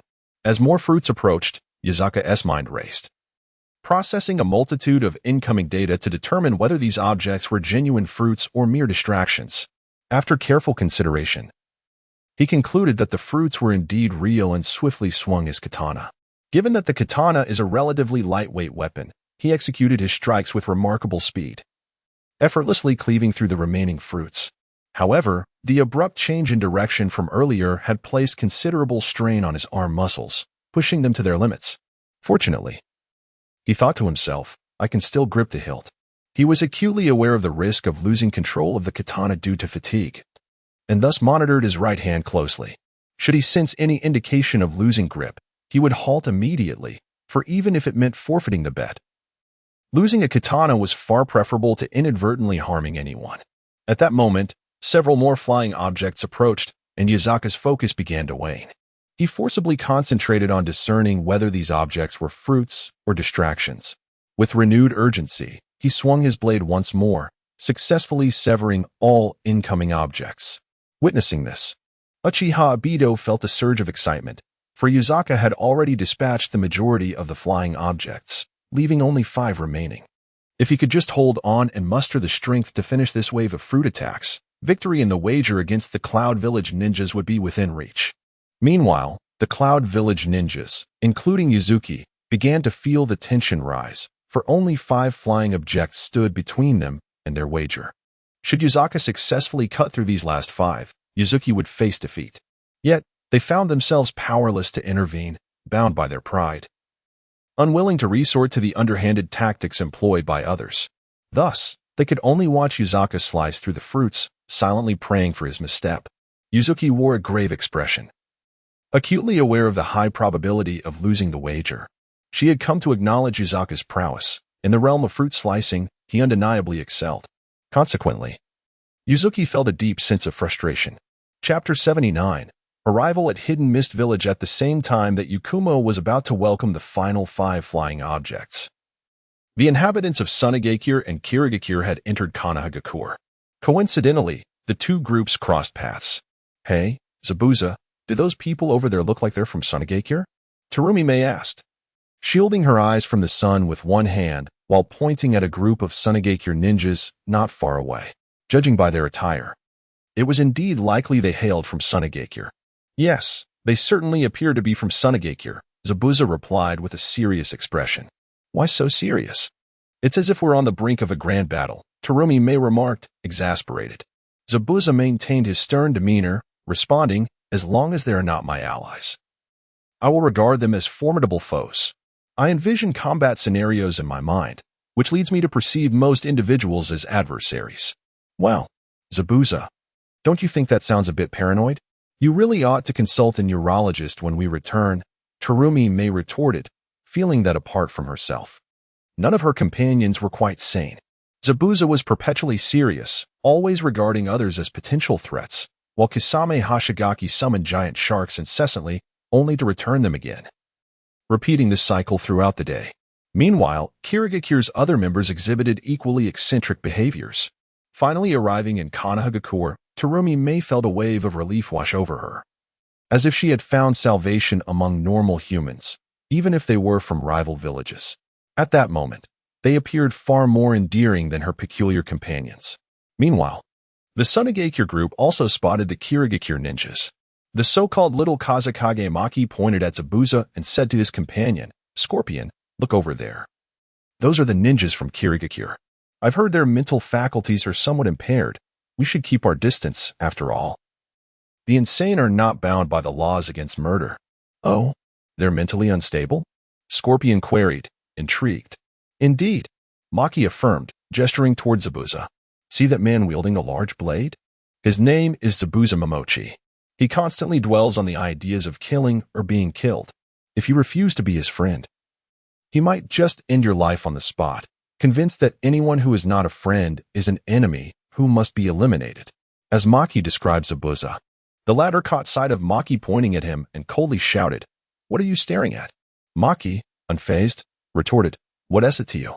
Zabuza roared in anger. "Try staring again." Maki stood his ground. "I'll keep staring, and what of it?" He fixed his gaze on Zabuza. "I'll kill you," Zabuza bellowed, brandishing his sword and charging at Maki, only to be ensnared by Terumi Mei's water prison technique. "Zabuza, no causing trouble," she admonished firmly. "He is looking at me. I want to kill him," Zabuza shouted, thrashing within the water prison. "And what of it? Perhaps he admires your striking appearance? Can't you allow someone to have a crush on you?" Terumi Mei countered sharply. "What? He has a crush on me? That is unacceptable. I don't like men. Let me out. I'll kill him," Zabuza screamed in a frenzy. Observing Zabuza's madness from within the water prison, the Sunagakure ninjas nodded in agreement, concluding that he indeed appeared to be mentally unwell. "Did you see that, Scorpion? I merely glanced at him, and he lost his mind. His condition is quite severe," Maki remarked. Scorpion nodded in agreement, indeed. At that moment, Maki pointed to another member of Kirigakure, who was busy knitting. "Do you see that person stitching? That is Kurosaki Karan, known as the Unbeaten of Kirigakure. He is quite the effeminate type, shunning anything masculine, spending his days embroidering. Rumor has it he has mastered a forbidden technique and possesses formidable strength, but he has a penchant for handsome young men, so you might become his target." Upon hearing this, Scorpion glanced at Kurosaki, who happened to look back and waved cheerfully, just as Scorpion thought him polite. Kurosaki licked his lips suggestively and posed with a delicate hand gesture, saying, "Little brother, would you care for a delightful transaction?" Scorpion shivered with discomfort, choosing not to engage. Meanwhile, Kurosaki mused. He turned away. Is this some sort of teasing? How intriguing. I must have him. Chapter 80. Terumi Mei beside her. Terumi Mei felt a shiver run down her spine upon hearing the words of Kurosawa Maru, and she cursed, "Remember, you perverse fool." At that moment, Kurosawa Maru asserted, "The fault lies not with me, but with this world." Terumi Mei, feeling a chill in her heart, chose to ignore him. In truth, both Momochi Zabuza and Kurosawa Maru were somewhat older than Terumi Mei. Under normal circumstances, they should have already attained the rank of Jonin rather than remaining as Chunin. However, due to certain reasons, they had yet to achieve the status of a sage-level Jonin, and thus came to this competition as Chunin. Meanwhile, Maki continued to introduce Scorpion to the others, saying, "Do you see that man over there with shoulder-length white hair? His name is Hozuki Mangetsu, and he is quite the eccentric. He suffers from obsessive-compulsive disorder, needing to polish his weapons over 100 times daily. His mental state is somewhat precarious, yet his strength is formidable. He is not only adept at wielding all 7 ninja swords, but also possesses the unique traits of the Hozuki clan. It is worth noting that the second Mizukage belong to the Hozuki clan. They have the ability to liquefy their bodies, rendering them immune to physical attacks, which can be quite a counter to your puppets." Scorpion nodded, replying, "However, even with immunity to physical damage, I have my methods to defeat him." Maki continued, "And over there, the girl with red hair is named Terumi Mei. She can be considered the most sane among the participants from the Hidden Mist Village. Her strength is remarkable. She possesses 2 bloodline limits, making her a significant threat in this competition. She is also the captain of the Mist Village team, the strongest Chunin, and is rumored to have the potential to become the Mizukage." Scorpion silently absorbed this information, recognizing that the Sunagekyu's strength was relatively the weakest among the 5 great nations. However, due to its desert location, it was a naturally defensible area, acting as a barrier that kept other nations at bay. Thus, despite its weakness, it could barely hold its ground. After all, traversing the desert required considerable effort, deterring most from invading Sunagakure. Nonetheless, due to Sunagekyure's relatively weaker status, the number of participants this time was fewer, resulting in an overall weaker team. Nevertheless, Scorpion himself was exceptionally powerful, standing on par with competitors from other nations. Thus, In this competition, he was seen as the hope for Sunagakure, alongside Maki, who was known as the little Kakashi of the sand. Maki excelled in wind release techniques and was quite strong, though not as formidable as Scorpion, being at a level comparable to Darui. One of Scorpion's goals for participating in this competition was to kill Kakashi Hitaki to avenge his parents. He was aware that with his current strength, he could not confront the legendary Minato Namikaze. On one hand, he lacked the raw power, and on the other, he could not infiltrate Konohagakure to assassinate the White Fang. However, eliminating Kakashi, the son of the White Fang, during the competition would undoubtedly deal a significant blow to his father. In fact, taking down Kakashi would be more damaging to the White Fang than killing him directly. Scorpion believed that his current strength was sufficient to eliminate Kakashi, as he had been diligently training over the past few years, surpassing the Chunin level. Many Jonin would struggle to match him. Thus, he was confident that if he encountered Kakashi in the arena, he could certainly defeat him, especially with his potent poison, which would guarantee death within 5 minutes without an antidote. However, there lay a challenge. Scorpion was uncertain whether he would even encounter Kakashi, given the multitude of competitors present, making the likelihood quite slim.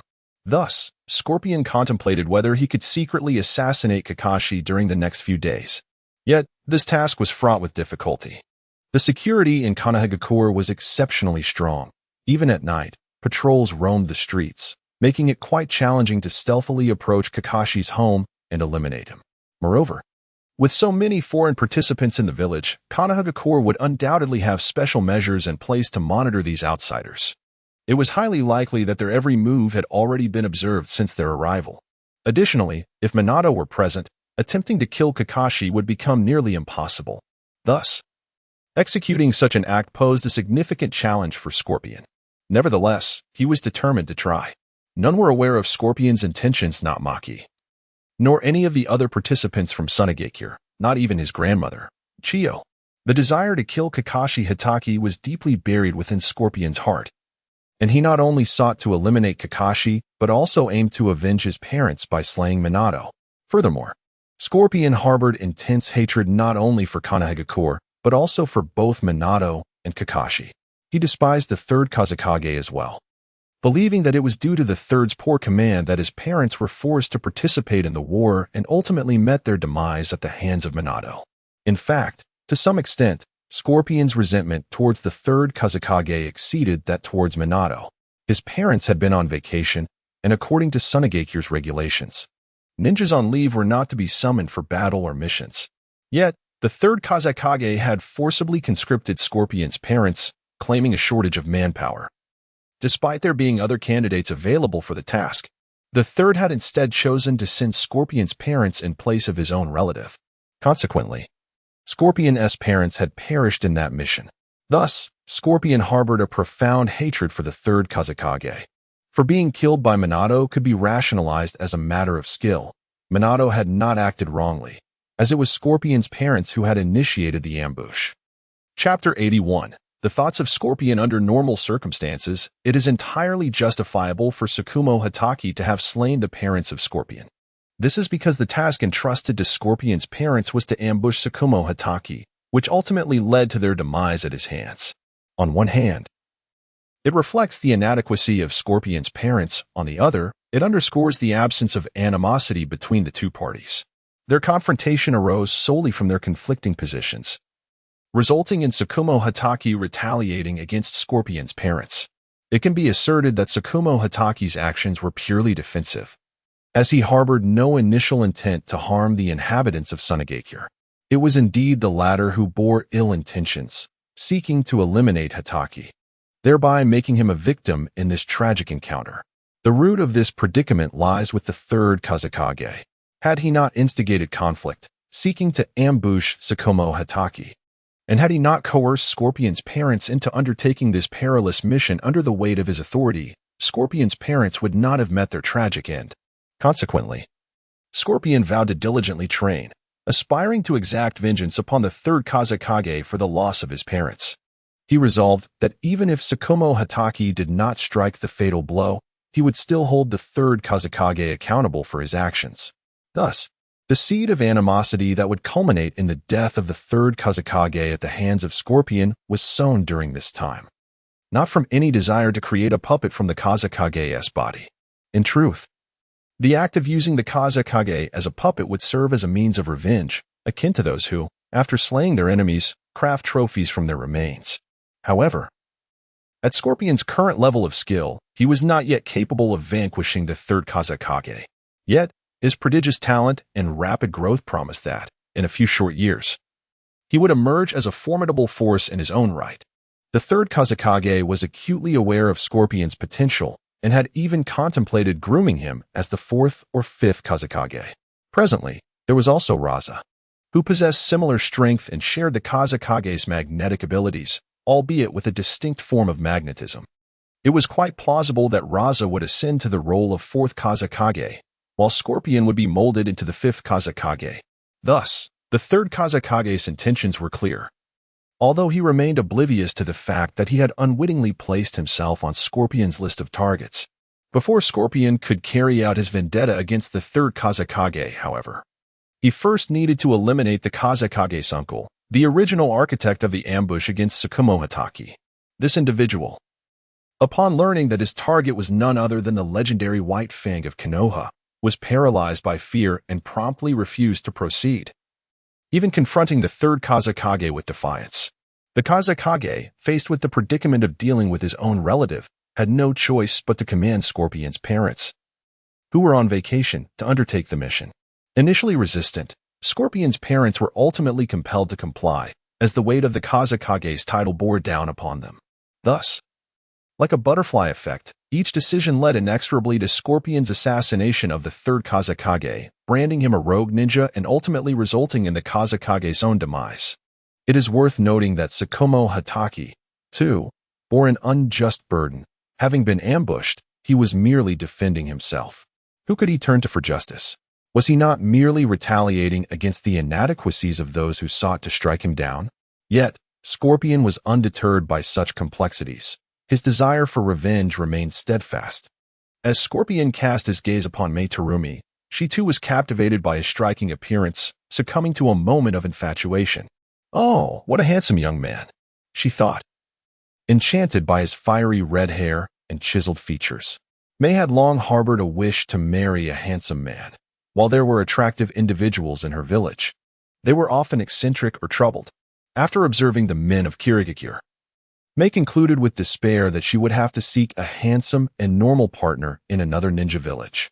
She was even willing to change her nationality for the sake of love, as this desire had become a cornerstone of her beliefs, her very nindo. "Who is that?" Mei asked, her eyes sparkling with excitement. "Do you know who he is?" Kisame, recalling the introductions of various contestants from different nations, responded, "That should be Scorpion, the prodigious puppet master from Sunagakure, known for his exceptional talent in puppetry and potential to become the fifth Kazekage." "Wow, how impressive. And so handsome. I like him so much." Mei felt a rush of emotions akin to falling in love, for Scorpion's striking visage certainly earned him the title of a dashing young man, a true heartthrob. However, just as Mei was about to call out to Scorpion, he turned and walked away. Disappointment washed over her, but her heart was still ablaze with excitement. "It's only our first meeting. There will be plenty of opportunities to get closer," she mused, envisioning a future where she and Scorpion would share a life together. In this regard, Mei exhibited a hint of obsession and delusion. Chapter 82. Deidara. While Terumi Mei was lost in her dreams, the inhabitants of Awagakure arrived. They gazed upon the towering walls of Konohagakure, expressing their astonishment. "What imposing walls! Constructing something like this must have taken considerable effort," remarked one villager. Another replied, "It's no big deal. We could easily create such walls using earth release techniques." However, the challenge of erecting walls that soar so high and encircle the village is no trivial task. "That's nothing. If we mobilized 100 people to simultaneously use the earth release, super large mud wall technique, we could probably complete it in less than a month," someone argued. Listening to their conversation, Deidara scoffed. "What good would that do? I could simply blow it up." "Huh? With your little bombs? I believe you could cause some casualties. But to demolish those walls? I find that hard to believe," retorted a companion named Kiba. "You think I'm like you? If I were to address you, It might make sense. Your explosive techniques could barely take down a small house, but my art is truly magnificent. I've developed C3 now. One blast could obliterate half of Konoha, Deidara proclaimed proudly. Keep dreaming. Kiba dismissed Deidara's claims. As their group continued to converse, they entered the village of Konoha, registering at the entrance before proceeding into the heart of the village. Stretching his limbs and observing the scenic streets, Deidara remarked, honestly, I find Konoha's environment to be the finest. Our Awagakure is far too arid. Although it's better than Sunagakure, it pales in comparison to Konoha. Admitting the truth, Kiba added, indeed, Konoha excels in environment, climate, and urban development. It's no wonder two of the greatest shinobi emerged from here. Kiba's words prompted Deidara to inquire curiously, who are these two legendary shinobi? Kiba shot him a disdainful glance, responding, Senju Hashirama and Uchiha Madara. I believe they are the strongest in the shinobi world. Even our first Tsuchikage falls short against them. I've never heard of them. As their group passed a barbecue stall, hunger struck, and they entered the restaurant, attracting the attention of the diners inside. Hey, look at those folks. They don't seem to be from Konoha, whispered Yamashiro Aoi to his companion, Akimichi Choza.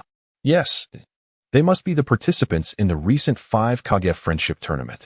But I can't tell which country they represent since they're not wearing headbands, Choza mused. Nara Shikaku. Do you know? Choza asked Nara Shikaku. After observing the Awagakure group, Shikaka spoke slowly. If I'm not mistaken, they should be from Awagakure. Oh, how do you know? Shikaka gestured subtly towards Deidara, explaining, their intelligence from the information department regarding potential participants in the 5 Kage Friendship Tournament. I recall one individual from Awagakure resembling him, Deidara. A member of their explosive force.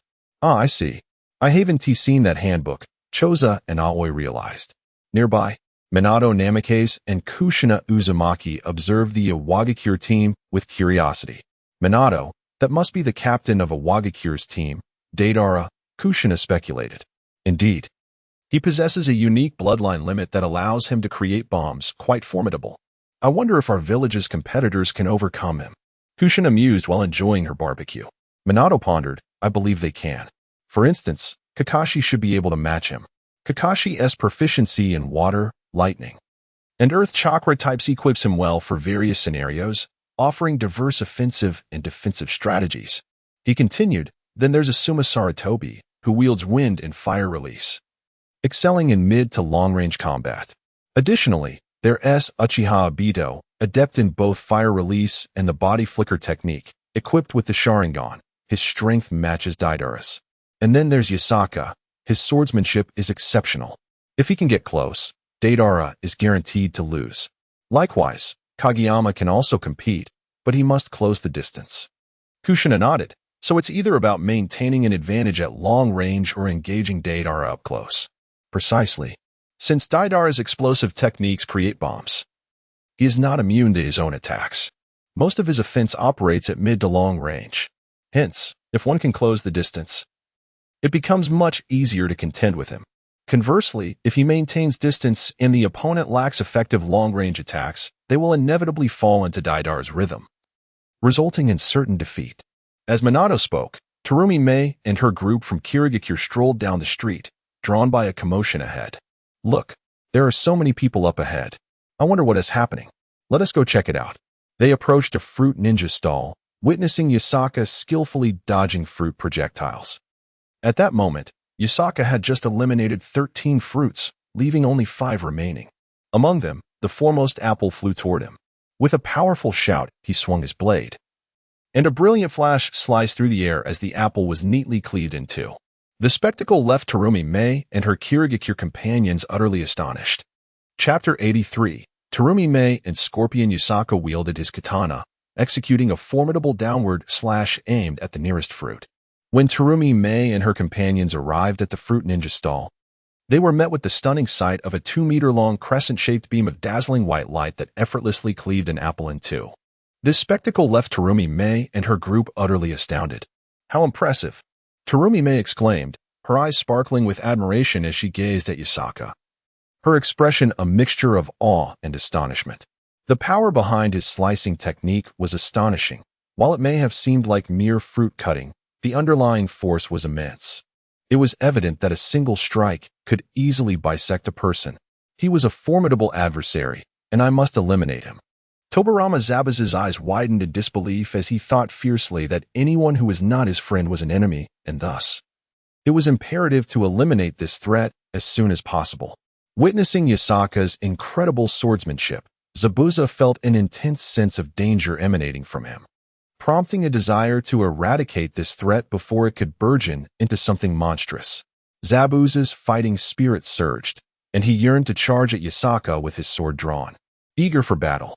However, mindful of their location in Konoha village, he refrained from succumbing to his impulses, aware that such an outburst would likely lead to his demise.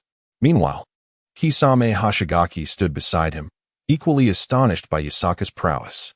Residing in the hidden mist village, where swordsmanship was revered, he had witnessed many wielders of blades. Yet Yasaka's recent display was truly exceptional. Kisame was taken aback, marveling at the sheer might of Yasaka's technique, which seemed capable of severing anything that dared to stand in its way, evoking an image of invincibility, a weapon of unparalleled sharpness. Remarkable, and so youthful, Kisame mused. If I am not mistaken, he must be a participant in the upcoming 5 Kage Summit Friendship Tournament, representing Konoha, given the forehead protector he wears. It would be thrilling yet nerve-wracking to encounter him during the competition. Indeed, the forthcoming tournament promised to gather numerous talented ninjas, which intrigued Kisame greatly. He believed that defeating the genius ninjas from other nations would be a significant achievement, a testament to his own strength and a profoundly meaningful endeavor. Despite having witnessed Yasaka's extraordinary swordsmanship, Kisame did not feel daunted. His own abilities were formidable, particularly his water release techniques, making him one of the finest contestants from the Hidden Mist Village. Among them, he was undoubtedly the most adept at utilizing water release, while others were strong. Their strengths did not primarily lie in water release.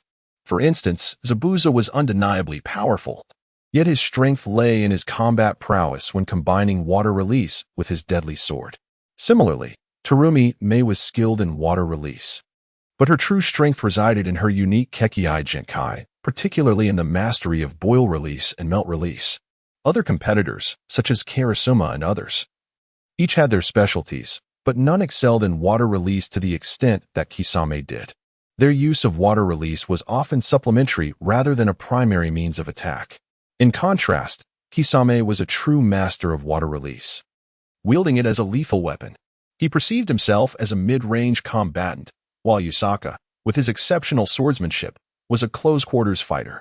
Kisame was confident in his ability to maintain distance from Yasaka, knowing that once he did, the battlefield would belong to him. After all, the most renowned characteristic of water release was its extensive range, even surpassing that of fire release.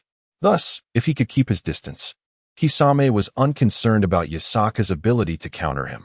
After all, could anyone truly sever the water? Moreover, as the leader of the Hidden Mist Village team, the formidable Suigetsu had privately assured Kisame that he would lend him the legendary Samahata during the tournament. With Samahata in his possession, Kisame would gain unparalleled advantages, as it was a weapon perfectly suited for synergy with water release techniques. Although it appeared to be a mere ninja sword, it functioned more like a summoned beast, possessing the incredible ability to absorb the chakra of others while replenishing its wielder. The more chakra it consumed, the stronger it became, embodying the principle of becoming ever more formidable with each battle. Confident in his capacity to vanquish Yasaka with water release, Kisame recognized that water release was inherently a counter to close-range attacks, as it naturally possessed control effects. Close combat ninjas feared being forced into distance. Thus, a predatory grin spread across Kisame's face as he regarded Yasaka, his gaze akin to that of a leopard stalking its prey. Unbeknownst to Yasaka, his actions had not gone unnoticed by the Hidden Mist contingent. As he sliced through the remaining 5 fruits, he felt his arm nearing its limit. However, based on his current sensations, he believed he could manage to cut through the remaining 4 fruits without issue. Yet, he hesitated to attempt the 20th strike, aware of the risks involved. Having experienced the incident of his blade slipping from his grasp before, he was reluctant to take that chance again. After all, an old adage rings true: It is not the 1 in 1,000 that one fears, but the 1 in 10,000. What if he lost control again and accidentally harmed someone? Just because he had escaped unscathed previously did not guarantee the same fortune this time. Chapter 84. Yasaki's thoughts. Yasaki was not inclined to gamble on whether he could extricate himself from the situation. After all, to wager was to descend into a state of inferiority, a scenario far from ideal. He sought to maintain a firm grip on the unfolding events, and thus, he could not afford to take risks unless absolutely necessary. The presence of numerous individuals, young and old, both locals and foreigners, heightened his caution. Whether harming a compatriot or a foreigner would result in dire repercussions was clear. The implications were undesirable. Inflicting injury upon a fellow citizen could, at worst, lead to financial restitution, as it would be deemed an accident rather than malice. However, harming a foreign national would spiral into a complex diplomatic issue between nations, potentially igniting significant political troubles. If the aggrieved party refrained from pursuing the matter, resolution might be straightforward, yet if they chose to escalate it, complications would ensue. Consequently, Yasaki resolved not to act recklessly for the sake of trivial matters. Thus, he persevered through the pain radiating from his arm, continuing to wield his blade against the next fruit. At that moment, Uchiha Obito, who was observing, recognized a group from the hidden Mist Village and marveled. Isn't that a contingent from the Mist Village? What brings them here? They must have just arrived. This is the perfect opportunity for them to witness the prowess of our Leaf Village's ace, Yasaki, and to establish our formidable reputation. Simultaneously, the prior group from the Sand Village, unbeknownst to them, found themselves drawn to Yasaki's fruit stand, captivated by the throng of onlookers, and they too edged closer to observe. As fate would have it, Yasaki was poised to strike the fourth fruit from the end. With a resounding shout, he executed a sweeping slash, releasing a brilliant crescent-shaped arc of light, nearly 2 meters in length, reminiscent of a miniature version of the wind release, vacuum wave. In an instant, the arc cleaved a dragon fruit in twain, eliciting gasps of astonishment from the crowd. Is that a red-fleshed dragon fruit? The sudden emergence of the red-fleshed dragon fruit astonished all present, including members of both the Sand and Mist villages, for such fruits were exceedingly rare. The exterior of the red-fleshed variety bore an uncanny resemblance to its white-fleshed counterpart, rendering it indistinguishable until cut open. The revelation of a red-fleshed dragon fruit sent ripples of greed through the onlookers, many of whom were tempted to rush forward and seize the fruit that Yasaki had just split. However, the ongoing demonstration of the fruit ninja's skills rendered them hesitant. The prospect of incurring Yasaki's wrath was a deterrent, as they would bear full responsibility for any misstep. Moreover, the dragon fruit belonged to the fruit ninja, and any attempt to seize it could be construed as outright theft, punishable by imprisonment and fines. Thus, despite their voracious desire, the spectators refrained from storming the stand. Awareness of the presence of foreign nationals further tempered their impulses. They recognized that should outsiders witness the villagers of the Leaf Village behaving in such a manner, it would reflect poorly on their character. Amidst this, Scorpion, who had been watching Yasaki slice the red-fleshed dragon fruit, found himself captivated by Yasaki's swordsmanship. His eyes widened and as he murmured to himself, "What astounding technique! Precision, speed, and ferocity, all are present. There exists an undeniable momentum. As if nothing could withstand the edge of his blade, it carries an intangible force that amplifies its lethality." Scorpion's intrigue in Yasaki blossomed, and he continued to muse. "I have recently learned the art of crafting human puppets. If I could eliminate him and transform his form into a puppet, it would undoubtedly possess formidable close combat capabilities. How fascinating he is. I yearn to eliminate him swiftly." In that moment, Scorpion envisioned a future where he had vanquished Yasaki, the third Kazekage, Kakashi Hitaki, and Shikaka Nara, subsequently turning them into his collection of puppets, an exquisite tableau indeed. The thought exhilarated him, though he acknowledged the formidable challenge of achieving such feats, requiring powers akin to those of a Kage. Yet, he dismissed the difficulty of this ambition, confident in his ability to surpass them all. Scorpion harbored a dream of confronting the original creator of the puppet technique, Monzaemon. Alas, Monzaemon had long since passed, leaving Scorpion without an opportunity for that challenge. However, had he known of Orochimaru's ability to resurrect the deceased, he might have sought the Sanin's aid to bring Monzaemon back to life.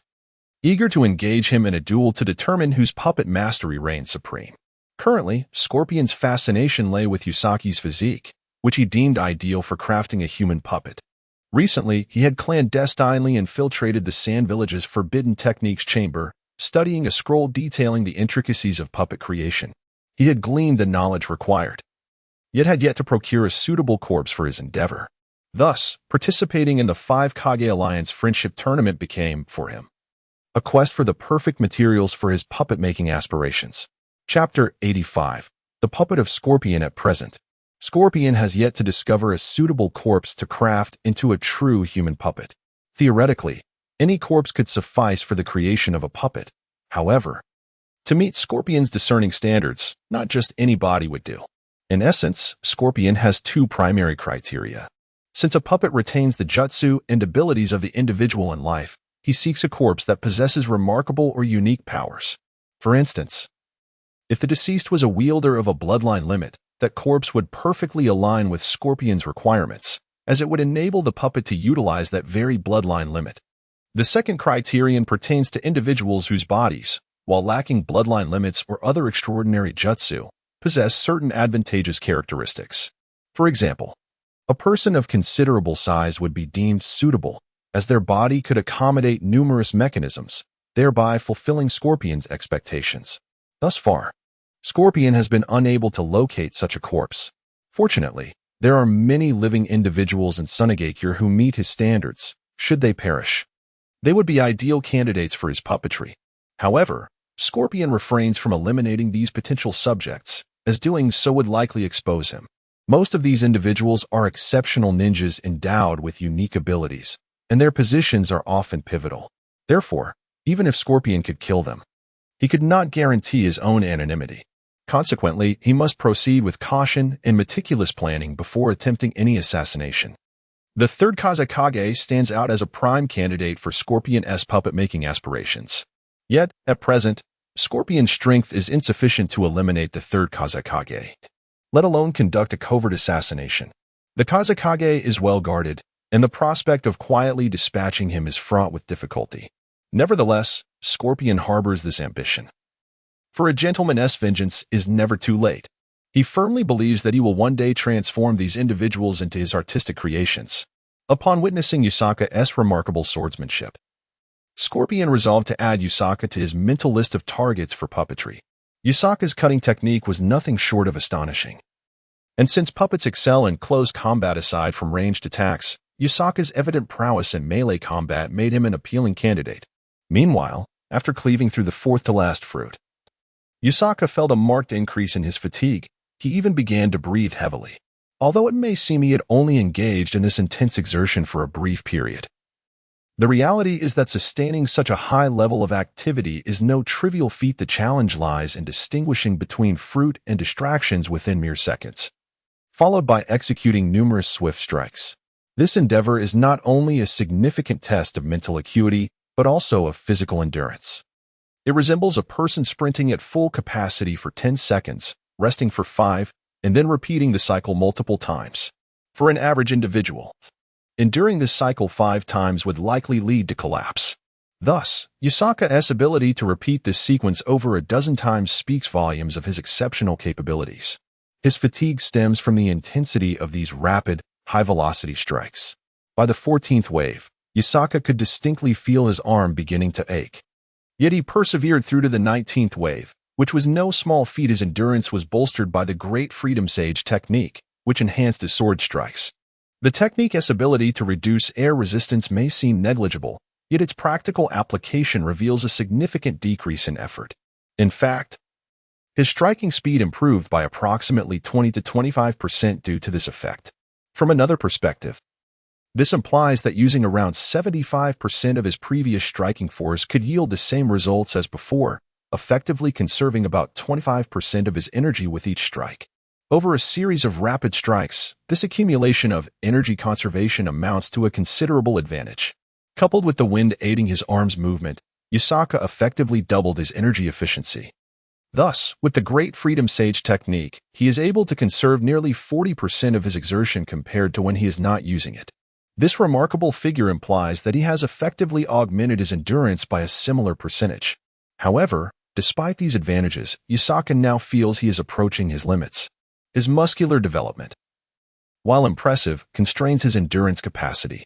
As such, he anticipates that after completing the 19th wave, he would need to concede defeat.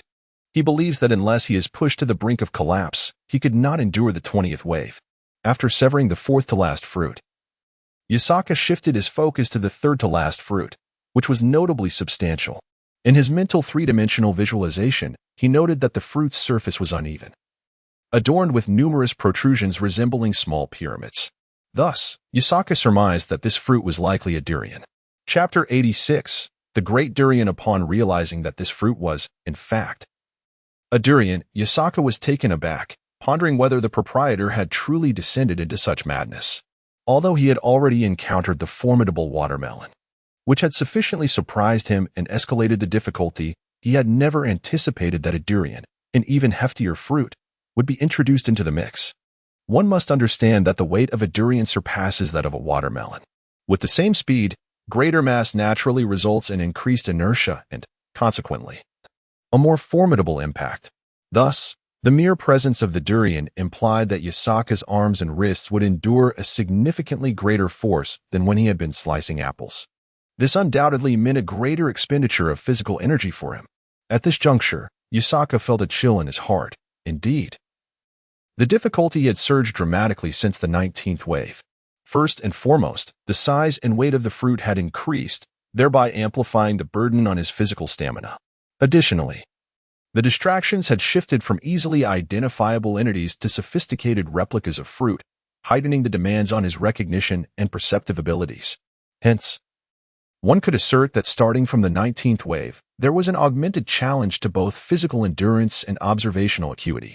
The difficulty had escalated considerably, rendering the 19th wave far more arduous compared to the 18th. Moreover, this heightened challenge was not solely due to the intrinsic difficulties of the 19th wave itself. It also necessitated executing 19 swift strikes within a mere 2 seconds. This in itself constituted a formidable challenge, compounded by the need to allocate additional mental focus to discern genuine fruits from imposters, all while contending with the impact of the sizable durian. Thus, the difficulty level of the 19th wave had escalated by an entire tier compared to the 18th, despite the seemingly minor distinction of just one additional fruit. The reality is that with each additional fruit, the mental and physical burdens would increase significantly. Observing 18 fruits to determine their authenticity is inherently different from scrutinizing 19. As the adage goes, it is the last straw that breaks the camel's back. Therefore, after Yasaka severed the fourth-to-last fruit, he glanced at the colossal durian approaching and silently mused. Just 3 more to go. If I can get past these, victory shall be mine. Meanwhile, on the other side, Terumi Mei and her companions were equally astonished by the enormous durian, having not anticipated such a fruit's appearance. Terumi Mei even felt a fleeting desire to taste the durian, for it appeared so large, promising a bountiful amount of flesh within. In the land of mist, durians are regarded as a luxury due to their unsuitability for cultivation in the region, necessitating imports from the land of rain and the village of leaf, which renders them quite expensive. However, after a brief moment of craving for the fruit, Terumi Mei redirected her focus to the imminent assault posed by the fruit itself. She understood that the greater the weight, the more substantial the impact, and at that moment, Yasaka wielded a katana that was relatively light. Unless it was honed to an extraordinary sharpness, minimizing resistance, it would undoubtedly face considerable resistance when attempting to slice through such a heavy fruit. This, in turn, would impose additional strain on his wrists and arms. Had Yasaka been wielding a heavier blade, such as a beheading sword or a hefty broadsword, he might have had the advantage when cutting through such a substantial fruit.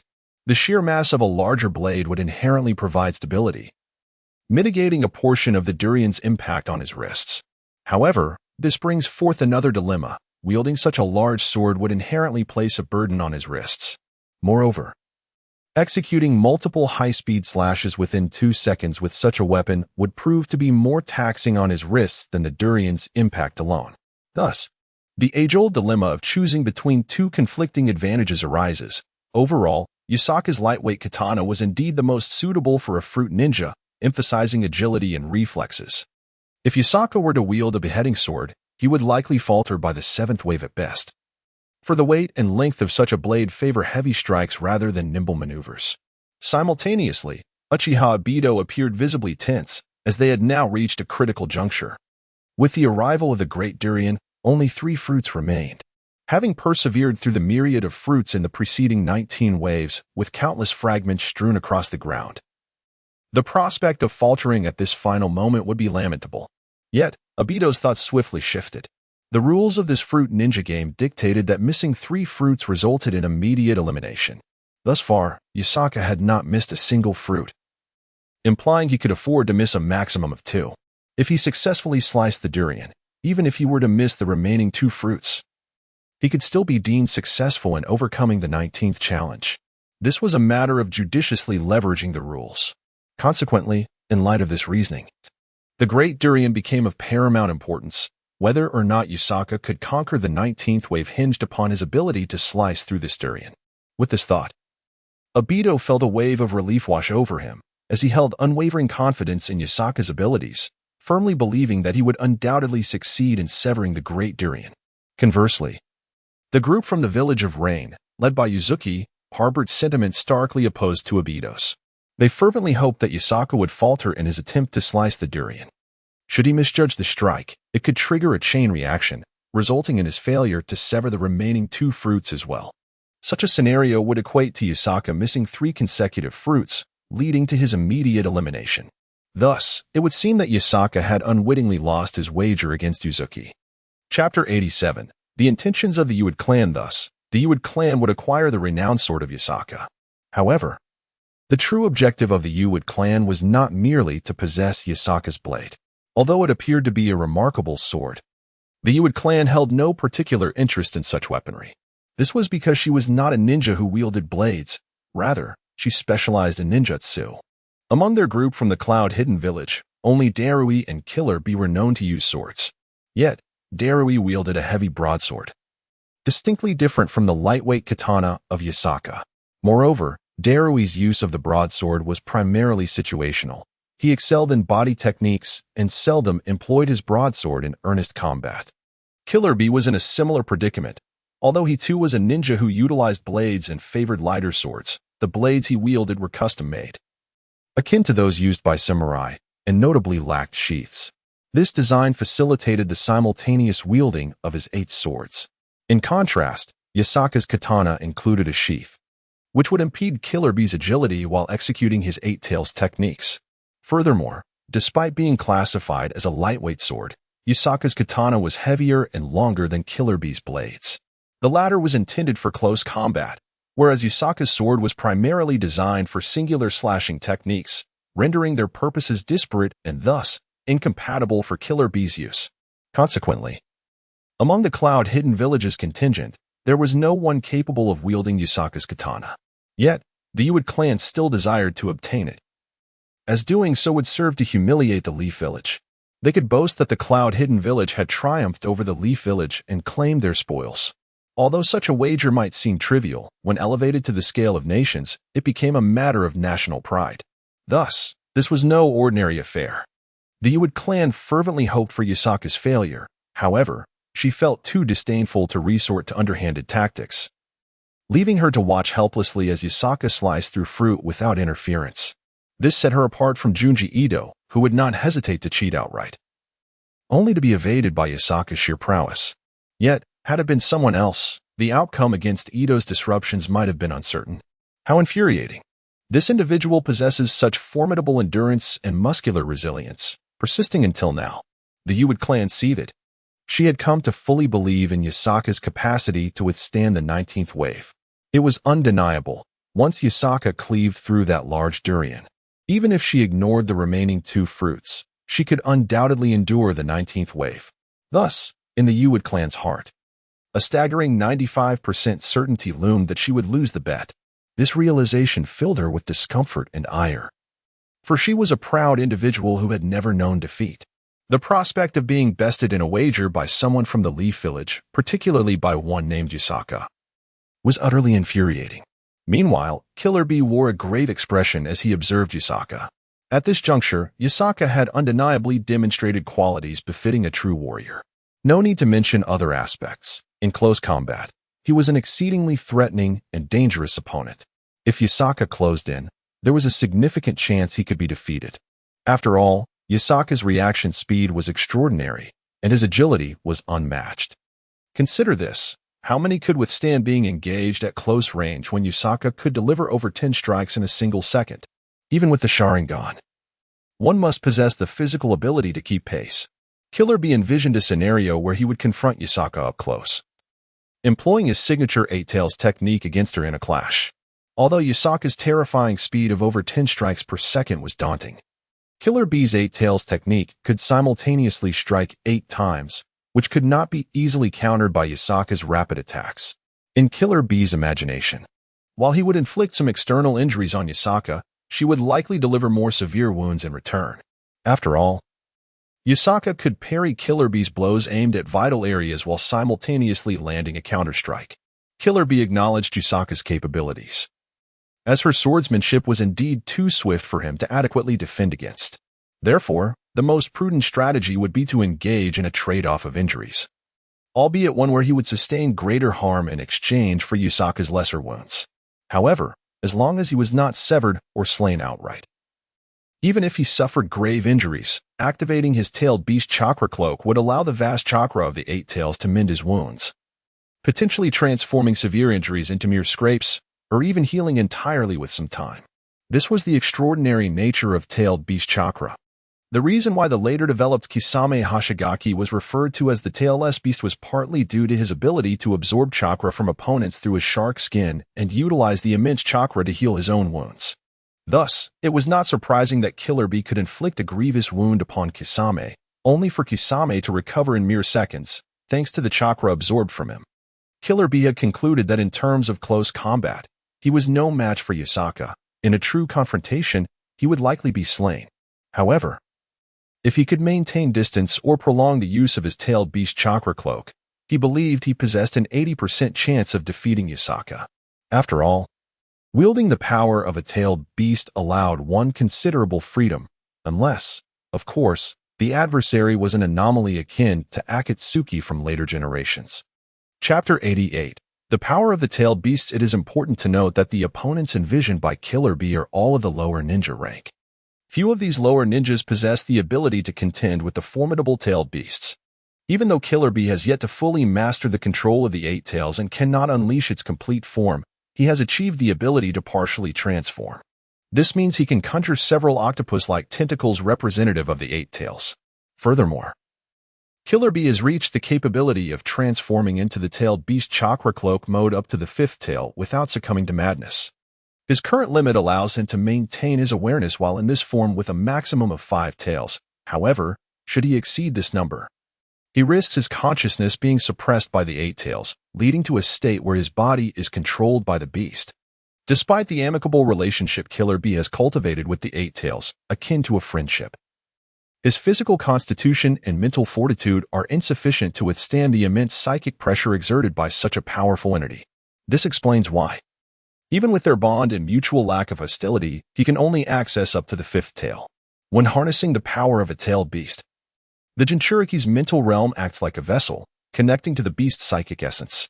Killer Bee, still in his youth, lacks the necessary strength of spirit to accommodate the overwhelming will of the Eight Tails.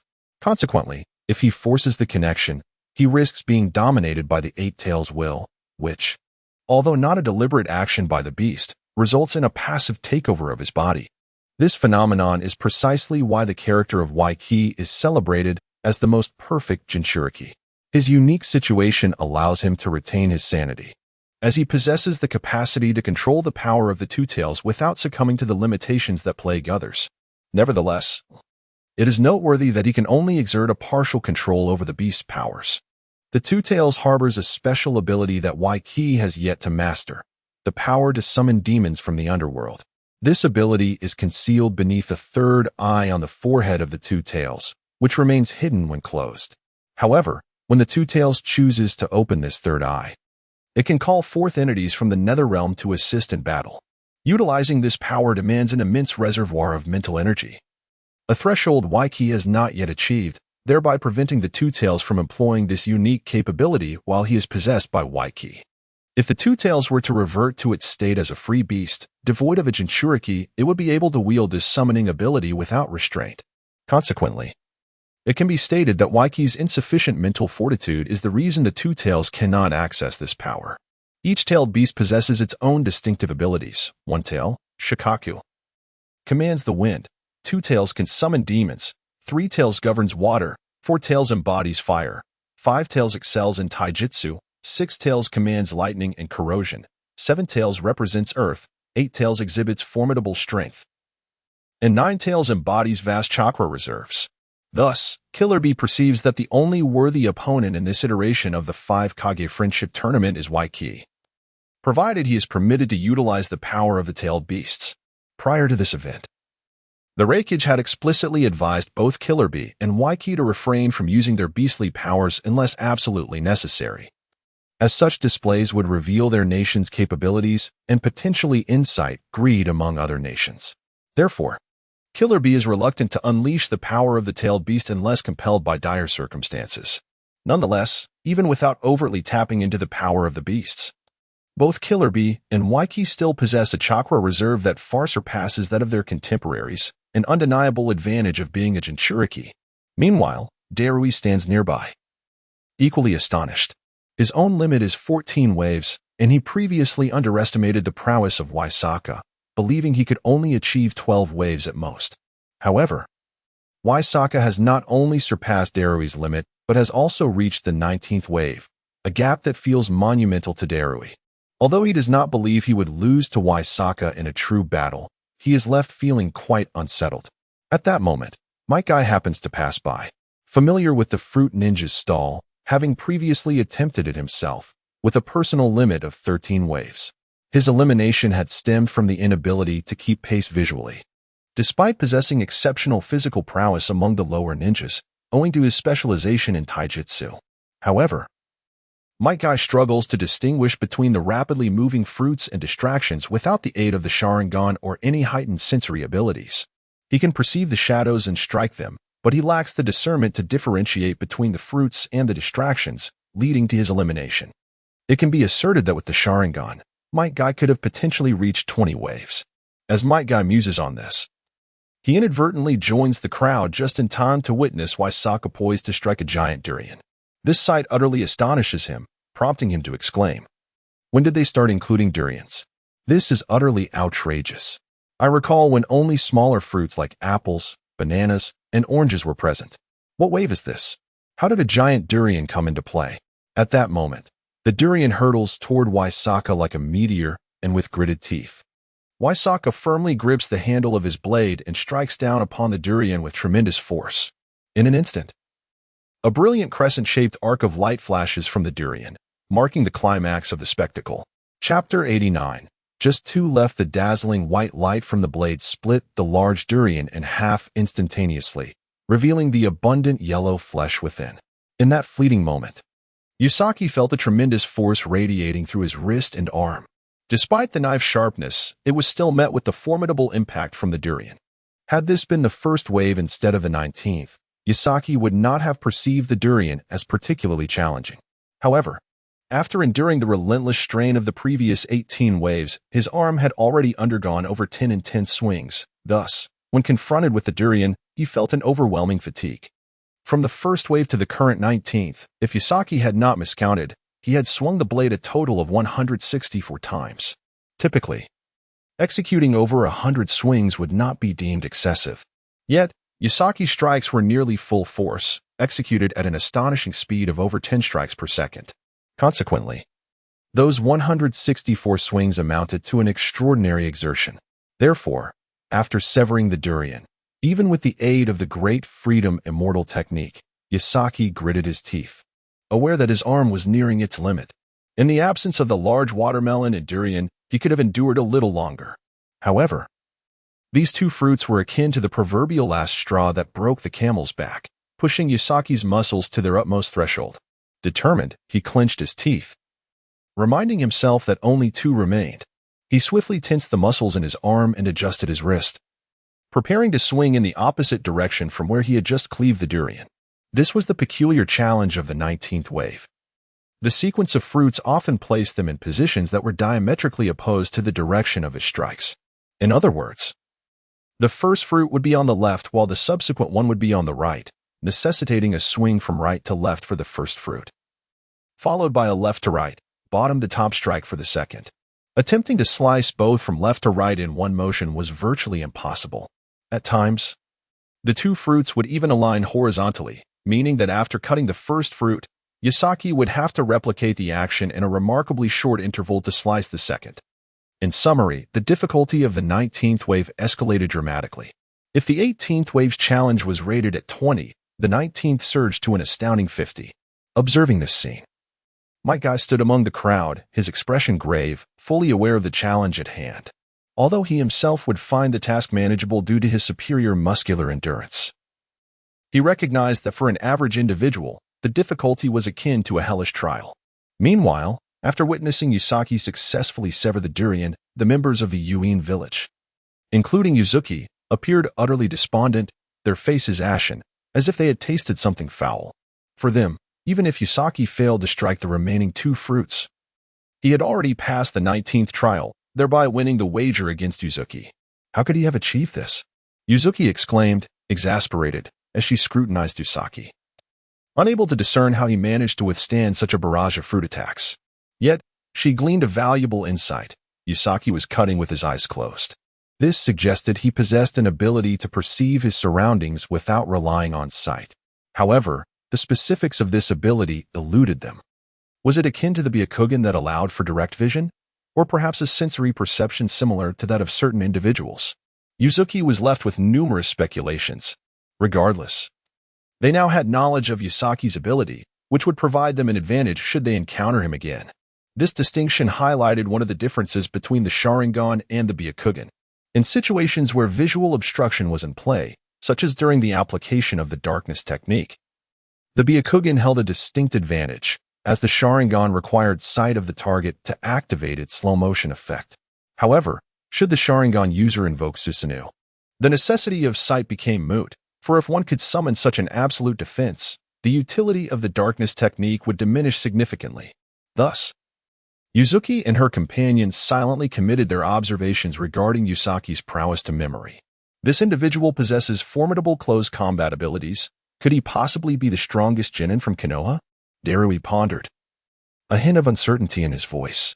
Perhaps, or perhaps not. There are myriad ways to engage in battle, Karabi retorted dismissively. This guy may excel in close quarters, but who knows how he fares at range? One fire technique could incinerate him. After all, no matter how adept his cutting skills, can he truly slice through flames? Had Asuma Saratobi or Obito Uchiha been present, they would have vigorously nodded in agreement with Karabi's assertion. Indeed, Yusaki possesses the ability to slice through fire. Yet, the inhabitants of Yuin village remained blissfully unaware of this fact, for they had no knowledge of Yusaki's illustrious feats from a month prior. Otherwise, they would not have wagered whether he could endure to the 19th wave, given his previous triumph over the 18th. Now, only two fruits remained. One was a banana, while the other was a diminutive grape, so small that a slight miscalculation could lead to failure, presenting a significant challenge. Chapter 90. Extreme difficulty. This situation left Yotsuka utterly astonished. He pondered how the difficulty of the 19th wave could have escalated so dramatically. Previously, enormous fruits like watermelons and durians had emerged, significantly increasing the burden on his wrists. Moreover, as the waves progressed, the fatigue induced by these colossal fruits intensified. Had such large fruits been unleashed at the onset of the 19th wave, fatigue may have been felt, but it would have been manageable. However, these massive watermelons and durians appeared after several frantic attacks during the 19th wave. By this point, his arms and wrists were nearly at their limits, and attempting to cleave such large fruits would undeniably amplify the sensation of fatigue. After becoming accustomed to slicing through sizable fruits like apples and watermelons, he was taken aback when a grape was launched. This was not a bunch of grapes, but a single one, and not the larger type, but rather a small, fragrant variety, akin to a rose grape. Its diminutive size rendered it almost invisible to the naked eye, particularly at such high speeds. one could easily overlook it. In contrast, other fruits like apples or bananas, despite their rapid motion, could at least be perceived as vague, shadowy figures. Yet, this solitary, small grape was so minuscule that it could scarcely be seen, leading some to wonder why there were only 18 flying objects in the 19th wave. This was not due to a malfunction of the machine or any other reason, but rather because the last grape was so tiny that, at such high velocities, it was nearly imperceptible. Only those with specialized vision, such as Uchiha Obito's Sharingan or Byakugan, could discern the small grape.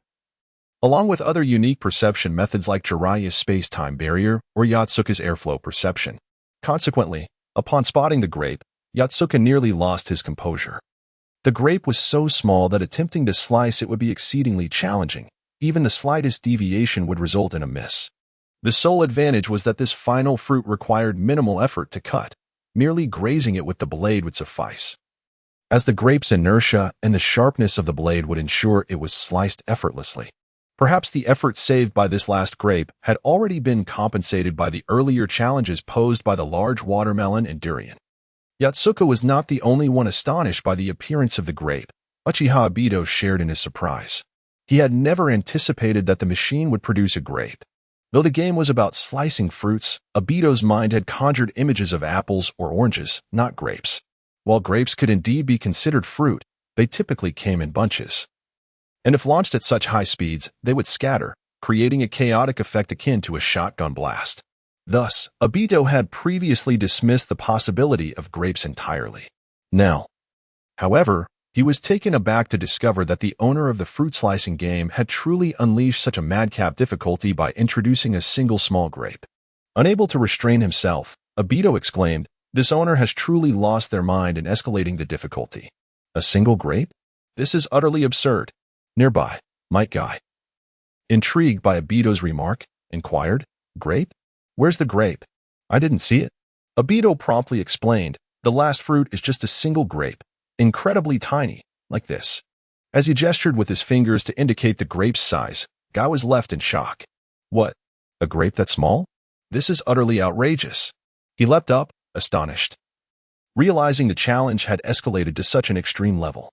He finally comprehended why he had only seen 18 flying objects. The last one, being so diminutive, had eluded his sight. This revelation prompted Guy to consider a pressing question. If, in a real battle, the enemy were to deploy projectiles as tiny as this grape, how would he respond?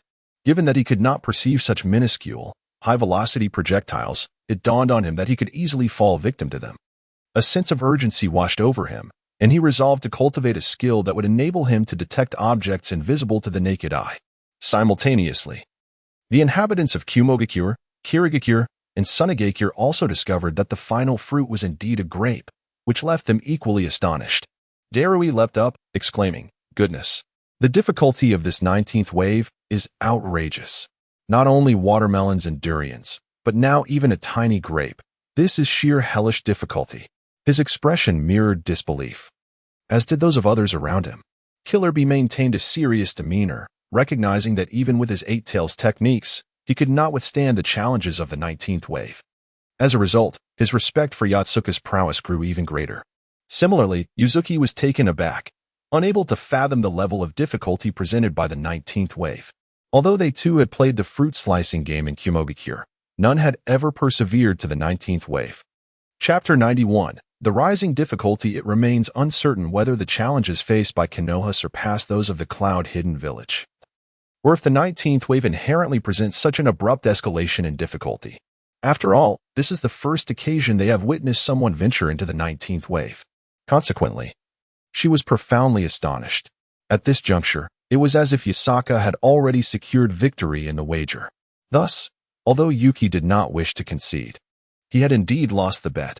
However, this was not a matter of great concern, for he had previously triumphed over another individual from Konoha. Consequently, it merely balanced out as one win against one loss, leaving no room for shame, albeit a tinge of regret lingered. This experience imparted a valuable lesson to Yuki. One should refrain from gambling, as it is a pursuit fraught with uncertainty, and no one can guarantee a victory. Meanwhile, Terumi May gazed at Yasaka with an expression of rapture, murmuring to herself, "So dashing, particularly his swordsmanship. Even the 7 ninja swordsmen do not possess such remarkable skill. Alas, I've fallen in love. This is the sensation of infatuation.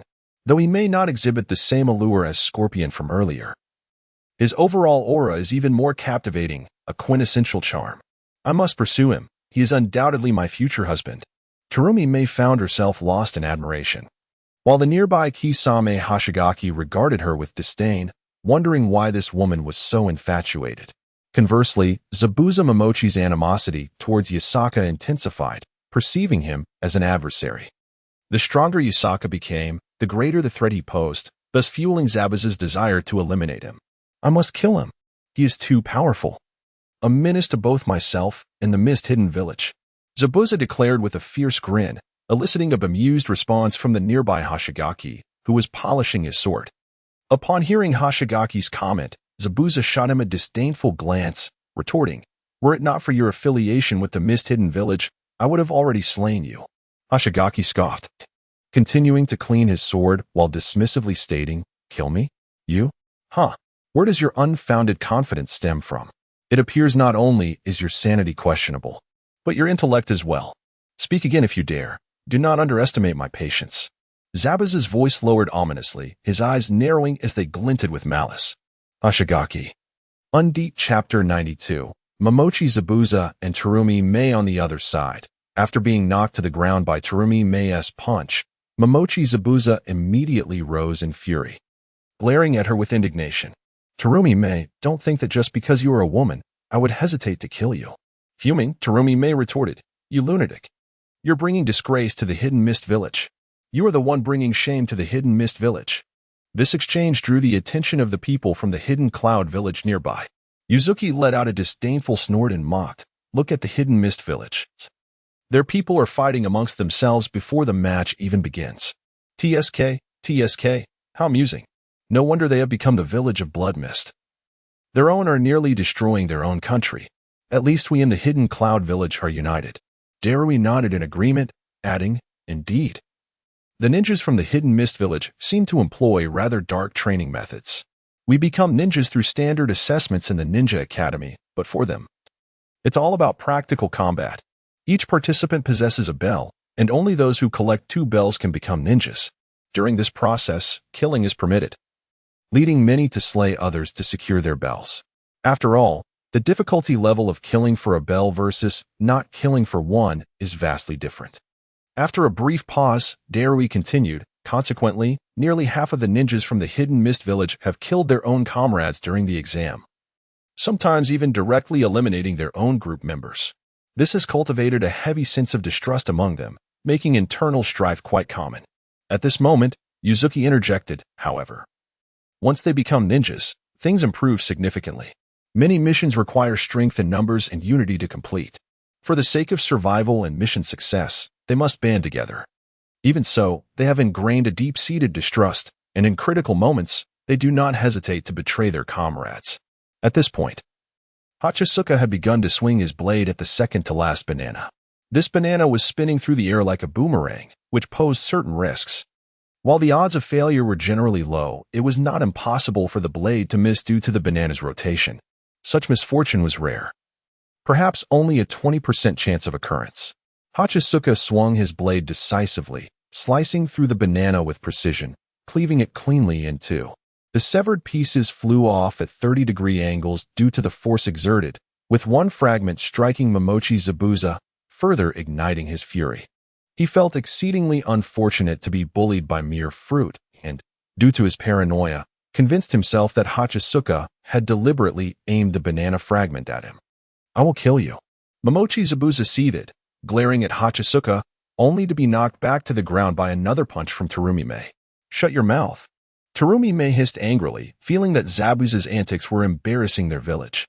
While others possessed their own quirks, none were as outrageous as Zabuza. Terumi Mei began to worry, questioning why the third Mizukage had sent such a volatile figure along. He was akin to an unstable bomb.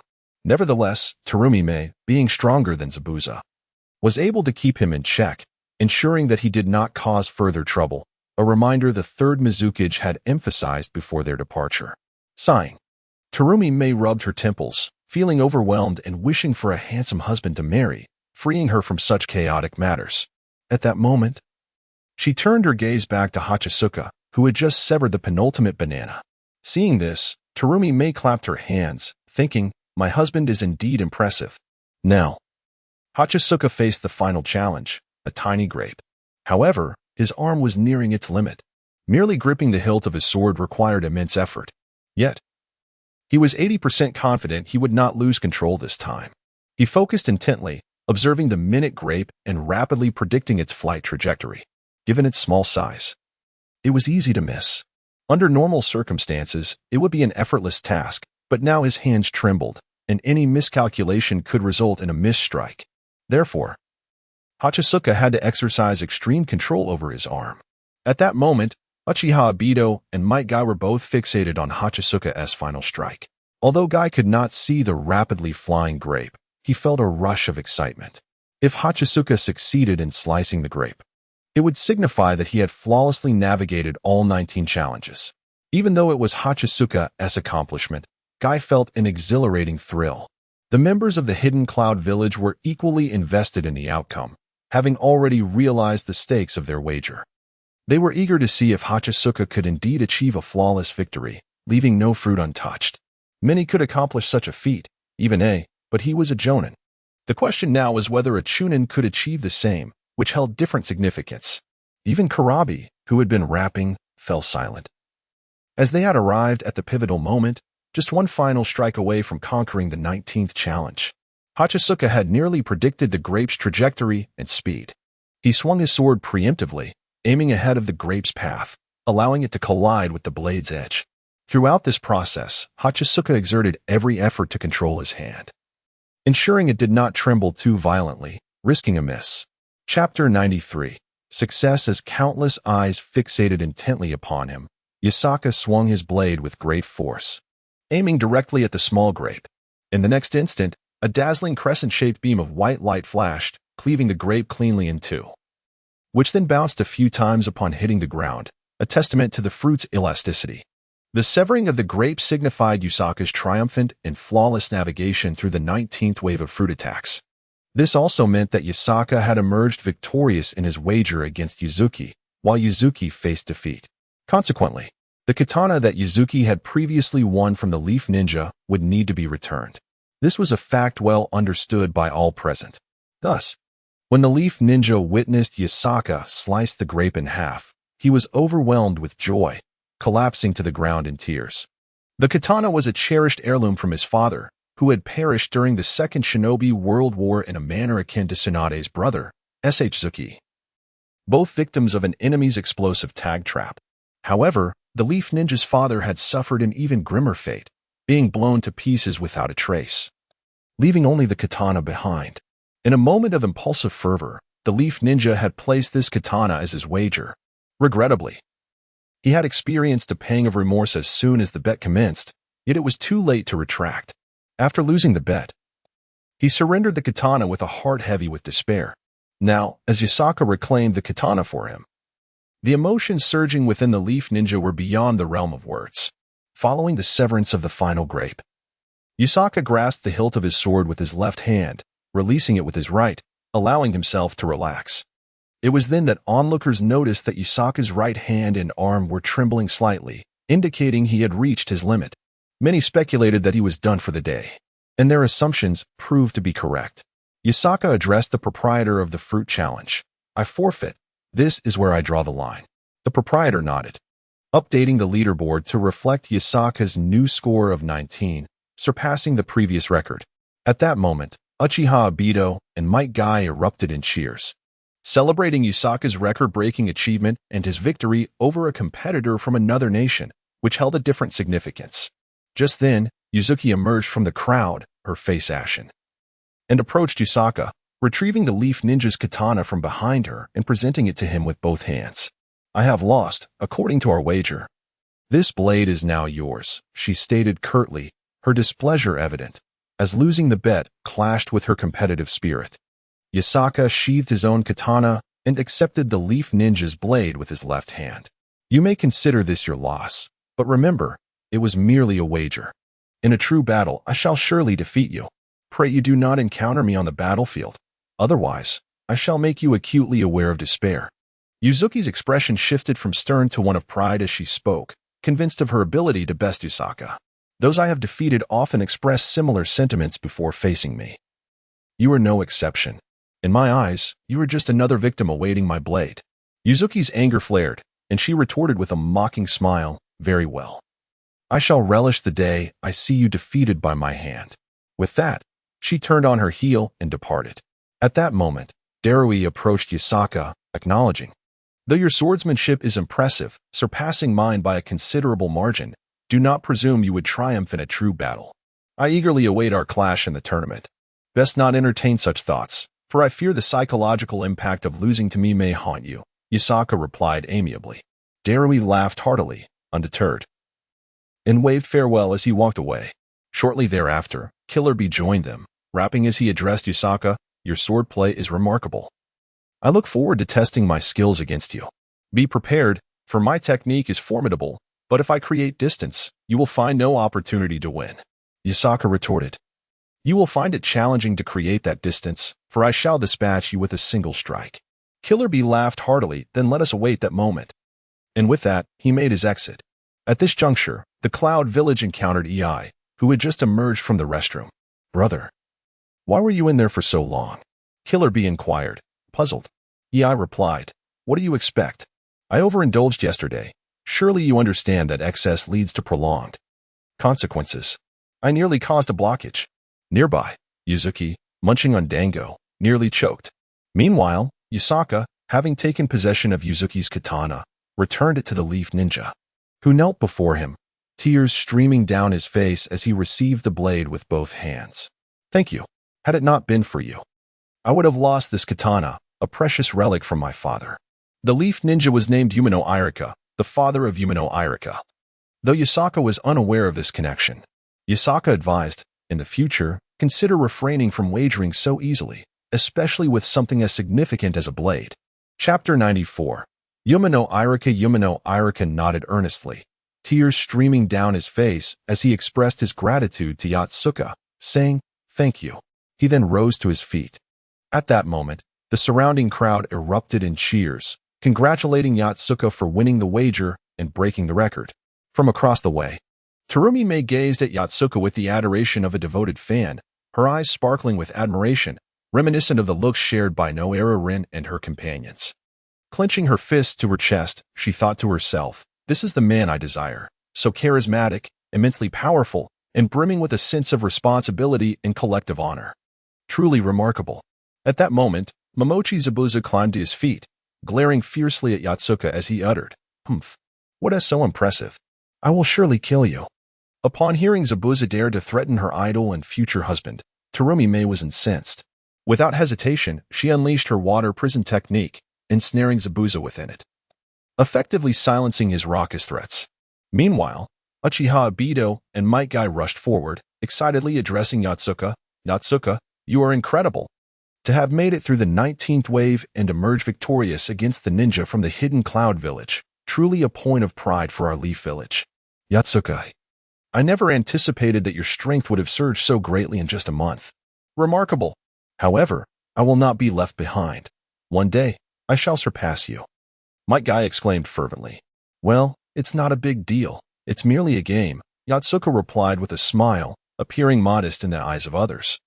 Unlike some who would boast and take pride in their accomplishments, this only endeared him more to Terumi, who thought, not only is he powerful, but he is also humble, truly perfect. Thus, Terumi stepped forward and approached Yotsuka. "Hello, may I ask your name?" she inquired. Having not yet seen the rankings and being relatively new to the scene, Yotsuka, taken aback by the unfamiliar voice approaching him, pointed to himself in confusion and asked, "Are you referring to me?" "Indeed." Terumi nodded earnestly. "My name is Kazuki Yotsuka," he introduced himself. "Kazuki Yotsuka, such a lovely name. I shall remember it. I am Terumi from the Hidden Mist Village, and I am also a contestant in this 5 Kage Friendship Tournament. I look forward to your guidance, Yotsuka-kun." Terumi excitedly introduced herself. "What? This girl is actually a contestant from the Hidden Mist Village? Uchiha Obito and Might Guy exchanged surprised glances, taken aback by the revelation that such a beautiful voice belonged to a fellow competitor.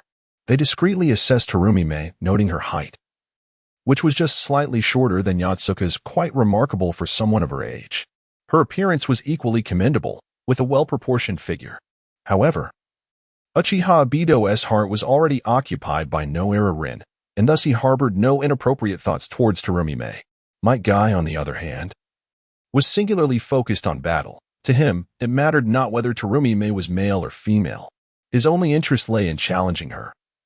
Having heard that many ninjas from the Hidden Mist Village excelled in water release techniques, and he was eager to compare them with his own youthful vigor from the Leaf Village. Consequently, Might Guy boldly approached Terumi, stating, "Hello, I am Might Guy. Shall we engage in a duel?" Terumi regarded Might Guy with a raised eyebrow, inwardly questioning his sanity. Is this person unhinged? Why would he approach someone for a duel right away? Surely he cannot be similar to the likes of Momochi Zabuza? She mused, with a forced smile. Terumi awkwardly replied, "I'm not really available today. Perhaps another time? Would tomorrow suit you?" Might Guy pressed on, convinced that any contestant worthy of participation would surely be among the top ranks of the Hidden Mist. A vein throbbed on Terumi's forehead as she thought, so the Leaf Village has its share of lunatics too. She awkwardly responded, "We are not permitted to engage in battles outside of the competition." "Oh, how unfortunate," Might Guy lamented, his expression one of regret. At that moment, Yotsuka interjected, "Is there anything else you wish to discuss? If not, I shall take my leave." Terumi suddenly found herself at a loss for words.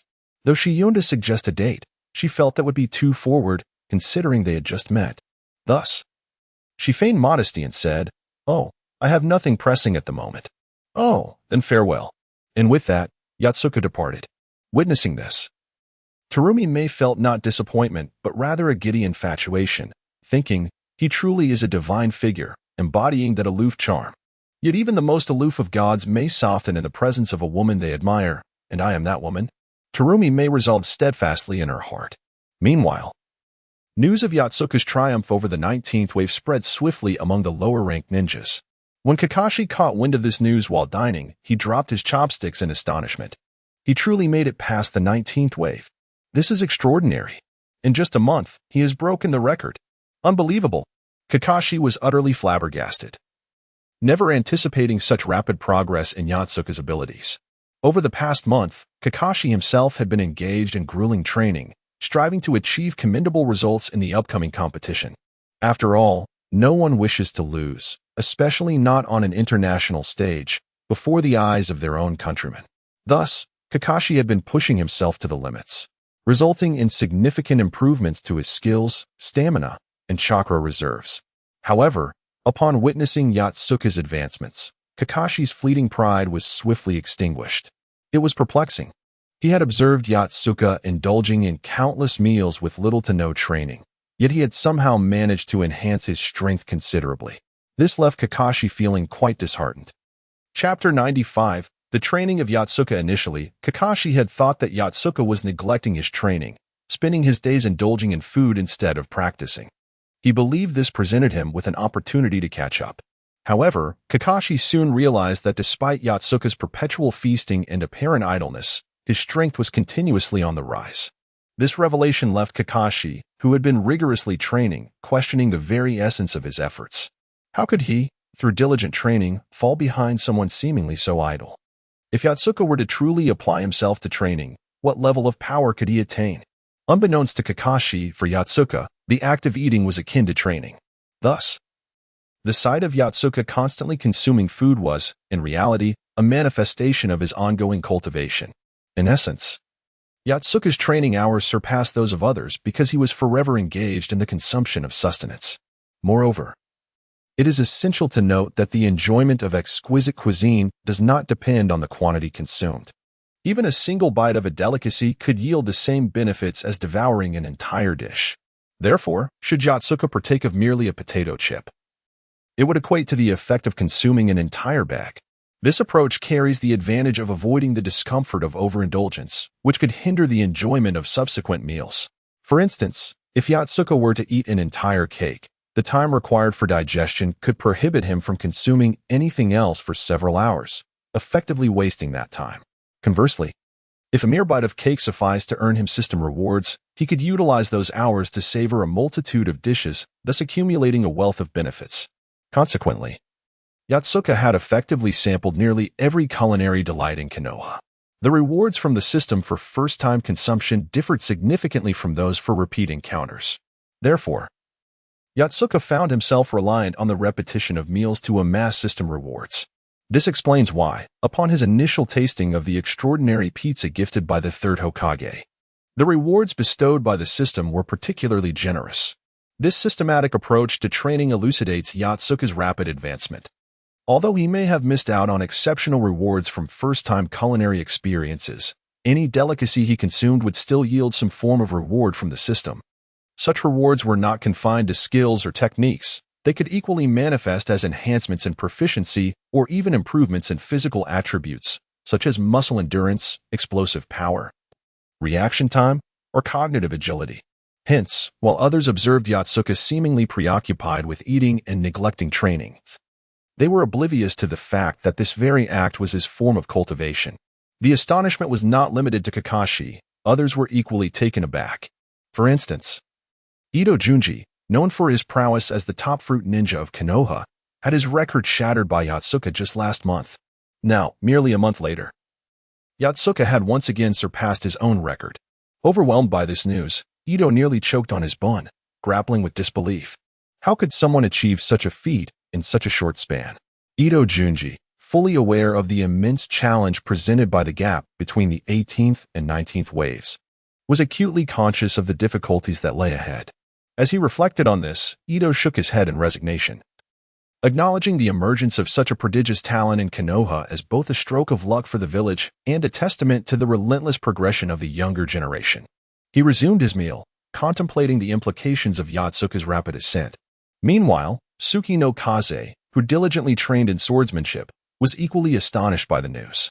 However, he quickly regained his composure, realizing that if he considered Yotsuka his benchmark, then the latter's growing strength would only serve to elevate his own prowess. As long as he remained steadfast and pursued Yotsuka's path, he too would become stronger.